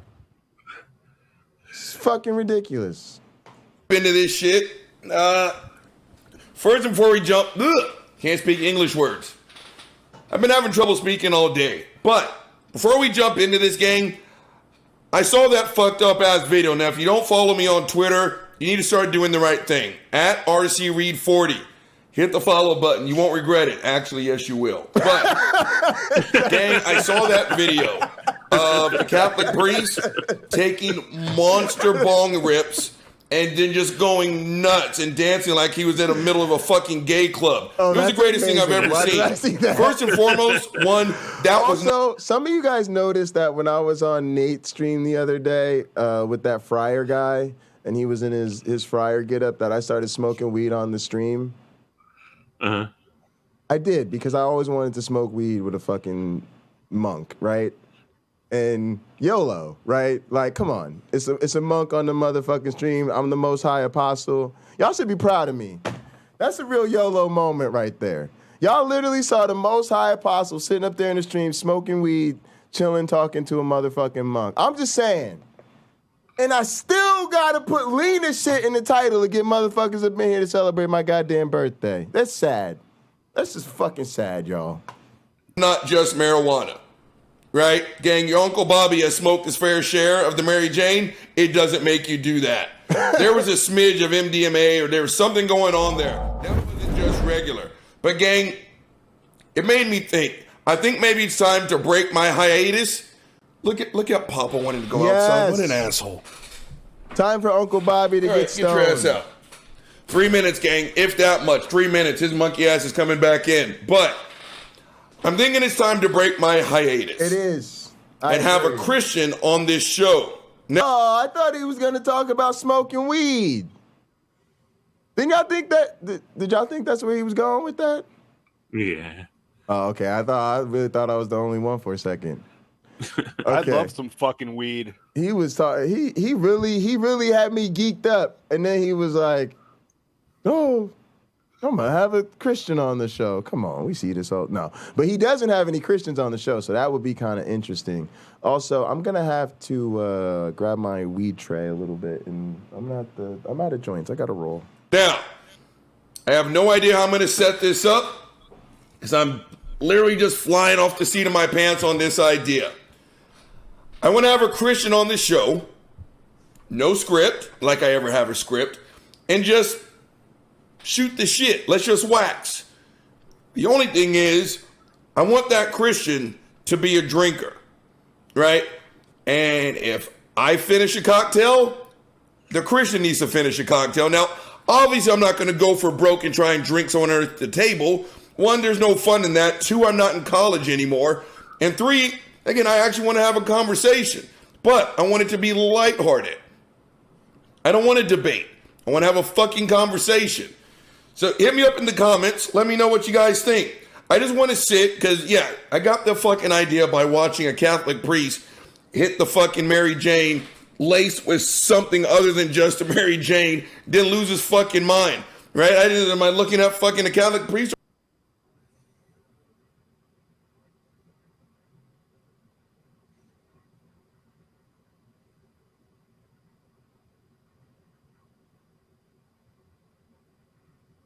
I mean, that's crazy. I don't put anything past Trump, man. And like, you know, it's funny because I had my primary suspicion about all of this, and I'm gonna just put it out there. And again, y'all, I'm not a fucking criminal investigator, and I don't give a flying fuck. Also, I wanted to say something to all you nerds out there about properly qualifying something. I want to stick up for my friend James Apperson. My friend James Apperson here is a writer. And all you guys come at him challenging him, you make him say more words. We don't need James to say more words because we like James and we know what James is saying. When James says all these theists, fuckheads, are fucking child abusers, and they're on some bullshit, and God is real in their imagination, we know what the fuck he says. As soon as he starts to spend an hour defining the proper limitations and etymology of every fucking other word that he uses, is when he seeks to be the James Apperson we know and love, and starts to sound like the motherfucking Christian apologist that we count on him to destroy. So, if you need me to further explain James Apperson for you in the future, I will translate. But what he mostly says is, if some shit we say don't apply to you, we probably wasn't talking about you. I'm going to just keep it nice and simple.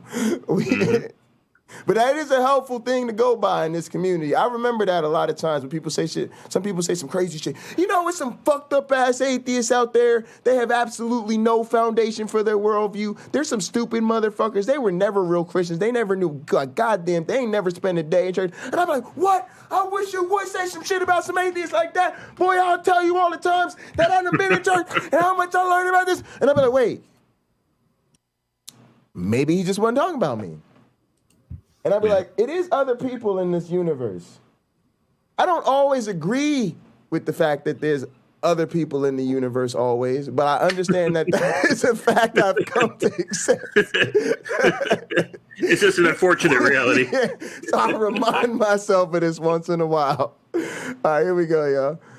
Or fucking RuPaul. Dude was doing like fucking high kicks and shit and spinning around like Wonder Woman. It was the greatest thing I've ever seen.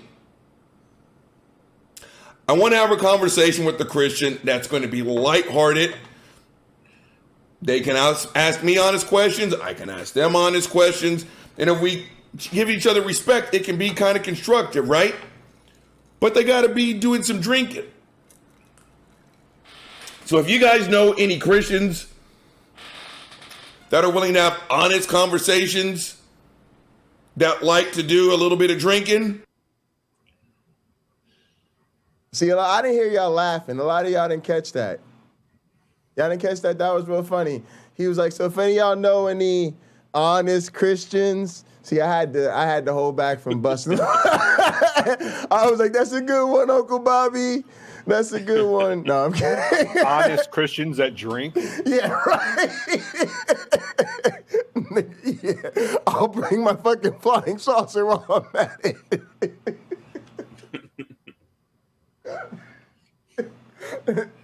Hang on a second. This dude fucking cracks me up, though. Yeah, he's fun.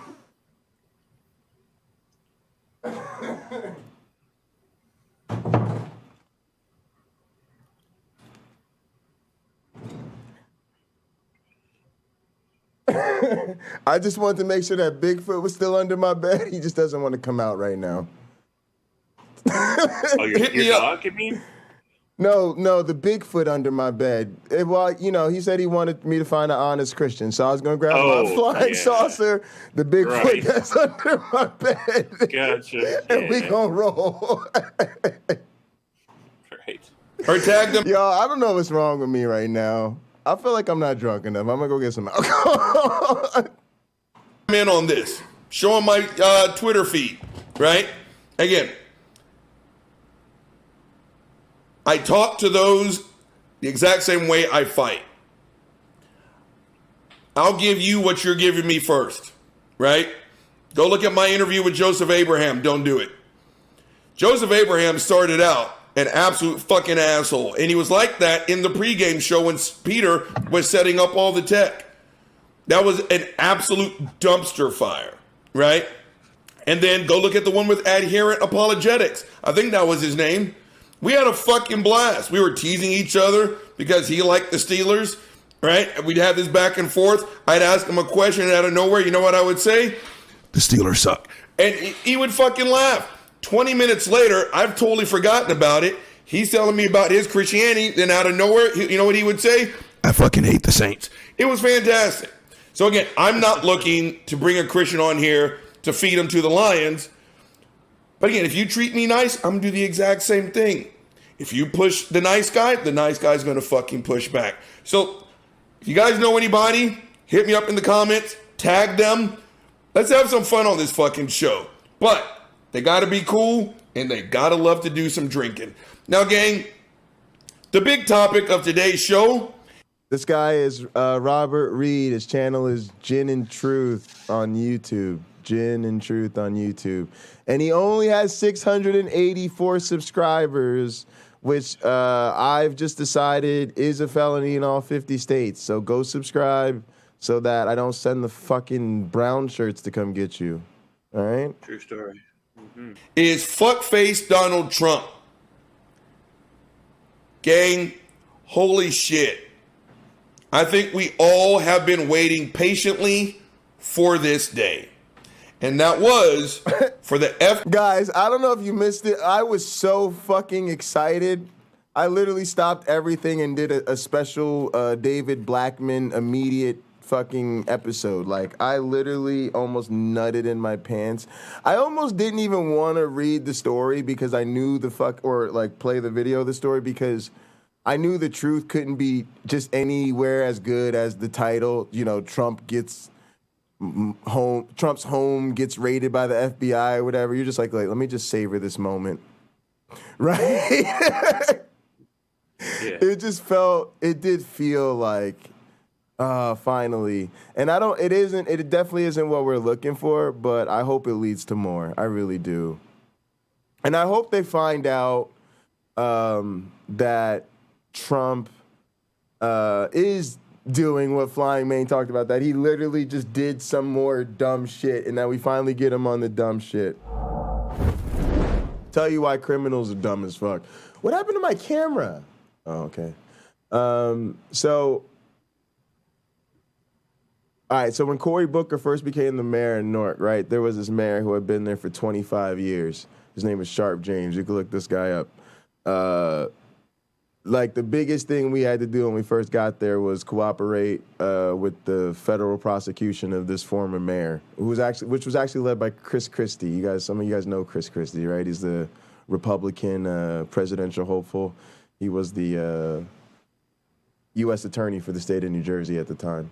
This dumbass, he was just guilty of so much, and he had gotten away with so much fucking shit, right? And he ended up getting caught on some dumbass contract he gave his girlfriend, right? It's always the dumb shit. Oh, he gave his girlfriend some 6-figure contract she didn't fucking deserve, and that kickstarted a whole bunch of other investigations, and then his shit was up in the fryer, right? But one of the greatest kind of honors they ever gave me as an intern in the law department was we found this box of documents in there in the law department. They were literally sitting in a closet, right? And we had to turn over all this stuff. And so part of my job was to look through all this stuff and, tell them if I found anything relevant. Now, to this day, I don't know if I found the motherfucking shit or if they planted that shit there to put your boy Jay up in the motherfucking action. But boy, let me tell you, what I found there was a box of what we call Jay Bundy's ass is about to prosecute his first mayor. His ass is going to federal prison. Look at what I found here. This dumbass, and this is what I mean about Trump just being recklessly stupid.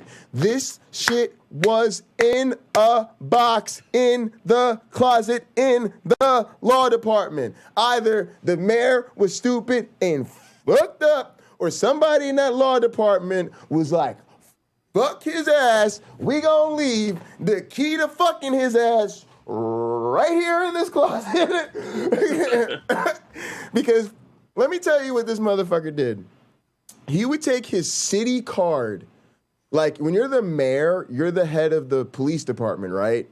And the city as a corporation, right? So you get all types of fucking lines of credit and shit with your name on it. And one of them is you actually have a fucking spending account, right? Like, on behalf of the city as a corporate entity. It's like a corporate spending card, basically, but it's for official mayoral shit only.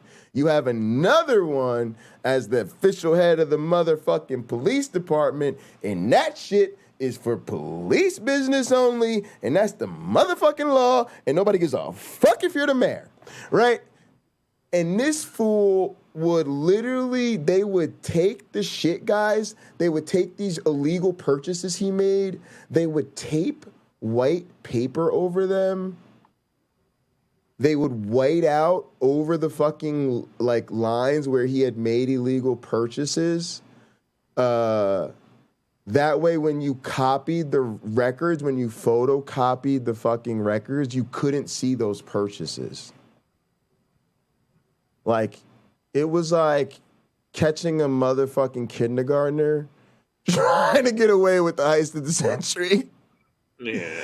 Like, it was, you were like, I was talking to my dad. I was like, Dad, Sharp's a really sharp guy, because he really actually is.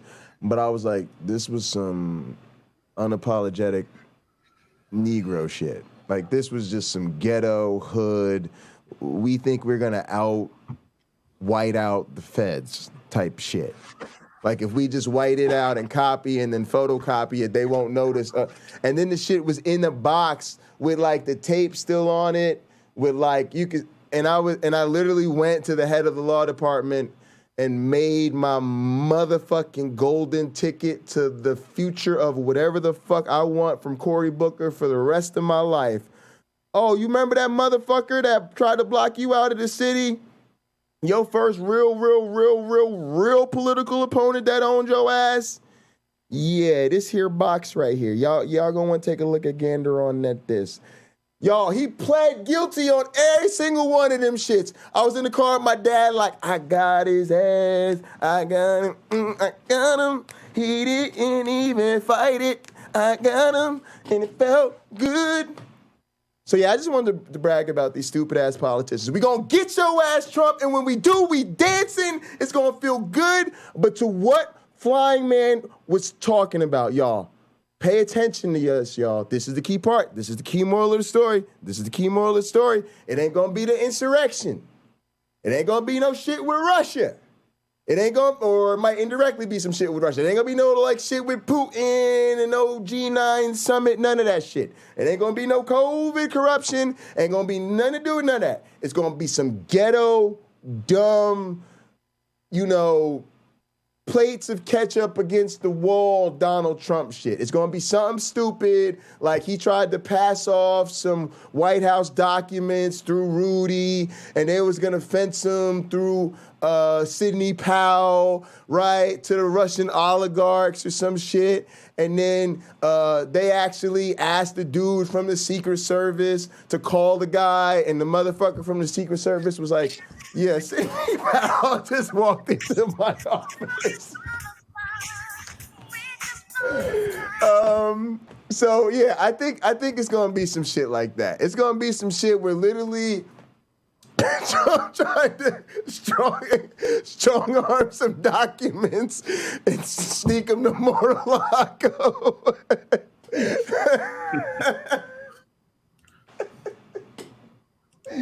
And he's gonna go down, and niggas gonna be sitting looking at him in jail, and they're gonna be like, damn, Trump, you's a cold ass nigga, bro. You got away with that insurrection, man.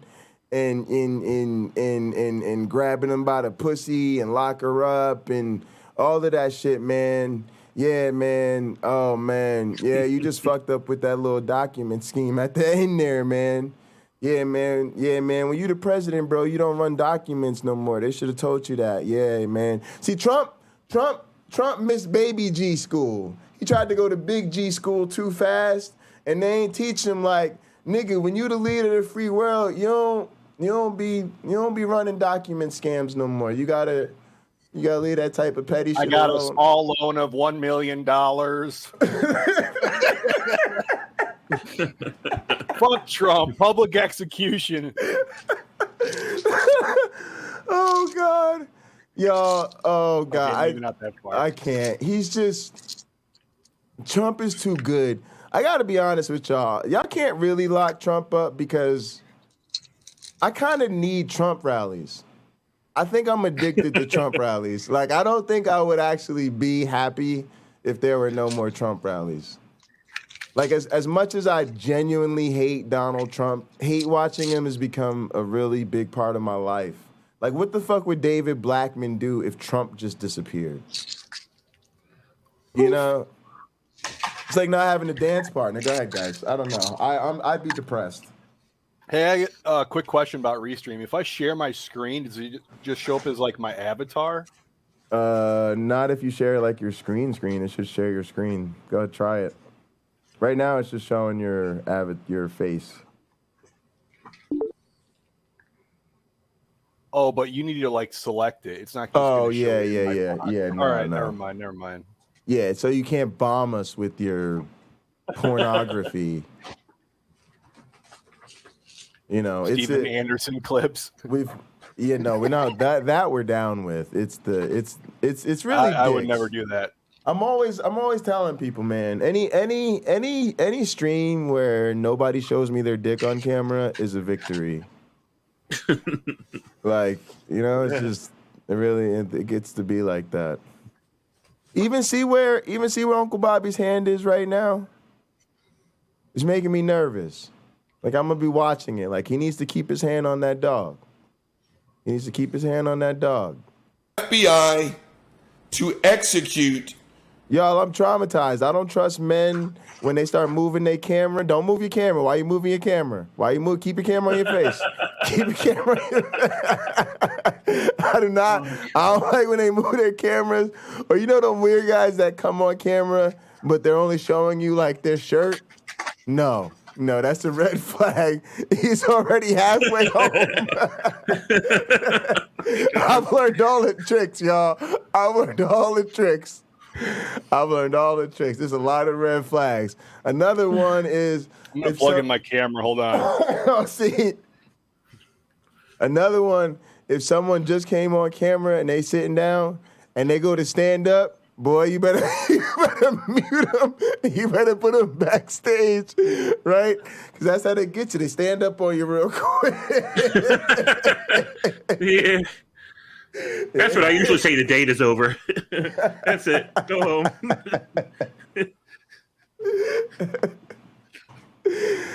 All right, we'll see you in a minute. To search his fucking premises. Now, gang, obviously you guys know how it is I feel about the disgraced former president, Donald Fuckface Trump. I've done a great many of shows. It's like, how could you not? Sad part is he still has supporters. Pretty much. And that's almost hard to believe. It lets you know a good portion of this country is all kinds of fucked up. And I've said it here, and I've told people at work. So I've had people tell me. Yeah, I've got my MSU tights on today. So they are. I wanted to start with these. I don't know why. I think because like when I started wearing them to class and stuff, they're a little bit more subtle. The flare is mostly in the stripe on the side. It's all really. You guys can't even see that. But yeah, the flare for these is all in the side, and they're athletic, but they look cool. But yeah, I hope to get some more louder ones. These are my. These are rather subdued tights for me. They're my school tights. These are my business tights. I don't care about a president's social policies or anything else. Does he have a good, strong economic plan? Translation, will he make me rich? And I've told people, even after his monkey ass got put out of office, who were still riding his nutsack, right? I was like, whatever your bottom line was before Trump got in versus what it is now, that difference right there, that's what your soul is worth. That is exactly what your soul is worth. Because if you're going to sit here and tell me that his quote-unquote strong economic policies, was worth what's going on in the country today, fuck you. James, can you tell me about Trump's economic policy?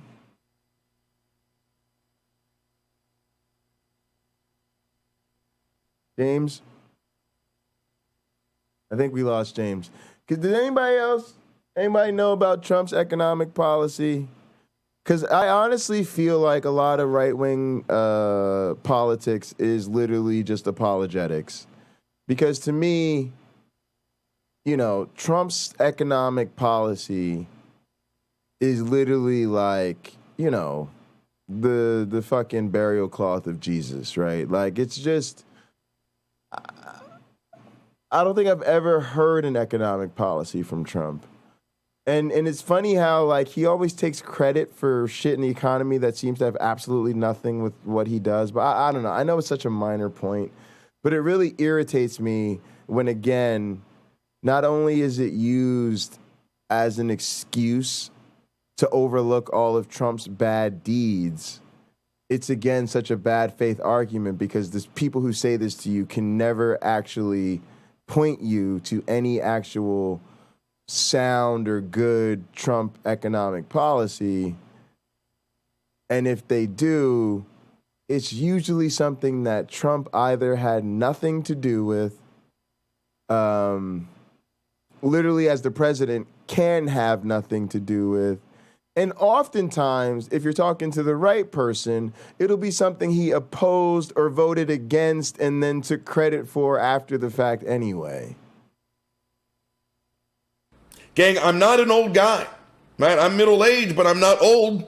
Don't let the limp and the gray hair fool you. Never in my life did I ever stop to think that I would see Nazis, Klansmen, whatever the fuck you want to call them. I never thought I'd see them marching in broad daylight. And then have a president not really denounce them. Now, before anyone chimes in, buddy, what do you want? Walk it off. Before anyone chimes in with that fucked up ass video that people like to circulate, where people talk about how Trump is a racist, and then they've got this like 2-minute video roll of Trump strongly denouncing racism. Okay, like I've always said, gang, there's a stat behind every stat. Let's move this mic for this portion. Now, what I mean by that is, yeah, I've seen the video roll of Trump. No, really, stand back and stand by. I dropped the link to my promo versus Ken Hovind. If you haven't seen it, it's actually a pipe bomb. It's literally a pipe bomb style promo. In case y'all didn't know, I'm not gonna. Don't worry, I ain't gonna hold this up. I'm just gonna keep it quick. Just a friendly reminder, Ken Hovind, I am in fact coming for your ass. And I'm gonna tell you guys, while a lot of you are thinking dirty atheist jokes, I'm gonna put it to you like this, Ken Hovind. When I'm done with you, the things I do to you on Donnie's channel, you are going to wish I did you the mercy of simply sodomizing you with a broomstick in public. You would have been like, you're going to be like, Jay, the broomstick. Next time I pick broomstick, okay? God damn it. That's he's going to send me a fucking email. He's going to say, fuck you, Jay. Next time, broomstick. Bye, Ken Hovind. P.S. We are not friends. P.S.S. I don't believe anything you said. Evolution is still a religion. P.S.S.S. I put more postscripts than you, therefore I win. Checkmate, atheist. Trump saying, I denounce. Tell me that.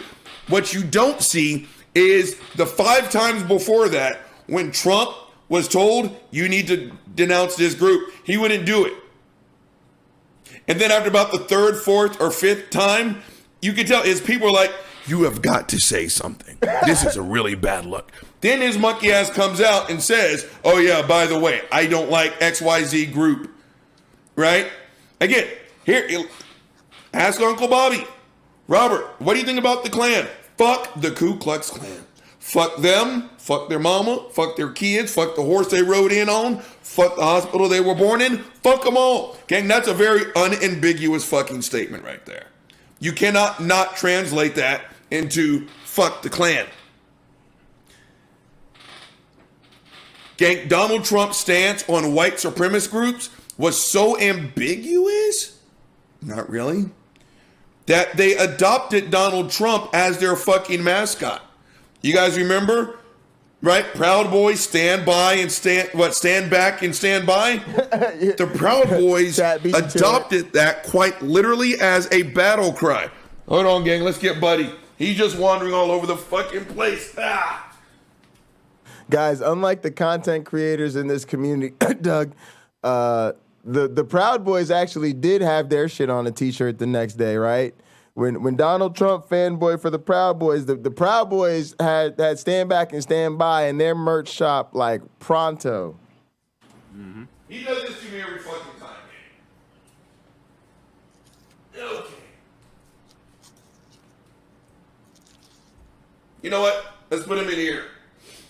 He's got hands in his pants. Okay. Back on topic. I just built #a professional. They took stand back and stand by. Not only as their battle cry, they put it on baseball hats, they put it on t-shirts, everything else. Now, quick note on Donald Trump being racist. Gang, I've always kind of slightly hesitated to call Donald Trump a racist, to be honest with you. And let me tell you the reason why. Gang, hate and love are first cousins. Nano.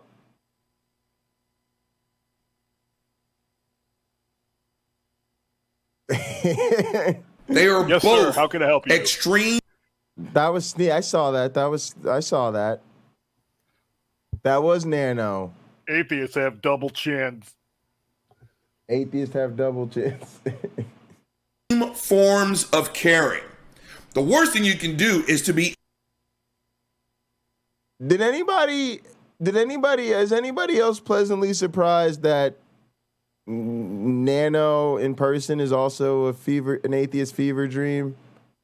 This feels like a real sort of Banksy type situation here. Like we have ourselves like a real eclectic type of artist on our hands here. There we go. Look at the special effects and shit.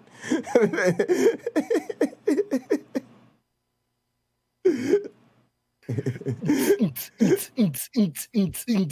it just me, or has anybody else noticed that the religion that these Muslims make up for themselves is pathetic? Give me some flashlight, Nano. Muslims? Pathetic? No. They build their own little religion for themselves. I can't do Steven Anderson, guys. I got to work on my Steven Anderson. They build this own little religion for themselves. Am I the only person that can tell? Pick up this book. We should take all the homosexuals, build an ark, 2 by 2 by 2. Pick up this book. What is that? A band shirt? What band is that? You like breastfeeding to prove that you're not cheating. Skeleton witch. Wow.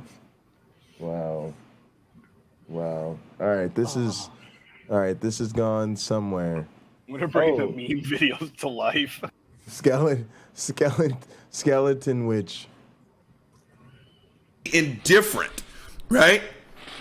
You should be happy if someone says they hate you. That means they're thinking about you.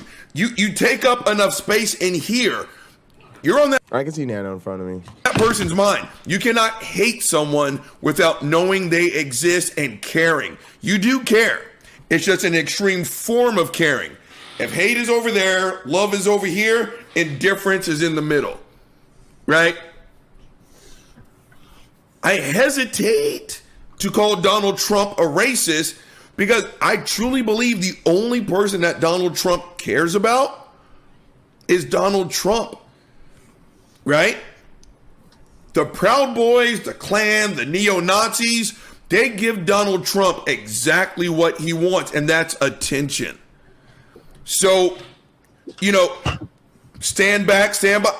All he knows is that they'll support him. They'll vote for him. They will give him what he wants, and that is what is it? Adulation, is that the word I'm looking for? You gotta know what the fuck it is I'm trying to say. So I almost kind of slightly hesitate to call Donald Trump a racist. He's still a sack of shit. Because, gang, I'm telling you, push comes to shove after this. Guys, I got a couple more thoughts on this. So number one is there's some deeper problems here that this Trump shit exposes. Number one is, believe it or not, all of our votes are just as valuable as every single Trumpist. One vote is one vote. And so there is this sort of fucked up thing where it's like, it's a numbers game. And then in some sense, our shit's even harder because if you're going to have to win over, you know, the majority of support amongst the reasonable consensus of reasonable people, you got a lot of hard work to do to, you know, demonstrate by reasonable means that yours is the most reasonable stance amongst reasonable opinion, right? So it's hard work to get a lot of traction there. But if you can already kind of tap into a cult mentality where everybody sings and dances the same tune and all you got to do is influence the group or influence the influencers of the group, then you get a lot more leverage. Well, it gets worse than that. For the Trumps, the Ted Cruzes, the Lauren Hoberts, Marjorie Taylor Greene, for these type of people, there was never a chance of them ever being anywhat known to you in this political domain as anything other than radical Trumpist. So similar to a situation where you put me in with like a lot of people like I feel about religion, like you put me in a situation where my back's up against the wall, I don't really feel like I have much less to lose because I could piss y'all off, but if I don't risk pissing y'all off, y'all gonna smother the fuck out of me anyway, so might as well risk making you uncomfortable. I can't breathe up in this bitch, you know what I'm talking about? Now, where does this go with Marjorie Taylor Greene? Y'all think that bitch was gonna become a Democrat? You think Marjorie Taylor Greene was gonna get on the ballot, you know, over some lifelong, hardworking Georgian Democrats who have been out here, you know, started on the school board, ran for city council, worked their way up to the fucking, all the fucking blase and the Glavinoids, and then her ass gonna come out here, make a couple of quick Twitter troll feeds and get herself on the ballot? Never in your life. So what that means is the Democratic side, the left side, the moderates, that was never an option for these people. Even the Republican Party, what were they going to do? Go against the diehard conservatives? Were they going to make a case that they have a better conservative case than the fucking Liz Cheneys of the world? Fuck out of here. Right? So when somebody like Trump empowers the cultists, he creates a whole fucking like succubus, a vacuum of succubuses that all get sucked up in the fucking vortex, right? And then there's literally nowhere for them to go because they're all parasites off the same grift engine. But the numbers are fucking crazy, right? Y'all gotta understand this shit that I saw with this Trump shit. I want to show y'all something very serious about the Trump rally, the Trump FBI shit. Trump FBI raid. Let's see some shit. Pay attention to this shit, folks. Actually, let's go to my history. That'll be better. It'll be easier to find things I've already seen. Let's get this FBI Trump and see what pops up. All right, now, check this out. First and 11, we begin. Begin with major breaking news. A federal search warrant was served today at former President Donald Trump's home at Mar-a-Lago in Palm Beach County. In a statement released at about 7 p.m. Wait, I don't tonight, know if the she's former president called the FBI search. In New York City, leaving the Hang on. Here we go. Listen to this. Go home just before 7, but there's a lot to get to here, but this is what we know thus far. Chopper 4 flew over Mar-a-Lago this evening. You can see a very heavy police presence here. Trump supporters are lining the streets, waving flags and cheering for the former president. We can tell you CBS 4 News reached out to the FBI's Miami office, who had no comment about today's search. 2 sources tell CBS News it's related to records missing from the National Archives. CBS News reported back in February that the archives had asked the Department of Justice to investigate his handling of the White House records. The former president was not here at his, quote, winter White House. It's typically closed during the summer months, despite being the former president's primary residence. In a statement released on Truth Social and via email, the former president called this, quote, prosecutorial misconduct, the weaponization of the justice system, and an attack by radical left Democrats who desperately don't want me to run for president in 2024. But CBS News reports the Biden White House was given no advance knowledge of the raid. The president was in Kentucky today. January 6th is also not commenting. In This is the Mar-a-Lago, I'm radical part. Gabrielle Listen, Arzola, CBS listen 4 closely. News tonight. Thank you, Gabby. Did y'all hear it? Here we go again. Of the raid. The president was in Kentucky today touring flood damage. The House Select Committee that's investigating what happened on January 6th is also not commenting. In Mar-a-Lago, I'm Gabrielle Arzola. One more time. Kentucky today touring flood damage. The House Select Committee that's investigating what happened on January 6th is also not commenting. In Mar-a-Lago, I'm Gabrielle Arzola.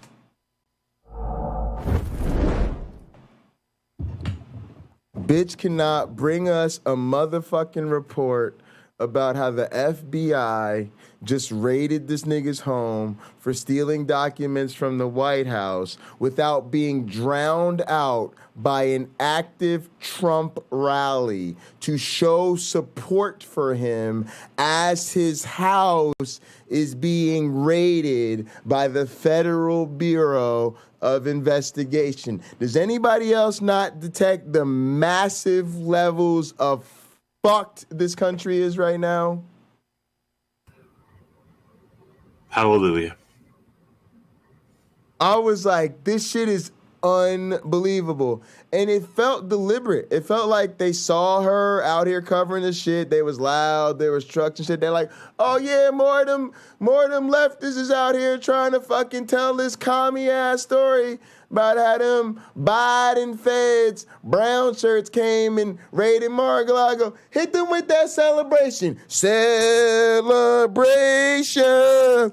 We gonna celebrate. Trump ain't going to jail. I ain't doing nothing to my president. Trump ain't going nowhere. We about to vote for his ass again. Deal with it, you leftists. Yeah. You gotta deal with it, you leftists. Yeah. Trump's up in this bitch. Like that. They are ride or dies. They're loyal. Oh, yeah, man. I've heard that song at every wedding. They're having a party, y'all. Oh, I can't. Why? Like, why? Why do we have to share a country with these people? Why? I didn't do anything to deserve them. I done some fucked up shit in my life, but I didn't do anything to deserve these people. Oh, my CBS 4 News tonight. All right, here, let's go back. Investigating everything else. Now y'all can understand why I was so excited to vent about this shit. See you later, Spider. If Donald Trump had to throw one of his kids underneath the fucking bus, he would fucking do it. He doesn't even care about his fucking kids. That much, I'm willing to go to the well on. I promise you that. But I always pump the brakes a little bit about calling him a fucking racist. Back on topic. First, let's get some alcohol. So, gang, where the fuck was I? Oh, yeah, just Donald Trump being an overall sack of shit and the people who still support him. let's just pick up here. Gang, the reason why the shit went down on January the 6th was for one reason and one reason only. Donald Trump lied about the fucking results of the election. YouTube, don't flag me. Fuck me. The last time I said that, I actually got a fucking strike that I had to fucking protest. Are you fucking kidding me?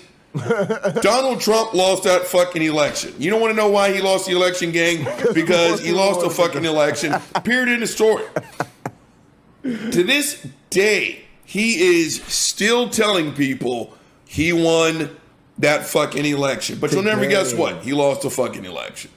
Right? That's why January the 6th happened. That's why this country is pretty much so fucking splintered. Because a good portion are living in La La Land. They got their head up their fucking assholes. Right? They are supporting arguably one of the biggest American traitors America has ever seen. James, the only person they support more is Jesus. So I've taken to calling them the resurrectionist insurrectionist. Yeah, that'd be great on a t-shirt. Sad part is that the fucker was the previous fucking president. Right? Now, I'm not going to get to the legal eagle shit of all this because that's not my jam. I'm not a legal fucking expert. So what I'm going to do is react to some of the bullshit that I'm seeing online. Gang. It's like he's checking too. I just assumed that the FBI had really good reason to break into Mar-a-Lago. Oh, I'm sorry, not even to break in to Mar-a-Lago. To do the job that they were supposed to do, and that is to basically get to the bottom of some bullshit. Oh, yeah, pause the tape. Yeah, I definitely think Trump probably tried some fraudulent shit himself. Yeah, I really do. Matter of fact, I think the real reason a lot of that fraud shit died off after a while was because most of the cases of fraud they found were Republicans. And some of them were like officials and shit. And some of them, again, were some real hood shit, a.k.a. some hillbilly shit if you white. Like people voting twice and trying to vote. Somebody was trying to vote as their son or something like that. Like just some real dumb shit. Some real low IQ crime, y'all. Whatever papers they were going after, I hope they got them all. Right? They're turning over shit, quote unquote, breaking into safes and everything else. Go fuck yourself. Right? And then I see some of the comments on Twitter. And like, you know, it kind of helps not when you don't break the law, you know, what everyone says to black people, right? If you just wouldn't comply, this wouldn't be a problem, right? As the president, you are the most highly visible person on the planet, arguably. Definitely here in the United States. And here's the thing about the likes of a fuckface Donald Trump, gang. He wanted all the benefits that came with being the head honcho, but he didn't want to shoulder any of the fucking burden. Gang, when you lead the band, you have to turn your back to the crowd. That means everyone can see your ass. And as the president, when you fart without saying, excuse me, yeah, at least half a dozen news outlets are going to criticize your manners. That's just the way it works. And that's fuckface Donald Trump. He wanted all the adulation, he wanted all the power and all that other crap, but he didn't want any of the fucking criticism. Which worked out well for him because he had his fucking sycophants. Hold on, gang, got a fucked up ass text message. What? What the fuck is this? Hold on. That's why I was saying he had all his sycophants. And I remember telling someone at work who was a sycophant about halfway through the Trump presidency, that's when I got tired. I was like, you know what? I'm not having this conversation anymore. Because, again, we're not living in the same reality. We're not having the same conversation, right? I can sit here and say, Donald Trump took a massive shit in the Oval Office. I can show you video of Donald Trump taking a massive shit in the Oval Office while holding two forms of government ID and while he's pinching a loaf saying, my name is Donald J. Trump, President of the United States, and I'm currently taking a shit in the Oval Office. And I told this person, do you know what his supporters will say? He didn't take a shit in the Oval Office. This person was like, well, I don't say that. I'll criticize him. And I can't remember what I brought up, but I brought up an instance of him saying X, Y, and Z with receipts. You know what this person said? He didn't say that. Right? My point is, gang, this is exactly what is happening right now. Donald Trump got his monkey ass raided. Again, you're the former president of the United States. You are highly visible. You guys remember when Obama forgot to wear a shirt lapel? Fox News ran 9-hour segments that he's a secret Muslim trying to bring down the United States. That's for a... Now, please imagine if my father, myself, my grandfather, and motherfucking Flying Man Wayne, okay, were found having a 1,000,000-man march outside of Obama's Florida residence to show our support for him while he was being raided, right? Singing the Black National Anthem and shit.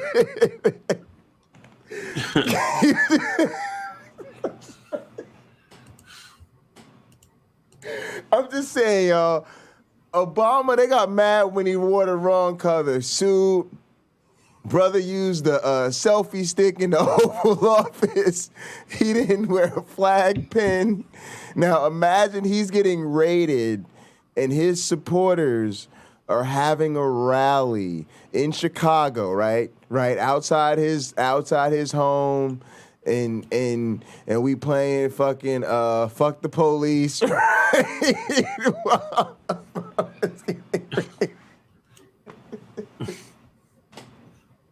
I would just love to see the media coverage, but somehow holding a rally outside of Trump's raided ass Mar-a-Lago is just somehow okay.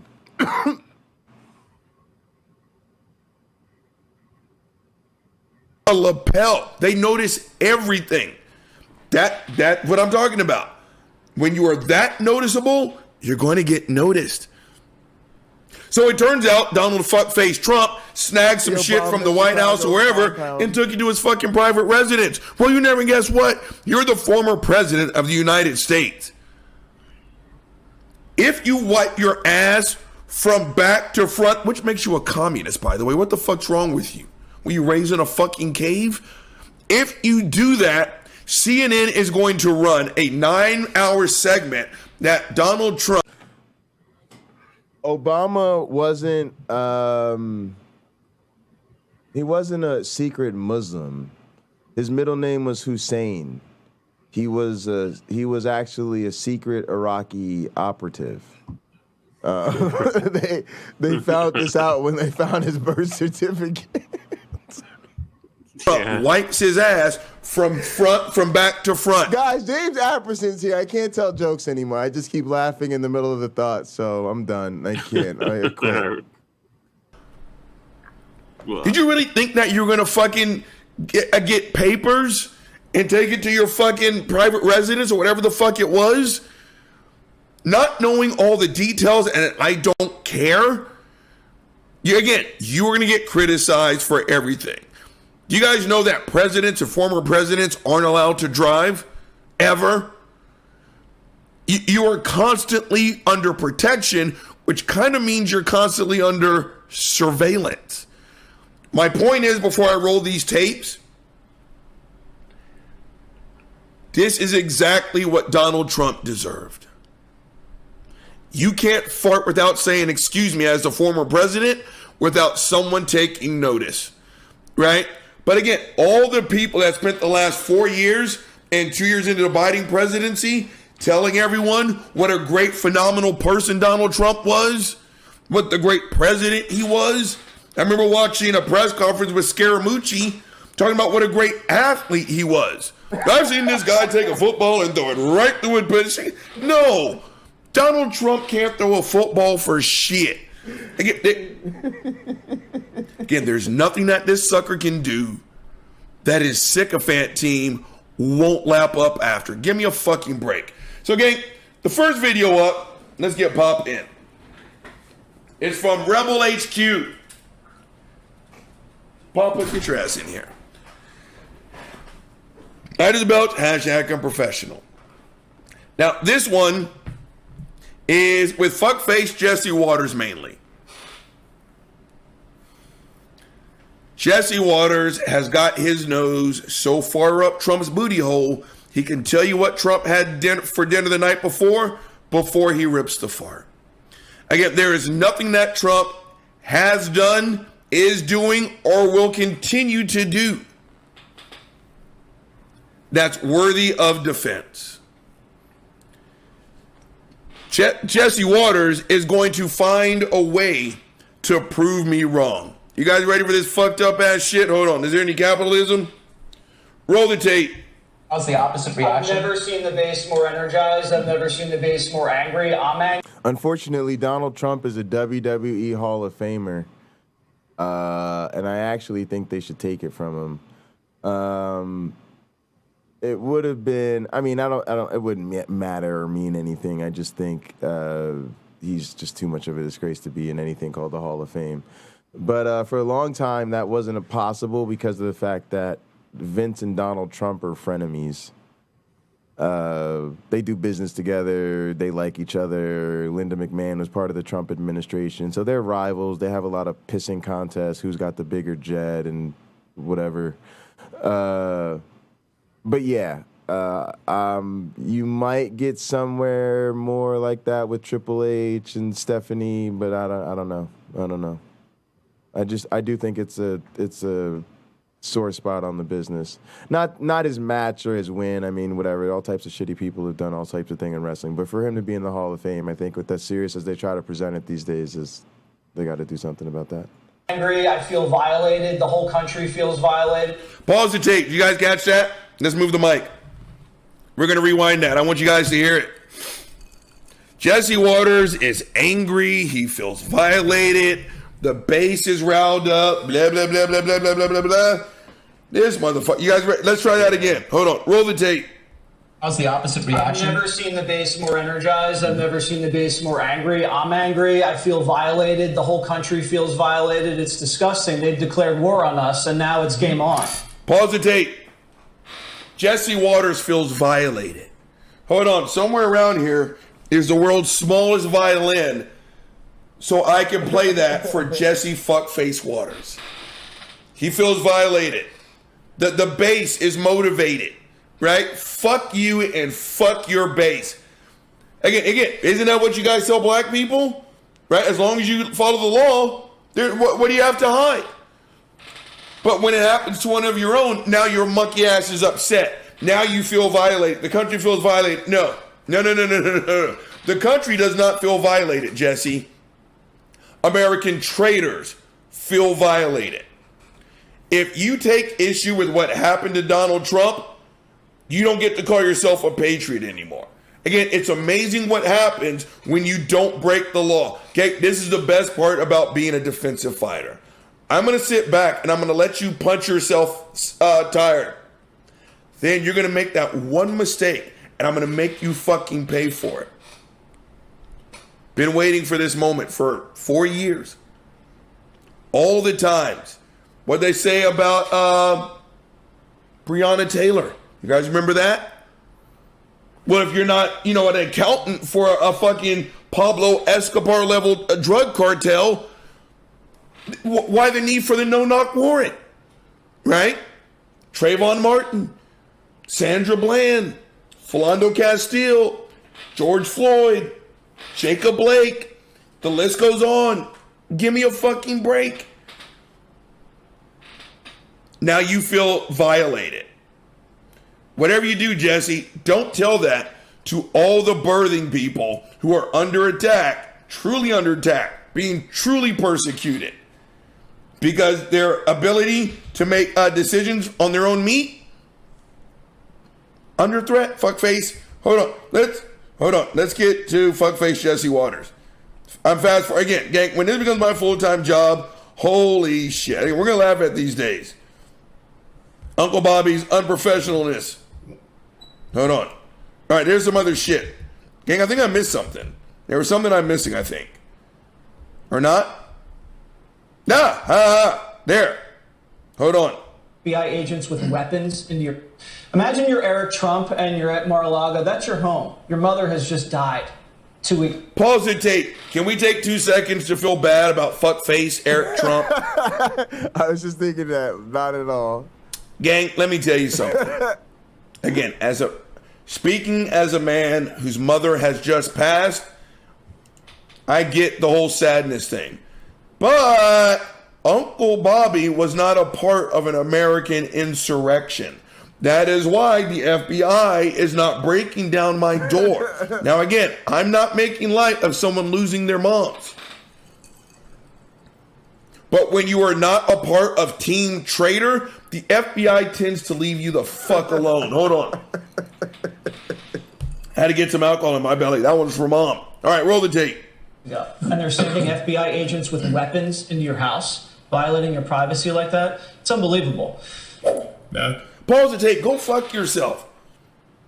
You guys send me a reminder 6 months from now to feel bad for fuckface Eric Trump. Right? Do you guys catch that? Imagine if you're Eric Trump. This is your private residence, and your mother has just died. How do you think Eric feels? I've got a better question, Jesse. Why do I give a fuck what Eric Trump feels? Right? Why don't we ask the surviving family members of, I think we're up to like 6 Capitol police officers now who committed self-harm because the PTSD from the insurrection that your family led, Eric Trump, let's ask them how they feel, right? I don't care what Eric Trump feels. I don't give a fuck what he feels. Again, when you are not behind an American insurrection, the FBI tends to leave you alone, right? Yeah, like and aren't they the party of law and order? Again, they're all about the law and the order as long as they don't have to follow the law and the order. These motherfuckers. Hold on. This is a quick take. Hold on. True story. And this is what we hear in the theist community, right? They really want to talk about philosophy and rationality and reason and evidence and God. They cannot stop telling how much they love science until we actually want to hold them to any of the above standards. Any of them. You know, it's a god-awful feeling you get. Documents are the property of the U.S. government and not Trump. Aaron, Juliana, the reason this all happened goes back to the 1978 Presidential Records Act, which says that these documents are the property of the U.S. government and not Trump's personal property. There is enough said, right? Maybe I should just end the tape, go get drunk for the rest of the afternoon, right? Apparently, fuckface Donald Trump may have broken an actual law. But I guess we're supposed to sit here and feel really, really bad about, Eric Trump. Again, I'm not going to sit here and make light out of someone who just lost their moms. The shit's fucked up. Hold on, gang. I'm not going to sit here and make light out of that. And I just lost a fucking video. Because again, Uncle Bobby's really professional. Again, gang, just imagine me with a production staff, not having to do all this shit by myself with my uneducated ass when it comes to technology. So now we got to pull up the whole fucking tape again.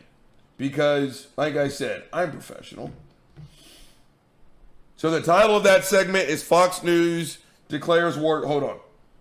Oh yeah, you guys remember to talk about the whole declaring war bullshit. Sorry, YouTube unexpectedly. Okay, we got capitalism. We stole those documents fair and square. Oh, God. I hate it when the ads are long. AR. You know what the defense is about to be. Executive privilege. Trump, you don't have executive privilege to steal documents from the White House. Somebody... But I swear I feel like he's about to try to exert executive privilege over his ability to steal documents. They probably, to be honest, he probably already did, and they probably told his dumb ass already he can't do that, but they should have told us when he said that. That's one of the fucking downsides of Trump being off Twitter.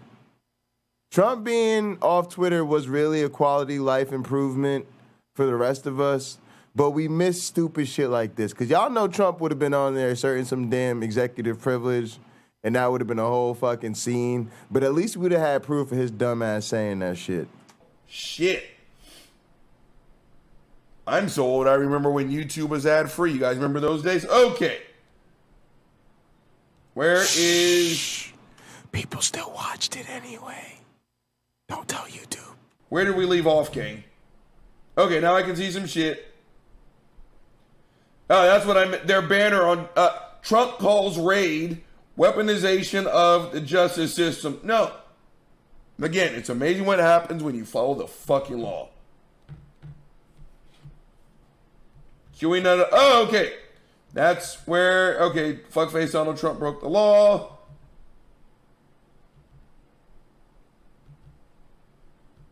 Where's the part where Jesse speaks? Or maybe I pass it up. You know what? Pause that tape, end that tape. Let me tell y'all this. There was a part in there, because I heard this one earlier, where, again, he's talking about going to war. Right? They've declared war on us. Here's the thing, though. Think back just to January the 6th. Hang on a sec. Yo, what do y'all think about YouTube going back to ad-free? I feel like it'd be better. Like, I don't know. I feel like ads disproportionately affect content creators who don't make money on ads anyway. So whereas, like, I'm sure YouTube would figure out a way to still make just as much money, but then it feels like it would force most of the commercial effort to go towards the channels that actually could afford it. Like, oh, you watched the David Pakman stream and somebody's paid. It's kind of like it is now where David Pakman will just go to like, oh, yeah, and so-and-so sponsored this ad and so-and-so sponsored this ad. That would just be more money for those guys. And then YouTube would just take a bigger cut of those.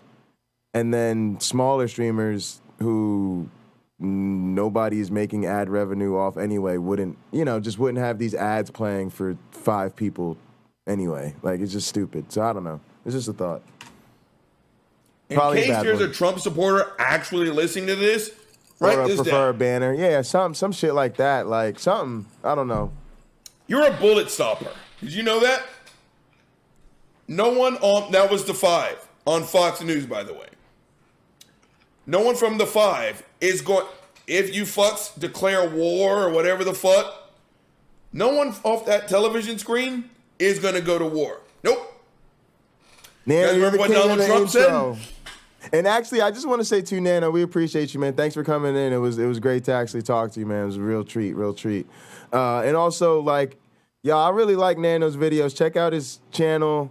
I really do think you should send the video to some people with a good sense of humor because the videos actually do have their sort of fun counter-apologetics in them, right? Like, they really do make some really good points. They just do it in a super fun way. So, yeah, man, they set the whole vibe here. So every show's the Nano show around here. We're going to march down Pennsylvania Avenue. I'm going to be right there with you. Nowhere to be found. You guys remember the videos of the Trump family watching the insurrection? Weren't they playing like ACDC, Shook Me All Night Long or some shit? Donald Trump Jr. is sitting there taking selfie videos. I just belched. Hashtag unprofessional. They were smiling. Here's the thing. They're getting the Bubbas and the Cletuses and everyone else. They're getting their piss all nice and hot. But in case there's a Bubba or a Cletus listening, they are willing to sacrifice you so that they can advance. So when Jesse Waters says some foolishness, like we're going to go to war and everything else, no, not we, you. Jesse's going to sit back in his fucking multi-million-dollar mansion. He doesn't wipe his own ass. He has a personal assistant to clip his fingernails and his nose hairs.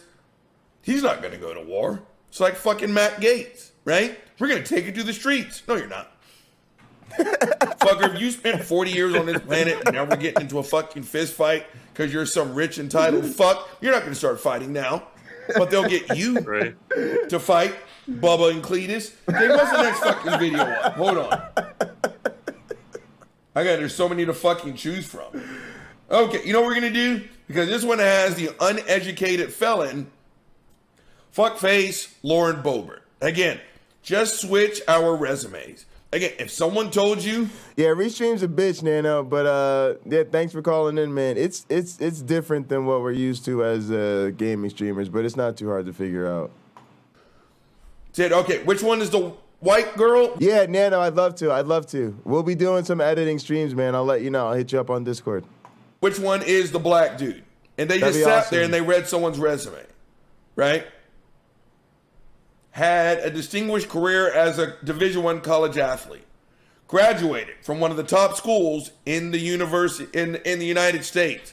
Right? Just had a 26-year career with an outstanding fucking record and a phenomenal reputation. Right? Is giving, sacrifices themselves, all that shit. And if you were to just close your eyes, which one? The large black dude or the petite white girl? How many people would put that resume on the petite white girl? You're already fucking wrong. That's mine. If you would say, did not graduate high school, was given a mercy pass because this person was so fucking stupid that it took them 3 tries to not pass the GED. Then on the 4th try, they just said, bitch, just fucking take it. Jesus Christ. Has 2 mugshots. Loves guns, loves to shoot up shit, right? Which one? The overwhelming majority would say, what, no high school education? Right? Loves guns, loves to shoot up shit? Thanks, guys. Thank you. I appreciate that. This was fun, James. Good night, bro. Appreciate you. Good night, man. Good night. Talk to you soon.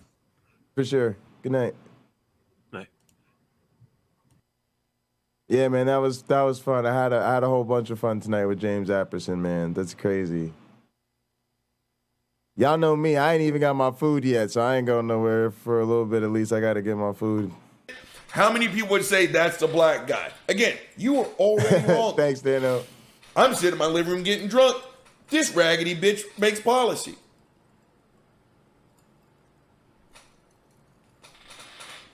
So this one is a clip from David Pakman, the David Pakman Show. I love his content. I watch it every fucking day. There we go. MAGA world explodes over FBI raiding Trump's house. Again,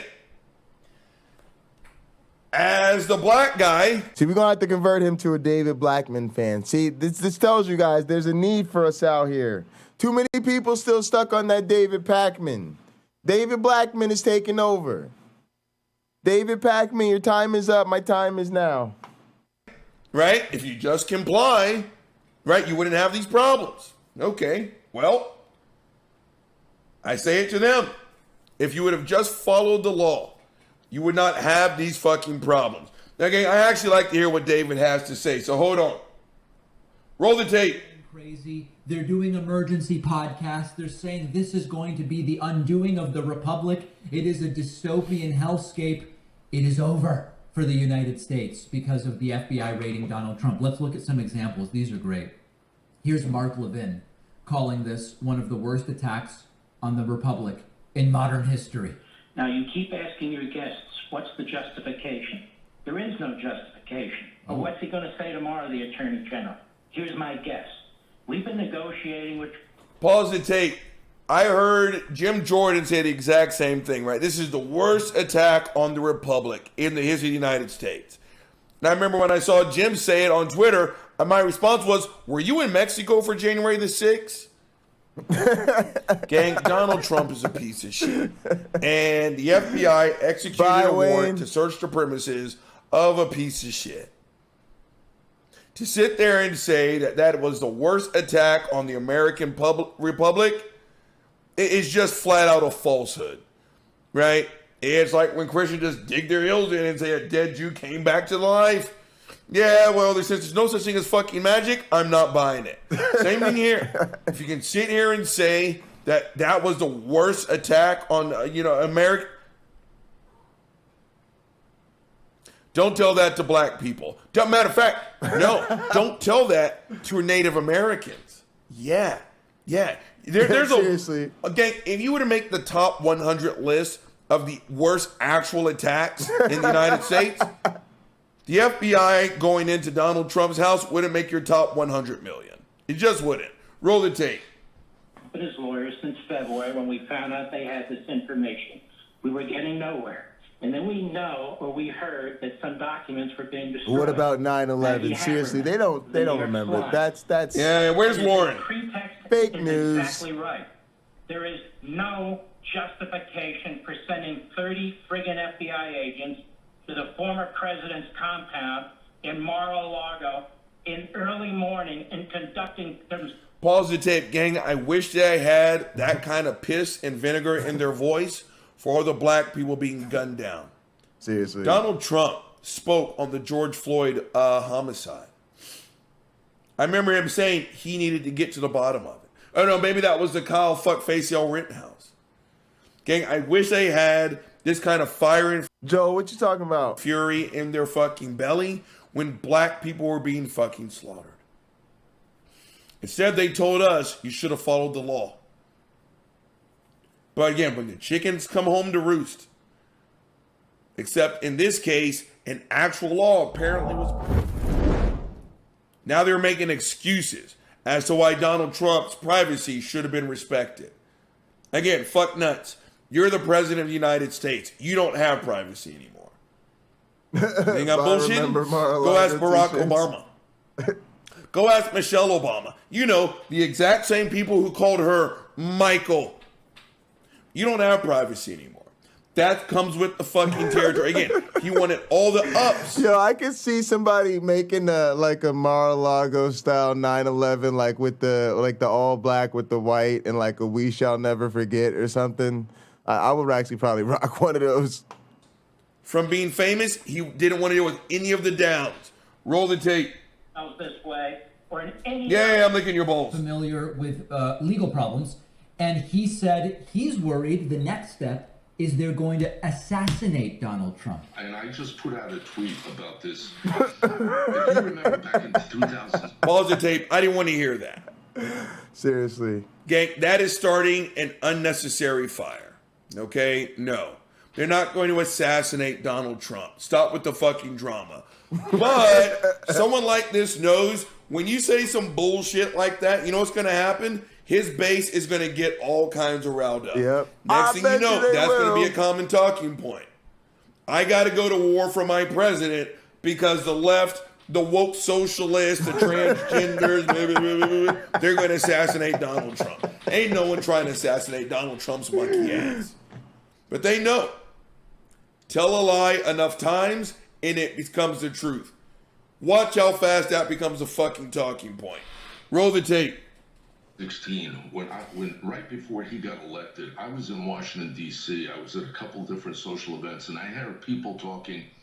They said the Democrats want this guy so bad that they wouldn't put assassination behind it. What did I tell you? And I'm going to tell you something. They've tried impeachment. They've tried another impeachment. They've tried one investigation after another. This is about one thing. This is about stopping him from running in 2024. Pause the tape. This is about one thing. This is about making a potential criminal pay for his fucking crimes. Period in the story. The upside is, him not running again. The bad news is, gang, a Trump disciple. Again, the Republican Party that I knew from as a child, is as dead as Julius Caesar. Whoever runs on the Republican ticket, be it DeSantis, Abbott, it's going to be a Trump disciple. Because at this point, you can't run as an old school Republican, right? If you don't kiss the ring of Donald Trump, you're not. I remember those name studies. We talked about those in the sociology class, the sociology of race, where you just take resumes, swap them randomly, put white names or black names on them, and the black names don't get hired. Usually don't even get interviews, I think. It's a crazy bias just because, you know, your family decided to name you something from your culture. Making the cut, right? So again, him saying this is all about Donald Trump not getting to 2024, not really. This is about making a criminal pay for their fucking crimes. Roll the tape. Where's Lauren in this one? And I'm going to tell you something. I'm not into conspiracies. I'm not into bullshit. You're not government rhetoric. This is the first You time good, in Joel? my lifetime No worries. that I would say Appreciate I'm you. deathly afraid for Donald Trump. I would not put assassination behind these people. You know what? Pause the tape. Gang, what you just heard, I actually apologize for. I should have prefaced this. Again, when Richard Spencer gives a speech on racial tolerance, that speech is sitting on some bullshit. I'm so tired, gang. I'm so fucking tired. This is Newsmax. I should have I didn't see the banner. This is Newsmax. So you already know what comes out of their mouth is sitting on some bullshit, right? So again, ain't no one trying to assassinate Donald Trump. And YouTube, don't give me a fucking strike. I'm not preaching this. What I'm saying is they're just talking some bullshit. Because again, the exact same people who thought Robert Reed and Donald Trump had the same dimensions, 6'3", 235-ish, are the exact same people are going to hear this, take that ball, and run with it. Watch how this becomes the next. They already did. I mean, they already did. They all already ran with it. I mean, this is already a thing, and it's so ridiculous. And again, they just always miss the motherfucking point. We don't want to assassinate Donald Trump. We want to see him prosecuted for the crimes he's committed. And if he hasn't committed any crimes, let's do the motherfucking investigations and come to that conclusion based on the evidence. Trump-looking talking point. Gang, I really want to get to the fucking Lauren Boebert.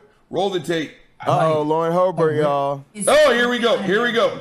Republican Congresswoman Lauren Boebert saying this is the Gestapo. Guys, I'm pissed. We are a nation of law and order, and this raid by the FBI on President Trump's home is totally un-American. This is Gestapo crap, and it will not stand. Well, you know, I don't Gang, I'm now dumber for listening to the uneducated felon say what she just said. And I'm so much dumber, I'm going to play it for you again. I'm not even sorry. Hold on. You guys ready?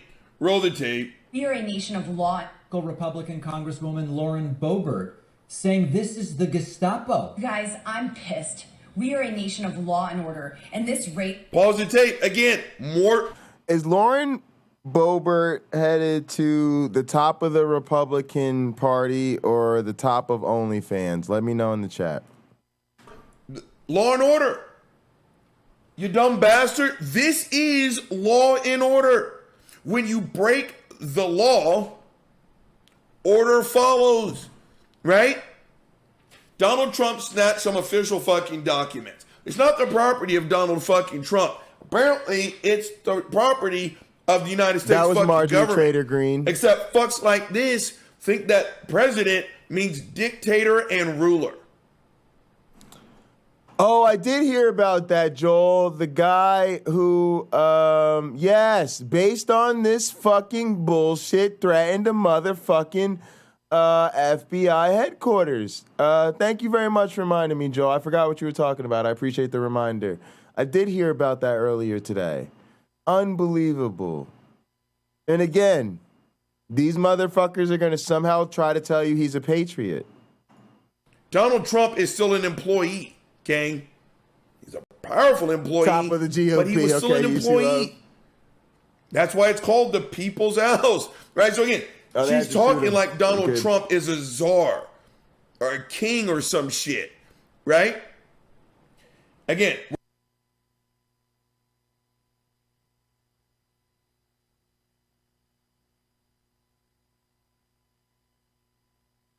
lazy typing. Updating the breaking news now, a law enforcement source telling Fox News there has been a shooting and a standoff. I don't want to do Fox News. Like anybody else. Kevin, thanks for the update. Want to get back to that breaking news there in Clinton County where there was a standoff that's now come to an end. Let's give the local news some love. Lasted. It started at the FBI facility in the Kenwood area. And Karen, we now know who this suspect was, the guy who was just shot and killed. Well, that's right. According to NBC, they are reporting the suspect is Ricky Walter Schiffer. Now, I just had a chance to do a quick search. It appears he has ties to Nebraska and also the Columbus area here in Ohio. Of course, we're still digging into learning more. But again, NBC reporting Ricky Walter Schiffer is the suspect who was shot and killed by law enforcement officers. Just a short time ago, we did get an update from the Ohio State Highway Patrol. And, they said for 6.5, 7 hours, they were trying to negotiate with him. Once they got into Clinton County, they were able to set up a perimeter, and they had eyes on him, and they were negotiating with him. But they said late this afternoon, around 3:30, just the negotiations failed. They weren't coming to any sort of agreement. That's when law enforcement officers, they started to move in. And according to the Ohio State Highway Patrol spokesperson out here today, he said that is when the suspect raised a gun at law enforcement officers and when law enforcement officers then shot and killed the suspect. We do know he drove his car up here from the FBI offices in Cincinnati. We were hearing reports of maybe they were looking into the car for possible explosives. Well, I had a chance to ask OSP about that, but they're not commenting on anything that was found in the car. Obviously, while the threat is over, the situation is over here in Clinton County, the investigation is far from over. There's a big investigation into this. Of course, we'll bring you any I just hate what this shit's done to everything because, number one, I'm like, y'all, it's real fucked up that, it's like, where does this Trumpist shit go? Where does this go? Like, where does it go after you threaten the FBI? Like, that's just going nowhere fast. But I hate what this movement has done to media, right? It's like you look for a fucking story, and before you get down to these people who look like normal people, who spend their whole lives out in the field covering news, doing journalism, bringing people stories, and they're real conservative people. They're conservative-ass Americans. They don't ever say nothing controversial. They don't do nothing controversial. They carry the banner of local NBC affiliate, and they work their whole lives just to get this type of attention, and they get 8.3 thousand views, and everybody else would just rather watch some fucking tool bag that looks like a fucking toothpaste model feed us lies on Fox News. Just kind of shit. I don't know. I know I'm getting real deep on my media reflections. You guys can tell I was raised by a local media personality. We're a country of law and order. You're right, Lauren. You're right. Your president broke the law, and now order fucking follows. Roll the tape. By the FBI on President Trump's home is totally un-American. Pause the tape. It's not un-American. It's actually not un-American at all. Again, Botham Jean was in his home. Amber Geiger broke in to his house and shot that man in cold blood. That is actually un-American.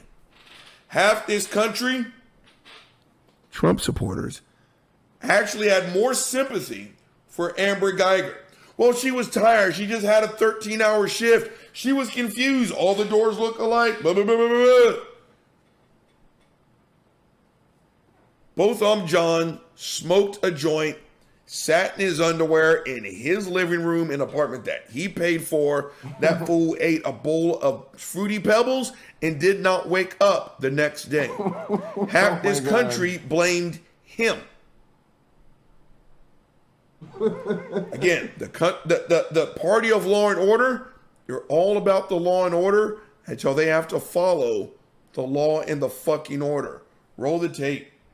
This is Gestapo crap. No, it's not. It will not stand. Well, yes, it actually will stand.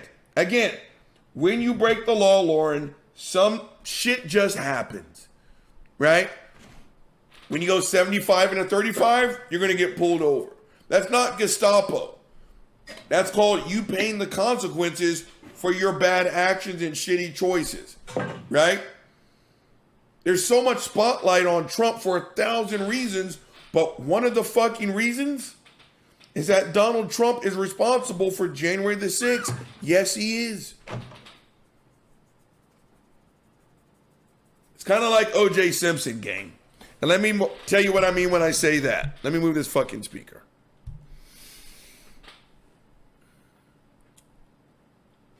O.J. Simpson beat the murder rap of the fucking century. You guys remember that? Of course you do.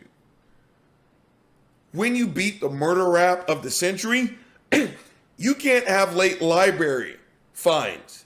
We're going to find you, right? So when OJ broke into that hotel room and pulled his paraphernalia back, I'll tell you two things, gang. First and foremost, I would have done the exact same thing, right? If you had my old jerseys, my old, autographed footballs, my T-ring, shit like that, I want my shit back. But I'm Robert motherfucking Reed. I don't have a large following. People, yeah. I do it, who cares? O.J. Simpson did it. He got punished for what happened in the 1990s, right? I think, where am I going with that? I think it should fuck with Donald Trump. Back on topic, I think. This is a shitty show. I don't care. I just have to rant about Donald Trump because this is all sitting on some bullshit. The spotlight is on Donald Trump for a great many of reasons. January the 6th is just one of them, right? How do you think you're going to snatch up government documents, take it to your private residence? He still has Secret Service, gang. You're under protection, but you're also under surveillance. This is not un-American. This is exactly what you'd fucking expect when you break the law as the president of the United States. Okay, who's up next? Gang, Alex Jones. Do I have the heart to listen to fuckface Alex Jones? Let's give it a run. Roll the tape. This is the kind of thing you expect to see in Soviet Russia, Nazi Germany, communist. Pause the tape. So I'm not going to rewind it. I don't have the strength for it. Alex Jones is interviewing Roger Stone, right? Again, David Duke and Richard Spencer and Paula Dean are sitting down and they're planning out a conference talk on how to treat black people with respect. How many of y'all are signing up for that, right? When Alex Jones interviews Roger Stone in defense of Donald Trump, this is a bullshit interview. Roll the tape. Cuba. They don't know how. We'll have serious Sean Hannity. Outlook on what took place. First, a dark day for our republic. The Department of Justice, the rule of law, what looks to be potentially a shocking overreach. We'll find out in due time that will have serious ramifications potentially for many, many years to come. A lot of potentialities in there. Potentially doing very, very... Pause the tape. Again, Sean Hannity is speaking up in defense of Donald Trump.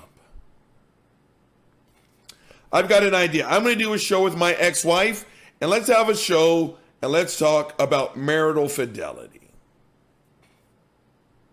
Right? If you queue up Sean Hannity in defense of Donald Trump, give me a break. And again, equality feels like oppression to those in power, right? Again, bad day for the republic, blah, blah, blah, blah, blah. Donald Trump is being forced to follow the law. Blah. Again, all the lines that they kicked at black people, if they would be consistent. Again, we got more juice on Donald Trump than we do on Eric Garner, Trayvon Martin. Think about all the black people that people like Fox absolutely slaughtered. I can't remember the man's name because I just remember it, but I remember doing a portion of a show on it. When they killed Harambe, the gorilla, I told y'all in the previous show, all other news... The problem with grifters is the grifting gets so good to them, they always trust in another grifter to save them from their grift. That seems to be what Alex Jones ran into. It's the same problem with Trump and his legal team, right? And this motherfucker tried to replace the actual legitimate legal professionals around him with the clown car, right? Y'all heard the January 6th, coverage. It was like referred to as, Team Normal, right? They were trying to get the fuck out of Team Normal so they could hire the clown show. Outlets, they talked about the ethics of the case. why you had to put the gorilla down. Fox News did a news story on the father, a black guy who wasn't even in the zoo at the time. Unbelievable. He was like a FedEx or UPS worker. He got in trouble. He paid his debt to society. He was literally at work, earning a living for his family. Fox News talked about that man's criminal past, which had nothing to do with the fact that his son fell into a gorilla pit. Fox News, go fuck yourselves. Spend 1/10 of the amount of fury that you guys dump on black people when we commit a crime that you do on Donald Trump. Again, law and order.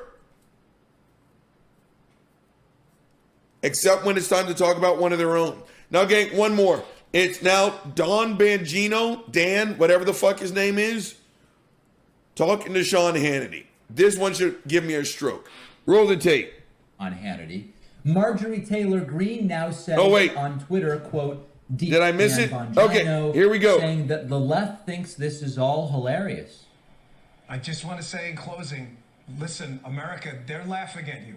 The left thinks this is hilarious. If you doubt me, just go to any of their goofy platforms, Twitter or elsewhere right now. They think this is hilarious. Now, I have to tell you. Pause the tape. It's not hilarious. It's actually sad. But Bongino, he was talking to fuckface Jesse Waters. This is all them priming the pump, gang. This is, again, Bongino will be nowhere to be found. Jesse Waters, nowhere to be found. Tucker Carlson, nowhere to be found. Marjorie Taylor Greene, nowhere to be found. Gang, I've been saying this since January the fucking 7th. The definition of a failed insurrection is a dress rehearsal. They're not done, right? All this talk about war, getting even, taking up arms, they're riling up their base. This shit is not over. They're laughing at you. All this bullshit. They're making themselves out to be unnecessary victims for one reason and one reason only. It's because when the shit hits the fan, and yeah, it's going to hit the fan again, they're going to be safe in their castles. While Bubba and Cletus move forward for some bullshit. Again, if you think I'm exaggerating, go look at January the 7th, the 6th. Okay, we got one more. YouTube Punk, thanks for the update. This is a doo-doo ass show. I just had to wax because you cannot turn on social media. You can't turn on the news without them talking about this fucking FBI investigation. Gang, Fox News, Laura Ingraham. Fox News crumbles over Mar-a-Lago news. There's no way I'm getting through this without a stroke. Let's see if there's any capitalism. Gang, I even sound tired. It's always worth the wait. All right, we got capitalism. Gang, I'm listening to myself talk and I sound tired. But I told y'all, first take only, motherfuckers. This show's going up. But any clip that includes Laura Ingraham, you know it's going to sit on some bullshit. All right, so we're up. So this is Mark Levine again. Where's the part with fuckface Laura Ingraham? Let's roll the tape real fast. On this republic in modern history, period. The worst attack. Yeah. Okay, here we go. Here's Laura. Leadership. We've been through worse than this before. Hold on. What I'm concerned with is what came next. Claiming the raid on Mar-a-Lago was an attack on the United States sets the country up for disaster. We've been through worse than this before, and we will get through this again. But when we get power back, it's time to hold everyone accountable. The military leadership, the civil... Pause the tape. You guys love it how it is? She makes herself sound like she's a slave in the olden times, picking cotton. Right? Oh, we're going to get over it. We're going to get up and over. I'm just waiting for her to start singing Swing Low, Sweet Chariot. Right? As she sits here in her 7-figure a year fucking job, worth how many tens of millions, right? Talking about herself and people like her like they're the oppressed class, right? It's like fuckface Gina Carano. When she made the tweet that finally got her monkey ass fired, she talked about being a Trump supporter in the United States is like being a Jew in World War II Nazi Germany. She said that while her president was a guy sitting in the White House. You cannot scream ruling class and oppressed class all at the same time. That's what Laura's doing, right? According to them, again, YouTube, don't give me a fucking strike. Go fuck yourself. The last election was stolen. According to them, no president in the history of U.S. elections has gotten more votes than Donald Trump. That's what they'll tell you. But they're talking like, I don't know, they're black people, trans people, people fighting for their autonomy. They're the ruling class talking about themselves like they're under everyone else's heel. When we get power back, we're going to make everyone pay. Again, if the shit goes down, which I hope it does not, people like Laura Ingraham will be getting a manicure. It's everyone else that they're going to put on the fucking chopping block. Roll the tape. Leadership, the civil service, those in Congress who've abused their power, all of them have to be held accountable. All of them. It can't be this nice guy routine where let's be friends. This is Rebel HQ. Pause the tape. You guys catch that? You know, pretty much making everyone pay. No, we can't be friends. Okay, this is exactly how January the 6th happened. It's these little bitty nuggets. Again, let's just keep kicking up the bullshit. Let's just. Okay, I'm gonna have a stroke. I remember having people talk to me on January the 8th and January the 9th saying Trump said, you know, we're going to march peacefully, blah, blah, blah, blah, blah. That is what you are listening to right fucking now. Is she 100% saying storm the Bastille? No. Is Jesse Waters saying go grab an AR-15? No. They're not saying that. But this is just enough. See you later, to get Cameron. the person living the middle class to lower middle class to poor lifestyle. This is what's going to get them. I'm trying not to get. I don't know the goofy platforms, AR. I'm trying to find the goofy platform. Sorry, y'all. I had to check out my email for a second, so I apologize. But I'm trying to find all the goofy right-wing platforms so we could get over there. I gotta go theist hunting. I gotta go hunt for some religious people to talk to and some right-wingers to talk to. I see they're not going we can't just build it and they will come. You know, we're gonna have to go find them. Get a strike. So let me know.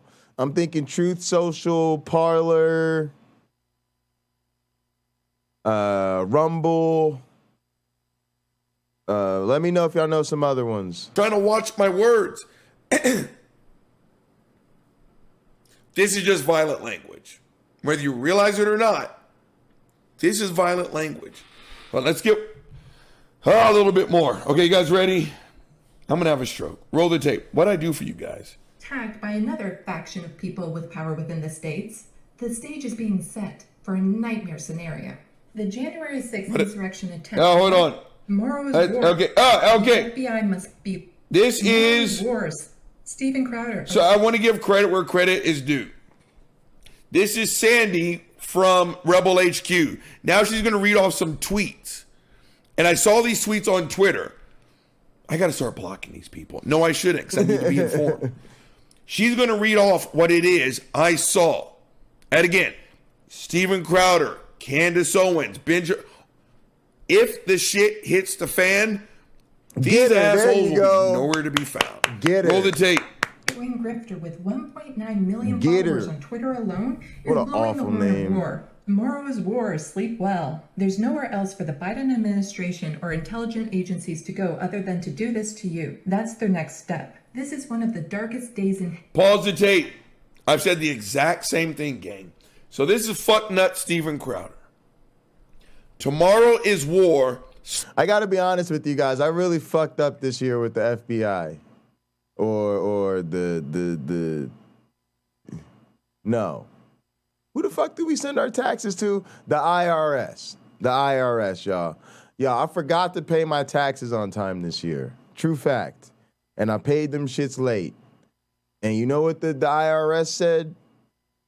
No big fucking deal. They just sent me my shit like a normal fucking person. It was no big deal at all. Why? Because the shit probably happens every other day. So just like he said, if you don't put yourself on Team Trader, the FBI will probably leave out. I know a lot of y'all real law-abiding citizens. You've never done shit like run a traffic light or, forget to pay your taxes on time or, smoke a little weed from here and there, chase a couple cops from time to time. But just trust me, as somebody who's done all of that shit, they don't send the FBI after you for none of that. None of that. Nope. Don't get you on no list or nothing. Sleep well. They're not even hiding it at this stage. His other tweet. There's nowhere else for the Biden administration or intelligence agencies to go other than to do this to you. Trying to make you feel like a victim when nothing is coming for. Again, they ain't coming for my black ass. This is what they tell us. If you follow the law, what seems to be the problem? This is one of the darkest days in the history in regards to your personal freedoms. Gang, Steven Crowder is the person who recreated the George Floyd homicide. He had one of his channels taken down, if I'm not mistaken. Let's go ask George Floyd about stripping away your freedom. Oh, no, that's right, we can't. She's about to read the Countress. Candace Owens next. Roll the tape.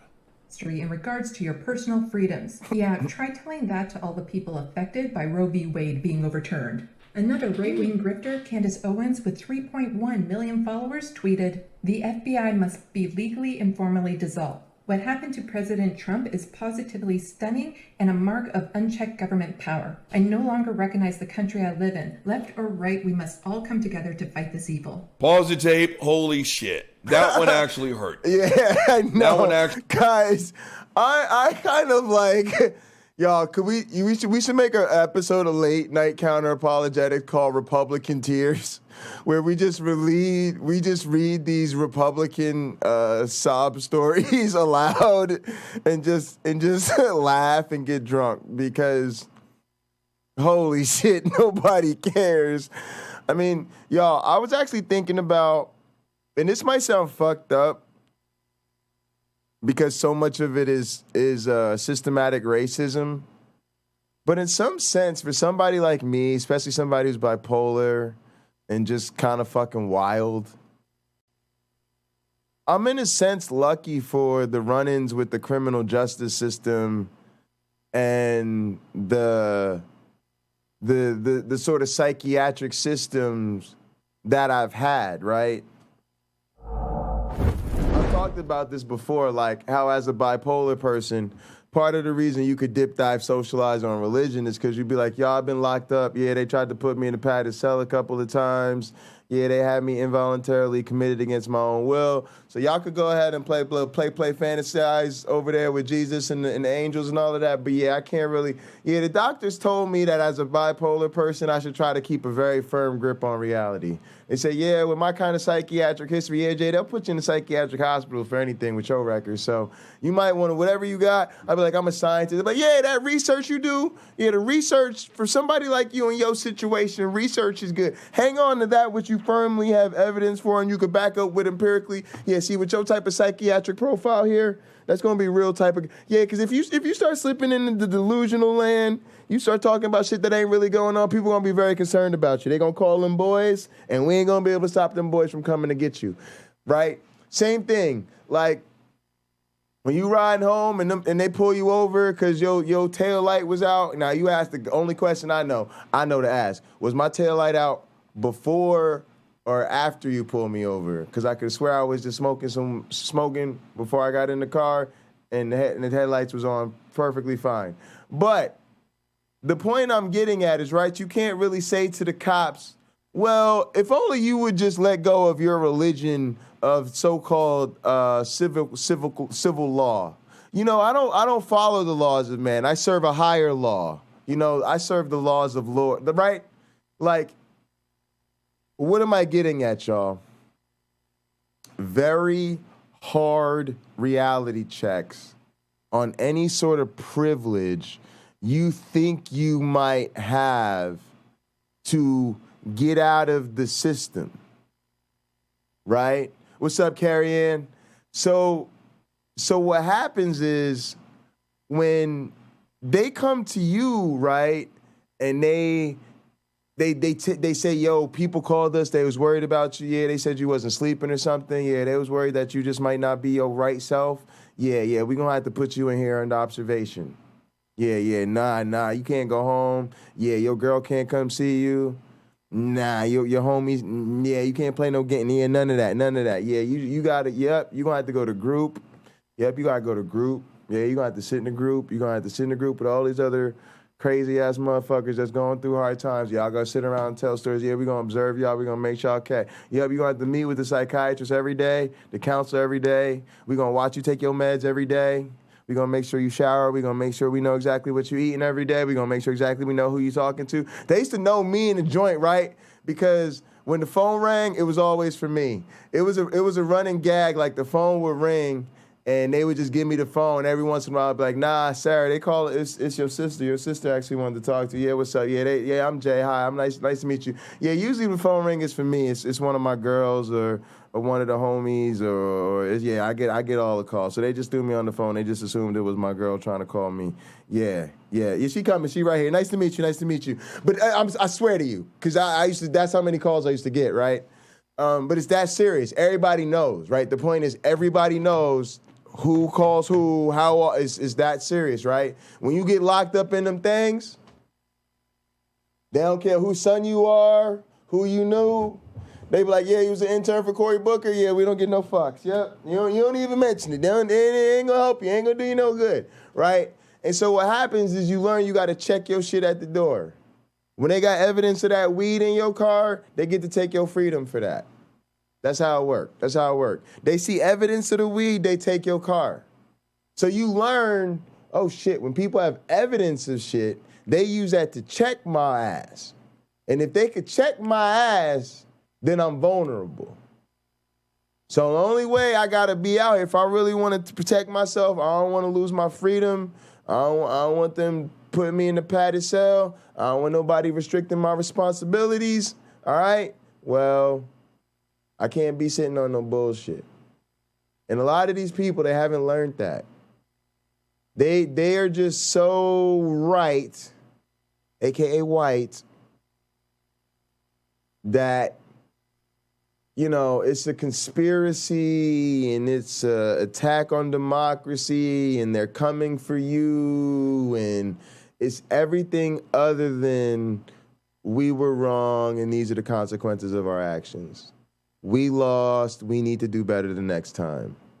You know what? Our God probably isn't any more real or reasonable to believe in than anybody else's God, right? It's always, for some reason, there's something so special and unique about them that just means the real world, the barriers, the brakes, the fucking safety, the guardrails, the motherfucking real restrictions we put on people. They just don't expect those restrictions to apply to them. And so I consider myself in some fucked up sense fortunate enough that I learned lessons that were costly enough that they didn't cost me everything before I got so far out of control and so far into whatever bullshit I was on that I did end up doing something that even though I did a lot of mistakes, I've done a lot of shit I never thought I'd recover from. I've definitely thought I've ruined my life so many times that it's crazy because I definitely had so many experiences I thought I'd never live to get through it, and then somehow something else happened after that, and I was like, oh, I thought I was fucked before. Oh, I'm really fucked now, and somehow I lived through that. And so I think the only thing that might stop me from doing some shit that actually does take me out the game, either, you know, incarceration, grave, or, you know, permanent facilitation or whatever, hospital, whatever it is, facilities and all of that shit, is because somehow I took enough lumps. I took enough real lessons that I said, Jay, you got to check your bullshit, man. That they ain't sitting on some bullshit ain't the way to go. It ain't the way to go. It's some shit you could get into this life. It don't matter who you know, how smart you are, how rich you are, how good looking you are. You can't talk your way out of it. They catch you on some shit. They caught you on some shit. And that's even the shit with like weed. Like growing up really on some weed shit as a black man where weed really isn't legal, you really learn some shit that a lot of people never learn. Like, you really learn, like, yo, they caught me. Like, yeah, I had weed on me. That shit is illegal. Like, yo, they really got me on this. All right, cool. Well, luckily, you know, this ain't no shit they could really end a nigga for, fortunately. You know, but you learn if I'd have been slipping on some other shit, it'd have been a whole different story, right? So that's real lessons that's in life for people that I think sometimes when you're too nice to people, you know, they get a little bit too high on their horse. You know, the people are a little bit too gracious to them too many times. It's like they never learn this stuff. They never learn. And unfortunately, they don't learn until it's a real disaster. That's what I felt for that guy, them guys that testified that they was really involved in the insurrection. And they really testified about how they got involved and how they wish things was different. And maybe if this or that, you know, would have been said differently or that way, they might not have been here. You know, I really related to those guys. And I really respected them. I respected them for like I said, like just being man enough to just say, you know, I didn't have it all figured out in this life. Maybe some people started with and they figured it out quicker or without fucking up like I did. But hey, I fucked up. I'm gonna have to take responsibility for this and move forward. And I ain't gonna bullshit nobody about it. I'm gonna say this is what happened. I fucked that up. I'm gonna have to do better going forward. And it is what it is. I'm going to grab my food real quick, and I'll be right back. Actually heard. Again, this is Sandy Lovas from Rebel HQ. I'm giving credit where... Also, I saw some of the birthday wishes popping up. I didn't want to interrupt my train of thought because I'm stoned, and I probably wouldn't pick it back up. But thank you. I appreciate the birthday wishes. Honestly, it's kind of an honor to share a birthday with Lina. Lina's a real superstar. She's a real incredible person that we're lucky to have in this community. But thank y'all for the birthday wishes. I really do appreciate it.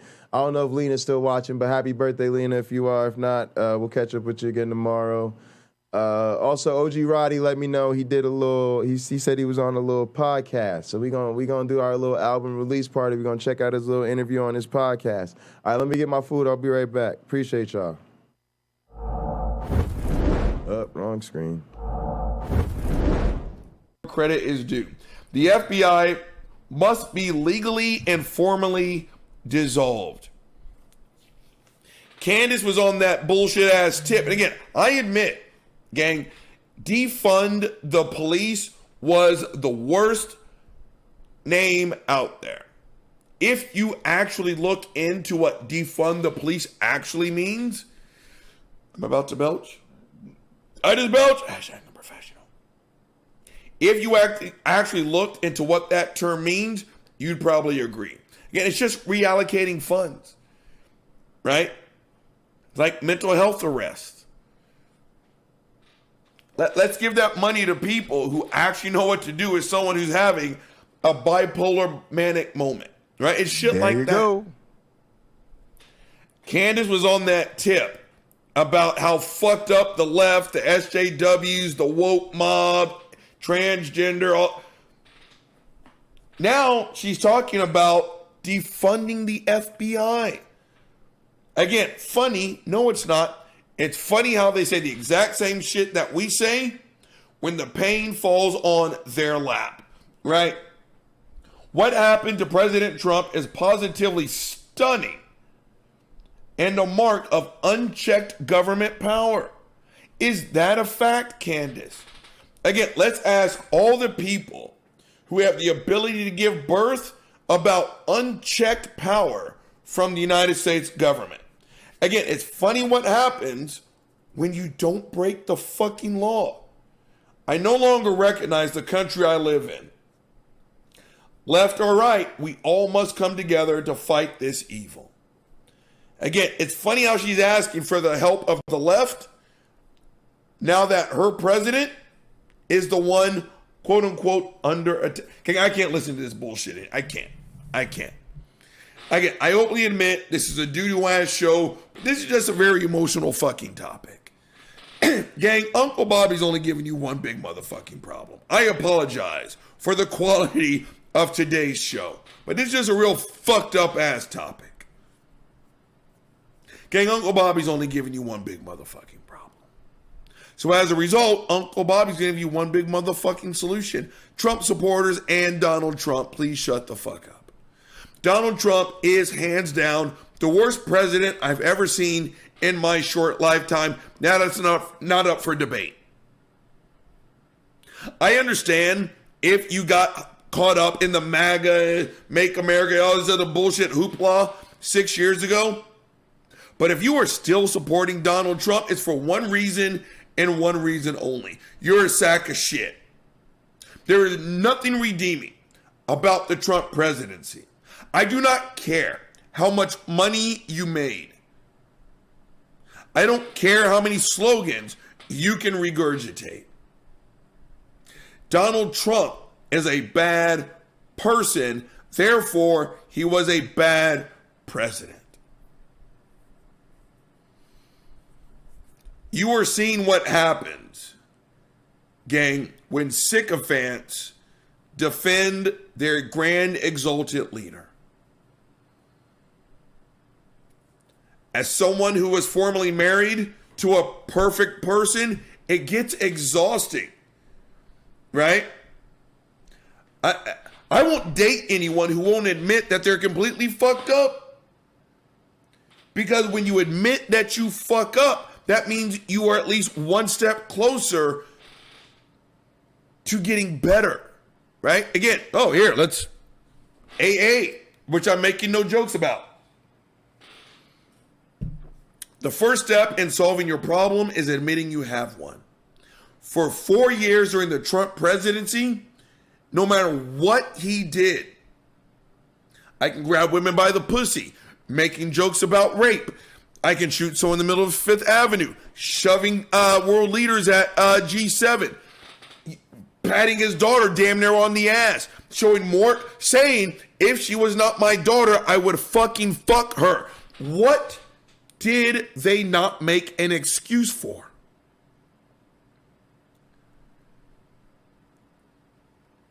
No one is perfect, gang. Your sycophants make excuses for your fucked up ass behavior. This country is now the result of what happens when for 4 years, apparently, we had a president of the United States who was incapable of making a mistake.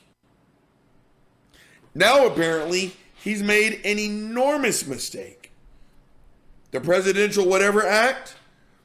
Again, the president is not a god. He's not a czar. You still have to follow the fucking rules. And apparently took some shit to his private residence, thinking that it belongs to him. It belongs to the United States government. Donald Trump, as the president, was an employee of the United States government. Now, I remember my dad saying this. But guys, can we lock up Hillary for her emails, please? Can we keep talking about Hillary's email server? Because they're still trying to get Hillary arrested for some emails. Yet Trump somehow had the audacity to actually steal government documents Not as the motherfucking Secretary of State, mind you, on a fucking, email server shit, but as the President of the United States of America. And took them shits to his private residence in Florida.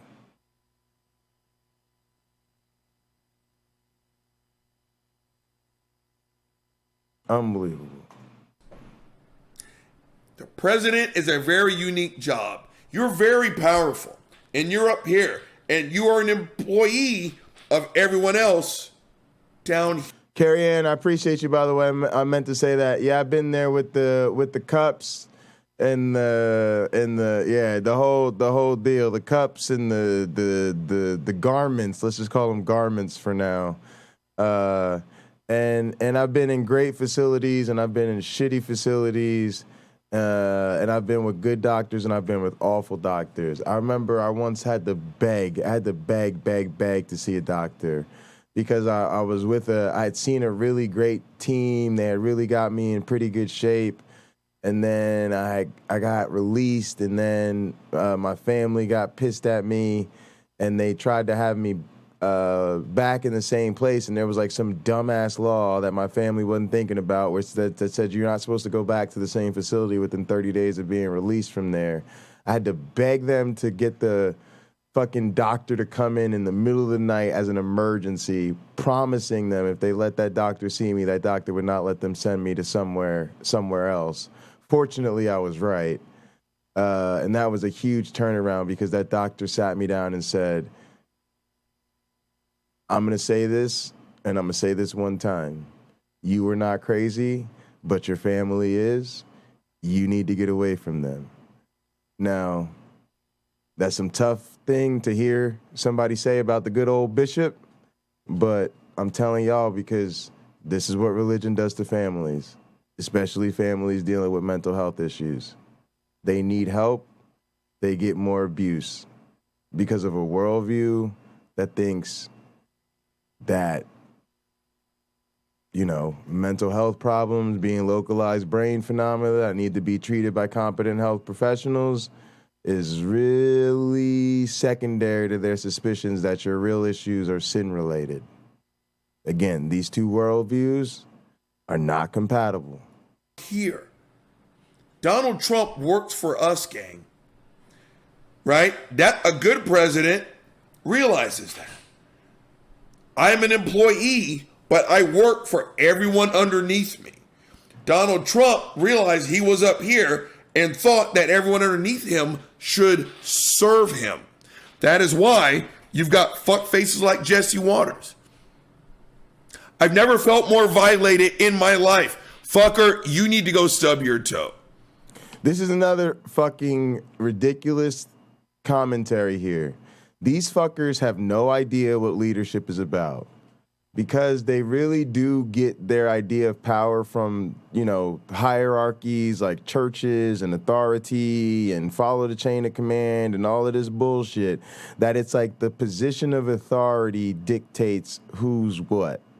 People in real leadership, from somebody like my mother who's a corporate executive to somebody like a great, real political leader, like, pick your actual favorite public servant,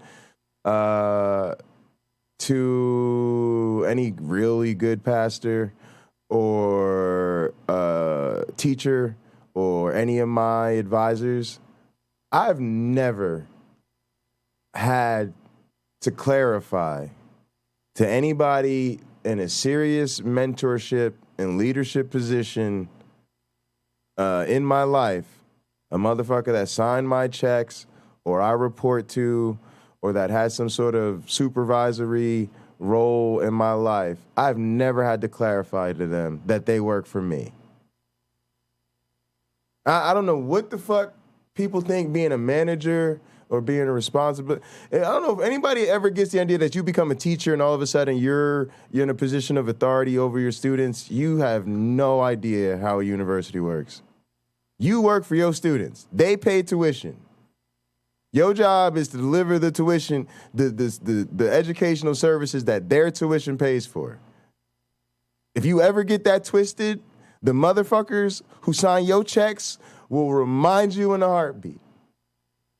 If my advisor ever gets his monkey ass confused, right, that his ass works for me, I will have a conversation with the director of my program who will call him into his office and be like, let me remind you that Jason's funding comes on an NIH grant that is intended to make sure that we do what is necessary to make sure that Jason's goals are achieved by Jason. Your job is to steward and make sure that Jason gets where Jason is trying to go with your support. They will be reminded very quickly that part of making a lot more money than I do and signing my checks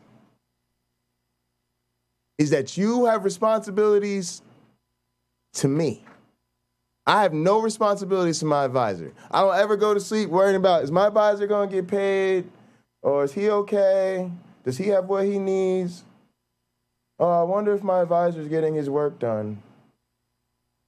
Oh, man, God, I want to wake up tomorrow. I just want to make my advisor look good.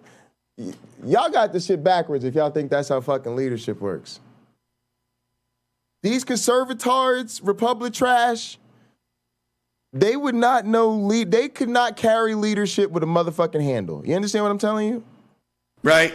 The country's mad. No, only the traitors are. Jesse Waters calling for war.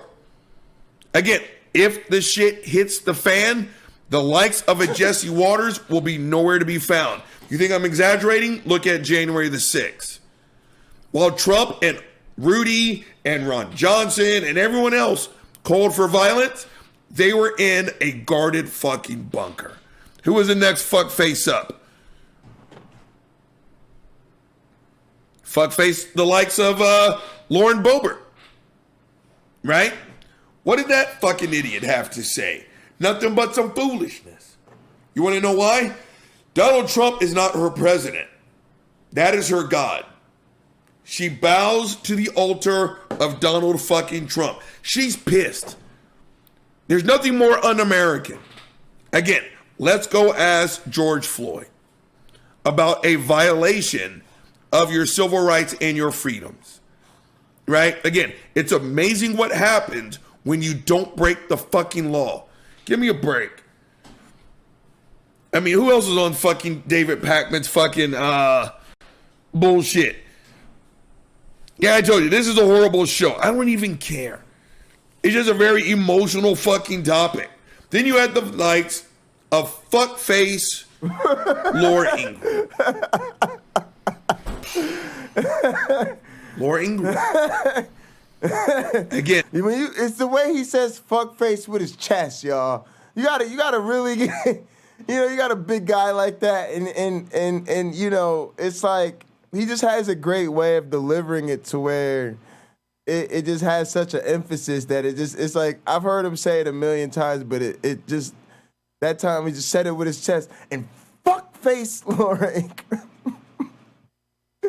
Defending Donald Trump for having his private resident raided. Let's just use their term.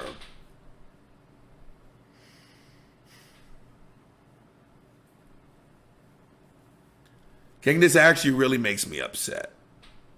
For the first time ever, I'm actually debating on whether I should release this fucking video, but you know I'm gonna fucking do it. The threat. Again, this isn't the first time she said it. When we get power back, we need to punish these people, these people, these people. I guess the problem with all this, at least for me. Yeah, I mean, that's crazy, Karen. That's such a good point. It really, really is. I mean, it's unbelievable. Somebody else said this in the chat the other day, which was, we can't expect people to hold each other accountable whose kids go to the same private school. And I shared some stories about this, just how much people don't realize that politicos are all in the same circle. And even oftentimes the battle lines that you see drawn it's like professional wrestling.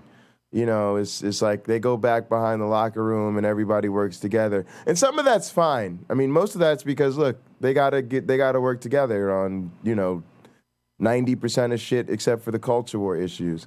But the point is, we really do too quickly identify as Team Red and Team Blue instead of Team really, really, really, really, really rich and powerful and Team everybody the fuck else.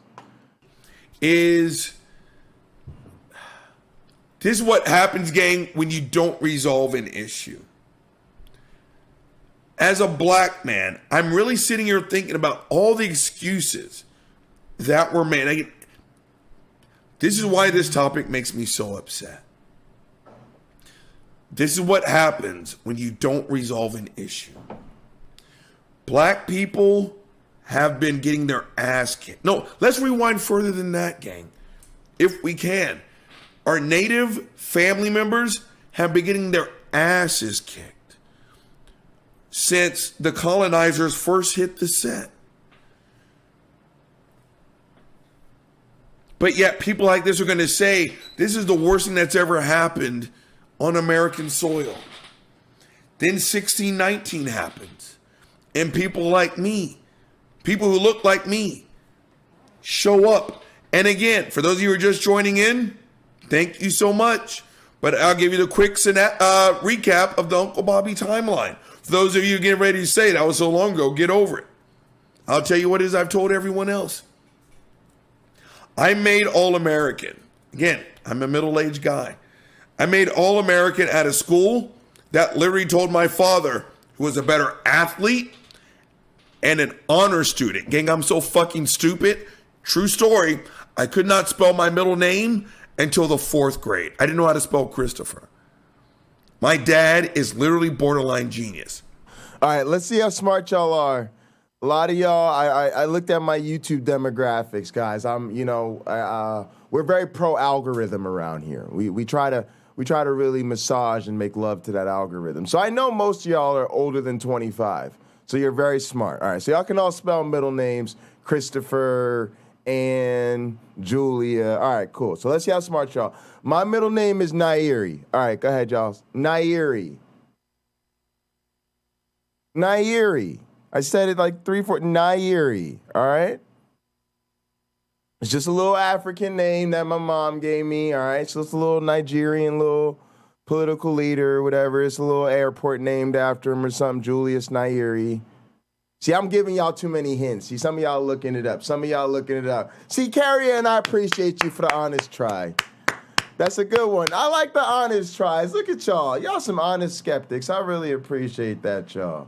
I guess it's my birthday. My mom be happy. I told him how to spell my middle name on my birthday. She'd be like, "Oh, son, your stream is so wonderful. All I do is make fun of Jesus. Son, you should delete your channel immediately." I appreciate that, y'all. That's special. That's great. Here it is. Y'all some retarded niggas. Y'all dumb as... Y'all have just failed the "Are you smart as a 4th grader?" Nano put the only true skeptic answer. See, that was a real test. Y'all was supposed to go with, "I don't know." That was a test if y'all had learned. Y'all, we spent 2 hours in this goddamn stream talking about 3 words, "I don't know," and none of y'all went there. Y'all was all just... But you know what, though? I'm gonna be honest with you. As somebody who has to actually stand up in the front of a room full of people who are afraid to guess all the time, I fucking hate that shit. I actually like people who rather just, look, we all gonna go for what we think, and if we all wrong, then the teacher could correct us afterwards. That's more my attitude. So I appreciate y'all. I appreciate y'all having fun with it. You gotta go for it. You never know. You might have been right. Yeah, no, there you go, Nairi. That's how people be thinking, y'all. See. Now listen, black women, read this chat. This is what happens when white people try to pronounce and spell that really clever shit you think you named your kid. Now, fortunately for my mother ran into some very cute random little boy and that random little boy's name was Jason, and she thought that little boy was so cute, and she liked that name, and I'm so glad she made my first name some normal shit, and my last name is Bundy, and people don't really have a hard read on my race based on my name, so we go with that J.N. Bundy. But nah, actually, a lot of time I spell out my middle name, Black Power. That's how I get a little. Now that I got it, though, you got to wait till you get it. Once you get the dual PhD, and then you bust out a little Nairi on them, and they be like, "Wait, J.N. Bundy, we let him through, and I didn't know he had an African middle name. We would not have given him that recruitment fellowship if we knew he was going to be sneaking an African middle name in on us. We wasn't sure who J.N. Bundy was. We had to just go based on the credentials. We didn't know. He didn't start using that till later. Yeah, we got to start specifying your full middle name. We're letting in too many black people we got to start specifying your full middle name. That middle initial thing, no more of that. Yeah, no more middle initial. Right? See, racism gets so clever these days, y'all. Y'all don't even recognize racism anymore. What you get now is the university now has a new policy. You now need to spell out your legal middle name on your official university application. That is now officially university policy. And nobody even realizes that shit is racist, right?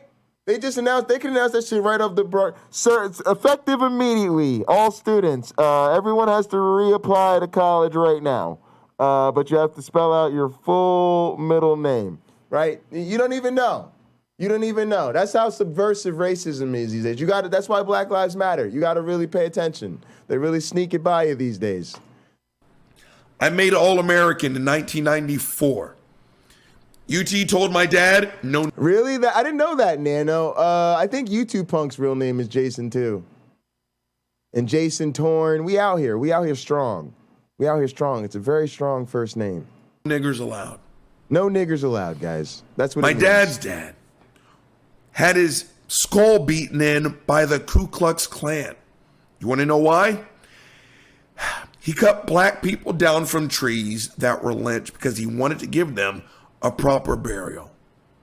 I know people whose grandparents were first. All right, here's some fucked up shit, though. Did you guys know that the name Jason is related to the name Jesus? Because both are related to the name Joshua. So, like, Yeshua is like the Hebrew Joshua. Y'all know this shit, right? But Jason is like Greek, and Jason means to heal. Jason, like, is a word. To Jason something means to heal it. It's like a name that means healer. So it's really funny, though, because when the Greeks renamed a lot of the Hebrew kids, right, the Greeks take over the Hebrew-speaking places, and they rename them. They're like, what's your name? And they're like, oh, my name's Yeshua. They're like, yeah, no, we're not going to call you Yeshua. We're going to call you Jason. Like, they would just rename him Jason or Joshua or something. So if you're named Jason and you're an atheist and your mother fucking hates that and they loathe that about you, just reminder that she named your atheist ass after Jesus and you no longer believe in him because throwing a little salt in the wounds of family is just a really good way to go. I hear that's a really good camaraderie building technique, so try it. For students at UT. Like that, just like that, just like that. Just rub it in like that. Just a little, you named your heathen child after Jesus. Yep, you're going to hell. Definitely going to hell. You did it. You made yourself your own little antichrist. You did it. Congratulations. What a good Christian woman. You birthed your own little anti-Jesus. Congratulations. Way to go. Mother of the fucking millennium. My grandfather was murdered by the Klan. I never met him. My great-grandfather, Dave. What a story to interrupt. Was a literal slave. I know people whose fucking great-grandparents were students at UT. My great-grandfather was a fucking slave. So yeah, that's why I'm upset. And it's what happens when you don't solve a fucking problem. This is why I'm tying it into this. When I sit here and I hear millionaire fucking white people sitting here talking about some foolishness, that this is the worst thing that's ever happened to America. Shut the fuck up. Don't tell that to all the birthing people whose reproductive rights are under attack. Don't tell that to all the black people who are afraid to go 47 in a 45-mile-an-hour fucking zone. Don't tell that to all the native people who've been shoved on fucking reservations and treated like dog shit. But some way, somehow, Donald Trump being under a legal and justified investigation, that's the worst thing that's ever happened to this country. When you don't know what oppression is, you have to make shit up. And what you make up sounds so fucking stupid. I cannot believe they let you outside of your house during the daytime hours. Again, so for much any worse Trumplicant that may not hear this, I'm about to belch. I just belch. I'm professional. I'm now going to talk to you the way you've talked to everyone else. And again, this is the benefit of being a defensive fighter. You guys ready?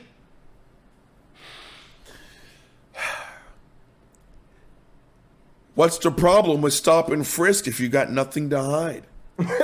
What's wrong with an FBI raid if all you've got are empty reams of copy paper from Office Depot?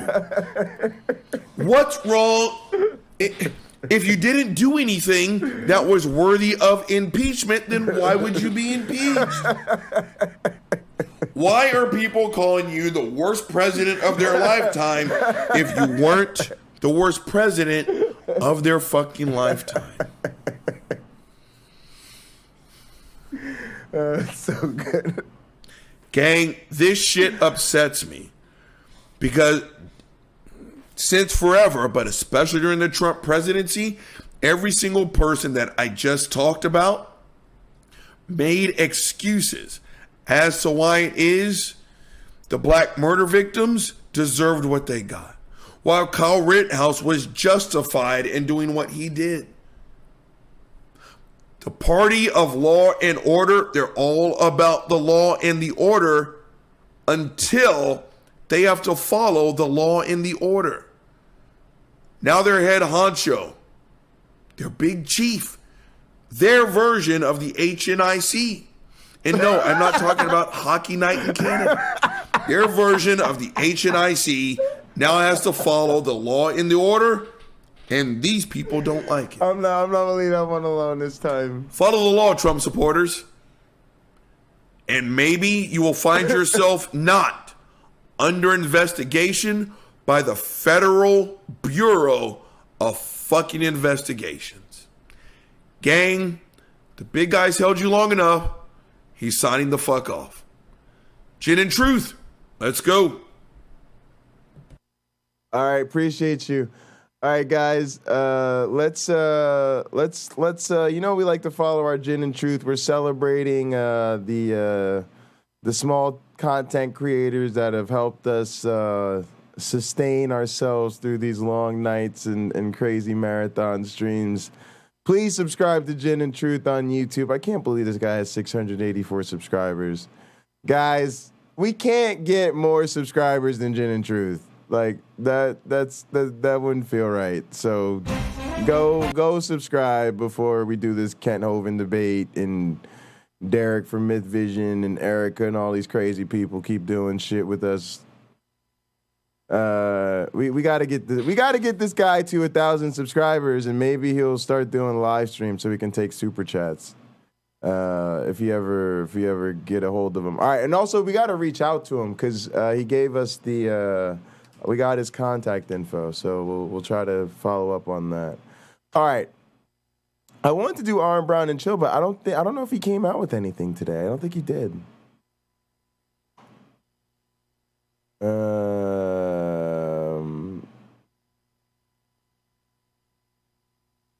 we? I thought we watched all of this one. The New York Post reports. Okay. Judge who approved FBI raid on Mar-a-Lago All right, let's do this. I think maybe we didn't finish this one. All right, let's finish this one. It's linked to Jeffrey Epstein. Whoa, boy. I'm going to read this for you. Wait, I think we did do this one. Let me see. With this. And then as they put the final box into the truck, the FBI truck, that says really big on the side, FBI. Read this for you. Uh-oh. And then we'll dive a little deep.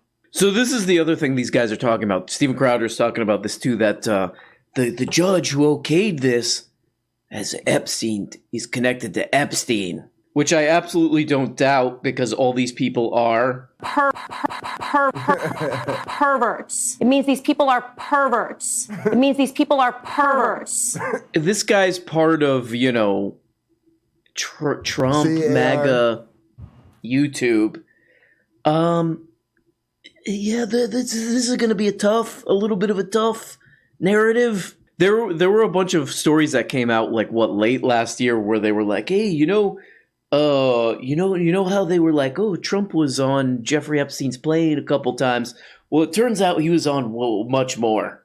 There's a bunch of other times we found that he was on there. Also, the video where he's literally pointing at girls to for Jeffrey Epstein. He's like, hey Jeffrey, my bro, look.